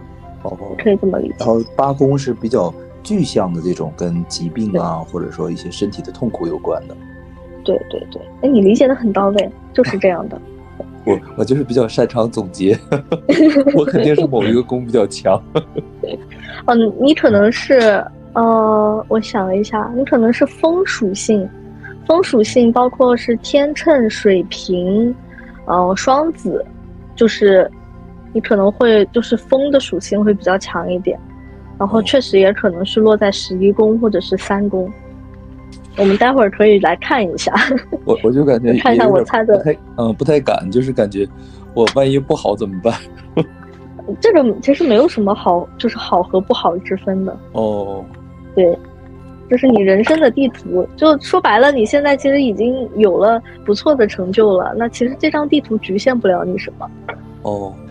反正我就是以前算的时候，我知道他说我有3个华盖，就是华盖啊，华盖啊，华盖好像对，确实就是身心灵这方面好像也会比较强，就很有慧根。对对，然后说这个华盖多了的人就容易出家走空门，这种感觉走进空门，金灯古佛。是，那你很适合学玄学耶。欢迎，就是欢迎你加入我的这个行列，我们可以一起修行。明天我就签约，我已经非常感兴趣，我要改行。那你是什么星座的呀？我水瓶的。水瓶，太阳在水瓶吗？水瓶座的人会比较反传统。我得看一下那个测一测，那个测那个软件里面应该都有吧？哇，因为我不是很了解。就是你刚刚提到了什么风属性啊、太阳呀、月亮啊，这个都是啥呀？啊，这个要说起来就是有点太多了。就个人行星的话，就会跟我们的性格的形成可能会有一些关系嘛。然后个人行星就包括那个太阳、月亮、水星、金星、火星，好像都是个人行星。那我们就是今天还是先了解这个12宫吧，就是对，因为就是说太多了，我们胡涛老师就太累了。没事，主要是对，主要是可以录多一些。那我们这个12宫具体是通过什么去来推理的呢？来算出来的呢？这个就是你出生的时候，以你出生的那个经纬度，然后去观测天上的这个星象，当时天上的这个星象是什么，那你的本命盘就是什么样的。哇，那这个难度好大呀，我觉得。对，但现在我们有科学的排盘软件啊，测输入你的出生年月，还有你的出生地方，你的排盘就出来了。它这个要精确到地点。对，而且你要就是精确到出生的就是时间，就是多少分。就比如我就是8点半生的，就8点30分。就是多少分，这个肯定没有办法太精确了，只能是大概的一个范围。对，大概的。如果说不精确的话，就占星学上面有一个叫生时校正的就是一个项目。因为如果说不精确的话，你可能推运推不准。但是性格是差不多的。就只能看性格。明白。因为我记得我妈妈就说我就是几乎就是早上9点，就是马上就到9点那种感觉。马上就到9点，那你这个还是蛮精确的。8点50。对，就类似于这种感觉，就差1点到9点这种。可以，就是拿8点50算，其实也算的比较准了。差不多了啊。对，明白。然后我看到测那个软件上头，它除了这个出生的时辰啊，出生的那个经纬度啊，它还看你现在所处的那个居住城市的经纬度。对，这个是推运的时候，要用到的，因为它会有那个太阳的那个反照盘。就是专业的推运的话，会结合你现在，就是身处的这个环境上面是什么星象，然后再结合你的本命盘去推。你说一个人他出生的时候，他那个天上的星辰的分布，和他在地球上的这个人生的命运，如果说有关系的话，那他背后的这个逻辑机制又是什么样子的？这个问题就太深奥了，这个就不是我能就是去解答的。对，我觉得这个也很难解答。对，因为我之前上过一个培训课，他就是说算是那种数字命理的嘛，他就是说，他说其实这个原理就对，数字生命的那种，他说原理就是说高维看的就是这种运势，就是他说在这种很高维的程度下，你是不能看具体的人间的这些物质的东西的，他说只能是看一种运势或者说一种方向性的东西。是的。我个人觉得它应该是星星能量吧。对，也可以这么说。对，就是每个行星它的能量都各有特点，然后它会影响到出生在这个时刻，它的那个运行的轨道，它所在的位置不同。是的。所以看到有一些双胞胎，他的命运都是惊人的相似，哪怕是被2个不同的家庭领养走了，最后他们就是选择的那个职业，然后娶的伴侣，都感觉有很高的一致性。对，但其实我就是也有一个悖论哈，就是如果说我是跟我同时同分同秒在同一个病房出生的人，难道命运跟我一样吗？我其实经常在想这个问题。我是这样理解的，就是我觉得即使你的命运你的剧本是完全一样的，但是因为我们每个人的思想啊，然后你的一些本质性的东西它不是说完全一样的，包括你的一些过往的经历啊，前世今生之类的，所以说就算是我们拿到的是相同的剧本，可能也会演绎出来一些不同的这种岔路啊方向，然后因为时间的推移，它这种可能一开始差距比较小，到后来可能就愈演愈烈，然后这个东西就差距就比较大了。我觉得这个只是一种解释，因为主要是西方占星的话，它主要看的是性格，它跟心理学挂钩，所以按道理来说，我们在星盘上面可以看出一个人就是比如说像我这种月亮受刑克严重的，就无非就是情绪大起大落，控制不住情绪，然后小时候就是原生家庭问题很严重。对，就是他其实能够看得出来，但是如果说真的是跟我就是同时同分在同一个病房降生到这个世界的人，那按道理来说他的星盘其实跟我也一样的，就当然我们的命运会有差距，但是如果说按照他的这个逻辑，我们2个的性格，然后包括起情绪的逻辑，然后包括之后的婚姻，包括我们学习的方式，我们在社交圈层的一些展示方式，包括我们的职业选择，可能都是相似的。所以我觉得这个是一个非常神奇的事情，而且我也没有办法论证这个到底对不对。对，但是我觉得就是如果说比如说你的生命作为胡桃的一生，然后再重新来一遍，还是一模一样的出生，就即使是你自己活2次的话，我觉得可能也不会是完全一样的。对，确实是这样。所以这就解释了为什么会有一些差异性，一些可变的东西。就是因为我们的心灵可能它毕竟是一个自由的东西，它不是完全受某一种引导的时候，可能我们今天受到了启发引导，我们会朝左走，但可能下一次我们受到同样的引导，我们就叛逆了一下，就往右走了。这种情况我觉得也是有可能的。对对对，就是人生会有很多种可能性。明白。然后塔罗的话确实是中世纪起源的，但是这个说法有很多。现在我们经常玩的就是韦特系嘛。还有20秒，那我们就下一期可以讲一下现在流行的这种习惯和方法。可以。好，那预知后事如何，且听下回分解。非常感谢各位。对，感谢啊！剩下的章节呢，我们会在下周更新，请订阅支持一下吧。出阴神呢，之前就讲了，它就是出体的本质嘛。出体的本质就是你的灵魂它到了其他的纬度去体验不同的经历嘛。然后出阳神它其实是一种修炼的境界吧，就是你通过积累你的这种能量，或者说气这种精华的东西，然后修炼到一定阶段的时候，你的这种意识或者说你这种能量可以在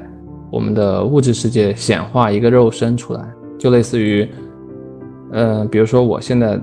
在中国，但是因为我有出阳神的这个本领，我在欧洲也显化了一个我的分身，或者在美洲也显化了一个我的分身，类似于这种，就是它不是灵体，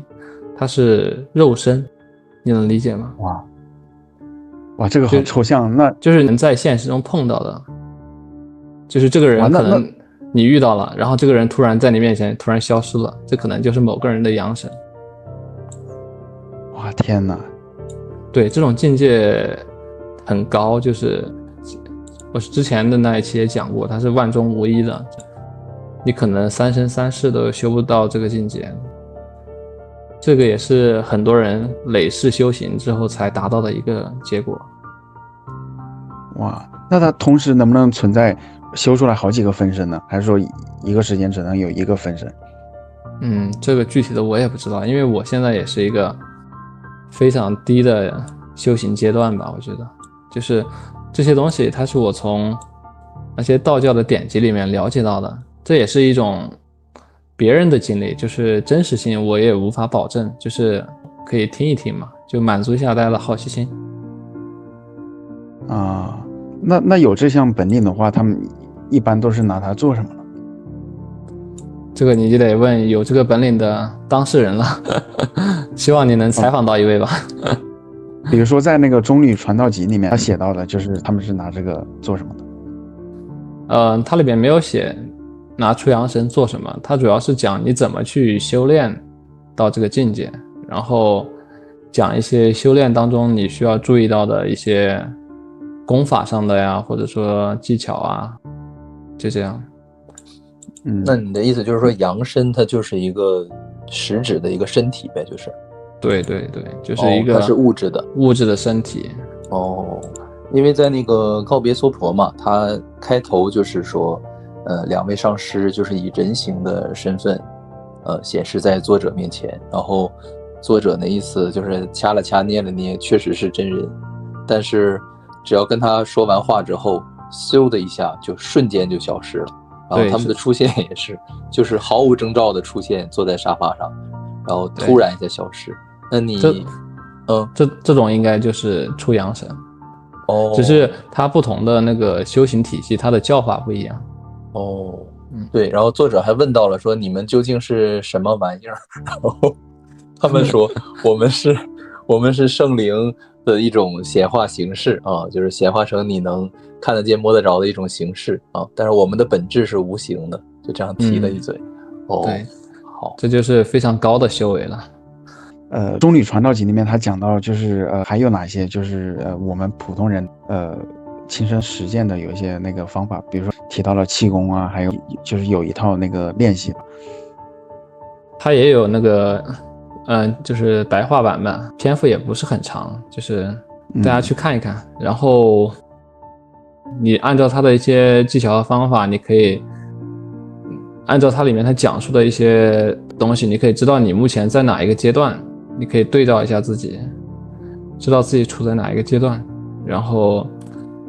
修行的方法其实有很多种，就是条条大路通罗马嘛，他只是讲他那一种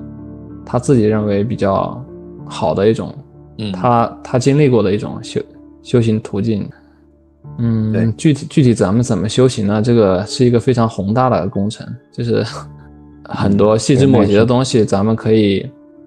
等我们实证到了那个阶段咱们再讲吧。就是你没有实证到那个阶段，你讲的也只是你从书籍里面知道的一些别人的经验，对，你还没有办法完全去确定他的这个经验是否是可以复制的，或者说是可以达到的。就是还是得自己动手去干这件事儿，不是说我现在告诉你一个很简单的，你马上就可以修得某一个成果，这种是不存在的。对，要么就是非常歪门邪道的，就是有很大副作用的。对，就是我们无论修哪一个法门，我们都要去实践它，然后给它一点点的去活出来、实践出来。对，而且这个一定是要有很多的理论基础的，就是不要就是轻易的去尝试一些实操性的东西，就是这些实操性的东西，人家之所以这样做，是人家有这种大量的前期准备，对，大量的铺垫，不是冒险式的去干这种事儿。因为修行其实是一个非常有风险的事儿，有很多能量，或者说有很多脉轮，你激活之后你控制不了这股能量，它就会导致你的精神、身体都出现病症，而且这种病症它非常的难以治愈或者难以解决。对，我前一阵买了一本叫做《你也可以通灵》那本书，然后简单的翻阅了一下，它也就是像你有提到，一定要去做好准备工作，然后要去净化空间啊、磁场啊，然后很多很多的步骤。他说你可千万不要直接去做后面的步骤，他说这样可能就后果自负了。是这样的。对，我记得就是说佛学里面的那个心经嘛，他说这个念了之后，在阳间是能量，在阴间是鬼钱啊，然后说你千万不要在晚上10点之后念，会有很多小鬼过来抢。然后我当时就还是比较那个，就是以身试法吧，我念了会怎么样呢？结果你猜怎么样？就是哇，大脑里面思绪飞扬，然后有千头万绪，到了晚上凌晨3、4点的时候都睡不着觉，就有很多想法想发朋友圈啊，然后特别激动，特别亢奋，然后从此之后我再也不敢在晚上10点之后去念心经了。对，就是有的时段你的一些行为会招来一些麻烦。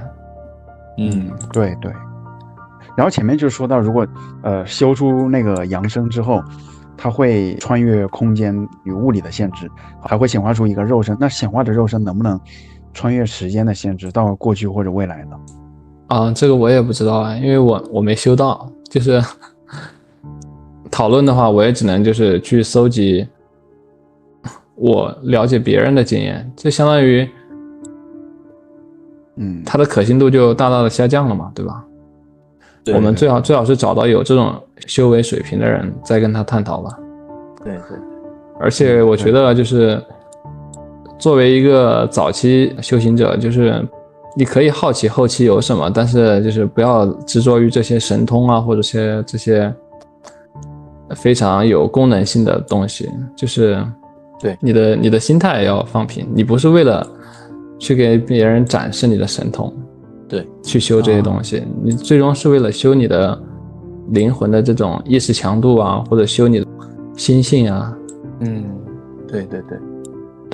点点来。对，就是要心态放平，然后不要说一上来我要考哈佛，我们先从普通的那个大学开始来念，然后这个就真的修行像弹钢琴一样，你只能是一点点来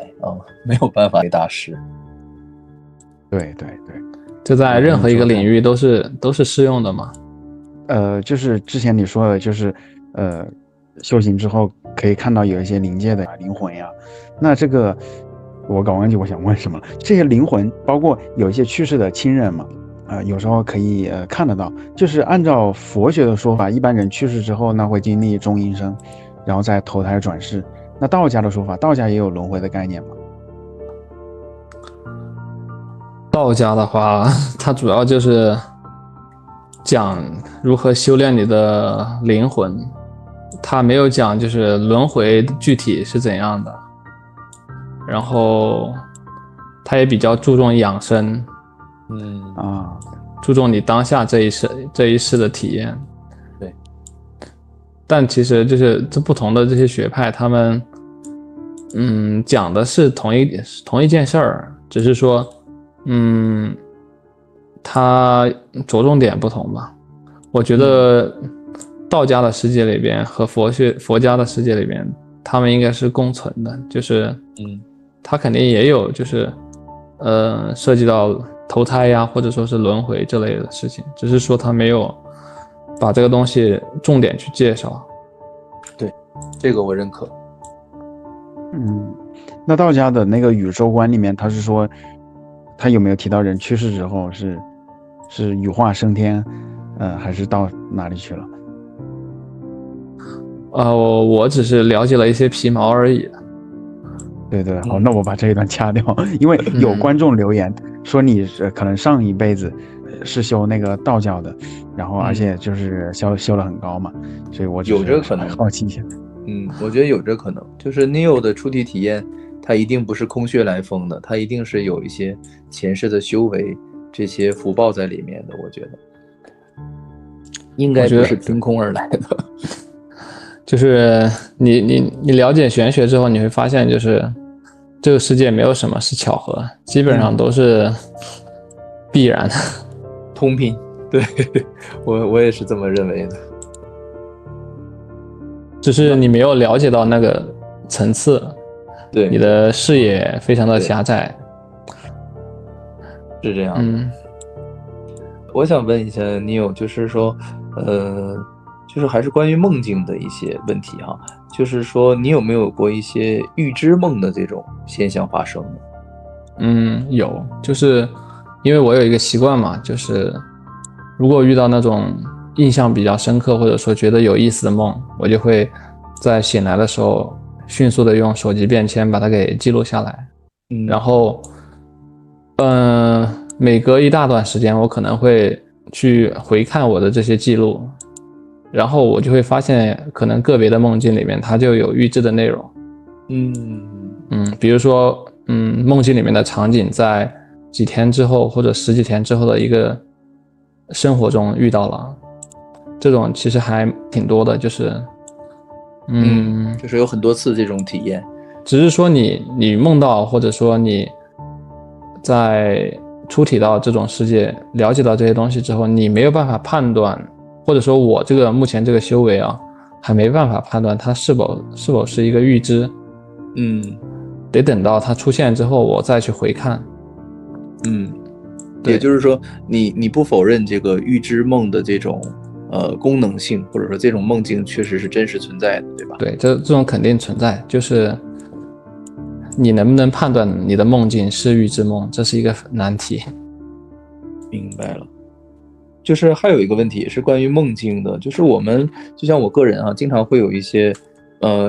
重复的恐惧的梦境，比如说考试迟到啊，然后就是上学呀，这种就是反复的去，甚至是每天隔一段时间就会做一次这种梦。那你认为它这个和什么是有关系的？我觉得这个跟那种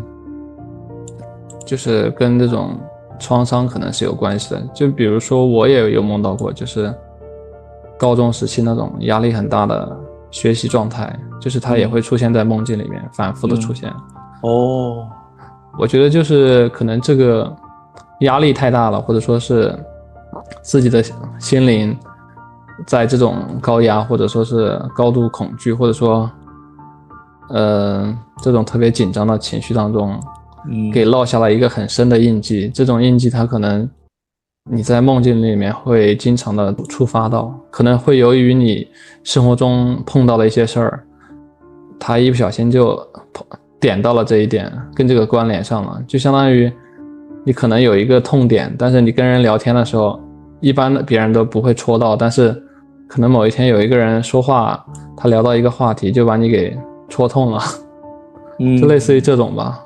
我觉得你用那个烙印那个形容词就是很恰当，就感觉真的是烙在了我们的灵魂里面、心灵里面。对，真是这样的。其实我很想忘记，或者说把那段回忆看淡，但是我的潜意识已经没有了。但我每次梦境、午夜梦回，我都会去回到那个学校，然后很痛苦。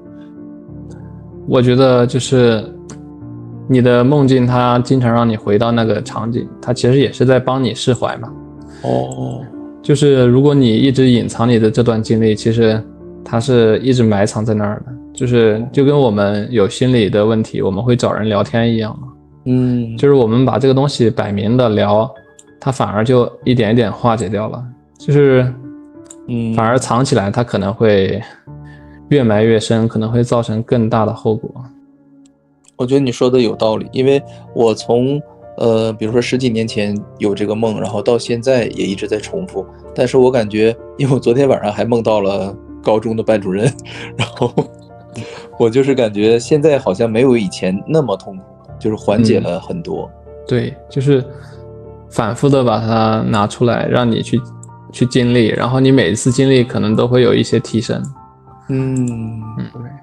哎，那你10几年前的梦想是什么？那个时候你的理想是什么？我特别小的时候，就是大概7、8岁的时候，我的梦想就是成为一个科学家，搞航天。哦，然后那个时候就有这个种子吧，因为那个时候看了很多这种关于航天的这种新闻宣传或者报道吧，我觉得航天人非常的有情怀，然后也在为人类开拓科技的最前沿，开拓人类的生存空间。我觉得这是一件非常伟大的事情，但是这种想法在我上大学的时候对，我上大学也就是学的航天专业嘛，也算是就是显化了嘛，对吧？就是我的这个小时候的梦想就显化了。对，但是跟现实接触了之后，就是你真正的接触到现实中的这个航天或者说这些高科技，你会觉得跟你理想中的就有一些反差，所以也有一些失落吧。然后后边经过自己的这些思考和沉淀，又觉得又发生了一些改变，觉得就是这个梦想还是在的，这个梦想还是对我的影响还是蛮深的。我觉得我现在还是有一些就是搞航天事业的这种事业心还在。初心还在。对。那你发现他的那个反差大概是什么东西？就是我们每个人都会遇到的一些现实问题啊，就比如说导师给你的一些现实压力，还有就是实验室或者说课题组他们在碰到一些现实问题的时候，他们的一些阻碍嘛，人都是要面对很多那种现实难题的嘛。这些现实难题比如说科研系统并没有我们想象的那么纯洁嘛，就像很多网上爆出来那种科研腐败的一些现象嘛，这些现象都会阻碍你追求你的事业，我觉得甚至动摇你的决心。对，又是什么让你决定明明是看尽了现实之后，你还是不忘初心？我觉得就是以前的话，我觉得作为一个科学家，他的科研成果其实是非常宝贵的，如果他能够得到正确的利用的话。但其实我们都知道，科技其实是有两面性的，就是它既可以用来实现我们这种清洁能源嘛，就核能，但同时这类技术它也可能导致就是世界毁灭嘛。对，就是其实作为一个科学家是很矛盾的，就是你研究的这些东西，它到底能不能造福于人类，你其实是有怀疑的，就是它取决于这个领导者或者说这个做出这个决策的这些高层，对吧？对。我最开始就是觉得，如果一直这样，就是受命于人嘛，然后这些高层他可能他们的心理状态你也没办法就去把握嘛，而且就相当于你找一个导师一样，这个导师他的心理状态他的意识水平你是要进行一个评估的，就是如果他是非常低频的，或者说他是非常邪恶的一些想法，你肯定就不会与他为伍嘛，对吧？对啊。后面我就觉得其实我们不用去揣测就是高层的他的想法，或者高层他的这行事风格。为什么呢？就是其实你人的层级越高，或者说你的行为方式或者你的选择，它很多情况它都不取决于你个人了，而是取决于天道。不知道你能不能理解，就是人类的发展方向其实并不是由人类来决定的。就是我们的自然界或者宇宙，它有一个规则，这个规则决定了我们的发展方向。如果你成为了一个领导者或者人类的一个引领者，你如果没办法顺应这个规则或者顺应这个自然法则的话，你其实是会被淘汰或者会被颠覆的。对呀，对，所以就是如果你坚信天道的话，你觉得天道是一个公平有利的发展方向，其实你的这种疑虑就打消掉了，你可以全心全意的去干你想干的事儿，把它这些成果做出来。其实这些成果它的利用不仅仅是取决于某一个人或者说是某几个人，它只是一种财富。这个财富呢，它的利用方式它会顺应天道的。就像我们现在的科技，它其实很多时候还是改善了人类的生活水平的。这个我认可。如果它是使人类陷入到更加低级更加痛苦的生活中，我觉得这是不太可能的，就是它跟天道是反着的。对，就像我们很多人共同的构建了这个世界，就是它至少要获得多数灵体的认可。反正我觉得世界确实是朝着更好的方向在发展当中，包括思想也是，现在的屠杀呀、歧视啊、民族的冲突啊，都对相对以前减少了很多。对，跟历史上相比的话，咱们现在其实进步了很多，只是说我们很多时候看到了很多残酷的事实，但是我们把它当做了这个全部。对，它其实只是一部分，或者说在历史的长河当中，它这一部分的比例还在减小。对，就是不要让这些阴暗优化当中，对，就不要让这些阴暗面的事情阻碍了你前进的步伐。对，其实我就延展一点点啊，我就是说，就中国这几年的发展，我就觉得其实变化挺快的。先把整体做强大了，然后其他的细节问题可以以后再慢慢去优化和改善。就是我的意思就是，咱们作为一个个体，其实不用特别担心，就是我们人类的走向是否会滑入一个深渊里面。就是人类的走向，它不取决于人类，你懂吧？它是有更高的那些灵体和神明，或者更有水平的一些生物，更高的存在，对更高的存在来主宰我们这个来指引和主宰我们这个世界的。对，这个你是怎么意识到的？就是静下心来去想嘛，去想我的这些内心的矛盾，你认真的去考虑它的合理性，它的逻辑。其实这个不是一下子就意识到的，你要去了解更多的信息，然后当你把这些信息都了解了，然后它就会量变引起质变嘛，你就会产生一些想法，这些想法它就会帮到你解决这些矛盾。就是有的时候人思考的角度不能太狭窄了，这样很容易停滞不前，就是制造了很多这种自己的壁垒。就是我们不能只把视野放在黑暗的一面，放在那些阴暗的东西上面。就是你的注意力其实是非常宝贵的，你放在上面，你其实也是一种投射嘛，你增强了它。说得对。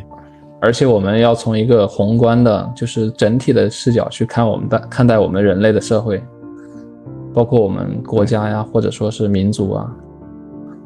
就是我们要更加有这种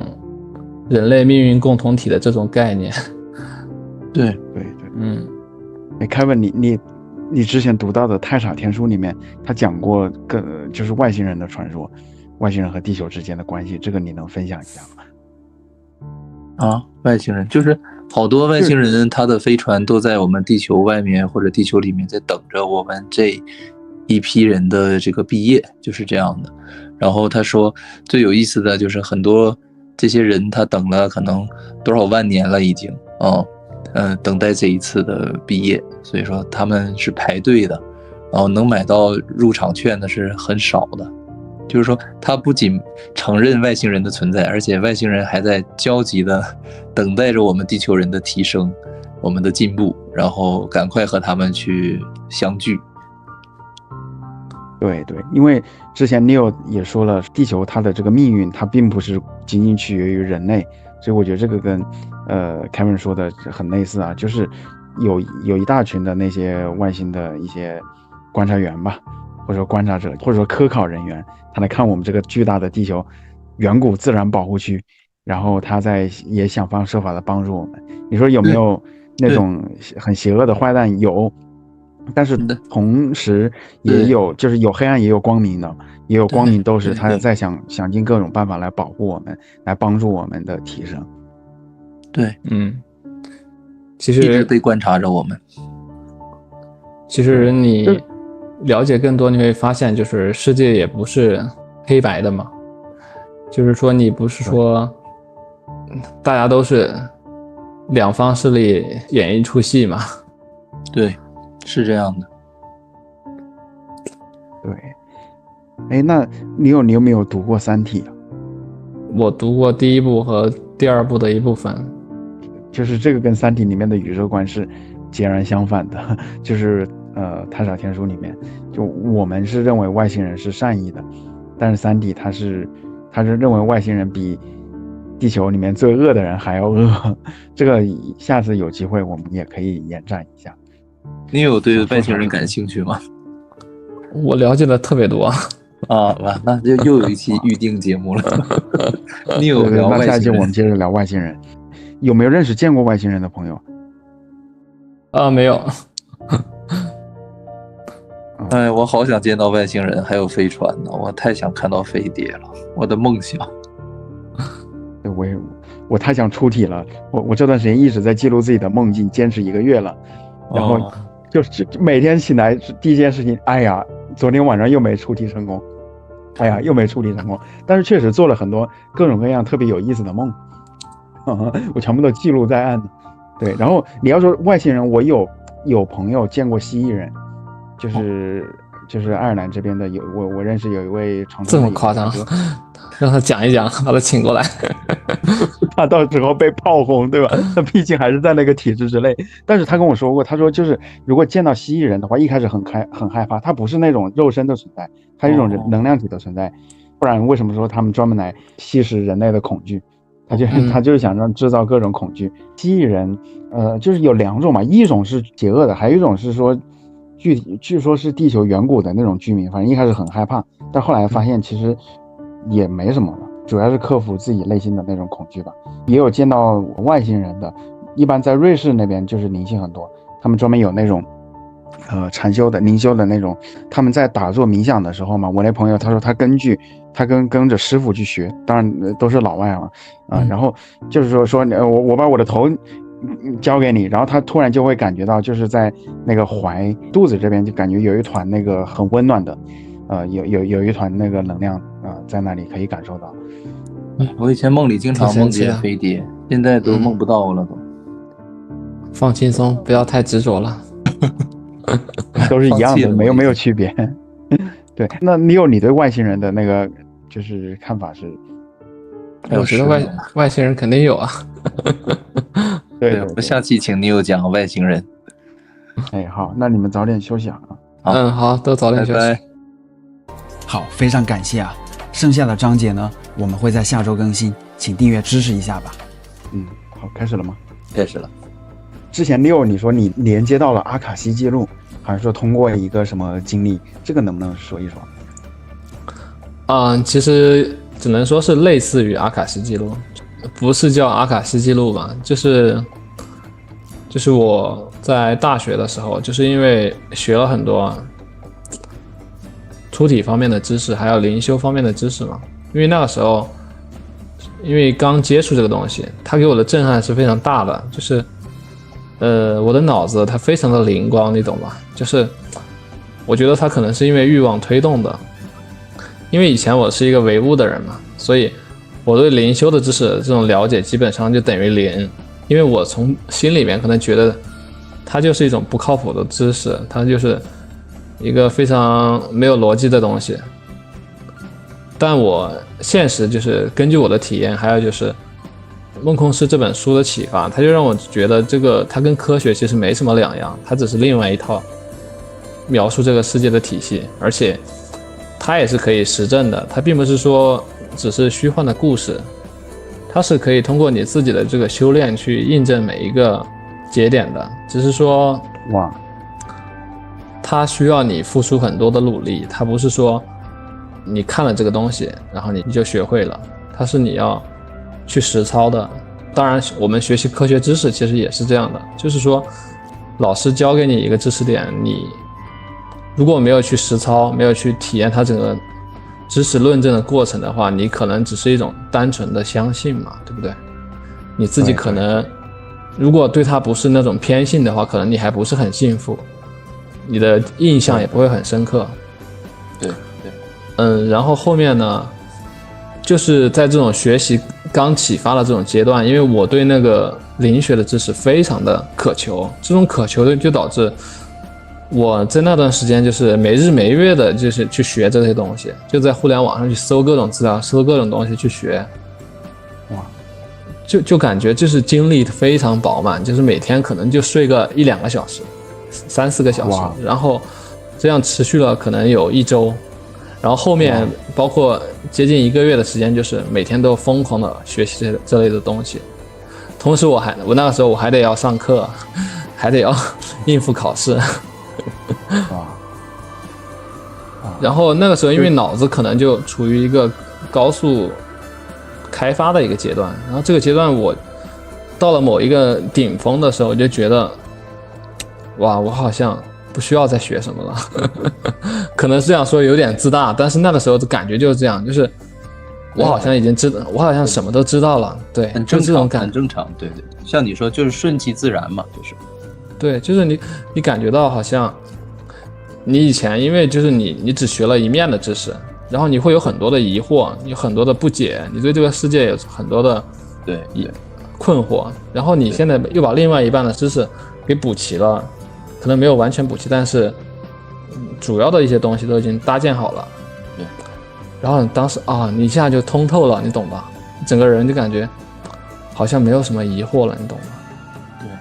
我现在就是也在这个阶段当中，就是我的拼图，因为认识了你们嘛，然后聊得很多，然后我觉得我的拼图越来越完整，然后我的信仰啊、信念啊，就是变得越来越清晰，然后就是感觉越来越好，走在了路上的感觉，就是。对，像刚刚 Leo 他提到了说，我们不光是说要看它，还要动手，还要实操。能不能分享一些类似的简单的一些锻炼的方法？锻炼的方法啊，我觉得就是你的心灵提升的话，主要就是你要刻意练习嘛。就比如说你跟人相处，你就要提醒自己，你跟别人相处，你说话做事，你要三思而后行嘛，对吧？你要给自己建立这样一种刻意提醒的这种习惯。然后你有了这个习惯之后，你就会越来越好，你的这个跟人相处啊，或者说是做事啊，你就会一点一点的看到进步，就是不会像以前那么就是顽冥不化嘛，就总是走这种死胡同或者说是固执的这种方式去干一件事情。然后你现在的话，你就可以看到这个世界其实有很多维度的，然后你做事呢其实是可以从很多方向去考虑去入手的，就是你要意识到你做任何一件事，你要先搭建你的这种全局观，先去认识它的体系，然后知道你现在是在哪一个位置，你在做怎样一件事情。对，你要把自己的框架给打好，这是心理方面的东西。然后身体方面的东西就是比如说你可以做一些锻炼嘛，比如说练一些基础的这个气功啊，或者说八段锦一类的东西。这些东西以前的话，我是觉得这是老年人才会去信的一些东西嘛，包括像太极。后面我就觉得这些东西真的非常有用，就是只是它的入门确实是有一点难度的，它不像我们那个广播体操，可能你只需要跟着那些动作去动的话，你就算是做到位了。但是那个就不一样，那个包括像气功啊，或者说是八段锦之类的锻炼身体的方法，它要的是你的意念还有你的气是要跟这个动作去结合的，它的难度要高一点，但是同时呢，它就是对你的耐心要求的比较高。你就是你最开始去从事这些东西的时候，你要耐心一点，就是先把这些动作练到位，然后再一点一点的去结合你的意识，结合你的这个气呢，最开始你其实可以把它理解为就是你的呼吸的这个空气，但其实它不是你的空气，它是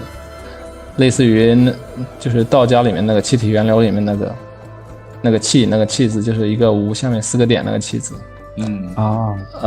就是那是一种类似于以太能量的一种东西。就是你做到后面啊，就是如果你把你的意识、你的气、你的动作都做到位了之后，你会发现你能感觉到能量在你的身体里面流动。而且你做完之后，你会觉得你的身体状况会得到非常明显的提升。就比如说我每次打完一套八段锦，我就会明显感觉到自己的这个身体非常的舒展，而且自己的这个气血嘛非常充足。然后比如说我的视野它会更加的清晰，就是因为我本身是一个有近视眼的人嘛。我每次打完这一套八段锦之后，我就感觉自己的视力就得到了很大的提升，就是包括我的身体的舒展情况也有很大的提升。就比如说我下腰这个动作，我平时下腰的话可能就只能下到小腿，可能就觉得很吃力了，很费劲了。但是你做完一套八段锦之后，你再去下腰，你可以很轻松的摸到地面，摸到你的整个脚掌。而且它是那种不吃力的摸到，就是没有感觉到很痛苦、很大的阻力。它就是你通过运你的气，运你的这个能量，让你的这个经脉之类东西它更加的疏通了，更加的舒畅了。像我们平时因为比如久坐呀，或者说是长期维持一个动作，可能就导致很多地方都堵塞了。你需要去练这些东西去疏通它。我觉得这是一个很好的健身的方法。当然你把这2个东西结合起来，我觉得就是你的心灵也会更好，你的身体也会更好。我因为每天就是那个面朝电脑背朝床单嘛，颈椎骨脖子后面的那个最凸出来的那一块那个颈椎啊，每天早上醒来就都疼啊。我感觉那个右肩膀可能是我那个控制鼠标每天都是同一个类似的动作。然后Kevin 呢，他因为要去剪辑有一些歌曲嘛，录一些音乐，然后他也有腰酸啊，这个也是可以通过练八段锦来恢复的，对吧？绝对可以。只是这个东西你练的时候要有耐心，就是我刚才跟你们说了，它跟我们平时做的那种广播体操是不一样的，它是你的身心灵要一点一点去结合，一点一点提升的。可能你需要练1个月，每天坚持可能才能看到效果。对，就跟读那个佛经一样，有时候可能是说你要读到100多遍、几百遍的时候，你才会感受到有什么不一样的东西。提到了这个就是八段锦嘛，我还是想提一下我之前读有一个很古老的咒语，叫做药师灌顶真言啊，对，它很短，大概就30秒钟就可以读到。我在去年11月的时候就是算上我总共有7位朋友，还有我外公、我老爸、外公他们腰扭了呀，然后这是生病啊、慢性病啊，然后流感啊、抑郁啊、炎症啊，然后我先说我自己吧，我一发烧的时候马上就去读，就把所有的手头的工作都停下来，我就去读《药师灌顶真言》，读了5分钟，真的是硬是把发烧给读好了，就是而且还不是1遍，3遍，有3遍的时间，因为你就首先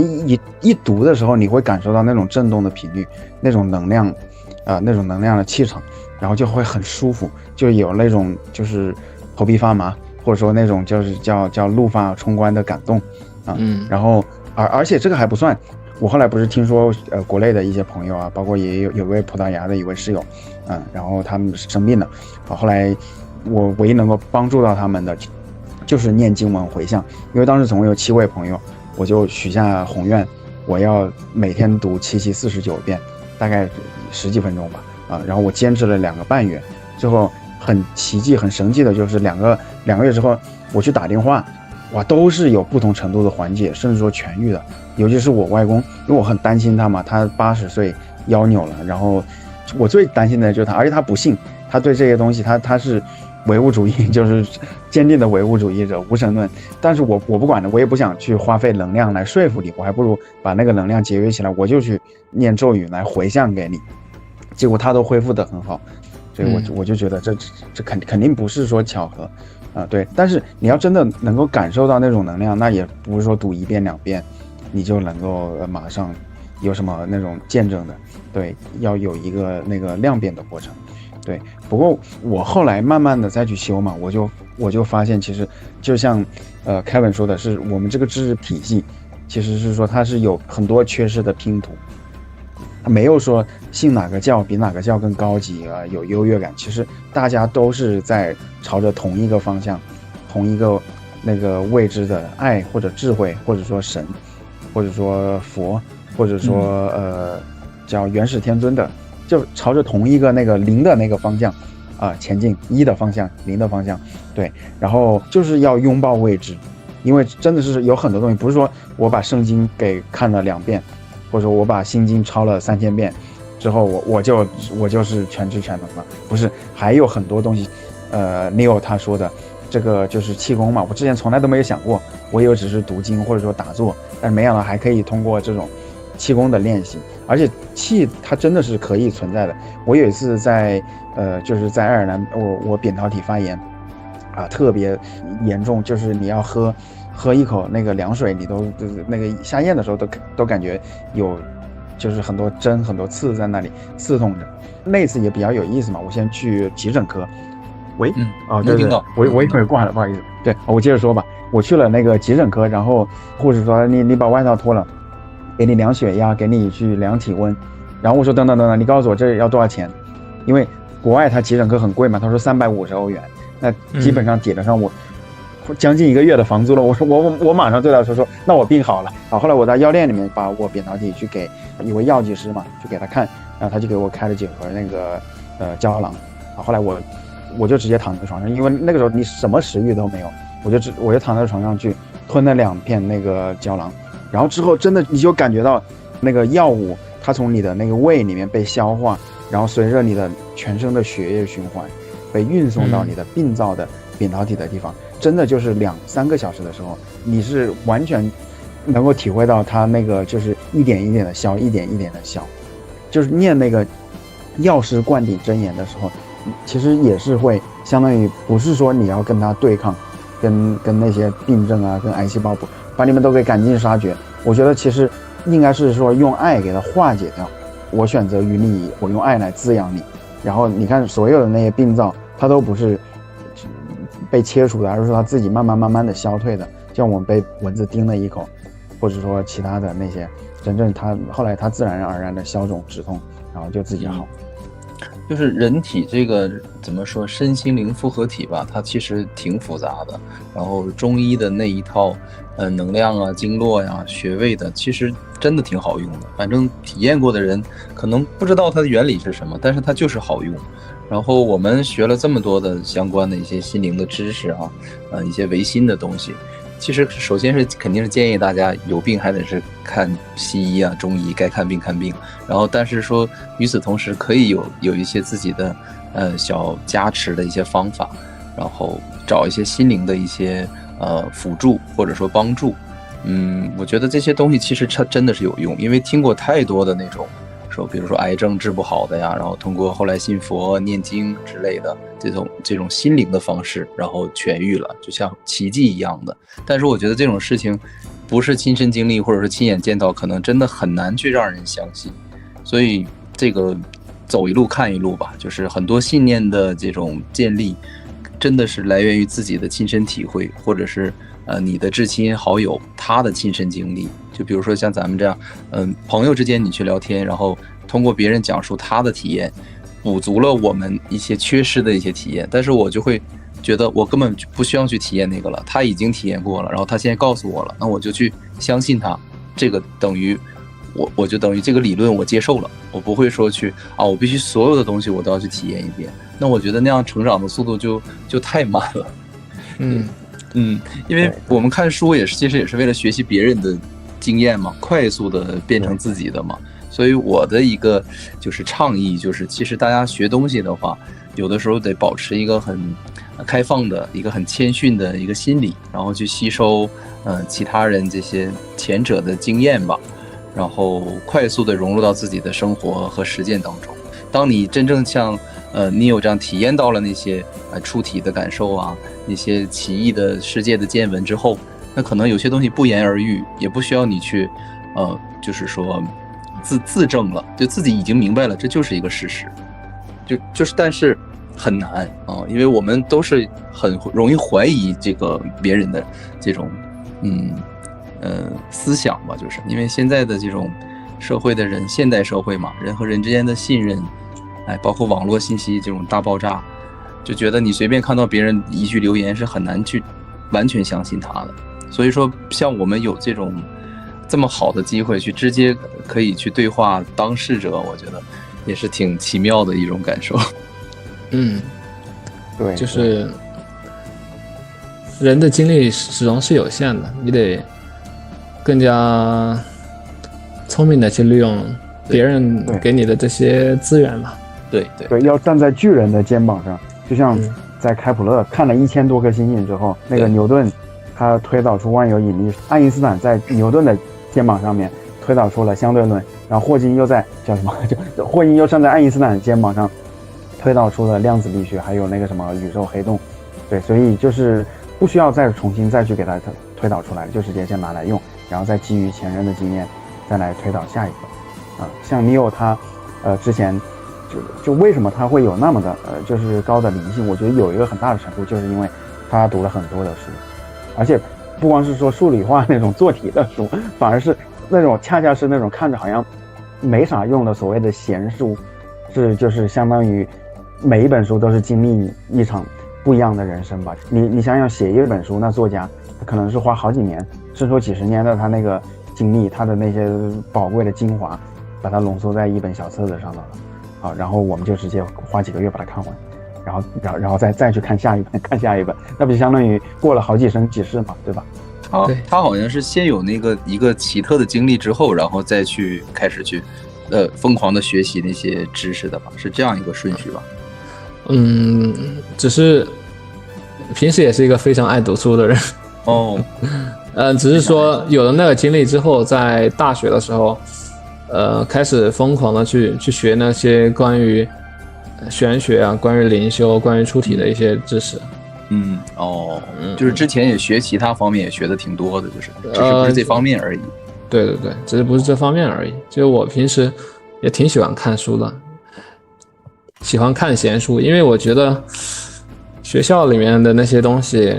对我来说就是已经够多了。天天都是刷题，然后做题这些东西，我很想就是在书籍里面找到一个另外的天地嘛，找到心灵的寄托。对，心灵的天地，就是他还是有很强的好奇心的，然后自己去寻找了很多的这种可以满足他好奇心的这些知识。然后我觉得其实他的第一次的特殊体验，我觉得更可能就像是一种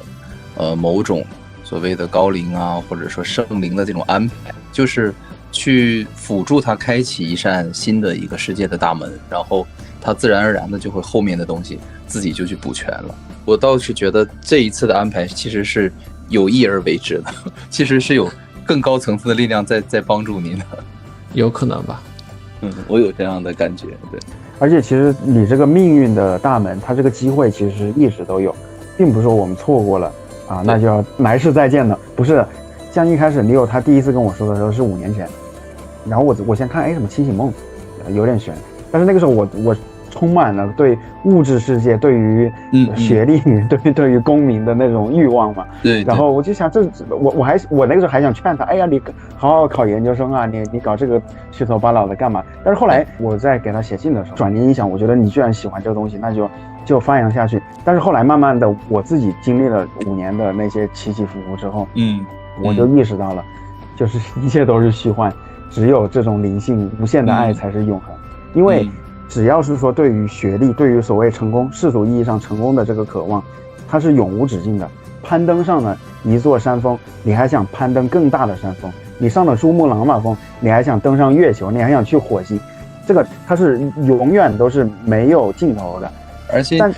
你比较的对象永远都是会那些比你稍微高一点的人，你永远不会去看比你差的很多的那些人，就是人都是这样的。当你去比较的时候，你永远在看比你好的那部分人，就永远不会满足的。他所谓的那个好，也只是那一面的好，也许他有他就是家家都有自己的难念的经吧。他没跟外人说，就像我们去刷朋友圈，感觉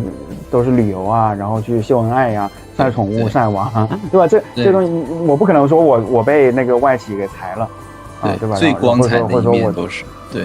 对啊，不可能说我被裁员了，我把它发到朋友圈啊，我被裁了，我是 loser， 我是单身狗，所以你就会造成有一个错觉，就好像人家过得都比我好，但是其实你说好与不好，真的就是一个主观的状态，没有绝对的好。你要真的是欲望的话，那秦始皇统一了6国，他还想长生呢，他还想千世万世的传下去，这太贪婪了。而真正你要就灵性而言的话，这个宇宙就是我们造的，我们就是无限，我们和神是一体的，对。所以那你说这些物质上的这些追求，我把它当成一个游戏来玩，我就以这种心态，我知道它其实就是一场梦而已啊。然后但是我就像Leo说的嘛，我目前处于这一层级，我就做好这一个梦了，我做好这一个梦，然后在梦的这个过程当中，我去收集更多的爱，然后来播撒，来体验，感受到爱，来感受到这种真。对，就是还是要就是从自身出发嘛，你要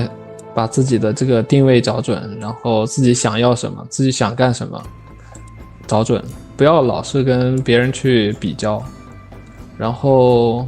自己有进步，自己心里有收获就 OK 了。然后你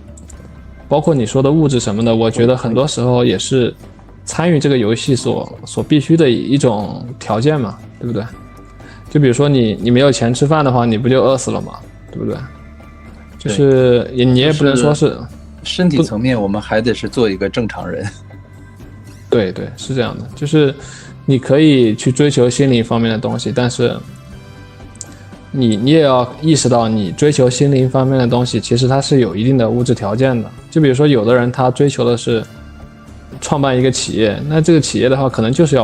要很多的积蓄，很多的钱。对，这其实也是一种很好的体验，只是不是每个人都能体验得到，对不对？对，就是有前提条件的，就是对。因为上师在这个就是说书中嘛，也经常去提示我们说，不要因为学了这个或者学了那个，你就要搞得跟普通人不一样了。然后他们的建议还是说，你该干嘛干嘛，还是做一个正常人。然后心灵层面的东西就交给心灵，然后你身体啊、行为这方面，还是要符合一个正常人的一个状态，不能说搞得很奇怪。这个他们并不建议。对，哎，所以那你说你当时高中的时候出体之后，然后满血复活，那个记忆力感官特别的那段时间对于你当时考试的成绩有没有什么影响？还是说它只是灵性上的，跟那个世俗是分开的？我觉得可能就是精力更充沛了嘛，就是你可能学习更专注了，应该有一定的帮助吧。那你当时排名考试有没有什么比较明显的提高？这个我倒没有特别的留意，可能有一些提高吧，就是我没有特别留意这个东西，是因为我的名次一直都没有太大的变化，就是一些小的起伏。那就是至少没有影响到你正常的生活。对，没有影响。哇，对，我就想说一段那个我最近的一个经历嘛，我认识有位印度的姐姐，她也跟Kevin 同龄嘛，20多岁的时候在这边来读硕士，后来去工作，然后进了那种外企，拿了很高的工资，可惜呢，突然被公司裁员了。因为爱尔兰这边他那个你必须得在同一家公司工作个2年，你才能够拿到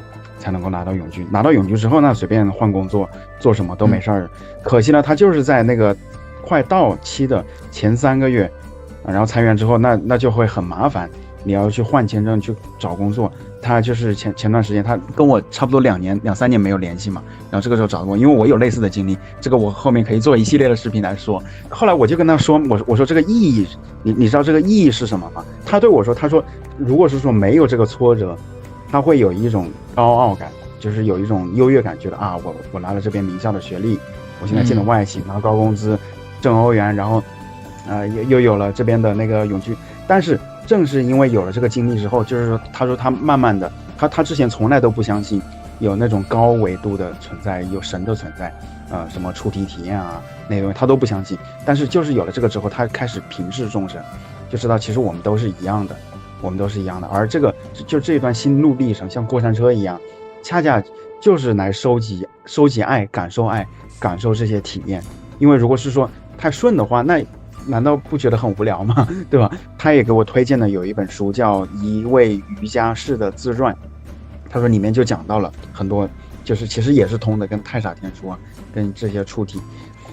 然后之前不是 Neil 说想更多的了解Kevin 的经历嘛，你就可以欢迎看我们那个播客，就是我们那个 YouTube 频道的那个系列，就觉醒的对话。我之前也完全不了解 Kevin， 我只是听。就是阿健他说Kevin 他有刘慈欣的大脑，是一个有刘慈欣大脑的，他就是一个外星人。后来跟他聊着，我觉得其实不需要知道过去的经历，我们其实都是一样的，那些东西都是游戏啊。对，然后但是我觉得我很现在也算是一种塑造个人角色的东西，然后去强调个体性和个性化的东西。因为我就是说很明白那些东西其实很虚幻，因为你再包装自己啊，再怎么样的，那我们本质上其实大家都是心灵在连接嘛，在交流嘛，对不对？你也看不见我，对啊，你也不知道我是1.8米还是1.9米，还是200斤还是300斤，对吧？就大家其实当我们在语音沟通的时候，其实是很好的一个平台，因为彼此是非常平等的，然后又很这种坦诚的感觉，因为没有太多的角色感的加入。那如果说我们在现实上生活当中，那可能你看到我啊，我是双眼皮儿啊，他是什么样子啊，谁年轻啊，或者谁怎么样，就人会有产生很多的评判和这种分别的东西。其实这些东西都是在障碍我们每个人之间的这种心灵的连接的。对，恰恰是这种分别的东西，让人和人之间变得有仇恨呐，有很多的负面呐，然后痛苦啊、烦恼啊。我觉得这个东西是一个根源性的东西，所以我在生活当中接触朋友啊或者聊天呐，那可能就是太分裂或者分离的，我就不会说特别感兴趣，或者只是迎合一下。但我真正想聊的，可能是咱们做这种节目当中聊的这种一些高层次的呀，所谓的爱呀，或者说议题啊、灵性啊，或者说佛学呀，这个就是我的兴趣点。所以说，我就光听你们说，我就觉得就很高兴了，甚至我有的时候会有一种就是很不真实的感觉，我就觉得这是我的生活吗？怎么会有这样的话题，然后有人讲这么好的故事？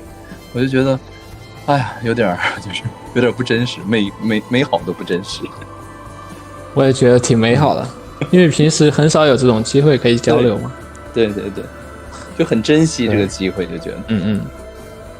对，而且这也不光是咱们仨，就是现在在听的这些观众。当然我知道，观众能够听到我们的时候，肯定已经是几个月，甚至说几年之后了。所以这也是从侧面来说明，时间是根本就不存在的东西。这个我们这是时间之外的对话，它对，就是过去、未来、喜欢我们的现在。听众去听到我们这些谈话的时候，如果说他产生共鸣，其实也是某种层次的和我们的心灵和我们的思想产生了连接，就是有这种感觉。对，对因为我们这个世界当中一切都是虚幻，只有无限的爱才是永恒。对，但这个是你，这句话好难理解。我看你的视频每一个都有这个做结尾。好，谢谢。这是我通过也是看书学习的时候，对。推荐一本书吧，因为还有3分钟，我就是1分钟2分钟，我就是推荐就是我们以后接下来要聊的吧，就是我觉得你可以看一看那个告别娑婆，因为我说的意思其实这是我最珍爱的一本书啊，然后它会开启你可能是后面很多很多的一些有意思的一些方向啊。好了，非常感谢。我建议看一下啊，就是告别娑婆。这书我至少学习10几遍有了，这都非常宝贵的，对，记下了。我最珍藏的一个宝藏，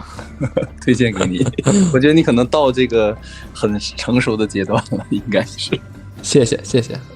我一定看。对，就包括今天不是给我分享了一本那个《博家梵歌》嘛，我就已经在看了，我觉得写的真好。哎，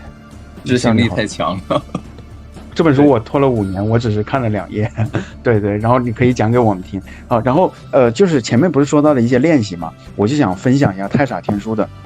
它有2个练习，好像很简单嘛。第一个就是说我们要意识到自己呼吸的存在，然后当每一次吸进的时候呢，我们想到这吸进的不光是空气，而是它整个天地宇宙之间的爱，美好的东西。而呼出的呢，就是那些恐惧、忧虑、愤怒。怀疑那些负的能量。好，然后因为只有呼吸的时候才是真正专注当下的，而过去与未来都是大脑想象出来的，那些塑造出来的。还有10秒。第二个的话，哇，那预知后事如何？第二个的话，那种练习方法我们下回。好的，好，感谢你感谢你，非常感谢。好，剩下的章节呢，我们会在下周更新，请订阅支持一下吧。就有很多那种练灵修或者说练出体，他们最后就是精神失常嘛，或者说是身体出现各种病痛，然后他也解决不了。而这种病痛，因为他练灵修练出来的，他不是身体上的问题，就是这种医院是治不好的，你知道吧？对，他网上好多有急性病。说白了就是不要太执拗的去修炼。就是你要清楚你自己所在的这个层级，然后你把你能做的尽量做到就好了。就是高中从高2开始，就是学习会自己出体之后，就经常会出体嘛，出体会去各个地方去玩，去感受，然后就是前面就是说到了出体之后看到了各种各样的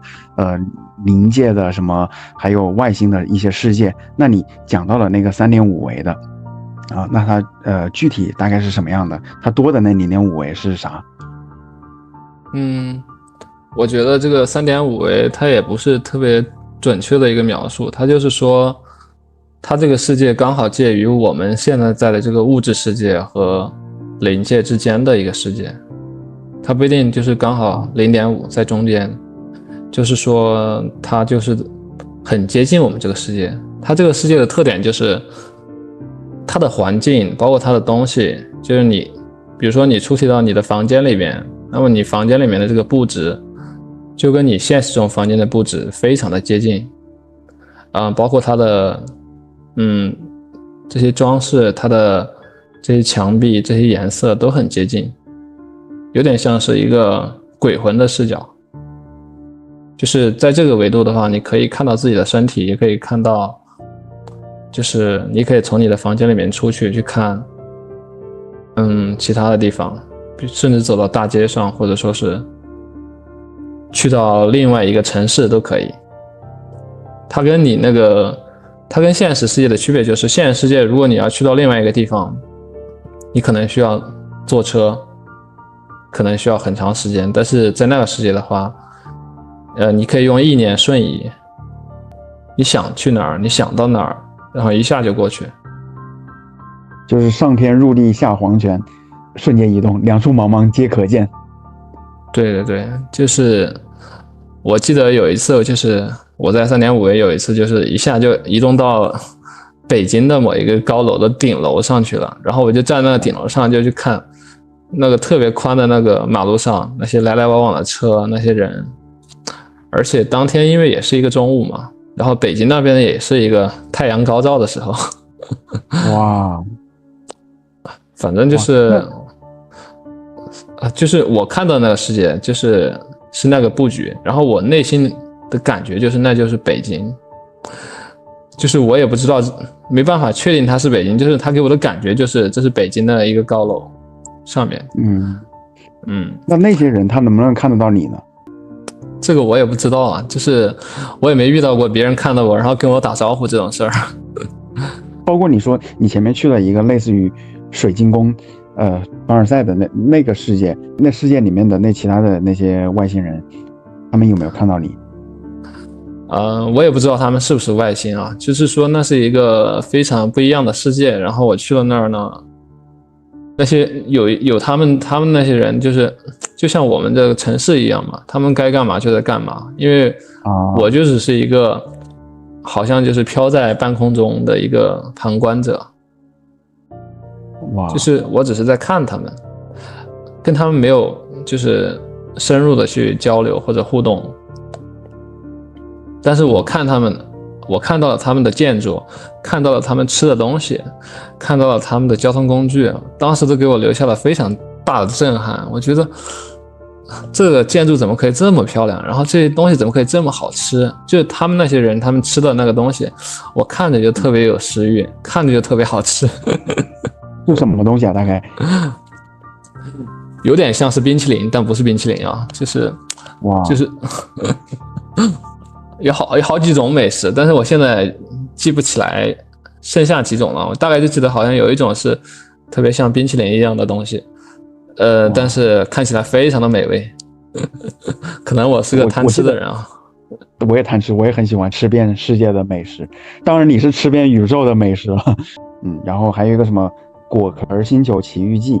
当然那本书有一点争议吧。他说在那种外星世界吃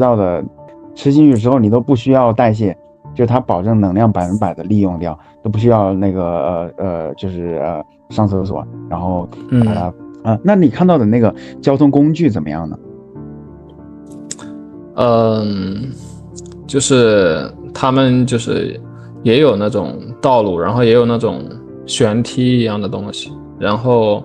天上就是也有那种低空的飞行器嘛，然后地上的交通工具它的样子我记得不是很清楚了，就是比较久远了，这可能也是很多年前的一个就是出题到的一个地方。对，但是你说的如果是说你是一种阿飘的状态，那就想象如果是说我可以悬浮的话，那我觉得会有一些人好奇，他过来看我，他们能感受到你。我觉得他们可能看不到我吧。有可能是这样的，因为我在看他们也没有就是引起骚动什么的。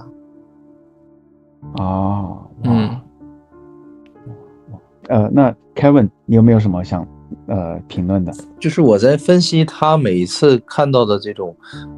视角，包括他的所处于的状态，我就感觉他出题的方式更多的是一种就是纯粹的观察者，然后可以去到的地方就是说不太受限制，可能是宇宙当中其他的这种星球啊文明，然后也可以是我们地球上的一些其他的城市，但是他所处于的感觉都是那种就是别人看不见他，然后他只是一个纯粹的观察者，然后也没有就是那种肉体啊或者说能量体啊以太体，就他没有身体的感觉，他只是一个视角，但是他又能有很强烈的感知，很强的视觉，很强的嗅觉听觉，这些包括他的心理活动是一直是有的，因为他能记住这些嘛，看到那些美食啊觉得还很好吃的样子，然后包括看到琉璃世界的那种很震撼的那种心理感受，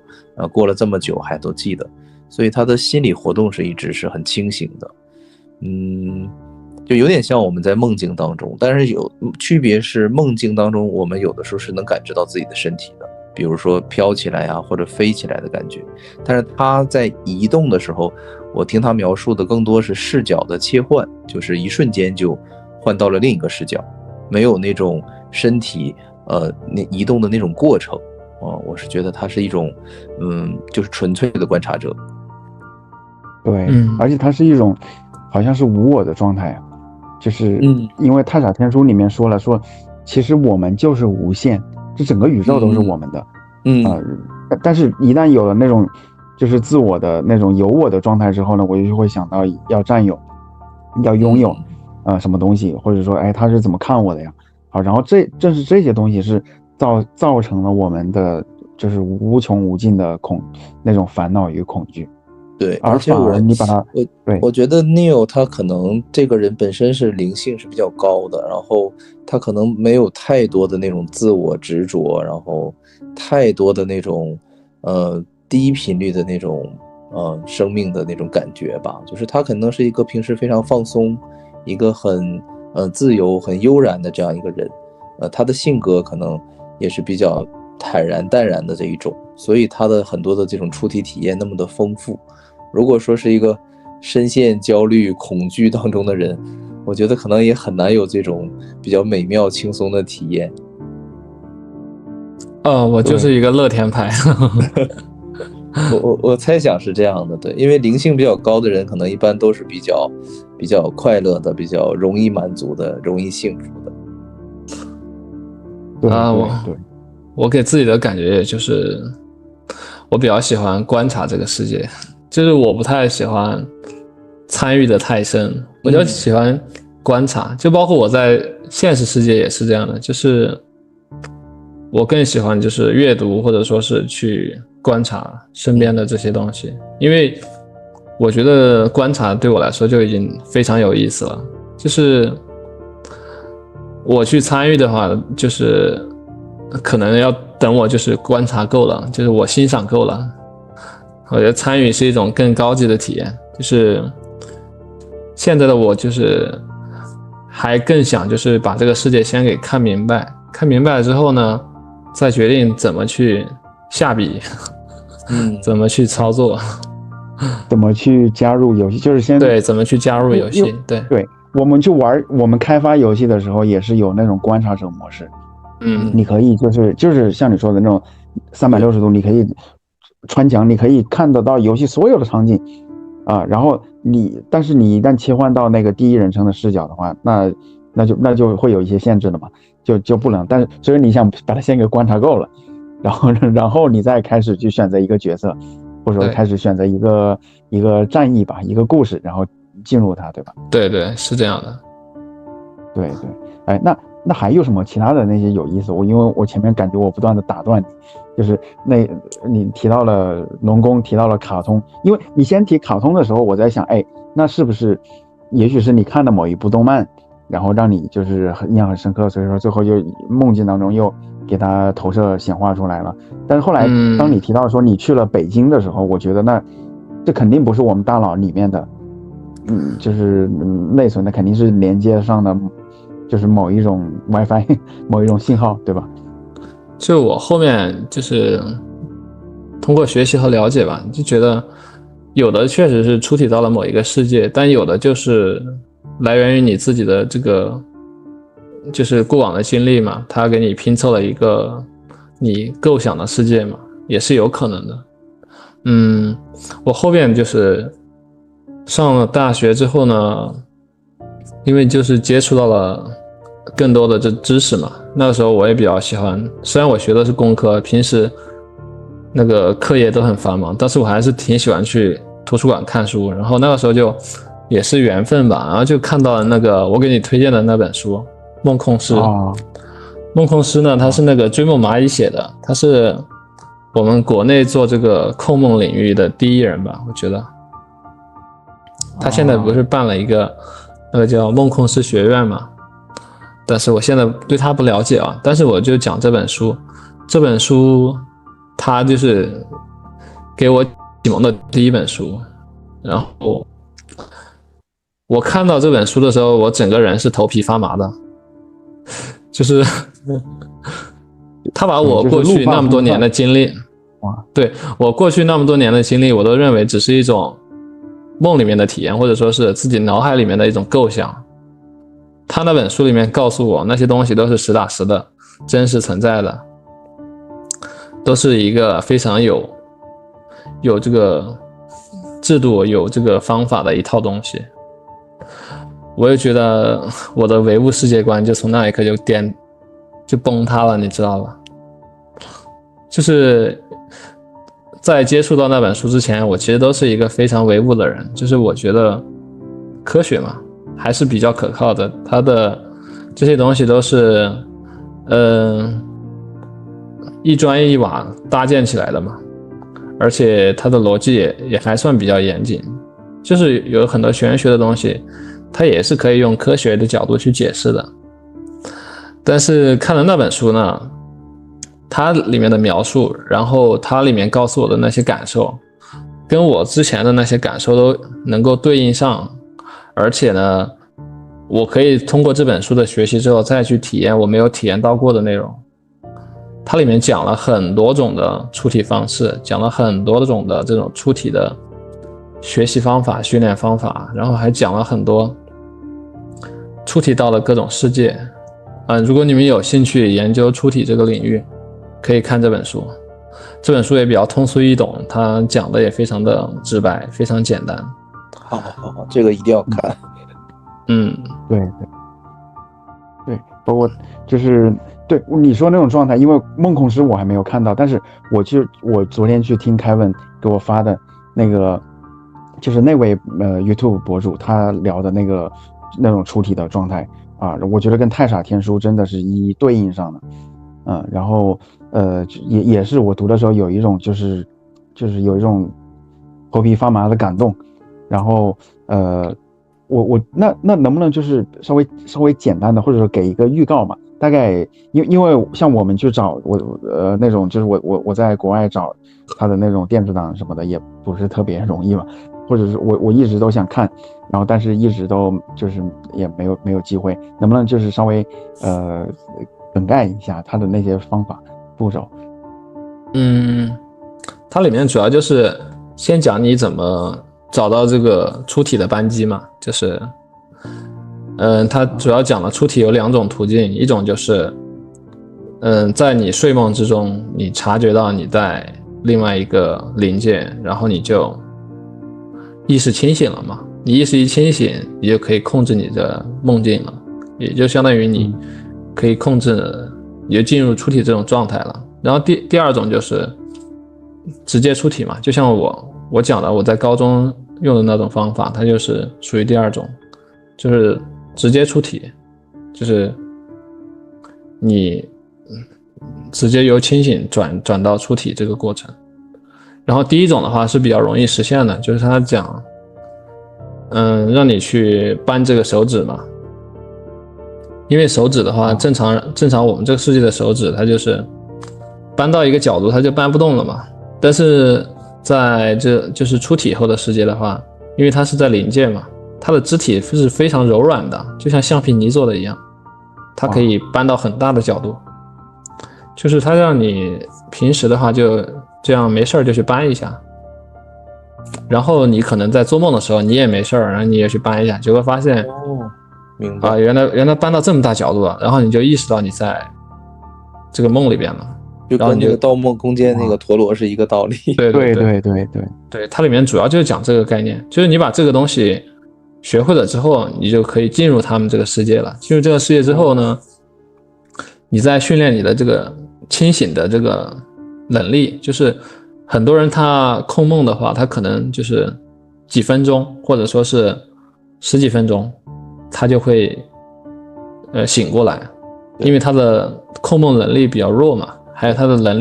他可能他的能量他的能力都比较差。然后里面他也就讲了很多，就是你自己怎么去提升自己的控梦能力，怎么去积蓄你的能量的一些方法嘛。哦，哇塞，还有就是讲了一些就是出题过程中你可能会遇到的一些奇奇怪怪的事情，然后他给你解释这些事情都是什么东西，就是让你对这个事情有一个提前的预知嘛，就是不会吓到你。对，那真的会有那种危险的那种情况发生吗？他这本书里边他说的是比较乐观的，他说的非常乐观，因为他可能是从西方的那种就罗门出体的那一套东西学过来的，因为他本人是好像也是留学嘛，是在国外读的硕士，然后回国创业，然后做的这个东西。他就是把这个出体这个东西描述的非常的没有伤害，非常的安全，就是说你随便出，你想怎么出就怎么出，他绝对不会伤害到你。但是我不是这么认为的啊，就是因为我后面又就是给你分享了另外一本书嘛，就是那个中理传道集嘛。中理传道集就是那个中道理嘛，那个吕祖啊，还有那个钟离这两个人啊，钟离权和吕祖这两个人，他们的一个对话集，对，就是吕洞宾。这个对话集呢，它里面就详细的讲了这个跟出体相关的一些概念。它当然不是说出体啊，它里面说的是出阴神、出阳神。就是出体的话，其实是属于出阴神的一种。就绝大部分的出体都属于出阴神的一种。出阴神呢，它是一种比较容易的修行方式，但是这是属于一种鬼修，懂吧？它是属于一种鬼修。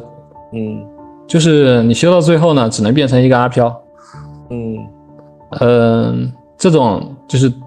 能力很差，这种阿飘他没有什么能力，他最多就是在灵界游荡嘛，然后他也没有什么能力，而且那个世界呢也不会有那么高的能量，所以他建议的话就是还是出阳神。出阳神就是练就这个纯阳之体嘛。他的建议就是如果你没有出过体，你最好不要去出阴神，最好就是练出阳神的这套功法，因为你一旦出了阴神，你的身体惯性还有就是你的那个习惯嘛，它就会让你练出阳神会练得非常困难。而且出阴神呢，它是说白了它是一种鬼修，它的级别比较低，而且它很难上一个层次。出阳神的话就可能可以练到就是像神仙那种级别，很高的级别，但是它难度比较高。对，我能不能理解成，如果说出阴神的话，就相当于我一个人穷游，带着2毛5分钱到都柏林去，那最多也就是看一看街边的路人，做一个路人甲。但是要出阳神的话，那我也许是说到都柏林去，带着任务、带着钱、带着团队去出差的，然后也许是可以做一些改变，或者说帮到一些什么东西。类似于这种吧，就是人的能量水平差别是挺大的。就是他的建议可能说你出阳身就是属于一种正道，然后一种比较没有太多副作用，然后比较建议的一种方式。然后他可能觉得阴身就属于类似于旁门左道，属于小家子的这种功夫。他就是觉得这种出阴神太容易了，就是只要随便找个人，你教他2招，他都可以出体成功。然后因为他没有什么能量的积累，就像很多练功的他都要筑基嘛，对不对？如果你筑基都没有筑好，你出去的话可能就到不了那种特别好的境界嘛。明白。有些好地方，比如说什么天界啊、兜率天，你就上不去，能量不足。是这样的。哇塞，那你之前大开眼界，今天真是。对，那你之前是出阴神还是出阳神？我之前一直都是出阴神啊。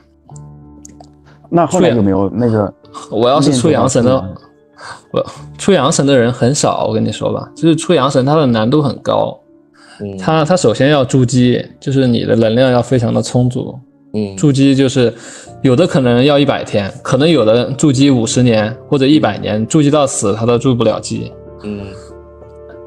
然后你筑基成功之后呢，就是你的能量充足，就是你的干量带够了，你的能量电池已经充满了之后，你再练这个运行这个周天它又分为这个小周天和大周天。小周天就是说你这个任督二脉嘛，那个周星驰那功夫里面不都讲嘛，对，打通这个任督二脉，你就是天下无敌嘛，这功夫了得嘛，你的身体的机能恢复的，就算人家把你打成一个已经打成一个残废人了，但是因为你任督二脉也被打通了，你身体一下就能够恢复如初嘛。然后这就是小周天，你小周天打通了之后，你就可以就是运行大周天。运行大周天就是相当于把你身体的能量跟那个外界的这个空间的能量，就是天地的能量去这个循环给打通，相当于也是一个能量的管道嘛。就是我们天生的话，可能就是任督二脉也是堵塞的，然后你跟天地的能量也是堵塞的，所以你就是能量很低的一个状态。就是你把这两个管道打通了之后，你就可以出阳神了。我觉得它就是道教的那套体系嘛，就是对修炼嘛。但这个难度真的很高，就是可能万中无一吧，能出阳神的人万中无一。对，那对你说的那个任督二脉的话，我倒是听过一个真实的例子，就是我之前有一位来自温州的一位室友，他也在这边，当时是读硕士，好，然后他说他老家嘛，就是有一位年轻人，大概20-30岁，然后就是出了点车祸，最后就是撞到了脊髓，好，然后就是基本上是半身不遂，高位截瘫的，好，后来就是请了有一位80-90岁的一位老中医，就是给他来去推拿嘛，真的是把他给经脉就一点一点的捏，一点一点的捏，给他捏上了，然后他又可以重新站起来了嘛。后来他就是认那位老中医做干爷爷，他就是相当于是他的再造父母，对，相当于救了他的命。对呀，但是后来他们就问那老中医，你这么好的手艺怎么不传下去啊？然后他说我还是有可能把他带到坟墓里面去了。他说因为现在很多人都不信这个，就是我觉得就是像那个生病的话，首先就是说你要相信，就是你是可以痊愈的啊，它是有一套方法是可以治愈自己的，或者说要么是吃药念咒，或者是说锻炼什么样的都行啊。因为一个人他一旦生病之后，他除了是身体上的病痛，更主要的是心理上的，就各种各样的负能量，抑郁，然后恐惧，后悔自己，哎呀，怎么不注意身体得了这个病，然后在恐惧之后，哎呀，这病会不会恶化，什么时候能够好起来，这对我的工作也有什么影响啊？其实就说这种很大程度上，很多人为什么现在癌症有可能是人类最大的敌人吧？因为很多人他都是自己被自己的那种恐惧一点点的下，然后就有一种慢性的那种就相当于一种慢性的积累吧，所以就是我们咱不说能不能修到阳身吧，但是至少平常时作为我们能够力所能及的去来进行一些灵修啊，进行一些那种思想上的一些锻炼啊，就是让自己用爱来取代恐惧。对，就是恐惧的话，它确实是一个对身体蛮有伤害的东西。就中医里面不讲吗？那个是恐是伤肾吗？还是伤哪儿？你们有了解吗？它就是每一种情绪它都会对应一个脏器嘛。对，有啊，对，对。然后也有那个脉轮的说法，就是Kevin 能不能就是稍微的脉轮，就是我想问一下，你有感受到脉轮吗？就是你应该了解这个吧？我了解过这个脉轮相关的一些知识，但是呢，就你实际有感受到，就实际上体会，我觉得只能说是，就是脉轮对应的这些位置，我觉得是有道理的，就是你的能量能感觉到一点点，但是我没有实际去看到它，我觉得脉轮应该是存在的，就是特别是像顶轮的话，我感觉是比较明显的。我之前不是有做过一个那个脉轮的测试嘛，就是之前有一个网站，然后它有一个对脉轮的测试，然后我测了一下，大概就是我的顶轮和心轮开发的比较好，然后其他的几个那个脉轮的话，它的开发程度会比较差一点。我觉得跟我自身的那个感受也对应得上吧。对，对，那还有一个问题，我刚刚就想问，就是在那种出阳生，说我们可能要么需要100天，或者是说甚至50年的修炼嘛。那我们平常就是在生活习惯或者饮食习惯上，如果是说怎么做，能够就是有助于出阳生的那种修炼？我觉得所有的这种修炼，它都是基于一个常识啊，就是说你对人世间的这些东西都已经不感兴趣了。如果你对人世间的这些东西还有很多东西没有体验，然后对很多东西都还有一些执念或者有一些留恋的话，你该体验的还是先体验你当下的这一生吧。就是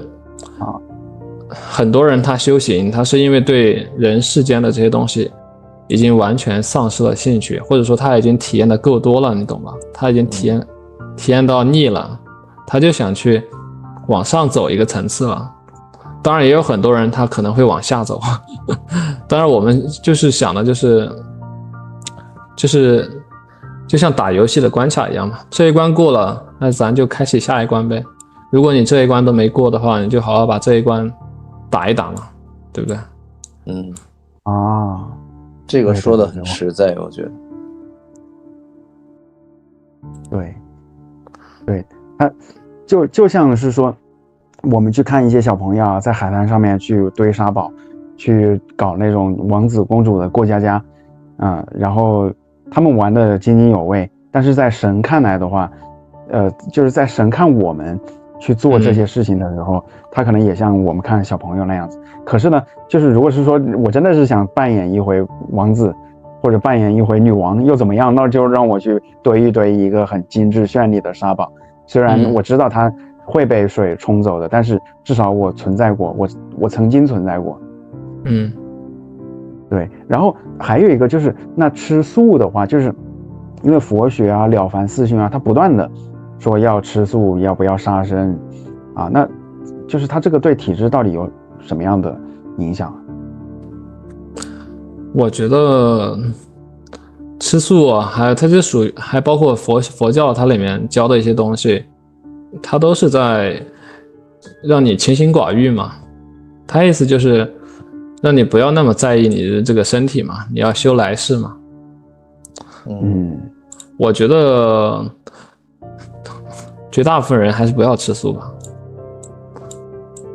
就是你还没到那个境界呢，你吃什么素呢？你可能还没吃几天游心呢。而且就是人的欲望，就是你不要压抑它，就是除非说你真的对这个肉食一点兴趣都没有了，你甚至吃这个肉食的感觉有点臭有点腥，那确实你就该到吃素的时候了。因为像我之前就是出体还包括学习这些灵修相关的知识，学了之后我真的就感觉到很多的那种荤腥的东西都不合我胃口了，你懂吧？是一个自然的过程。对，它是一个自然的过程，就是你不要刻意的去压抑自己啊，我很想吃肉，但是呢就是因为这个教义里面说啊不能吃，或者说修行要求我不要吃，那你就其实你没有达到那个阶段，你去压抑自己只会造成更大的反噬。就是你先修自己的心吧，你的心如果修到那个境界了，你觉得你的那个味觉你的五感都提升上去了，你自然就会觉得那些肉类的东西或者说是那些肮脏的东西你就能很明显的感受到，就是你吃它你就会觉得难受，你懂吧？就是我有一个学生，他就是天生就是不吃肉，就是生下来就是这样，就是纯天生的，然后只能吃一点点的那种鸡蛋，喝点牛奶，然后也是很费劲儿的那种，就是纯素食的。就是你根据你自己的这个身体情况来吧。不要强迫自己。对，那主要还是说杀生会有业力，尤其是说吃海鲜，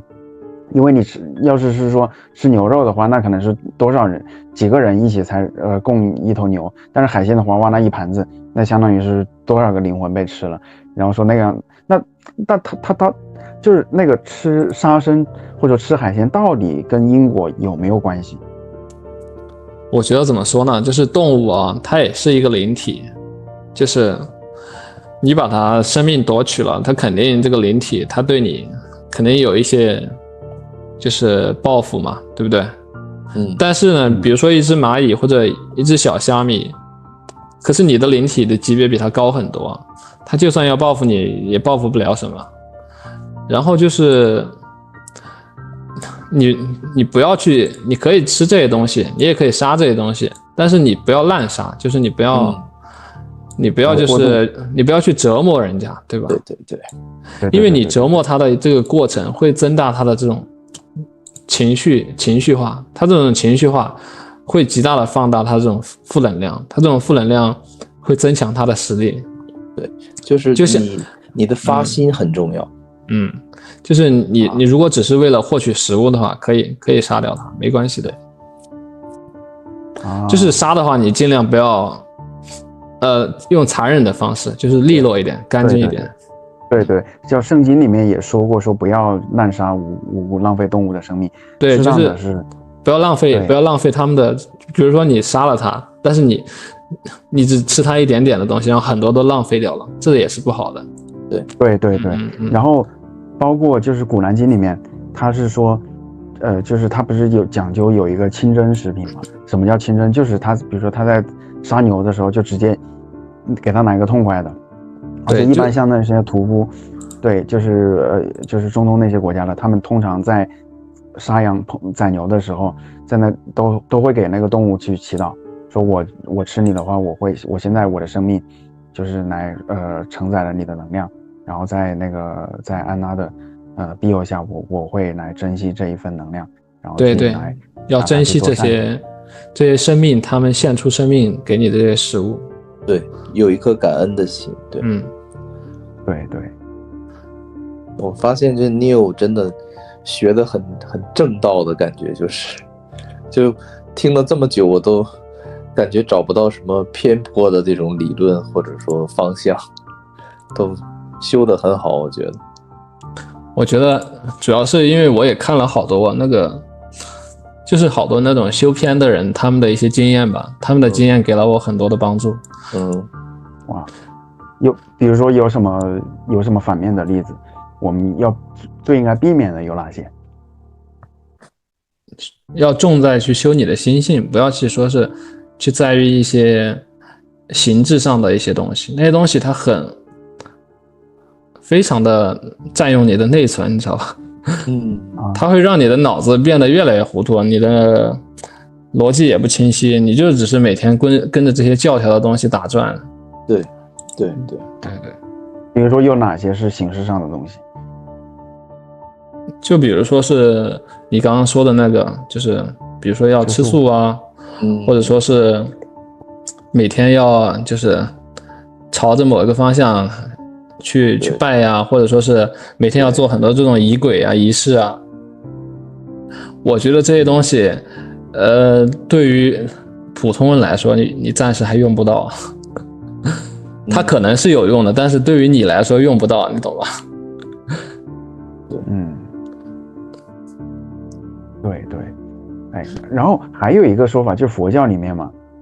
他说你去读准提神咒，那也是了凡四训啊，或者说读心经，你读，相当于你读一遍就是给你加0.1的积分，然后读礼佛1000遍嘛，了凡四训说礼佛1000遍，还有礼佛100遍给你，哇，那待会儿你们还有时间吗？我 OK 呀，再聊会儿也可以啊。我一般就一点睡觉嘛。行，那就可以再聊一期，就正好。对。对，行，那我接着那个了凡四训里面他说，就是你要就是每天念多少遍的话，会增加某些功德，增加某些积分。但是藏传佛教的同学他们有说法，他说其实你念个2-3遍就行了。就是也不要太执着。我到现在我都没有那种很清晰的那种界定。我们可以下一期再接着这个话题，我聊一下我去读心经3000多遍之后有什么样的体验。行，好，那行，那谢谢你们了。好，就先这样子。好，一会儿开一下，拜拜。好，非常感谢啊！剩下的章节呢，我们会在下周更新，请订阅支持一下吧。通过念诵药师佛心咒，或者说药师灌顶真言，来彻底治愈了我的3次疾病。只要是说在最早期的时候能够得到一个好的休息，就可以把病魔扼杀在摇篮。这个不光是对于我个人的经历，我在那段时间，当时是除了我以外，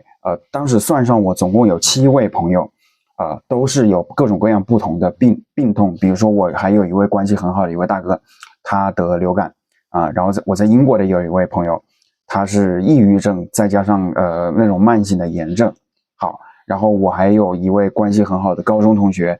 因为打电话的时候我听说他爸爸就是年纪大了中风，然后在看护院里面就是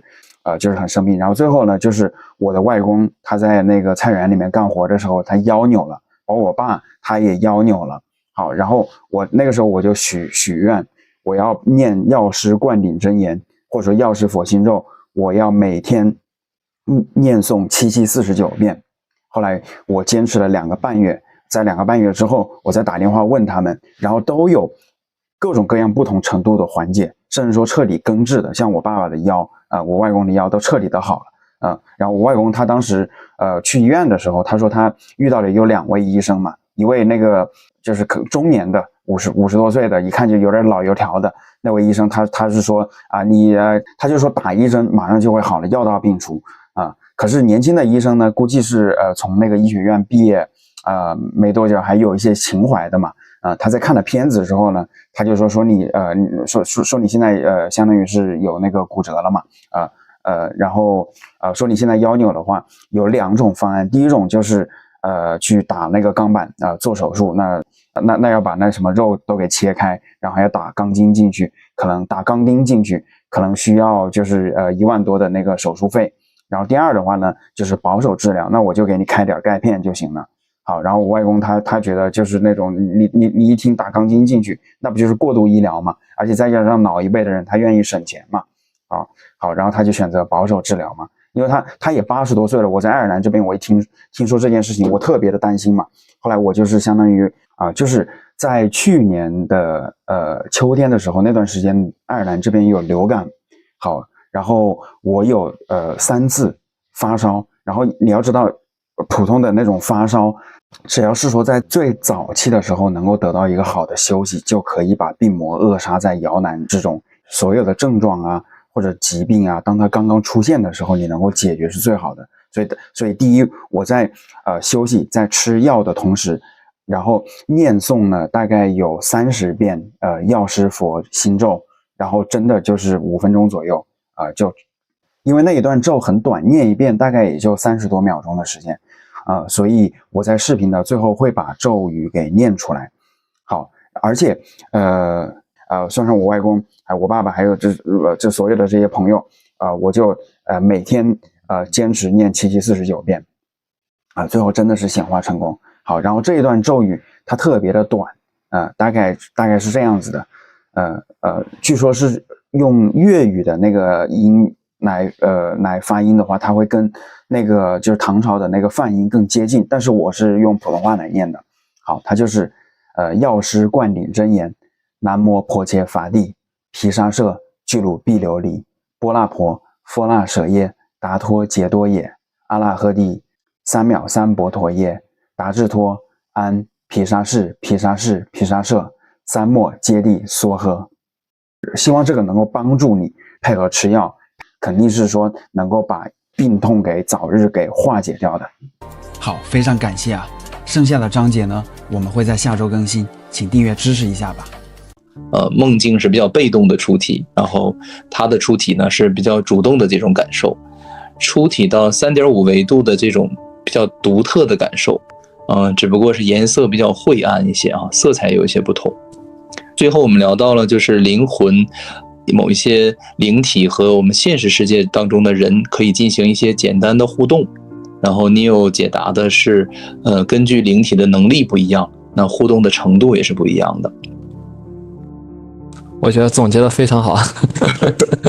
我们学会总结了，我们升级了。对，太好了。我在想标题的时候也可以轻松一些了，少费几个脑细胞。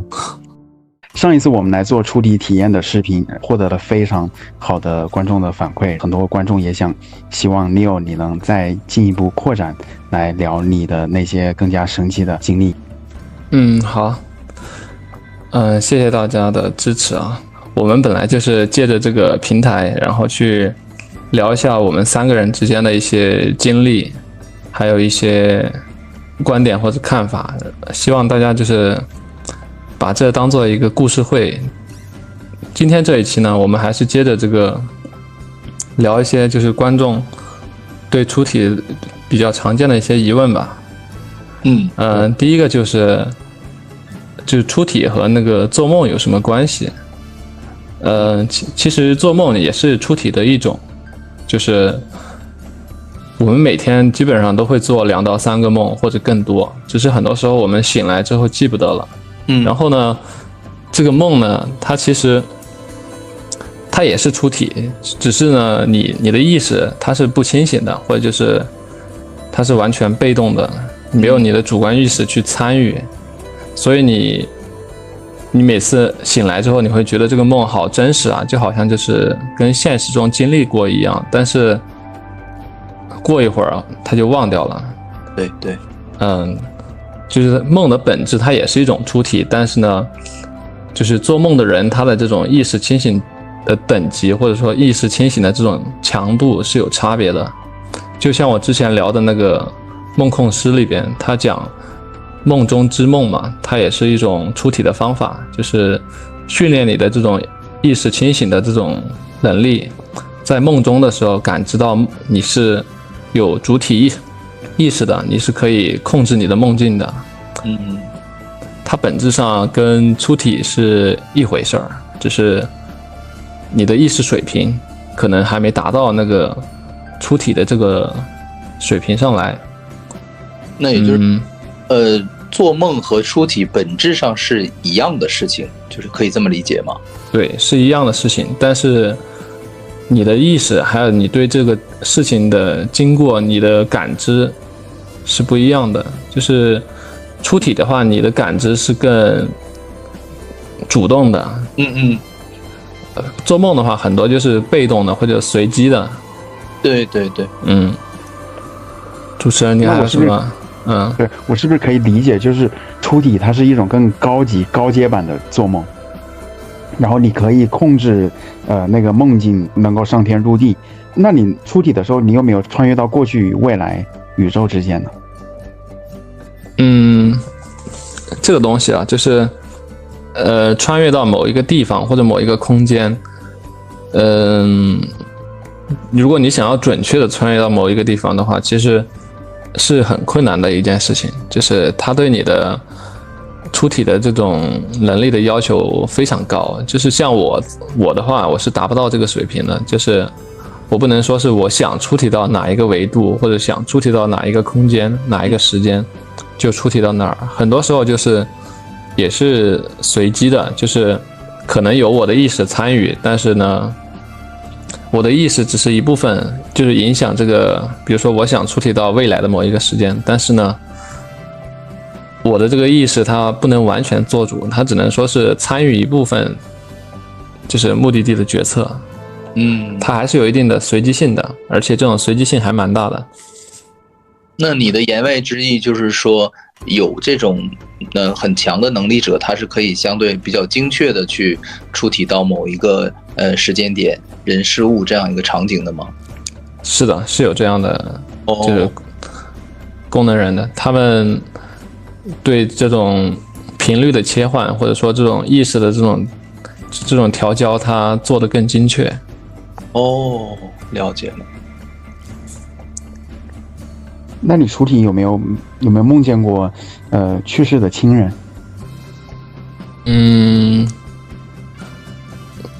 出体和梦本来就是一回事儿嘛，然后梦见去世的亲人其实很常见呀。出体有时候遇到去世的亲人也是有啊。那跟他们有互动或者说了什么？一般都是我个人经历，就是一般就是看到他们在做一些什么事儿啊，或者他们出现在某一个场景里边，就是没有跟他们对话或者说是交流这种。就是说，在你这么多这个出体的体验当中，是很少还是说没有，就是说和其他的生命有互动的这种感觉的过程的？之前我不是讲有跟一个就是另外一个灵体有过这种肢体接触嘛？但是没有去语言交流什么？对，但是没有语言交流，或者说交流。但其实我身边的人啊，他们有语言交流的这种案例。就是说可以语言交流，对吧？有的。对。比如我来讲一个吧，就是我姐啊，就我姐的话，她之前也是在一个出租屋里边，她租了一间房子，那个房子可能之前住过一些老年人吧，然后她那个房子其实是去世的老年人吗？那种吗？不知道有没有老年人在里面去世，但是呢，就是一个老房子，然后呢，那个房子里面还挂了一些红色的布条，还有一些就是辟邪的东西，有一点邪门，但是还好，不是那种特别邪门。然后呢，他有一次在他卧室里面睡觉的时候，就有一个灵体就靠近他，然后问他外卖好吃吗？因为他经常点外卖嘛。哇，那个灵体是什么颜色的呀？是人形的吗？这个我不知道，他没给我讲这细节的东西。就是有一个存在，然后过来跟他讲了这样一句话。对，他也跟其他灵体也有讲过一些话，但是我忘了。就是跟灵体应该是可以沟通的，就是只是我可能经历的比较少。对，对。那之前说你上次说梦到了在有一个世界里面去吃那种特别美妙的冰淇淋，然后那个世界是像琉璃水晶宫一样的那种凡尔赛娑婆世界，这个有没有还出体到类似的那种世界里面？意思就是还有没有特别让我印象深刻的世界是吧？对啊。我想一下。我之前有出体到那种我小时候待过的一些场景，但这些场景其实在我的脑海里边也记不得了。但是这个场景呢，我经常出体到同一个小时候待过的场景里边。就是在我们老家的一个乡村里边，而且我能明显的感知到，就是它属于过去的一部分，就是类似于穿越到过去了吧。但是这个空间我也不知道该怎么来定义，我觉得也有可能是我的儿时记忆吧。有没有可能就是你那个脑海当中对于某种那个记忆的一种显化的投射？因为人的大脑，对，这是有可能的。但是借由这个问题啊，我想就是聊一下，就是出体的这种体验和那个自我幻想、自我催眠，它之间其实是有区别的。就上次有观众评论嘛，他说这可能都是我的幻想嘛，我出体到的这些世界可能都是幻想，都是自己想出来的。我觉得他这种说法其实是有一定道理的，但是呢，我觉得这个可能性比较低。为什么呢？就是出体它其实并不是一个很少有的经验。其实如果你关注这个圈子的话，其实有成千上万的人都会出体，而且有过比我更加丰富的经验。然后他们把这些经验其实写了很多的著作呀，或者说是像我们这样录了很多视频呀，或者这种音频啊来分享。如果你多去了解一点，你会发现大家聊的这个东西它是有一定的就是规则的，它是有一定的就是客观实在的，就跟咱们现在所在的这个物质世界是一样的，就是它不是完全靠我个人来虚构的。我明白了，就是说你们有一个这样的圈子，然后大家在经常的讨论呢、交流当中，会发现很多他有你有，然后另外一个人也都有的类似的或者说相同的规律，这种感觉。对对，然后你们就确定这件事并不是你凭空自己想象出来的，大家是有一定共性的。是这样的，这个其实跟科学做实验是一样的嘛，就是要很多地方都能复现的话，那就说明这是一个客观事实嘛。对，它是一个普遍性的一个规律。这个确实是很有说服力。你说你现在就是可以达到控制自己的那个出体，那是不是每次出完体之后都是精神百倍、满血复活？就是你醒来之后？也不是，有时候就是我可能就是能量比较低的时候，也可能就是出体，就是出体到一些就是完全空旷的地方，没有任何就是图像，或者说是没有任何就是体验的地方。就是出体它其实也是蛮需要靠能量的，就是需要你个人这个精神状态啊，或者身体状态啊来支撑的。如果你的能量不是很足的话，你可能出体会失败。它需要你控制好你的状态，还有你的情绪、你的意识。也不是说每次都能够特别成功的，就是一下就出体到一个非常有意思的世界里边。有时候出体到的世界它是比较单调的，或者比较空旷的，就类似于这种。空旷的是什么？是周围都是沙漠吗？空旷的就是类似于在宇宙中一样嘛，四周全是那种无尽的黑暗，要么就是色彩比较单调的那种。我就是对于上一个话题，我想到了一个问题，就是说，你说大家会有一些共识，有一些相同的规律，就是这个能举一个例子吗？就是大约是什么样的事情？就比如就是我们上几期视频聊的那个出体的这个方法呀。出体这个过程中感受到的一些现象啊，比如说我们感受到的电流感，感受到的噪音，感受到的光线，还有看到的这些屏幕呀，或者说是听到的这些声音啊，它其实是有相同点的，就是它就像是一个流程，这个流程它是非常清晰的。还有就是比如说出体到 3.5 维世界里边，我们感觉到这个世界跟其他的维度它其实还是蛮有区别的，就是它的物理特性呢，或者说我们在里面的体验所受到的一些限制，或者能够办到的一些事情，它其实是非常有规则的，就是每一个维度里面的世界它都有它的规则吧，有它的这个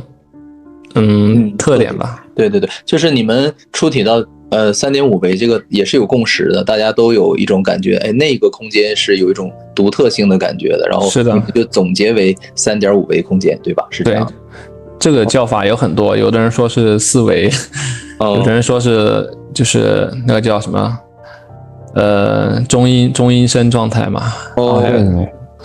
那关于这个空间还可以说更再详尽的描述一些吗？就这个 3.5 维这个特殊的一个维度的空间。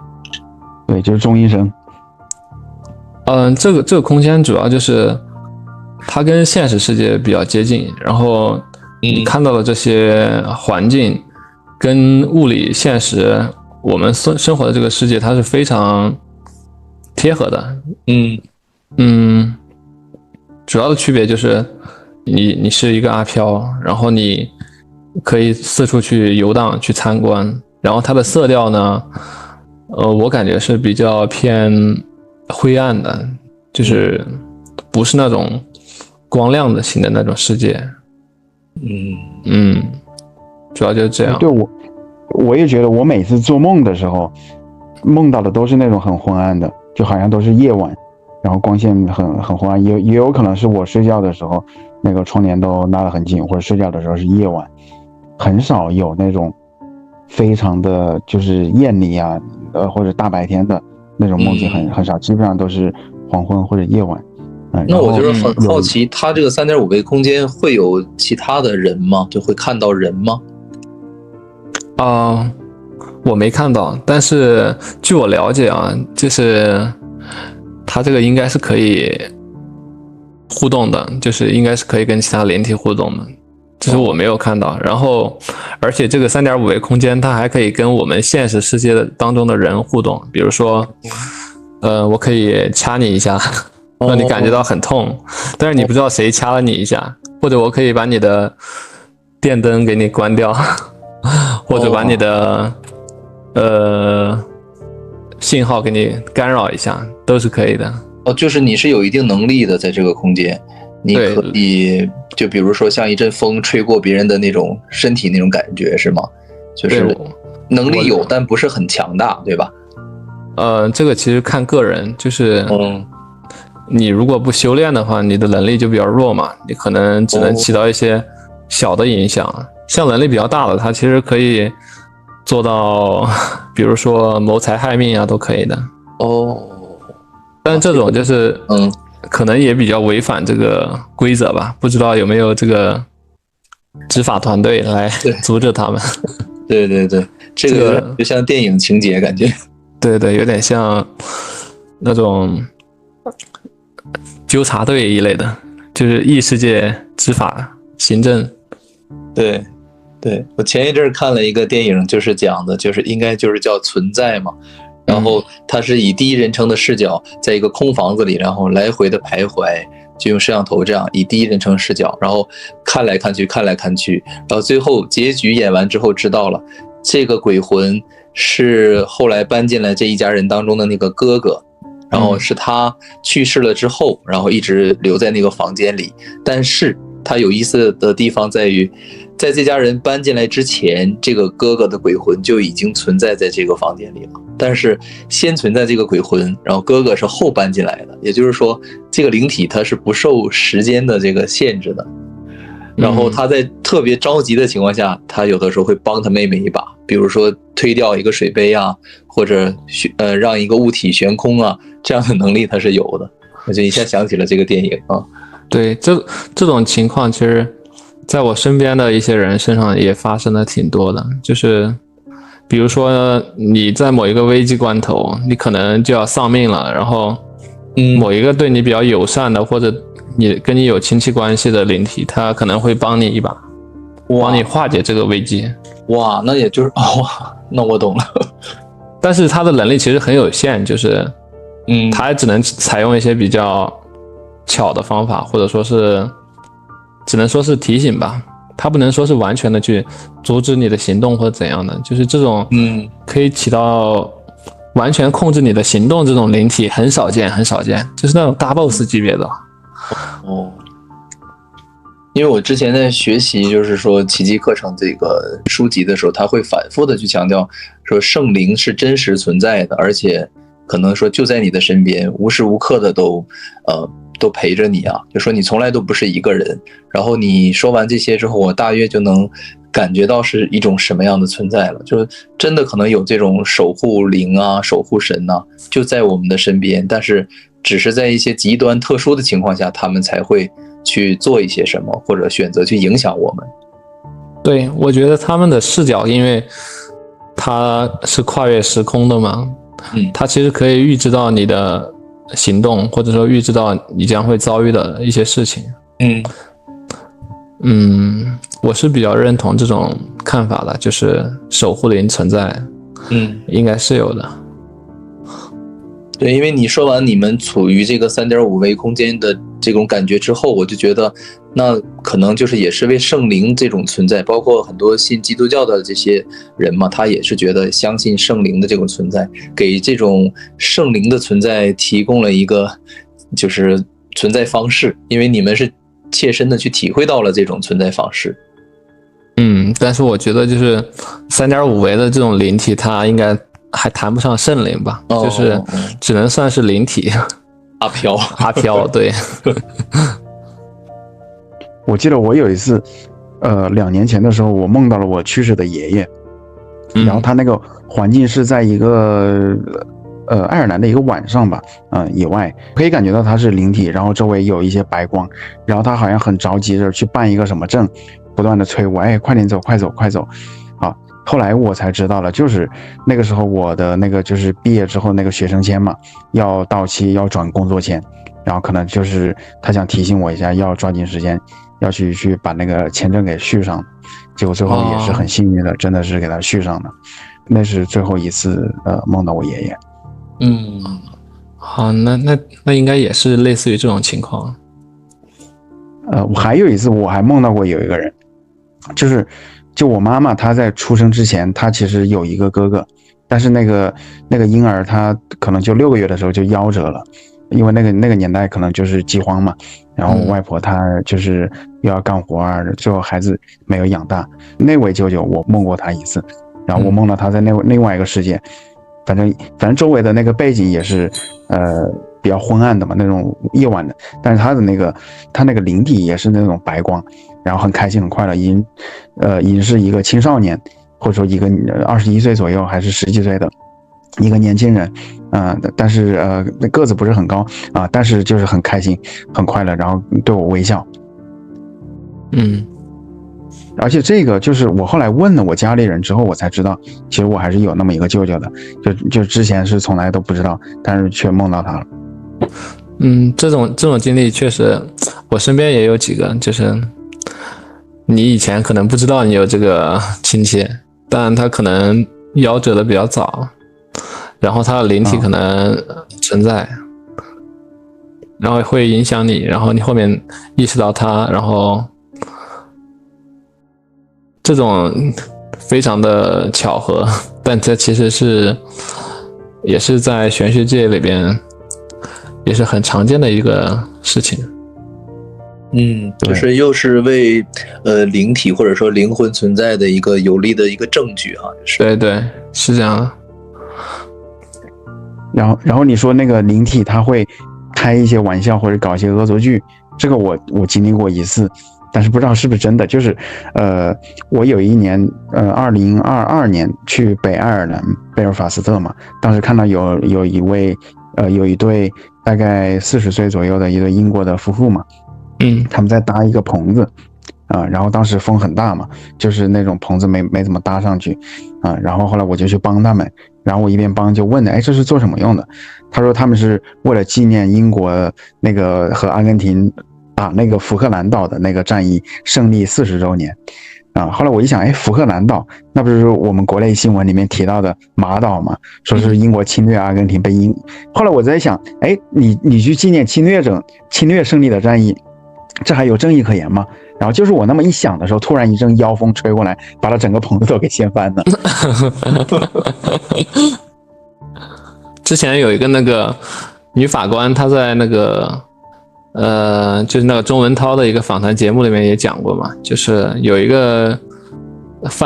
罪犯，他去指认现场的时候，就是也刮起了这个妖风嘛，就是本来是一个非常风和日丽的一个天气，但是就是那个罪犯他一到那个犯罪现场，然后迅速这个天气就发生了转变，也挺不可思议的。就是你可以把它归结为一种巧合，但其实呢，它也可以是灵界确实存在，灵魂确实存在的一个证明吧。就是说到灵魂存在，我印象最深的就是，其实我一直相信但是没有证据。但是有一次看网友评论说，你去搜央视的那个今日说法，有一期叫做梦境追凶，然后我就肯定好奇心特强，我就真的去看了，然后他真的就是提供了一个确凿的证据，是基于现实的一个报道，是一个姐姐和一个弟弟，然后他俩不是在一个地方在异地，然后弟弟呢被谋杀了，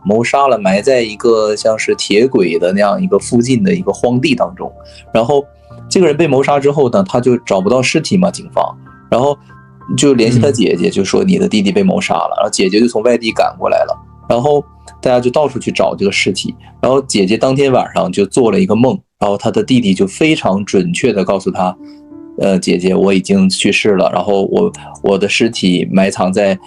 哪一个铁轨的哪一段，然后的后边的荒草地里，然后真的就找到了他的弟弟的尸首。然后这件事情就是他一定是没有随机性的，因为不可能就是那么巧合他梦到的地方和，因为你没有这个线索的话，你是找不到那个尸首的，不可能把所有的地方都挖一遍，对吧？这个是一个事实。然后第二点就是说，当时警官也是说这个是无法解释的，因为首先人不是姐姐杀的，后来找到了凶手，然后第二姐姐是在外地，根本就不在本地，不了解所有的这个本地的地形啊，这个特征。而且他弟弟也没有就是跟他提过这个地方，没有，不是一个特殊的地方，就完全是靠梦境当中告诉他具体哪，然后直接就找到了这个尸首。然后我当时就觉得这个太震撼了，这可能就是最有力的一个证据，证明人身体结束之后去世之后是有一种灵体的这种存在形式的。其实对这个问题我现在已经没有什么疑问了，我觉得这是一个入门级别的问题。对你来说就是太显而易见的一个答案了，对吧？对但是一定还有很多人是有这个疑惑的，就会觉得啊，那你们这个圈子里会不会都是集体的一个幻想，集体的一种梦境等，这也是正常的。但是我觉得我们都举了这么多的例子和亲身经历啊，包括一些见闻，我觉得确实是很大的加强了我们对灵魂存在的这个信心吧。但是对于你来说，你是100%相信的，然后对于其他的听众来说，可能他们不相信，也没经历过，但是看完我们这期节目之后，可能会增加一些信心。就是其实你每天睡觉，你都会出体，你的灵魂都会飘出去干很多你意想不到的事情。只是你的意识强度需要再训练一下，你需要在你睡着的时候也把意识保持清醒一点。对，然后去观察你灵魂从身体里面出去的这个过程，就是很多人睡着他是不知道自己是怎么睡着的。对，如果你能把这个过程给搞明白，你就应该能懂我们在说什么了。对，而且你当时说，其实做梦和出体它都是性质是一样的嘛，然后对，它本质上是一回事儿。然后我当时就想补充，想插一句嘴，就是留到现在嘛，就是我以前看那个与神对话的时候，他就是说，其实你们在睡觉的时候，你的灵体就已经离开身体了，而且他强调说，为什么你一定要睡觉呢？以前我看过一个医学的电视剧，他就是说到现在人类都无法解释人为什么一定要睡眠。然后我就联想到与神对话里面这一段话，我就明白了，其实就是因为与神对话是这样解答的，他说人之所以一定要睡眠，是因为你们的灵体受不了24小时一直待在身体里，因为那样太不自由了，他承受不了。是这样的，就是他有很多压抑的想法或者压抑的情绪，他需要在临界去释放他的这些情绪，就像我们在日常生活中碰到的很多负面情绪，其实都通过睡觉的时候缓解了。原来是这样。我每次做梦我都记得很清楚，然后特别享受在梦里面的那种漂浮和飞翔。我昨天做梦又飞了，然后就觉得特别爽，就很不想醒过来。这种梦挺好的。飞到哪去了？我经常飞，就基本就是从比如说放学，然后其他同学都在走路，然后我直接就一个就是那个动作就是脚跟往下，完了屁股往地上一坐，我就飘起来了，然后我是飞回家的。就我经常做这种梦，然后特别有那种优越感，就别人都看着我飞走了。这种梦我也挺喜欢的，很有意思，就是飞来飞去的。对，就像有超能力一样的。对，但是我有的时候就特别怕撞到那个电线杆了，我就怕被电了。经常有这种想法。没关系，所有的不通顺的呀什么的，我会后期稍微处理一点点，所以说最后你会听到的效果都是很通顺的。好，希望大家就是把这当做一个故事会，就是不要老是想着就是去通过这个频道去获得某一个你心中想要的一个答案，就是这其实是一个非常多元的一个讨论的一个空间，咱们不要把它给单一化了，就是对，对，还有20秒，啊，那咱们重开一个吧。哎，可以重开一个，这期就到这里啊。好，非常感谢啊。下期再见。剩下的章节呢，我们会在下周更新，请订阅支持一下吧。我今天在上课，然后那个孩子说他上2周，就天天就是总是发烧啊什么的，然后去医院查，怎么都查不到原因，然后去了2家医院，都找不到什么原因，然后就是莫名的孩子就是发烧什么的，就很怪。但是你想，我们中国人肯定一般这种情况下都会觉得是有一些什么灵异事件，对吧？然后他们就找人看，找人看就是说好像就是被什么东西就上身了之类的哈那种的，然后他们就通过什么烧纸啊那种，就是像送走那种方法啊，送走嘛，然后最后就用这个方法之后孩子就好了。然后我第一反应就是我觉得我不太相信这个东西，我就觉得肯定就是有什么病因嘛，然后发烧，可能就是只是没查到，或者是病毒性的一些原因。然后但是他们就觉得这就是真的，还说就小孩特别容易招这种东西吧之类的。然后就这么一个事儿，然后我就想，哎，正好那今天咱俩聊天，那就可以问问你是怎么看待这种事儿？你相信吗？这个东西？这种事儿我自己没经历过，但是呢，我也听过很多这种故事，然后有的可能是真的，但也有很多他就是，比如小孩子生病了呀，或者说没有找到病因啊，然后他的那个免疫系统他自己也会自愈嘛，对不对？对。就是他到了2周这个时间，可能也刚刚好，就是基本就好。但是吧，就是如果咱这是往正常的方向、科学的方向去解释，但是你说如果往一个就是说玄学方面的解释，你说他确实也2周这么一个，不是说1天2天，它是一个长时间的一个持续性的发烧。然后但是你在医院里正常来讲，他肯定要不然就是一些常见病啊，对吧？或者一些不常见的，可能医生也是比较有经验的。但真的就是很奇怪，走了2家医院都是一个就是没有头绪，找不到一个具体的原因，所以就是家长可能也是逼得没有办法了，才去选择去看看这种，对吧？所谓大仙儿之类的。然后你说这种东西还弄巧就成拙，他就真的你说大仙儿是蒙的呢，还是真的确有其事呢？就通过给他一送走，然后可能那个人还告诉他说，这个甚至都不是他们家的亲戚。都是属于就是家族之外的一种灵体啊之类的这种东西，然后就意思就是附在他的身上吧，就是这个意思。然后只要用一种方式给他送走，那这个孩子就会，对吧？就会痊愈。然后真的就是像大仙儿说的那样，然后烧完纸之后，完了可能念叨啊，用一些方法，哎，孩子可能真的第2天、第3天就好了。那这孩子他发烧的时候还有在你这儿上课吗？没有，他那1-2周都是请假了。哦，那你说他失魂落魄的、心不在焉的，那是他痊愈之后吗？今天他来上课就他已经好了。然后来上课的话，就是他之前吧本身也不是说特别精神的孩子，然后注意力不是很集中，但今天我就觉得格外的惹我生气，就是状态特别的不好，不停的走神儿，然后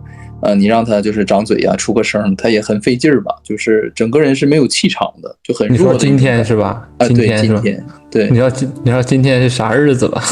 啊，今天还是特殊的日子啊。对呀。哦，今天是中元节呀。今天是中元节。对，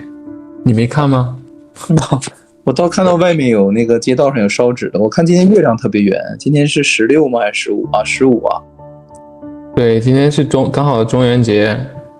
然后今天如果体质比较敏感的人，确实会比较那啥，有一些异常的反应。今天是中元节啊，那我这个日历上为什么没有提示呢？不知道，可能你的日历没有标注这些吧？那它没有标注中元节，就是苹果自带的那个日历上，它没有中元节几个字儿。今天是那个，真是哎，7月15嘛，就农历的7月15。今天因为鬼节，因为之前闰了一个月，所以现在才7月15。今天刚好是鬼节。哇，今天月亮真的是特别漂亮，特别圆。他们就是因为是15嘛，月亮肯定就圆了。然后我看新闻还报道说，今天好像有什么血月，还有什么月全，好像说明天有吧，还是今天？反正就这2天有可能出现。还有什么月全食？哇，挺有意思的啊。我觉得今天小孩儿他如果之前经历过这种类似的事情啊，他今天可能也会有一些反常吧，就是因为他体质可能本来就是那种比较虚的那种。对，那个孩子他的形象上就不是特别那种强大的，就给人感觉有一点那种弱不禁风的感觉。是，然后我就觉得今天就像对，可能真的是迷信呢，这个东西啊，就今天就感觉像有点容易发火似的，我今天就有点压不住火感觉。没事儿。但我一般什么清明节啊、中元节我没有任何感觉，就是没什么感觉。说明你那个阳气比较盛嘛，身体比较好。对，我一般就是这种事情还比较少，而且一般也不害怕，就是害怕很少吧。就是虽然说人都会怕黑，对吧？但是我觉得相对来讲能够去调节，就是不至于说太过于的那种恐惧。今天就我家有一个小狗嘛，它就很反常的朝一个没有人的地方叫。哇塞！今天我们绝对是一个鬼故事的一期。然后我姐嘛，她还说她今天觉得有一点头晕。那你说，就是我很好奇，你说中元节包括清明节，为什么有这么多的所谓的这种鬼节呢？我也不知道它为什么定在这一天，可能跟这个天文有关系吧。是这个名字是源于道教，就中元这个，然后就他们好像很多宗教都会有这种，就都承认这一天吧，好像是。你看，他说佛教叫做这个，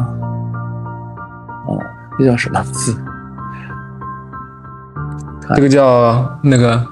盂兰盆节啊，对，盂兰盆节，对，然后民间叫鬼节。那你说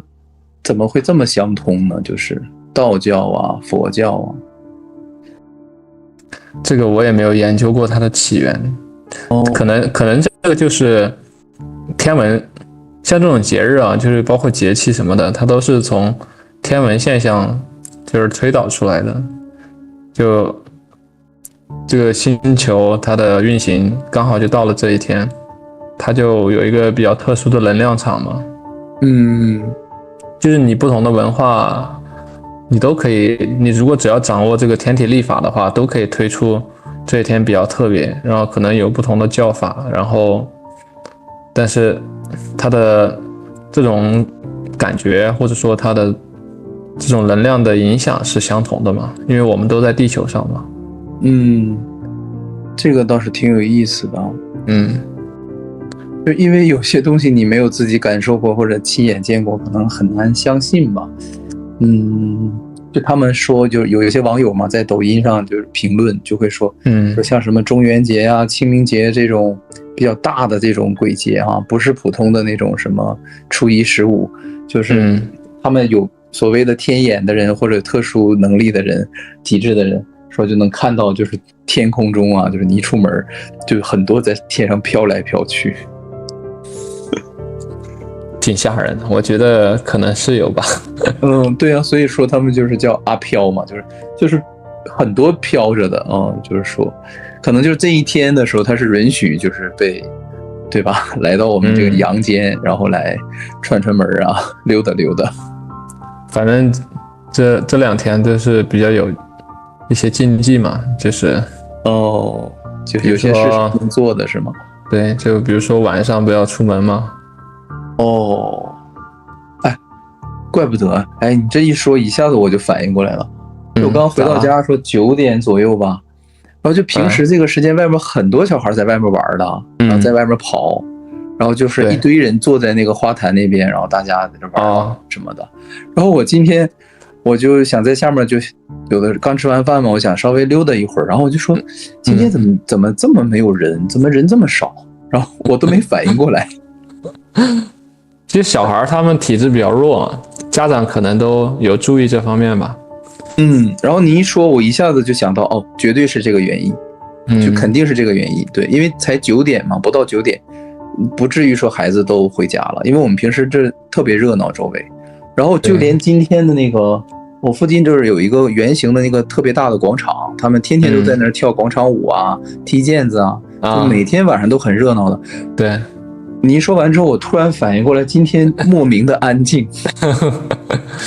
大家都比较尊重这个节日。好吧，我说不敢太嚣张了。好吧，平时可以嚣张一下，今天得收敛一点。只有我一个人后知后觉，我都服了我自己。我完全没有意识到这个问题，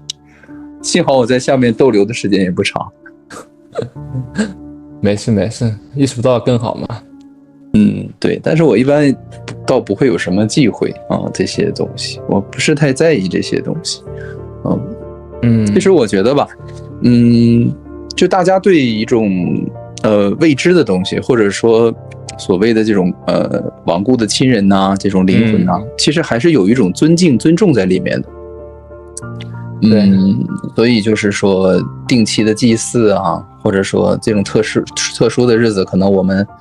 对吧，就少出门，给他们多一些空间，就是因为我们本身不是太适合过多接触的这种存在嘛。他们不是说那个7月半的时候是一年当中鬼门大开的时候吗？就相当于他平时是来不了我们的这个世界的，然后今天这一天他们刚好就可以来。那今天是比那个清明节还要厉害一点吗？对啊，清明节是那个祭祖嘛，就是上坟嘛。但是今天是正经的鬼节是吧？对，今天是按照我们老家那边的，就是比如说吃晚饭的时候，就得先把大门打开，让那个家里的那些去世的阿飘先来吃，然后他们吃过饭之后，我们才可以吃。就是这些阿飘可能会回家里面来，因为他平时回不了家，然后今天可能比较特殊吧，就相当于放假了。那其实你说的这种传统，我觉得还是有一种就是一种敬意啊，或者说思念呐，其实还是挺美好的嘛，就是它的出发点是很好的，出发点是尊敬这些先祖嘛。对，这些亡魂也算是一种就是悼念的感觉。对，原来是如此。好吧，那我今天那个留意一下，会有什么特殊的感受不？也不用特别留意吧。我觉得像那种体质好一点的人，其实完全感觉不到异常。是，我觉得绝大多数的人肯定是感觉不到什么的。尤其你说就是像城市里这种人口这么密集的地方，我觉得也很难发生点什么吧。对，因为城市里面本身就阳气非常旺盛，因为人太多了。对，又密集，然后又比较这种吵杂吧，我觉得就是。对，而且还有很多车灯都开着。是的，尤其我是晚上不睡觉型的。哎呀，现在有的时候感觉天亮了才睡觉，就是太阳不升起来，我就像睡不着似的。那你一般几点睡啊？就是正常来讲，我以前是2、3点睡，然后现在感觉就是到了4点之后吧，才会想着去刷牙睡觉。就是这个时间，就越熬越晚啊。但是我白天的时间其实也没有差距太大，有的时候还是12点多、1点多这样起床。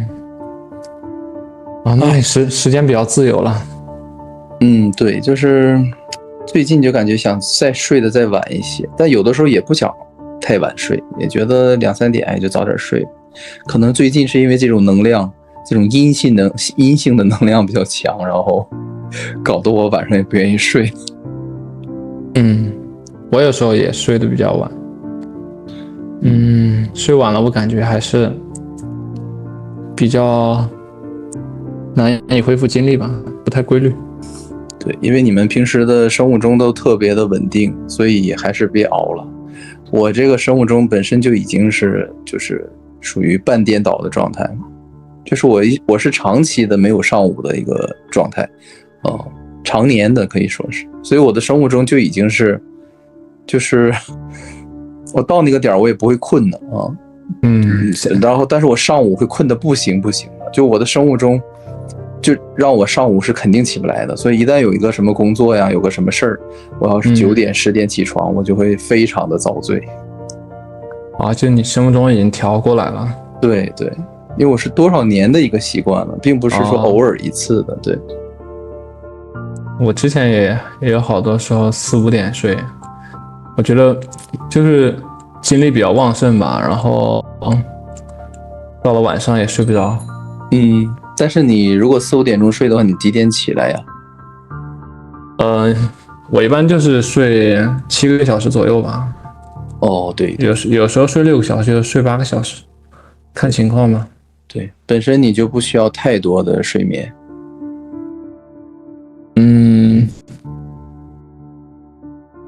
反正我觉得现在好多人都是这样的，就是晚上会觉得要做点自己的事情，不想睡觉。对，会搞得很晚。对，其实我们就可以探讨一下，你说为什么人都有这种尤其年轻人啊，都有这种晚睡的一个倾向。然后我之前跟一个同事聊过，他跟我一样就喜欢熬夜嘛，然后有时候半夜吃点小零食、小夜宵什么的，觉得很快乐。然后我说你有没有这样的感受？我说因为我晚睡，我就是单纯的觉得就是不舍得睡，就是觉得到了晚上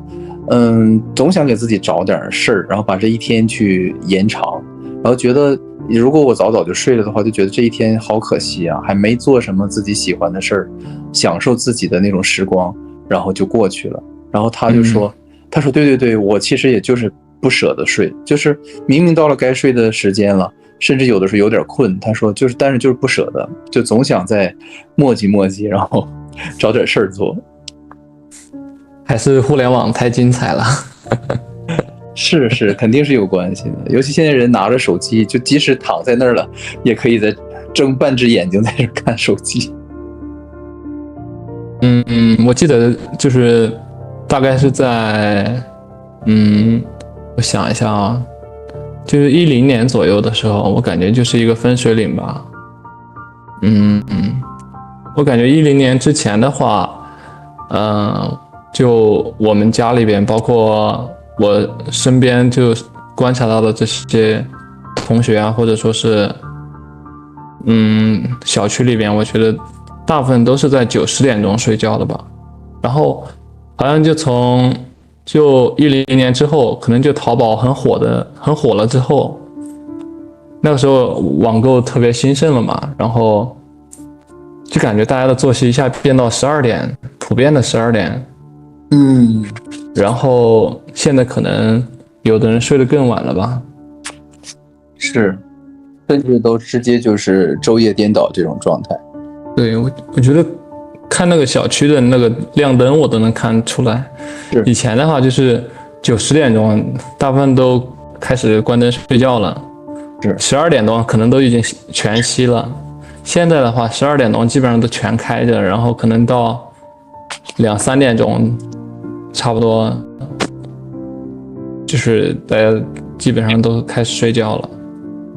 对，我这次观察这个我们小区也是，就是我发现比如说1点多到2点的时候，正常来讲肯定是睡觉时间了，对吧？对。我就会发现有好几家跟我一样根本就没有关灯，然后就是而且是每次你看他们那几家都是亮着灯的，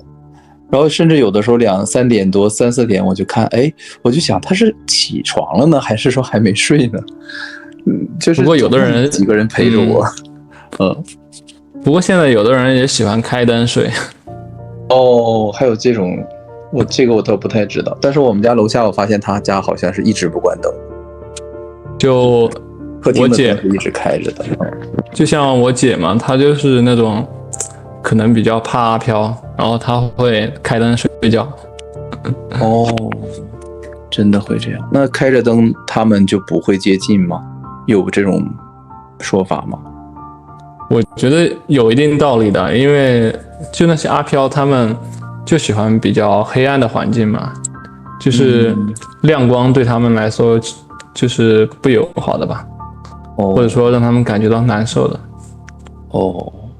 对，有光亮会感觉会给人壮胆儿啊，就感觉。对，也给人壮胆儿。当然心理学上人可能就是怕黑嘛。是，是这样的。那我今天应该早点洗澡。其实没事儿，就是只要自己没感觉的话，其实无所谓。对，就是今天的话，不要出门，不要半晚上待在街上，或者说去那种荒山野岭的地方。那我就稍微那个什么，再深入一点。那如果说我就是说半夜出门啊，或者去一些很偏僻的地方，其实就是不太好的，是吗？容易就是撞上一些阿飘。如果那些阿飘不友好的缠着你的话，就像那个小孩一样嘛，可能会生病啊，或者说是精神上出现一些问题。明白了，我懂了。就是说这个东西它不是说你出去了或怎么样就一定会怎么样，但是它可能这个几率在这种特殊的节日下可能会增加好几倍。对。今天是可能人家放假了，都出来逛了。对，尤其像你说的，如果遇到一些友好的，他可能会回避这种，对吧？正常的人。然后如果可能有一些就是比较厉害的那种，比较横的，那他就可能觉得你来到我的地盘了，你惹到我了，那我就不高兴了，对吧？我可能我可以捉弄你，或者怎么样。对，有的可能就是无聊，他就想捉弄你玩，逗你也可以。对。因为你看哈，包括你说到待在屋子里，待到自己的房子里嘛，就是房间里啊，就是这个界限我一直都有一个很好奇的点，因为我之前看过很多韩国的这种鬼神的恐怖片，然后他们就有一种很明确的一种说法，一种规则，就是你在你自己的家里面的时候，只要你关上门，关上窗吧，然后它这个所谓的一种不好的东西，它必须要通过敲门的方式啊，然后就是那个片子是这样的啊，那是个电视剧啊，演的也非常精彩。它是一种很厉害的一种，就是像恶鬼一样。然后呢，但是他如果想杀人的话，他也要遵守一种规则，就是他没有能力闯进你的家里面去，是这样的。然后他通过敲门来诱骗你，就是说。然后他会模仿声音，会装成你的朋友啊、亲人的声音。然后呢，如果这个时候你上当了，你真的觉得那个是那个亲人或者朋友，那就惨了。你一开门，你就会看见之类的。就他那个很厉害很厉害。但是，他让人紧张的地方就在于，有的时候，比如说谁谁谁离开家了，对吧？然后这个时候来了个电话，就说，哎。你不是已经走了吗？怎么样？你怎么还在敲门？就是很恐怖，对不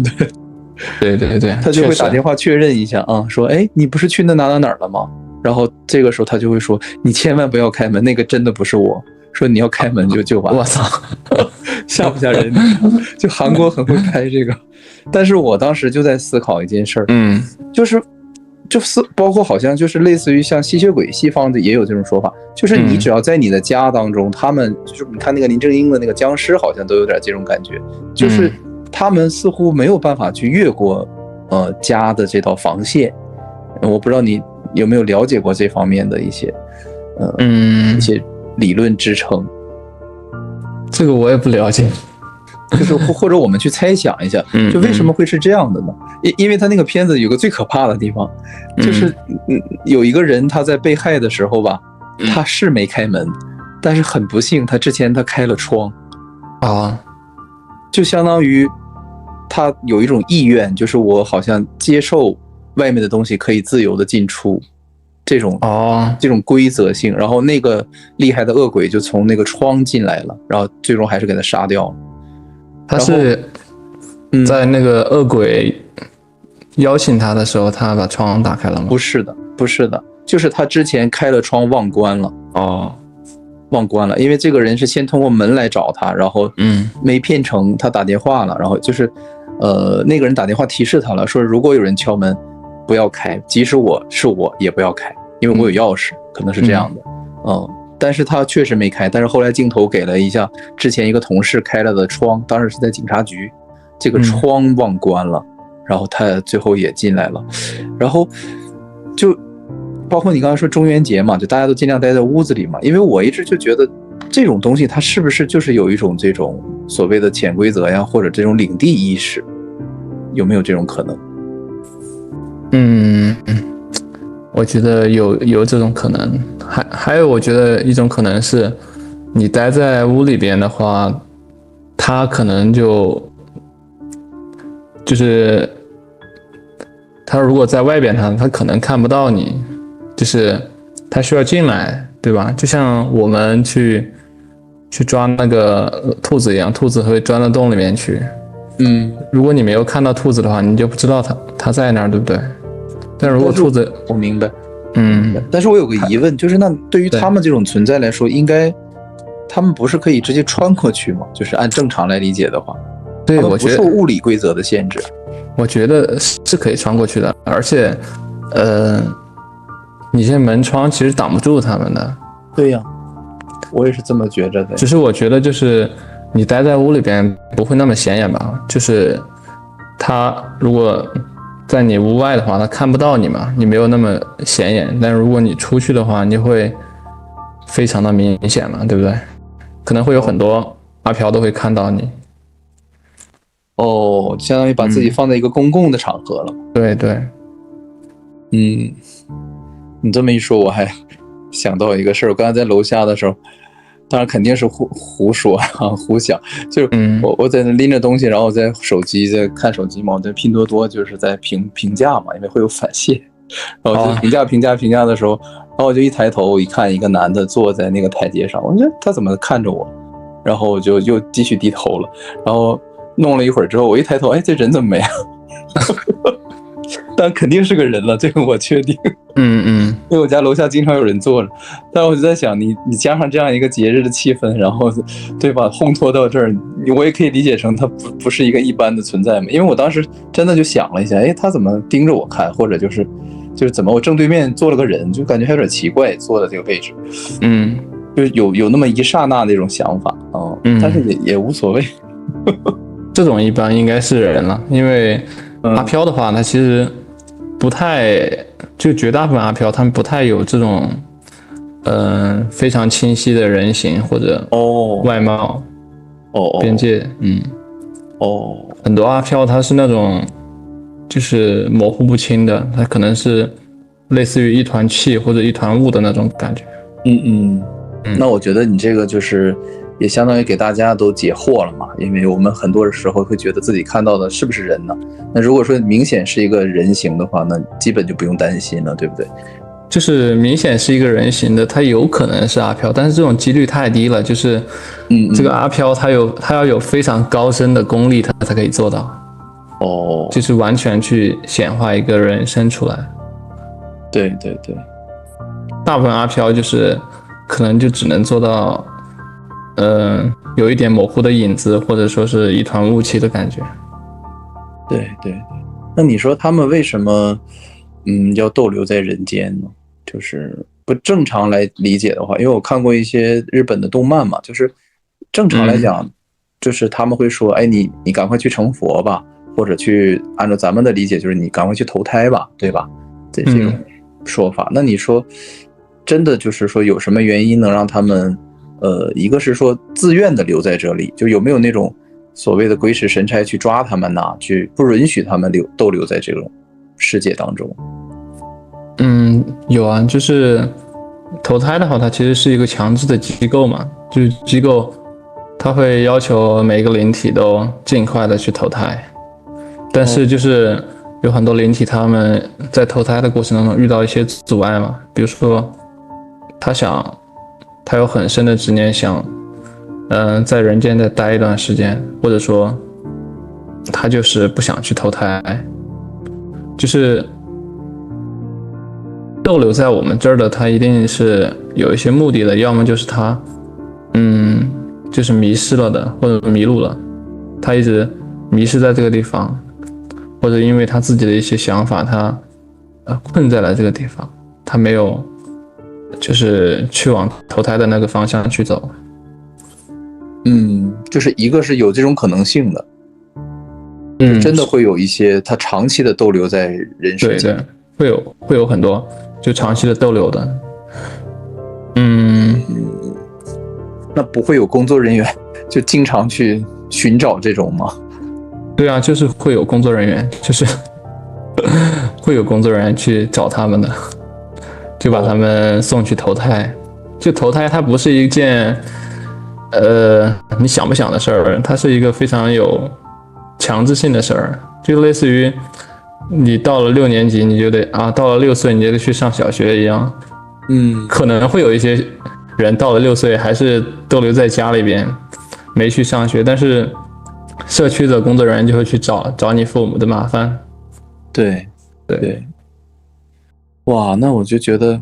这样一想的话，就和那些动画片啊，包括一些电视剧啊，就他们其实说的都是某种程度上都是正确的，只不过我们没有能力去接触到这些信息。也就是说，因为我一直在看那个就是新白娘子传奇嘛，我就总觉得他给我建立的那个神话观啊，那个世界观，就是仿佛在一点点的就是在成真一样。就是我们小的时候会觉得很有意思，很玄幻，但现在回过头来看，学了这么多年的一些佛学呀，包括一些灵性的知识之后，会觉得他怎么那个电视剧演的剧情仿佛就是一个世界的说明书一样。对，很多电影都是这样的。之前有一个很火的电影叫那个《寻梦环游记》，你有没有看？我看过，那个之前看过。它其实里面讲的那个主要故事，也是像是咱们今天讲的这个中元节，就是他们的那些就是在灵界的这些灵魂，他们在某一天会回到人间去看望他们在世的一些亲人。对，这个电影我觉得就拍得很好，就是它的那种世界的架构其实跟现实灵界的架构也非常接近。就解释了一些我们平时比如说知道这种节日鬼节，但是我们并不知道它具体是怎么运作的，或者有什么意义。我知道那个其实拍的还很有真情实感，对吧？我就讲这种，如果没有人的，对，挺感人的。如果没有人纪念你的话，祭奠你的话，给你还记着你的话，你就会好像是彻底的消失，是吧？之类的。对。还有就是，如果你家没有人有你的那个照片的话，可能你就是没有供奉你的照片，你就回不去。对，就是他们还有海关一样的东西，会去查这些灵魂的通行权限。对。那其实还挺期待有一天变成孤魂野鬼的时候，然后就知道这个世界真实的法则是什么样的了。不着急，因为现在就是说，对于以前的这种记忆嘛，已经全部消失了嘛，就全都已经没有了。然后就觉得，如果世界真的是那样的话，还挺精彩的，就是还比较不无聊吧。就是世界就是很精彩啊！就是我觉醒之后，第一个感觉就是这个世界也太精彩了吧，比那个小说、动画、电影还要精彩上万倍。就是我们生活中看到的这些非常有意思的电影啊、小说啊、游戏啊，或者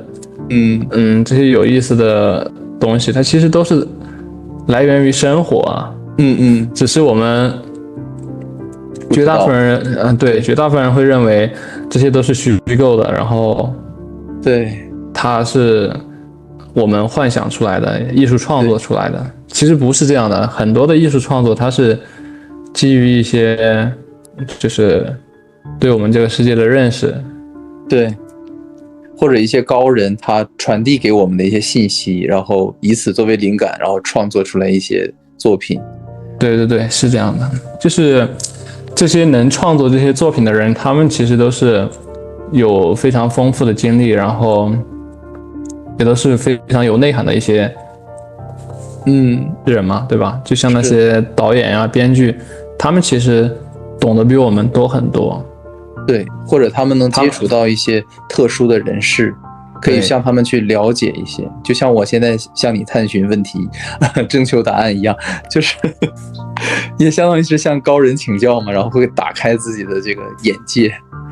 就即使我自己没有经历过但是你说的话，我会觉得跟自己经历的其实也差不太多。算不上高人，咱们就是闲聊。但是也就是挺有意思的嘛，其实其实你经历的或者说接触到的还是比普通的人还是要多很多的。因为你像我的话，那咱俩的区别是什么呢？就是我是可能学习的比较多，然后涉猎的比较多，然后你也是学习的比较多，涉猎的比较多。但是你的区别跟我的区别本质上的差别就是你体验到了很多一些可以印证你这些理论的东西。每个人都有体验到不一样的，就是互相交流嘛。是，但是我觉得这个最大的好处就是我们两个这样的人在一起去对答案的时候，然后就会觉得原来是这样，或者那个可能性是怎么样的，就是一个是可以去探讨它，然后再就是可以增强彼此的信心吧，然后去对这件事情会觉得它的真实感啊，包括它的一些好玩的地方，对吧？我们就包括今天中元节嘛，我们去讨论，就会觉得其实这个不仅是一个鬼节。好，非常感谢啊！剩下的章节呢，我们会在下周更新，请订阅支持一下吧。你有时候经常就提到，就是说要讲一讲出题看到了什么，我们又梦到了什么有意思的东西啊，就是这些花里胡哨的东西，就类似于，我写了一首诗，然后这首诗呢，就是因为我当下有一个情感，然后我把它创作出来，其实它对我挺有意义的，但是其他人他看不懂，他只能就是说用他的经历去代入，然后它其实是一个非常模糊、非常没有一个明确信息的东西。我觉得它就像是一首诗歌了，就是如果它非常有艺术形式的话，我觉得还行。就是如果它只是一个个人的一些幻境的话，我觉得分享出去的意义不大吧。但是我感觉你倒是蛮感兴趣的，对这种老师想让我讲一讲。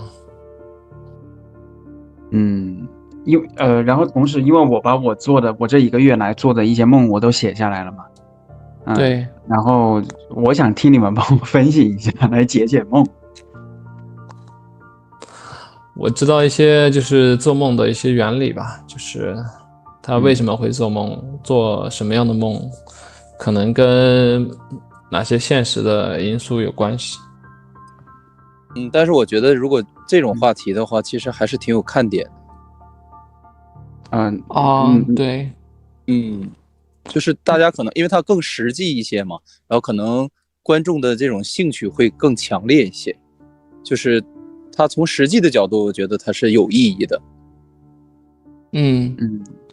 就是大家就会好奇这种，就可能只是单纯的去满足一下好奇心，我觉得还是有意义的吧，就是我觉得可以。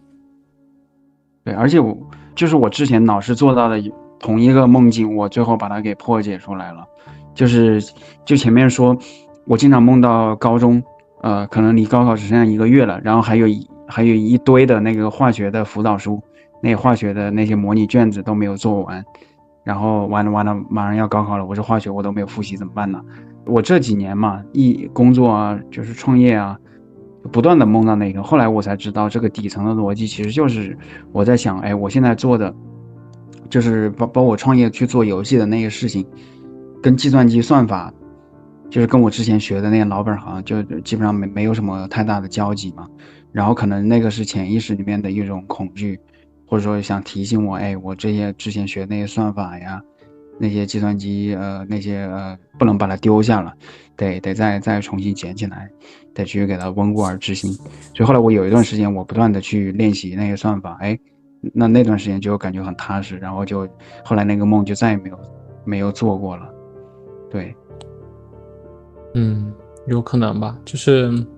你潜意识里面觉得这些东西还是蛮有用的，就是不能荒废掉的。对，对，我觉得其实我感兴趣的话题很多，然后可以聊的也很多。就比如说我最近跟那个 AI 聊嘛，就是聊就是博弈论里面的一个东西，就是零和博弈和那个正和博弈的一些问题，就是我们这个世界它的，我就想探讨，就是零和博弈是一个底层的逻辑，还是它只是一些极端的情况？然后跟 AI 聊了一下之后，感觉聊得挺好的，就是如果我们聊这个话题也挺有意思。我们聊这个话题之前，我先来把那个外星人的观念，就我自己的一个观念，我可以分享一下。就是它就有点像我们站在一条铁路旁边，然后去看，哎，怎么没有火车呀？没有火车呀，这是火车不存在呀。但实际上情况呢，因为火车也许是说每40分钟来一趟，但是我们在经过铁路的可能也就2分钟的那个窗口期了，没有遇到。所以我想说的话，可能外星人早就来过地球了，这个是毋庸置疑的。然后但是每个人你平均到每个人头上，而且你这个宇宙有100多亿年啊，可能外星人他来个2-3天1个星期他走了，然后或者说他可能在几十万年前啊，他大规模的就是在地球上面来周围飞来飞去啊。好，然后可是我们这一生的这个时间嘛，相较于整个宇宙那算是沧海一粟了，所以就是没有遇到它也算是很正常的，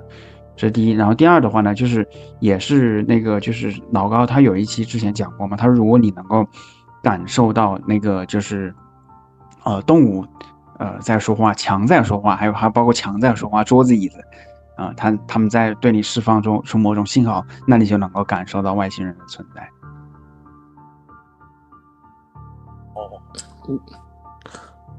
我看很多那个，就是有本书叫做那个天才在左，疯子在右嘛。哇，你看，他就是他采访了很多的精神病人嘛。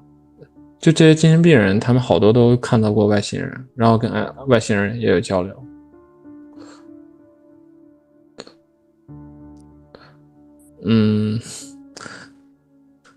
就是可能外星人有的可能跟咱们不是在一个维度，还有的就是可能跟咱们在一个维度的外星人，要么就是躲着咱们，要么就是只是跟特定的一些人接触嘛，就比如说跟国家元首啊，或者说是领导人啊进行私下接触嘛。因为就是类似于这个东西就是对咱们绝大部分人的世界观是有冲突的。对，就是我们这些普通公民，我们的底色可能接受不了外星人这种存在。就是外星人一旦进入咱们这个视野里边，可能很多政治上啊，或者说社会稳定啊，都会发生很多变动，无法管控吧，我觉得。对，反正我就是想寻求刺激，我就觉得如果说正面接触外星人的话，或者把我带上飞船啊，溜达一圈啊，我就觉得我的生活就没有那么无聊了。甚至我有的时候有点期盼那种就是像世界末日那种感觉，我就觉得就想活在电影里那种比较刺激的那种情节当中，觉得现实有点太枯燥了。太枯燥了。对，我感觉身边好多人都有这种想法呀。就比如我女朋友，她就经常想什么时候世界大战呀，要么就是谁赶紧扔个核弹把大家炸一炸呀。这个大家觉得就是可能就是生活的比较焦虑吧，然后可能压力比较大，然后觉得可以转移注意力。对，需要一个转移注意力的方式来消遣。对，有点这种感觉，对。对，我觉得我之前读初中的时候，每次去经过学校，我都希望有恐怖分子能够把学校给炸了。我懂然后这种感觉。对，然后但是后来好像去了印度之后就对，去印度的时候也有过。我想哇，印度政府你这个办事效率那么低，各种就是违规建筑、违章建筑，然后他那城市的街道那么脏乱差，你让居民去拆迁嘛？有可能他搬个3-5年他都没有搬完。我就是想，那干脆就直接通知整个城市所有的居民，3天之内1颗原子弹会丢下来，你们所有人都赶紧撤离，赶紧疏散，然后在他废墟上头给他重新盖成那种很整洁的那种摩天大楼。对，然后你说那个就是刚刚好像 Leo 还是 Kevin 说那个外星人他会对人类的社会造成那个不稳定，我觉得有点类似于你想象，假设是一只蚂蚁，我们在一个巨大的蚂蚁王国里面。好，你根据我们那个蚂蚁王国的那种就是天然的灌输的观念嘛，就是有尊卑啊，我们是公蚁，这是公蚁，这是兵蚁，有蚁王有蚁后，我们得每天辛勤的劳作，搬运粮食，去为那蚁后产卵而服务。好，可是呢，其实旁边有可能就是周围就是部落就有人类啊，那个人类他其实随时他可以过来，他直接一泡尿把整个蚁穴都给淹了，或者他直接一拳过来把你所有的每一只蚂蚁他都可以，他想踩就踩，想碾死就碾死，或者他想给你提供食物，他想来帮助这个蚁穴也行。好，那你如果是说对于那个蚁穴的那个就是那个蚂蚁王国的那个当局来说对于他创立的那一套那个层级架构他对于以后来说，那本来你们这所有的小蚂蚁，你们都是我的人，你们都是我的兵，都是我的附庸，对吧？结果后来有一个更高位的一个存在，他对所有人有生杀予夺的大权，那我的这个权威还从哪里来呢？对，所以不复存在了。对，所以这就是为什么说官方他都避免说会有那个外星人的存在。我觉得官方跟外星人肯定就是这种上下级的关系吧，就是外星人肯定老早就在了，只是因为他们本来就是没必要深入到基层嘛，他们跟上层对接就好了呀，他们有人类代管其余的人类就好了。他们可能会在一些比较特殊的事件，比如说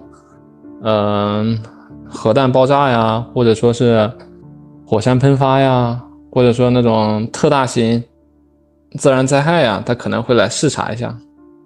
绝大部分情况下他可能就不会出现，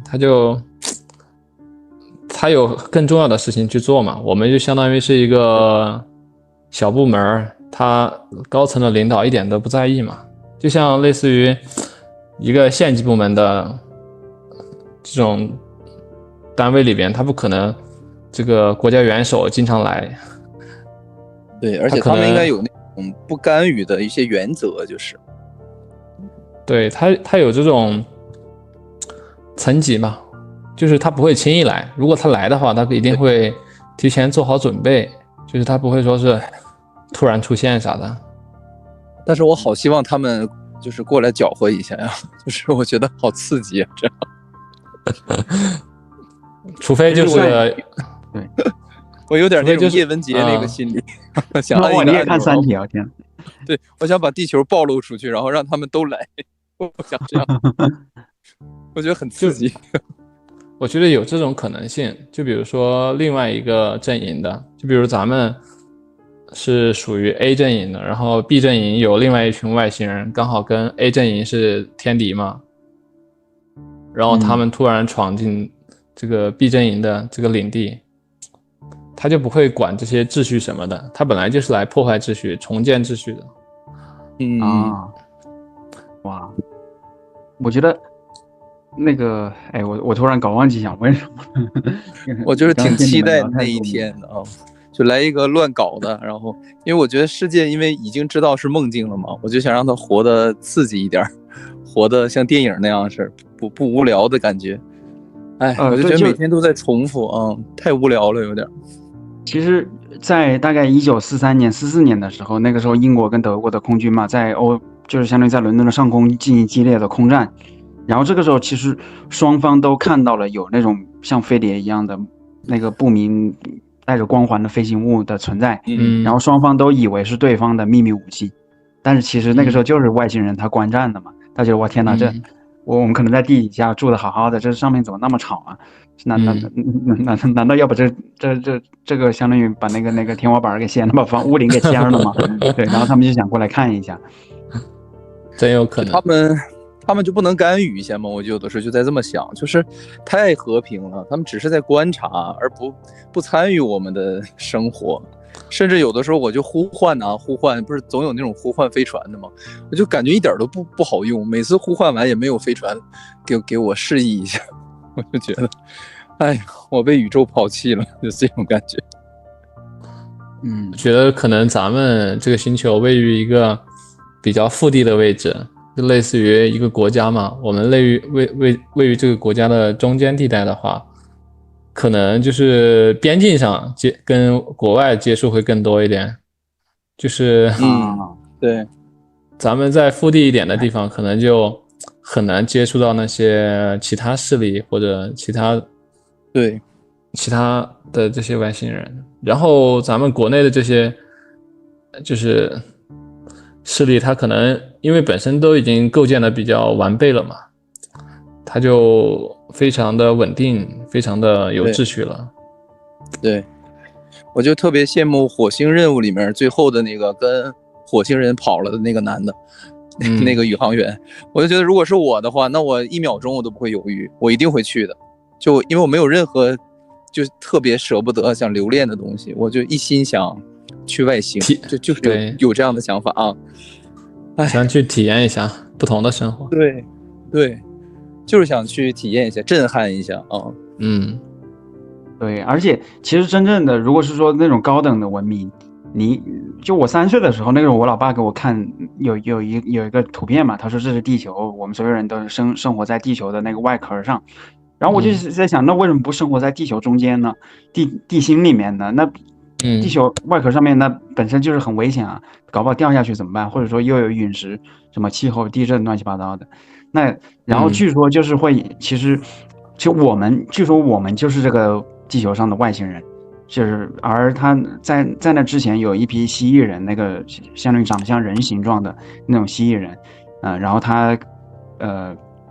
他才是地球的原住民，然后他们科技更加的发达，就搬到地底下去，躲到地底下去了。然后他们在美国给小日本扔那个广岛原子弹的时候出来看过一次，这是怎么回事？怎么整出那么大的动静？对，然后你知道当时就是俄罗斯不是在搞那个氢弹的时候吗？那是叫沙皇炸弹，然后当时它那个当量啊，好像是广岛原子弹的好几千倍那么大，而且它一炸了之后，哇，隔了2000多公里之外，挪威、芬兰的窗子都被震碎了，而且整个亚欧大陆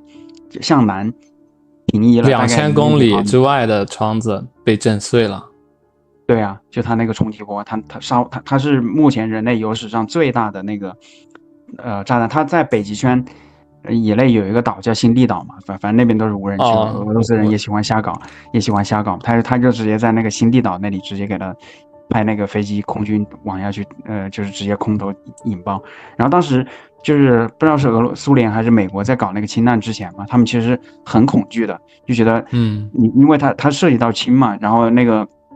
大气层里面也是布满了氢气，或者是说包括水里面都含有这个氢，他就很担心你搞不好要不小心把整个大气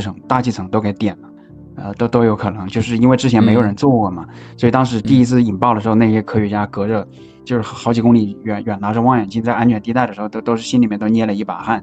你想，那我们人类在对这么去玩地球，你会把地球给玩坏了，然后幸亏不幸的万幸就是没有坏。然后包括俄罗斯，反正就苏联在那个哈萨克斯坦那边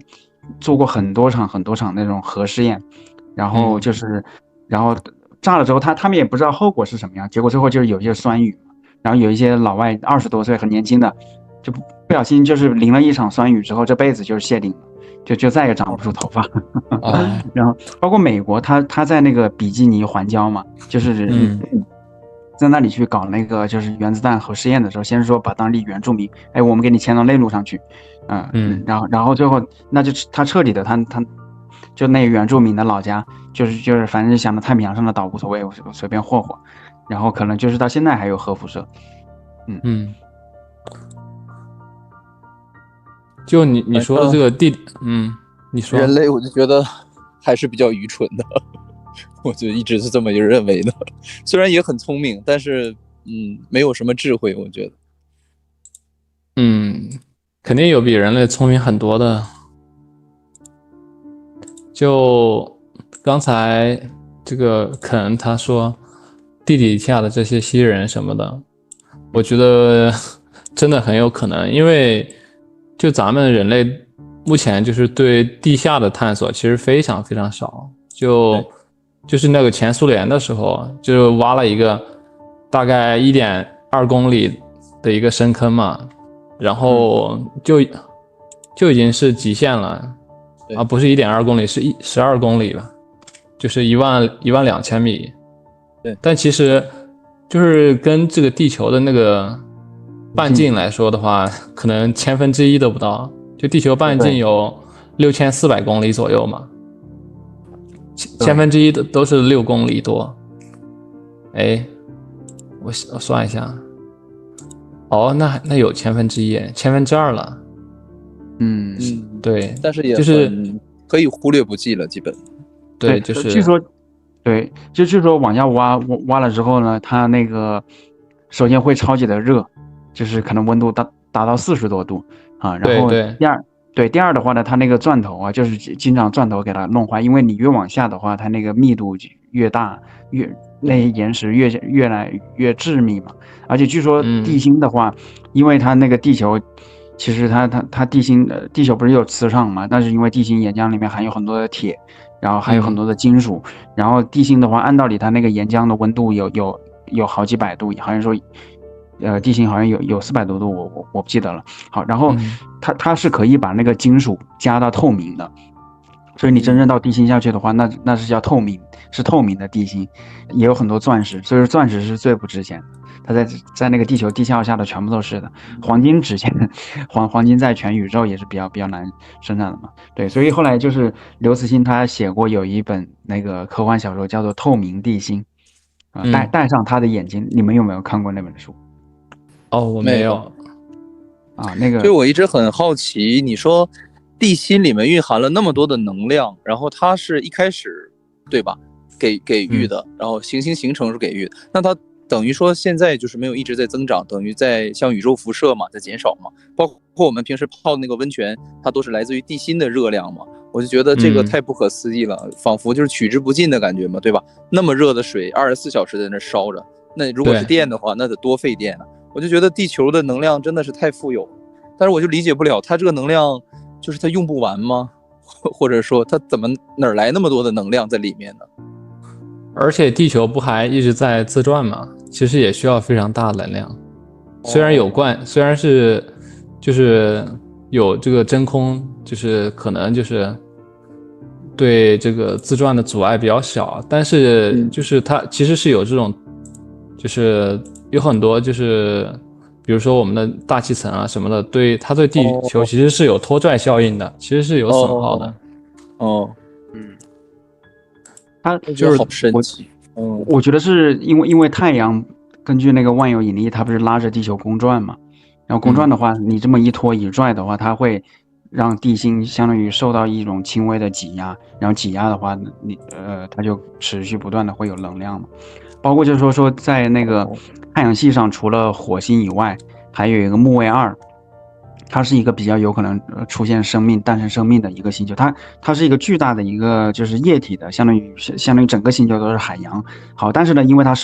但外头的话被冻成冰窖了嘛，冻成冰窖里面是海洋。为什么里面温度高呢？就是因为它是围绕着那个木星公转，然后它就相当于一团橡皮泥嘛，被那个木星揉搓，所以它经常就会有一些地热的一些就是喷涌。就是那种喷泉往上的喷个好几千公里高，然后被那种探测器给拍摄到了。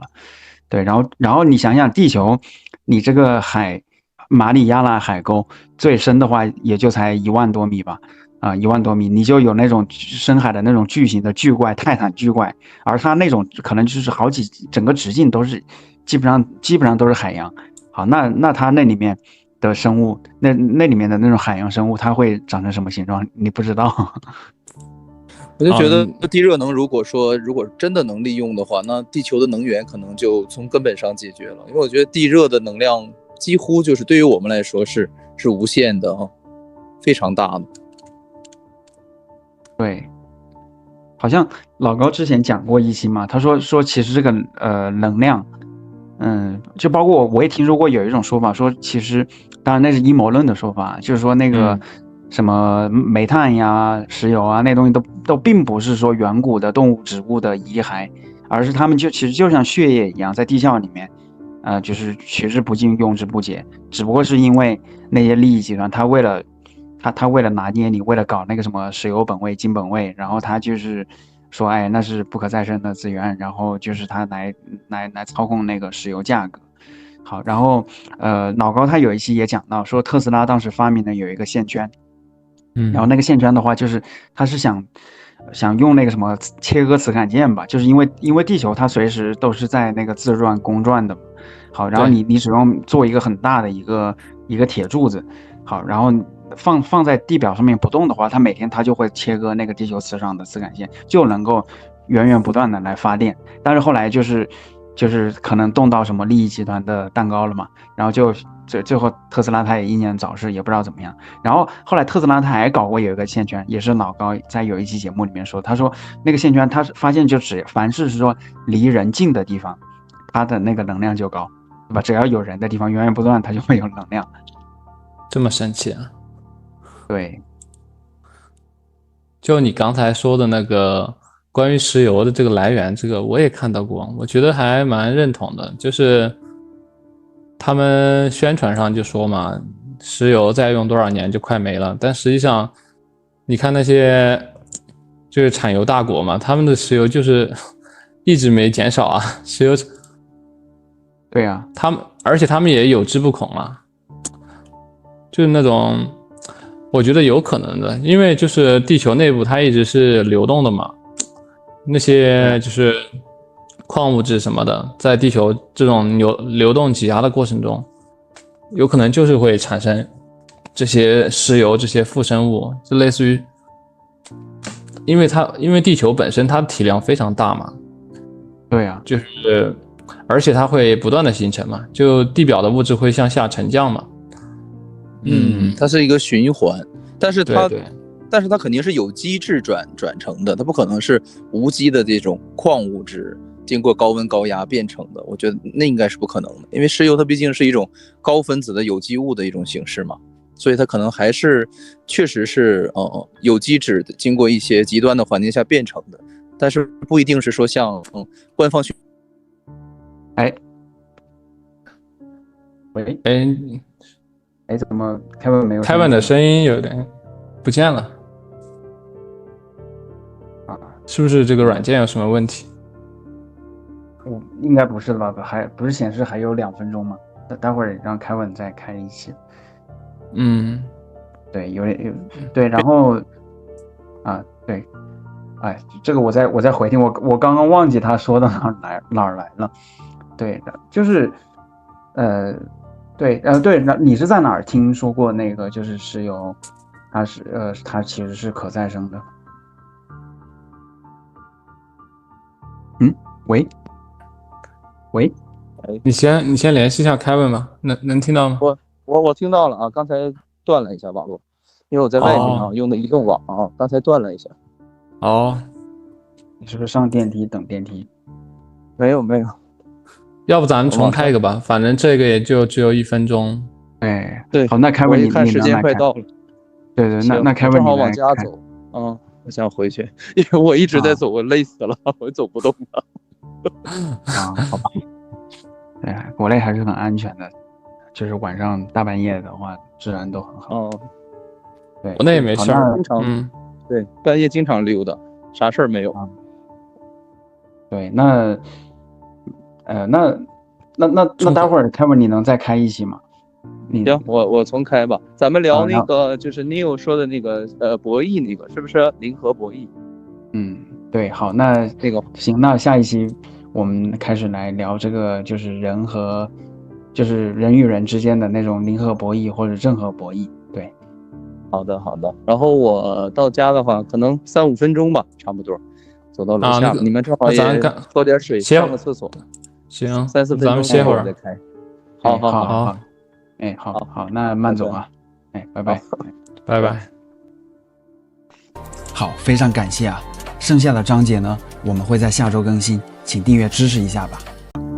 当我们谈论到投胎转世和轮回时，意识的累世轮回是真实的，人们有濒死体验时，他们会说他们对时间的感知也是不同的。我有过一次大的意识下载体验，那场体验非常有力地告诉我，模拟的极限是光速，还有我们所说的物理定律实际上是虚拟的编码定律。所以呢，如果你是虚拟现实游戏的创造者，你就必须将游戏的限制编码设定到游戏中，这样他们就会按照你的规则和角色进行游戏。非玩家角色按照规则进行游戏，而人类玩家也在这些规则范围内进行游戏，这就是物理定律，这其实就是他们的本质。所以当你有濒死体验时，当他们离开身体时，他们谈论的是一个不同物理定律的现实。对呀，因为那是不同维度的矩阵，有着不同的意图，所以这就是我的问题。好吧，我接受轮回，这个我知道，但我根本不相信轮回的发生是为了让我们吸取教训，达到开悟的境界。你知道吗？当我们来到这个世界上，我们在已经学过的基础上学习新的课程。不对，你的记忆会被抹去，你记不得上辈子的事情了。绝大多数情况下，它又是从零开始。当然是有意识的，因为我记得2003年我在巴西的热带雨林里体验了南美洲的死藤水仪式。我听到了一个声音，这个声音以女性的形式出现，她的声音非常有力，与我就现实世界的本质进行了长达5个小时的对话。在一瞬间，我看到了有一幅田野的画面，英国乡村的田野上有一条小路穿过，那就像一条泥泞的小路，然后突然有人从天而降，落在这条小路上。他们沿着这条小路走着走着，斗转星移，小路逐渐变形，变成了老式黑胶唱片的凹槽。人们在黑暗中穿过黑胶唱片上的小隧道，那个隧道啊，就是专门设计的，让人们很容易就能够进到里面来，因为很多人都进去了。这就是人的第二天性，他们不需要被特地的带到里面来，因为当他们进来的时候就已经在里面了。所以这个问题还行，我可以理解前世的灵魂意识是如何被诱骗进入这个凡间世界的。行吧，这个我认了，但我看遍人间。你知道有一些人自我感觉良好，对于金钱什么的，但如果你周游世界，在过去的34年里，我去过大约60个国家，你会发现绝大多数人每天都在为生计而发愁，尤其是在非洲、亚洲、南美洲、中美洲等地，他们的日子并不好过，那是一场持久战。他们的孩子们在矿井等地，为资源而奔波，而这些资源最终都被用在了电动汽车、电池等方面，所以他们过得并不好。所以我的问题是，我能理解为什么人们会被一次一次的诱导。对呀，死后一次又一次的投胎回来，这难道不是一个血淋淋的笑话吗？不行，我要回去了，太可怕了。那么他们是怎么做到的呢？这是虚拟的星际维度，这就是人们所说的精神世界。但是它并不是超越虚拟的精神世界，这里有无穷无尽的万事万物，过去的一切，未来的一切。当你灵魂出窍的时候，你就进入了另一个虚拟的维度，然后你就进入了一个完全不同的现实。我读过很多关于濒死体验的描述，他们经常会说我感受到了前所未有的幸福和爱。你一定经历过多次，因为心灵扫帚是一种感知扫帚，所以你遇到的都是过去的亲人啊、导师啊、长老啊、灵魂向导之类的。你在隧道或者其他符号或者大门的地方被吸引，然后你跨过这个门槛，他们要么会说你得回去，你在人间的任务还没有完成，要么会说如果你跨过这个门槛，你就再也回不去了，因为濒死体验的人都会回来，他们不能告诉你门槛的另一边是什么。但我在梦中梦到过有一些人的话，我相信他们真的有投胎转世之前的记忆。你知道有很多人通过催眠被带回到那个介于凡人生命之间的状态，你知道在那道门槛之外，听起来等级森严的让人不敢相信，但如果你的频率与他们的频率相同，也就是星界的频率，那么他们看起来就和你我一样真实所以我认为在很多方面都是星体频率的投影。对我来说 AI 人工智能正在运行整个虚拟的世界，就是 AI 在操作世界。人们除了在细节上没有按按钮什么的，其余的绝大多数情况都是让人工智能在运行这个世界。这仅仅是星际人工智能的一种表现形式，它正在操控着整场演出，而且 AI 正在越来越多的进入这个领域，越来越强烈的控制着我们。最后我想说说我是如何看待这些事情的。多年来我经常读到这样一句话，要想开悟就必须超越思想。所有这些不同的精神说法都在谈论超越灵魂。就像人们说，好吧，退一步海阔天空，观察自己内心的想法，观察自己的唠叨，心灵的唠叨，意识的唠叨。你可以这样做，你可以坐下来观察，然后你会意识到心灵的喋喋不休其实并不是你意识的一部分，并不是真我的一部分。好吧，那意识究竟是什么呢？你说的障碍又是什么？我想说的是，我们所谓的意识其实就是人工智能算法，这就是我在梦里梦到的。那其实就是一个通过生物肉体上的机器运行的人工智能程序。对，就是生物肉体计算机，通过视觉、听觉、味觉、嗅觉、触觉这五官，将我们牢牢地锁定在人间的这一层矩阵中。如果我们只是被感知驱动着，我们只是被思想驱动着，我们只是被生理上的思想驱动着，那么当我们离开子宫时，我们就已经知道这个事实了，那就是一个电脑程序，我们的整个人生都是体验这个电脑程序。人工智能将控制你，来操纵你，因此唯一能超越思想程序的方法就是超越感知程序。一旦我们让真我的意识进入，真我就会看到人工智能大脑被隐藏的被设定为不能看到的东西，因为它不想让我们看到它。而觉醒就是从集体无意识的人工智能思维中觉醒。因为我们如今正在经历的疯狂实际上是一种幻想，它逼着越来越多的人觉醒。可是呢，我们也要同情那些没法觉醒的人，因为世间的种种现象造成了我们个体与灵魂的分离。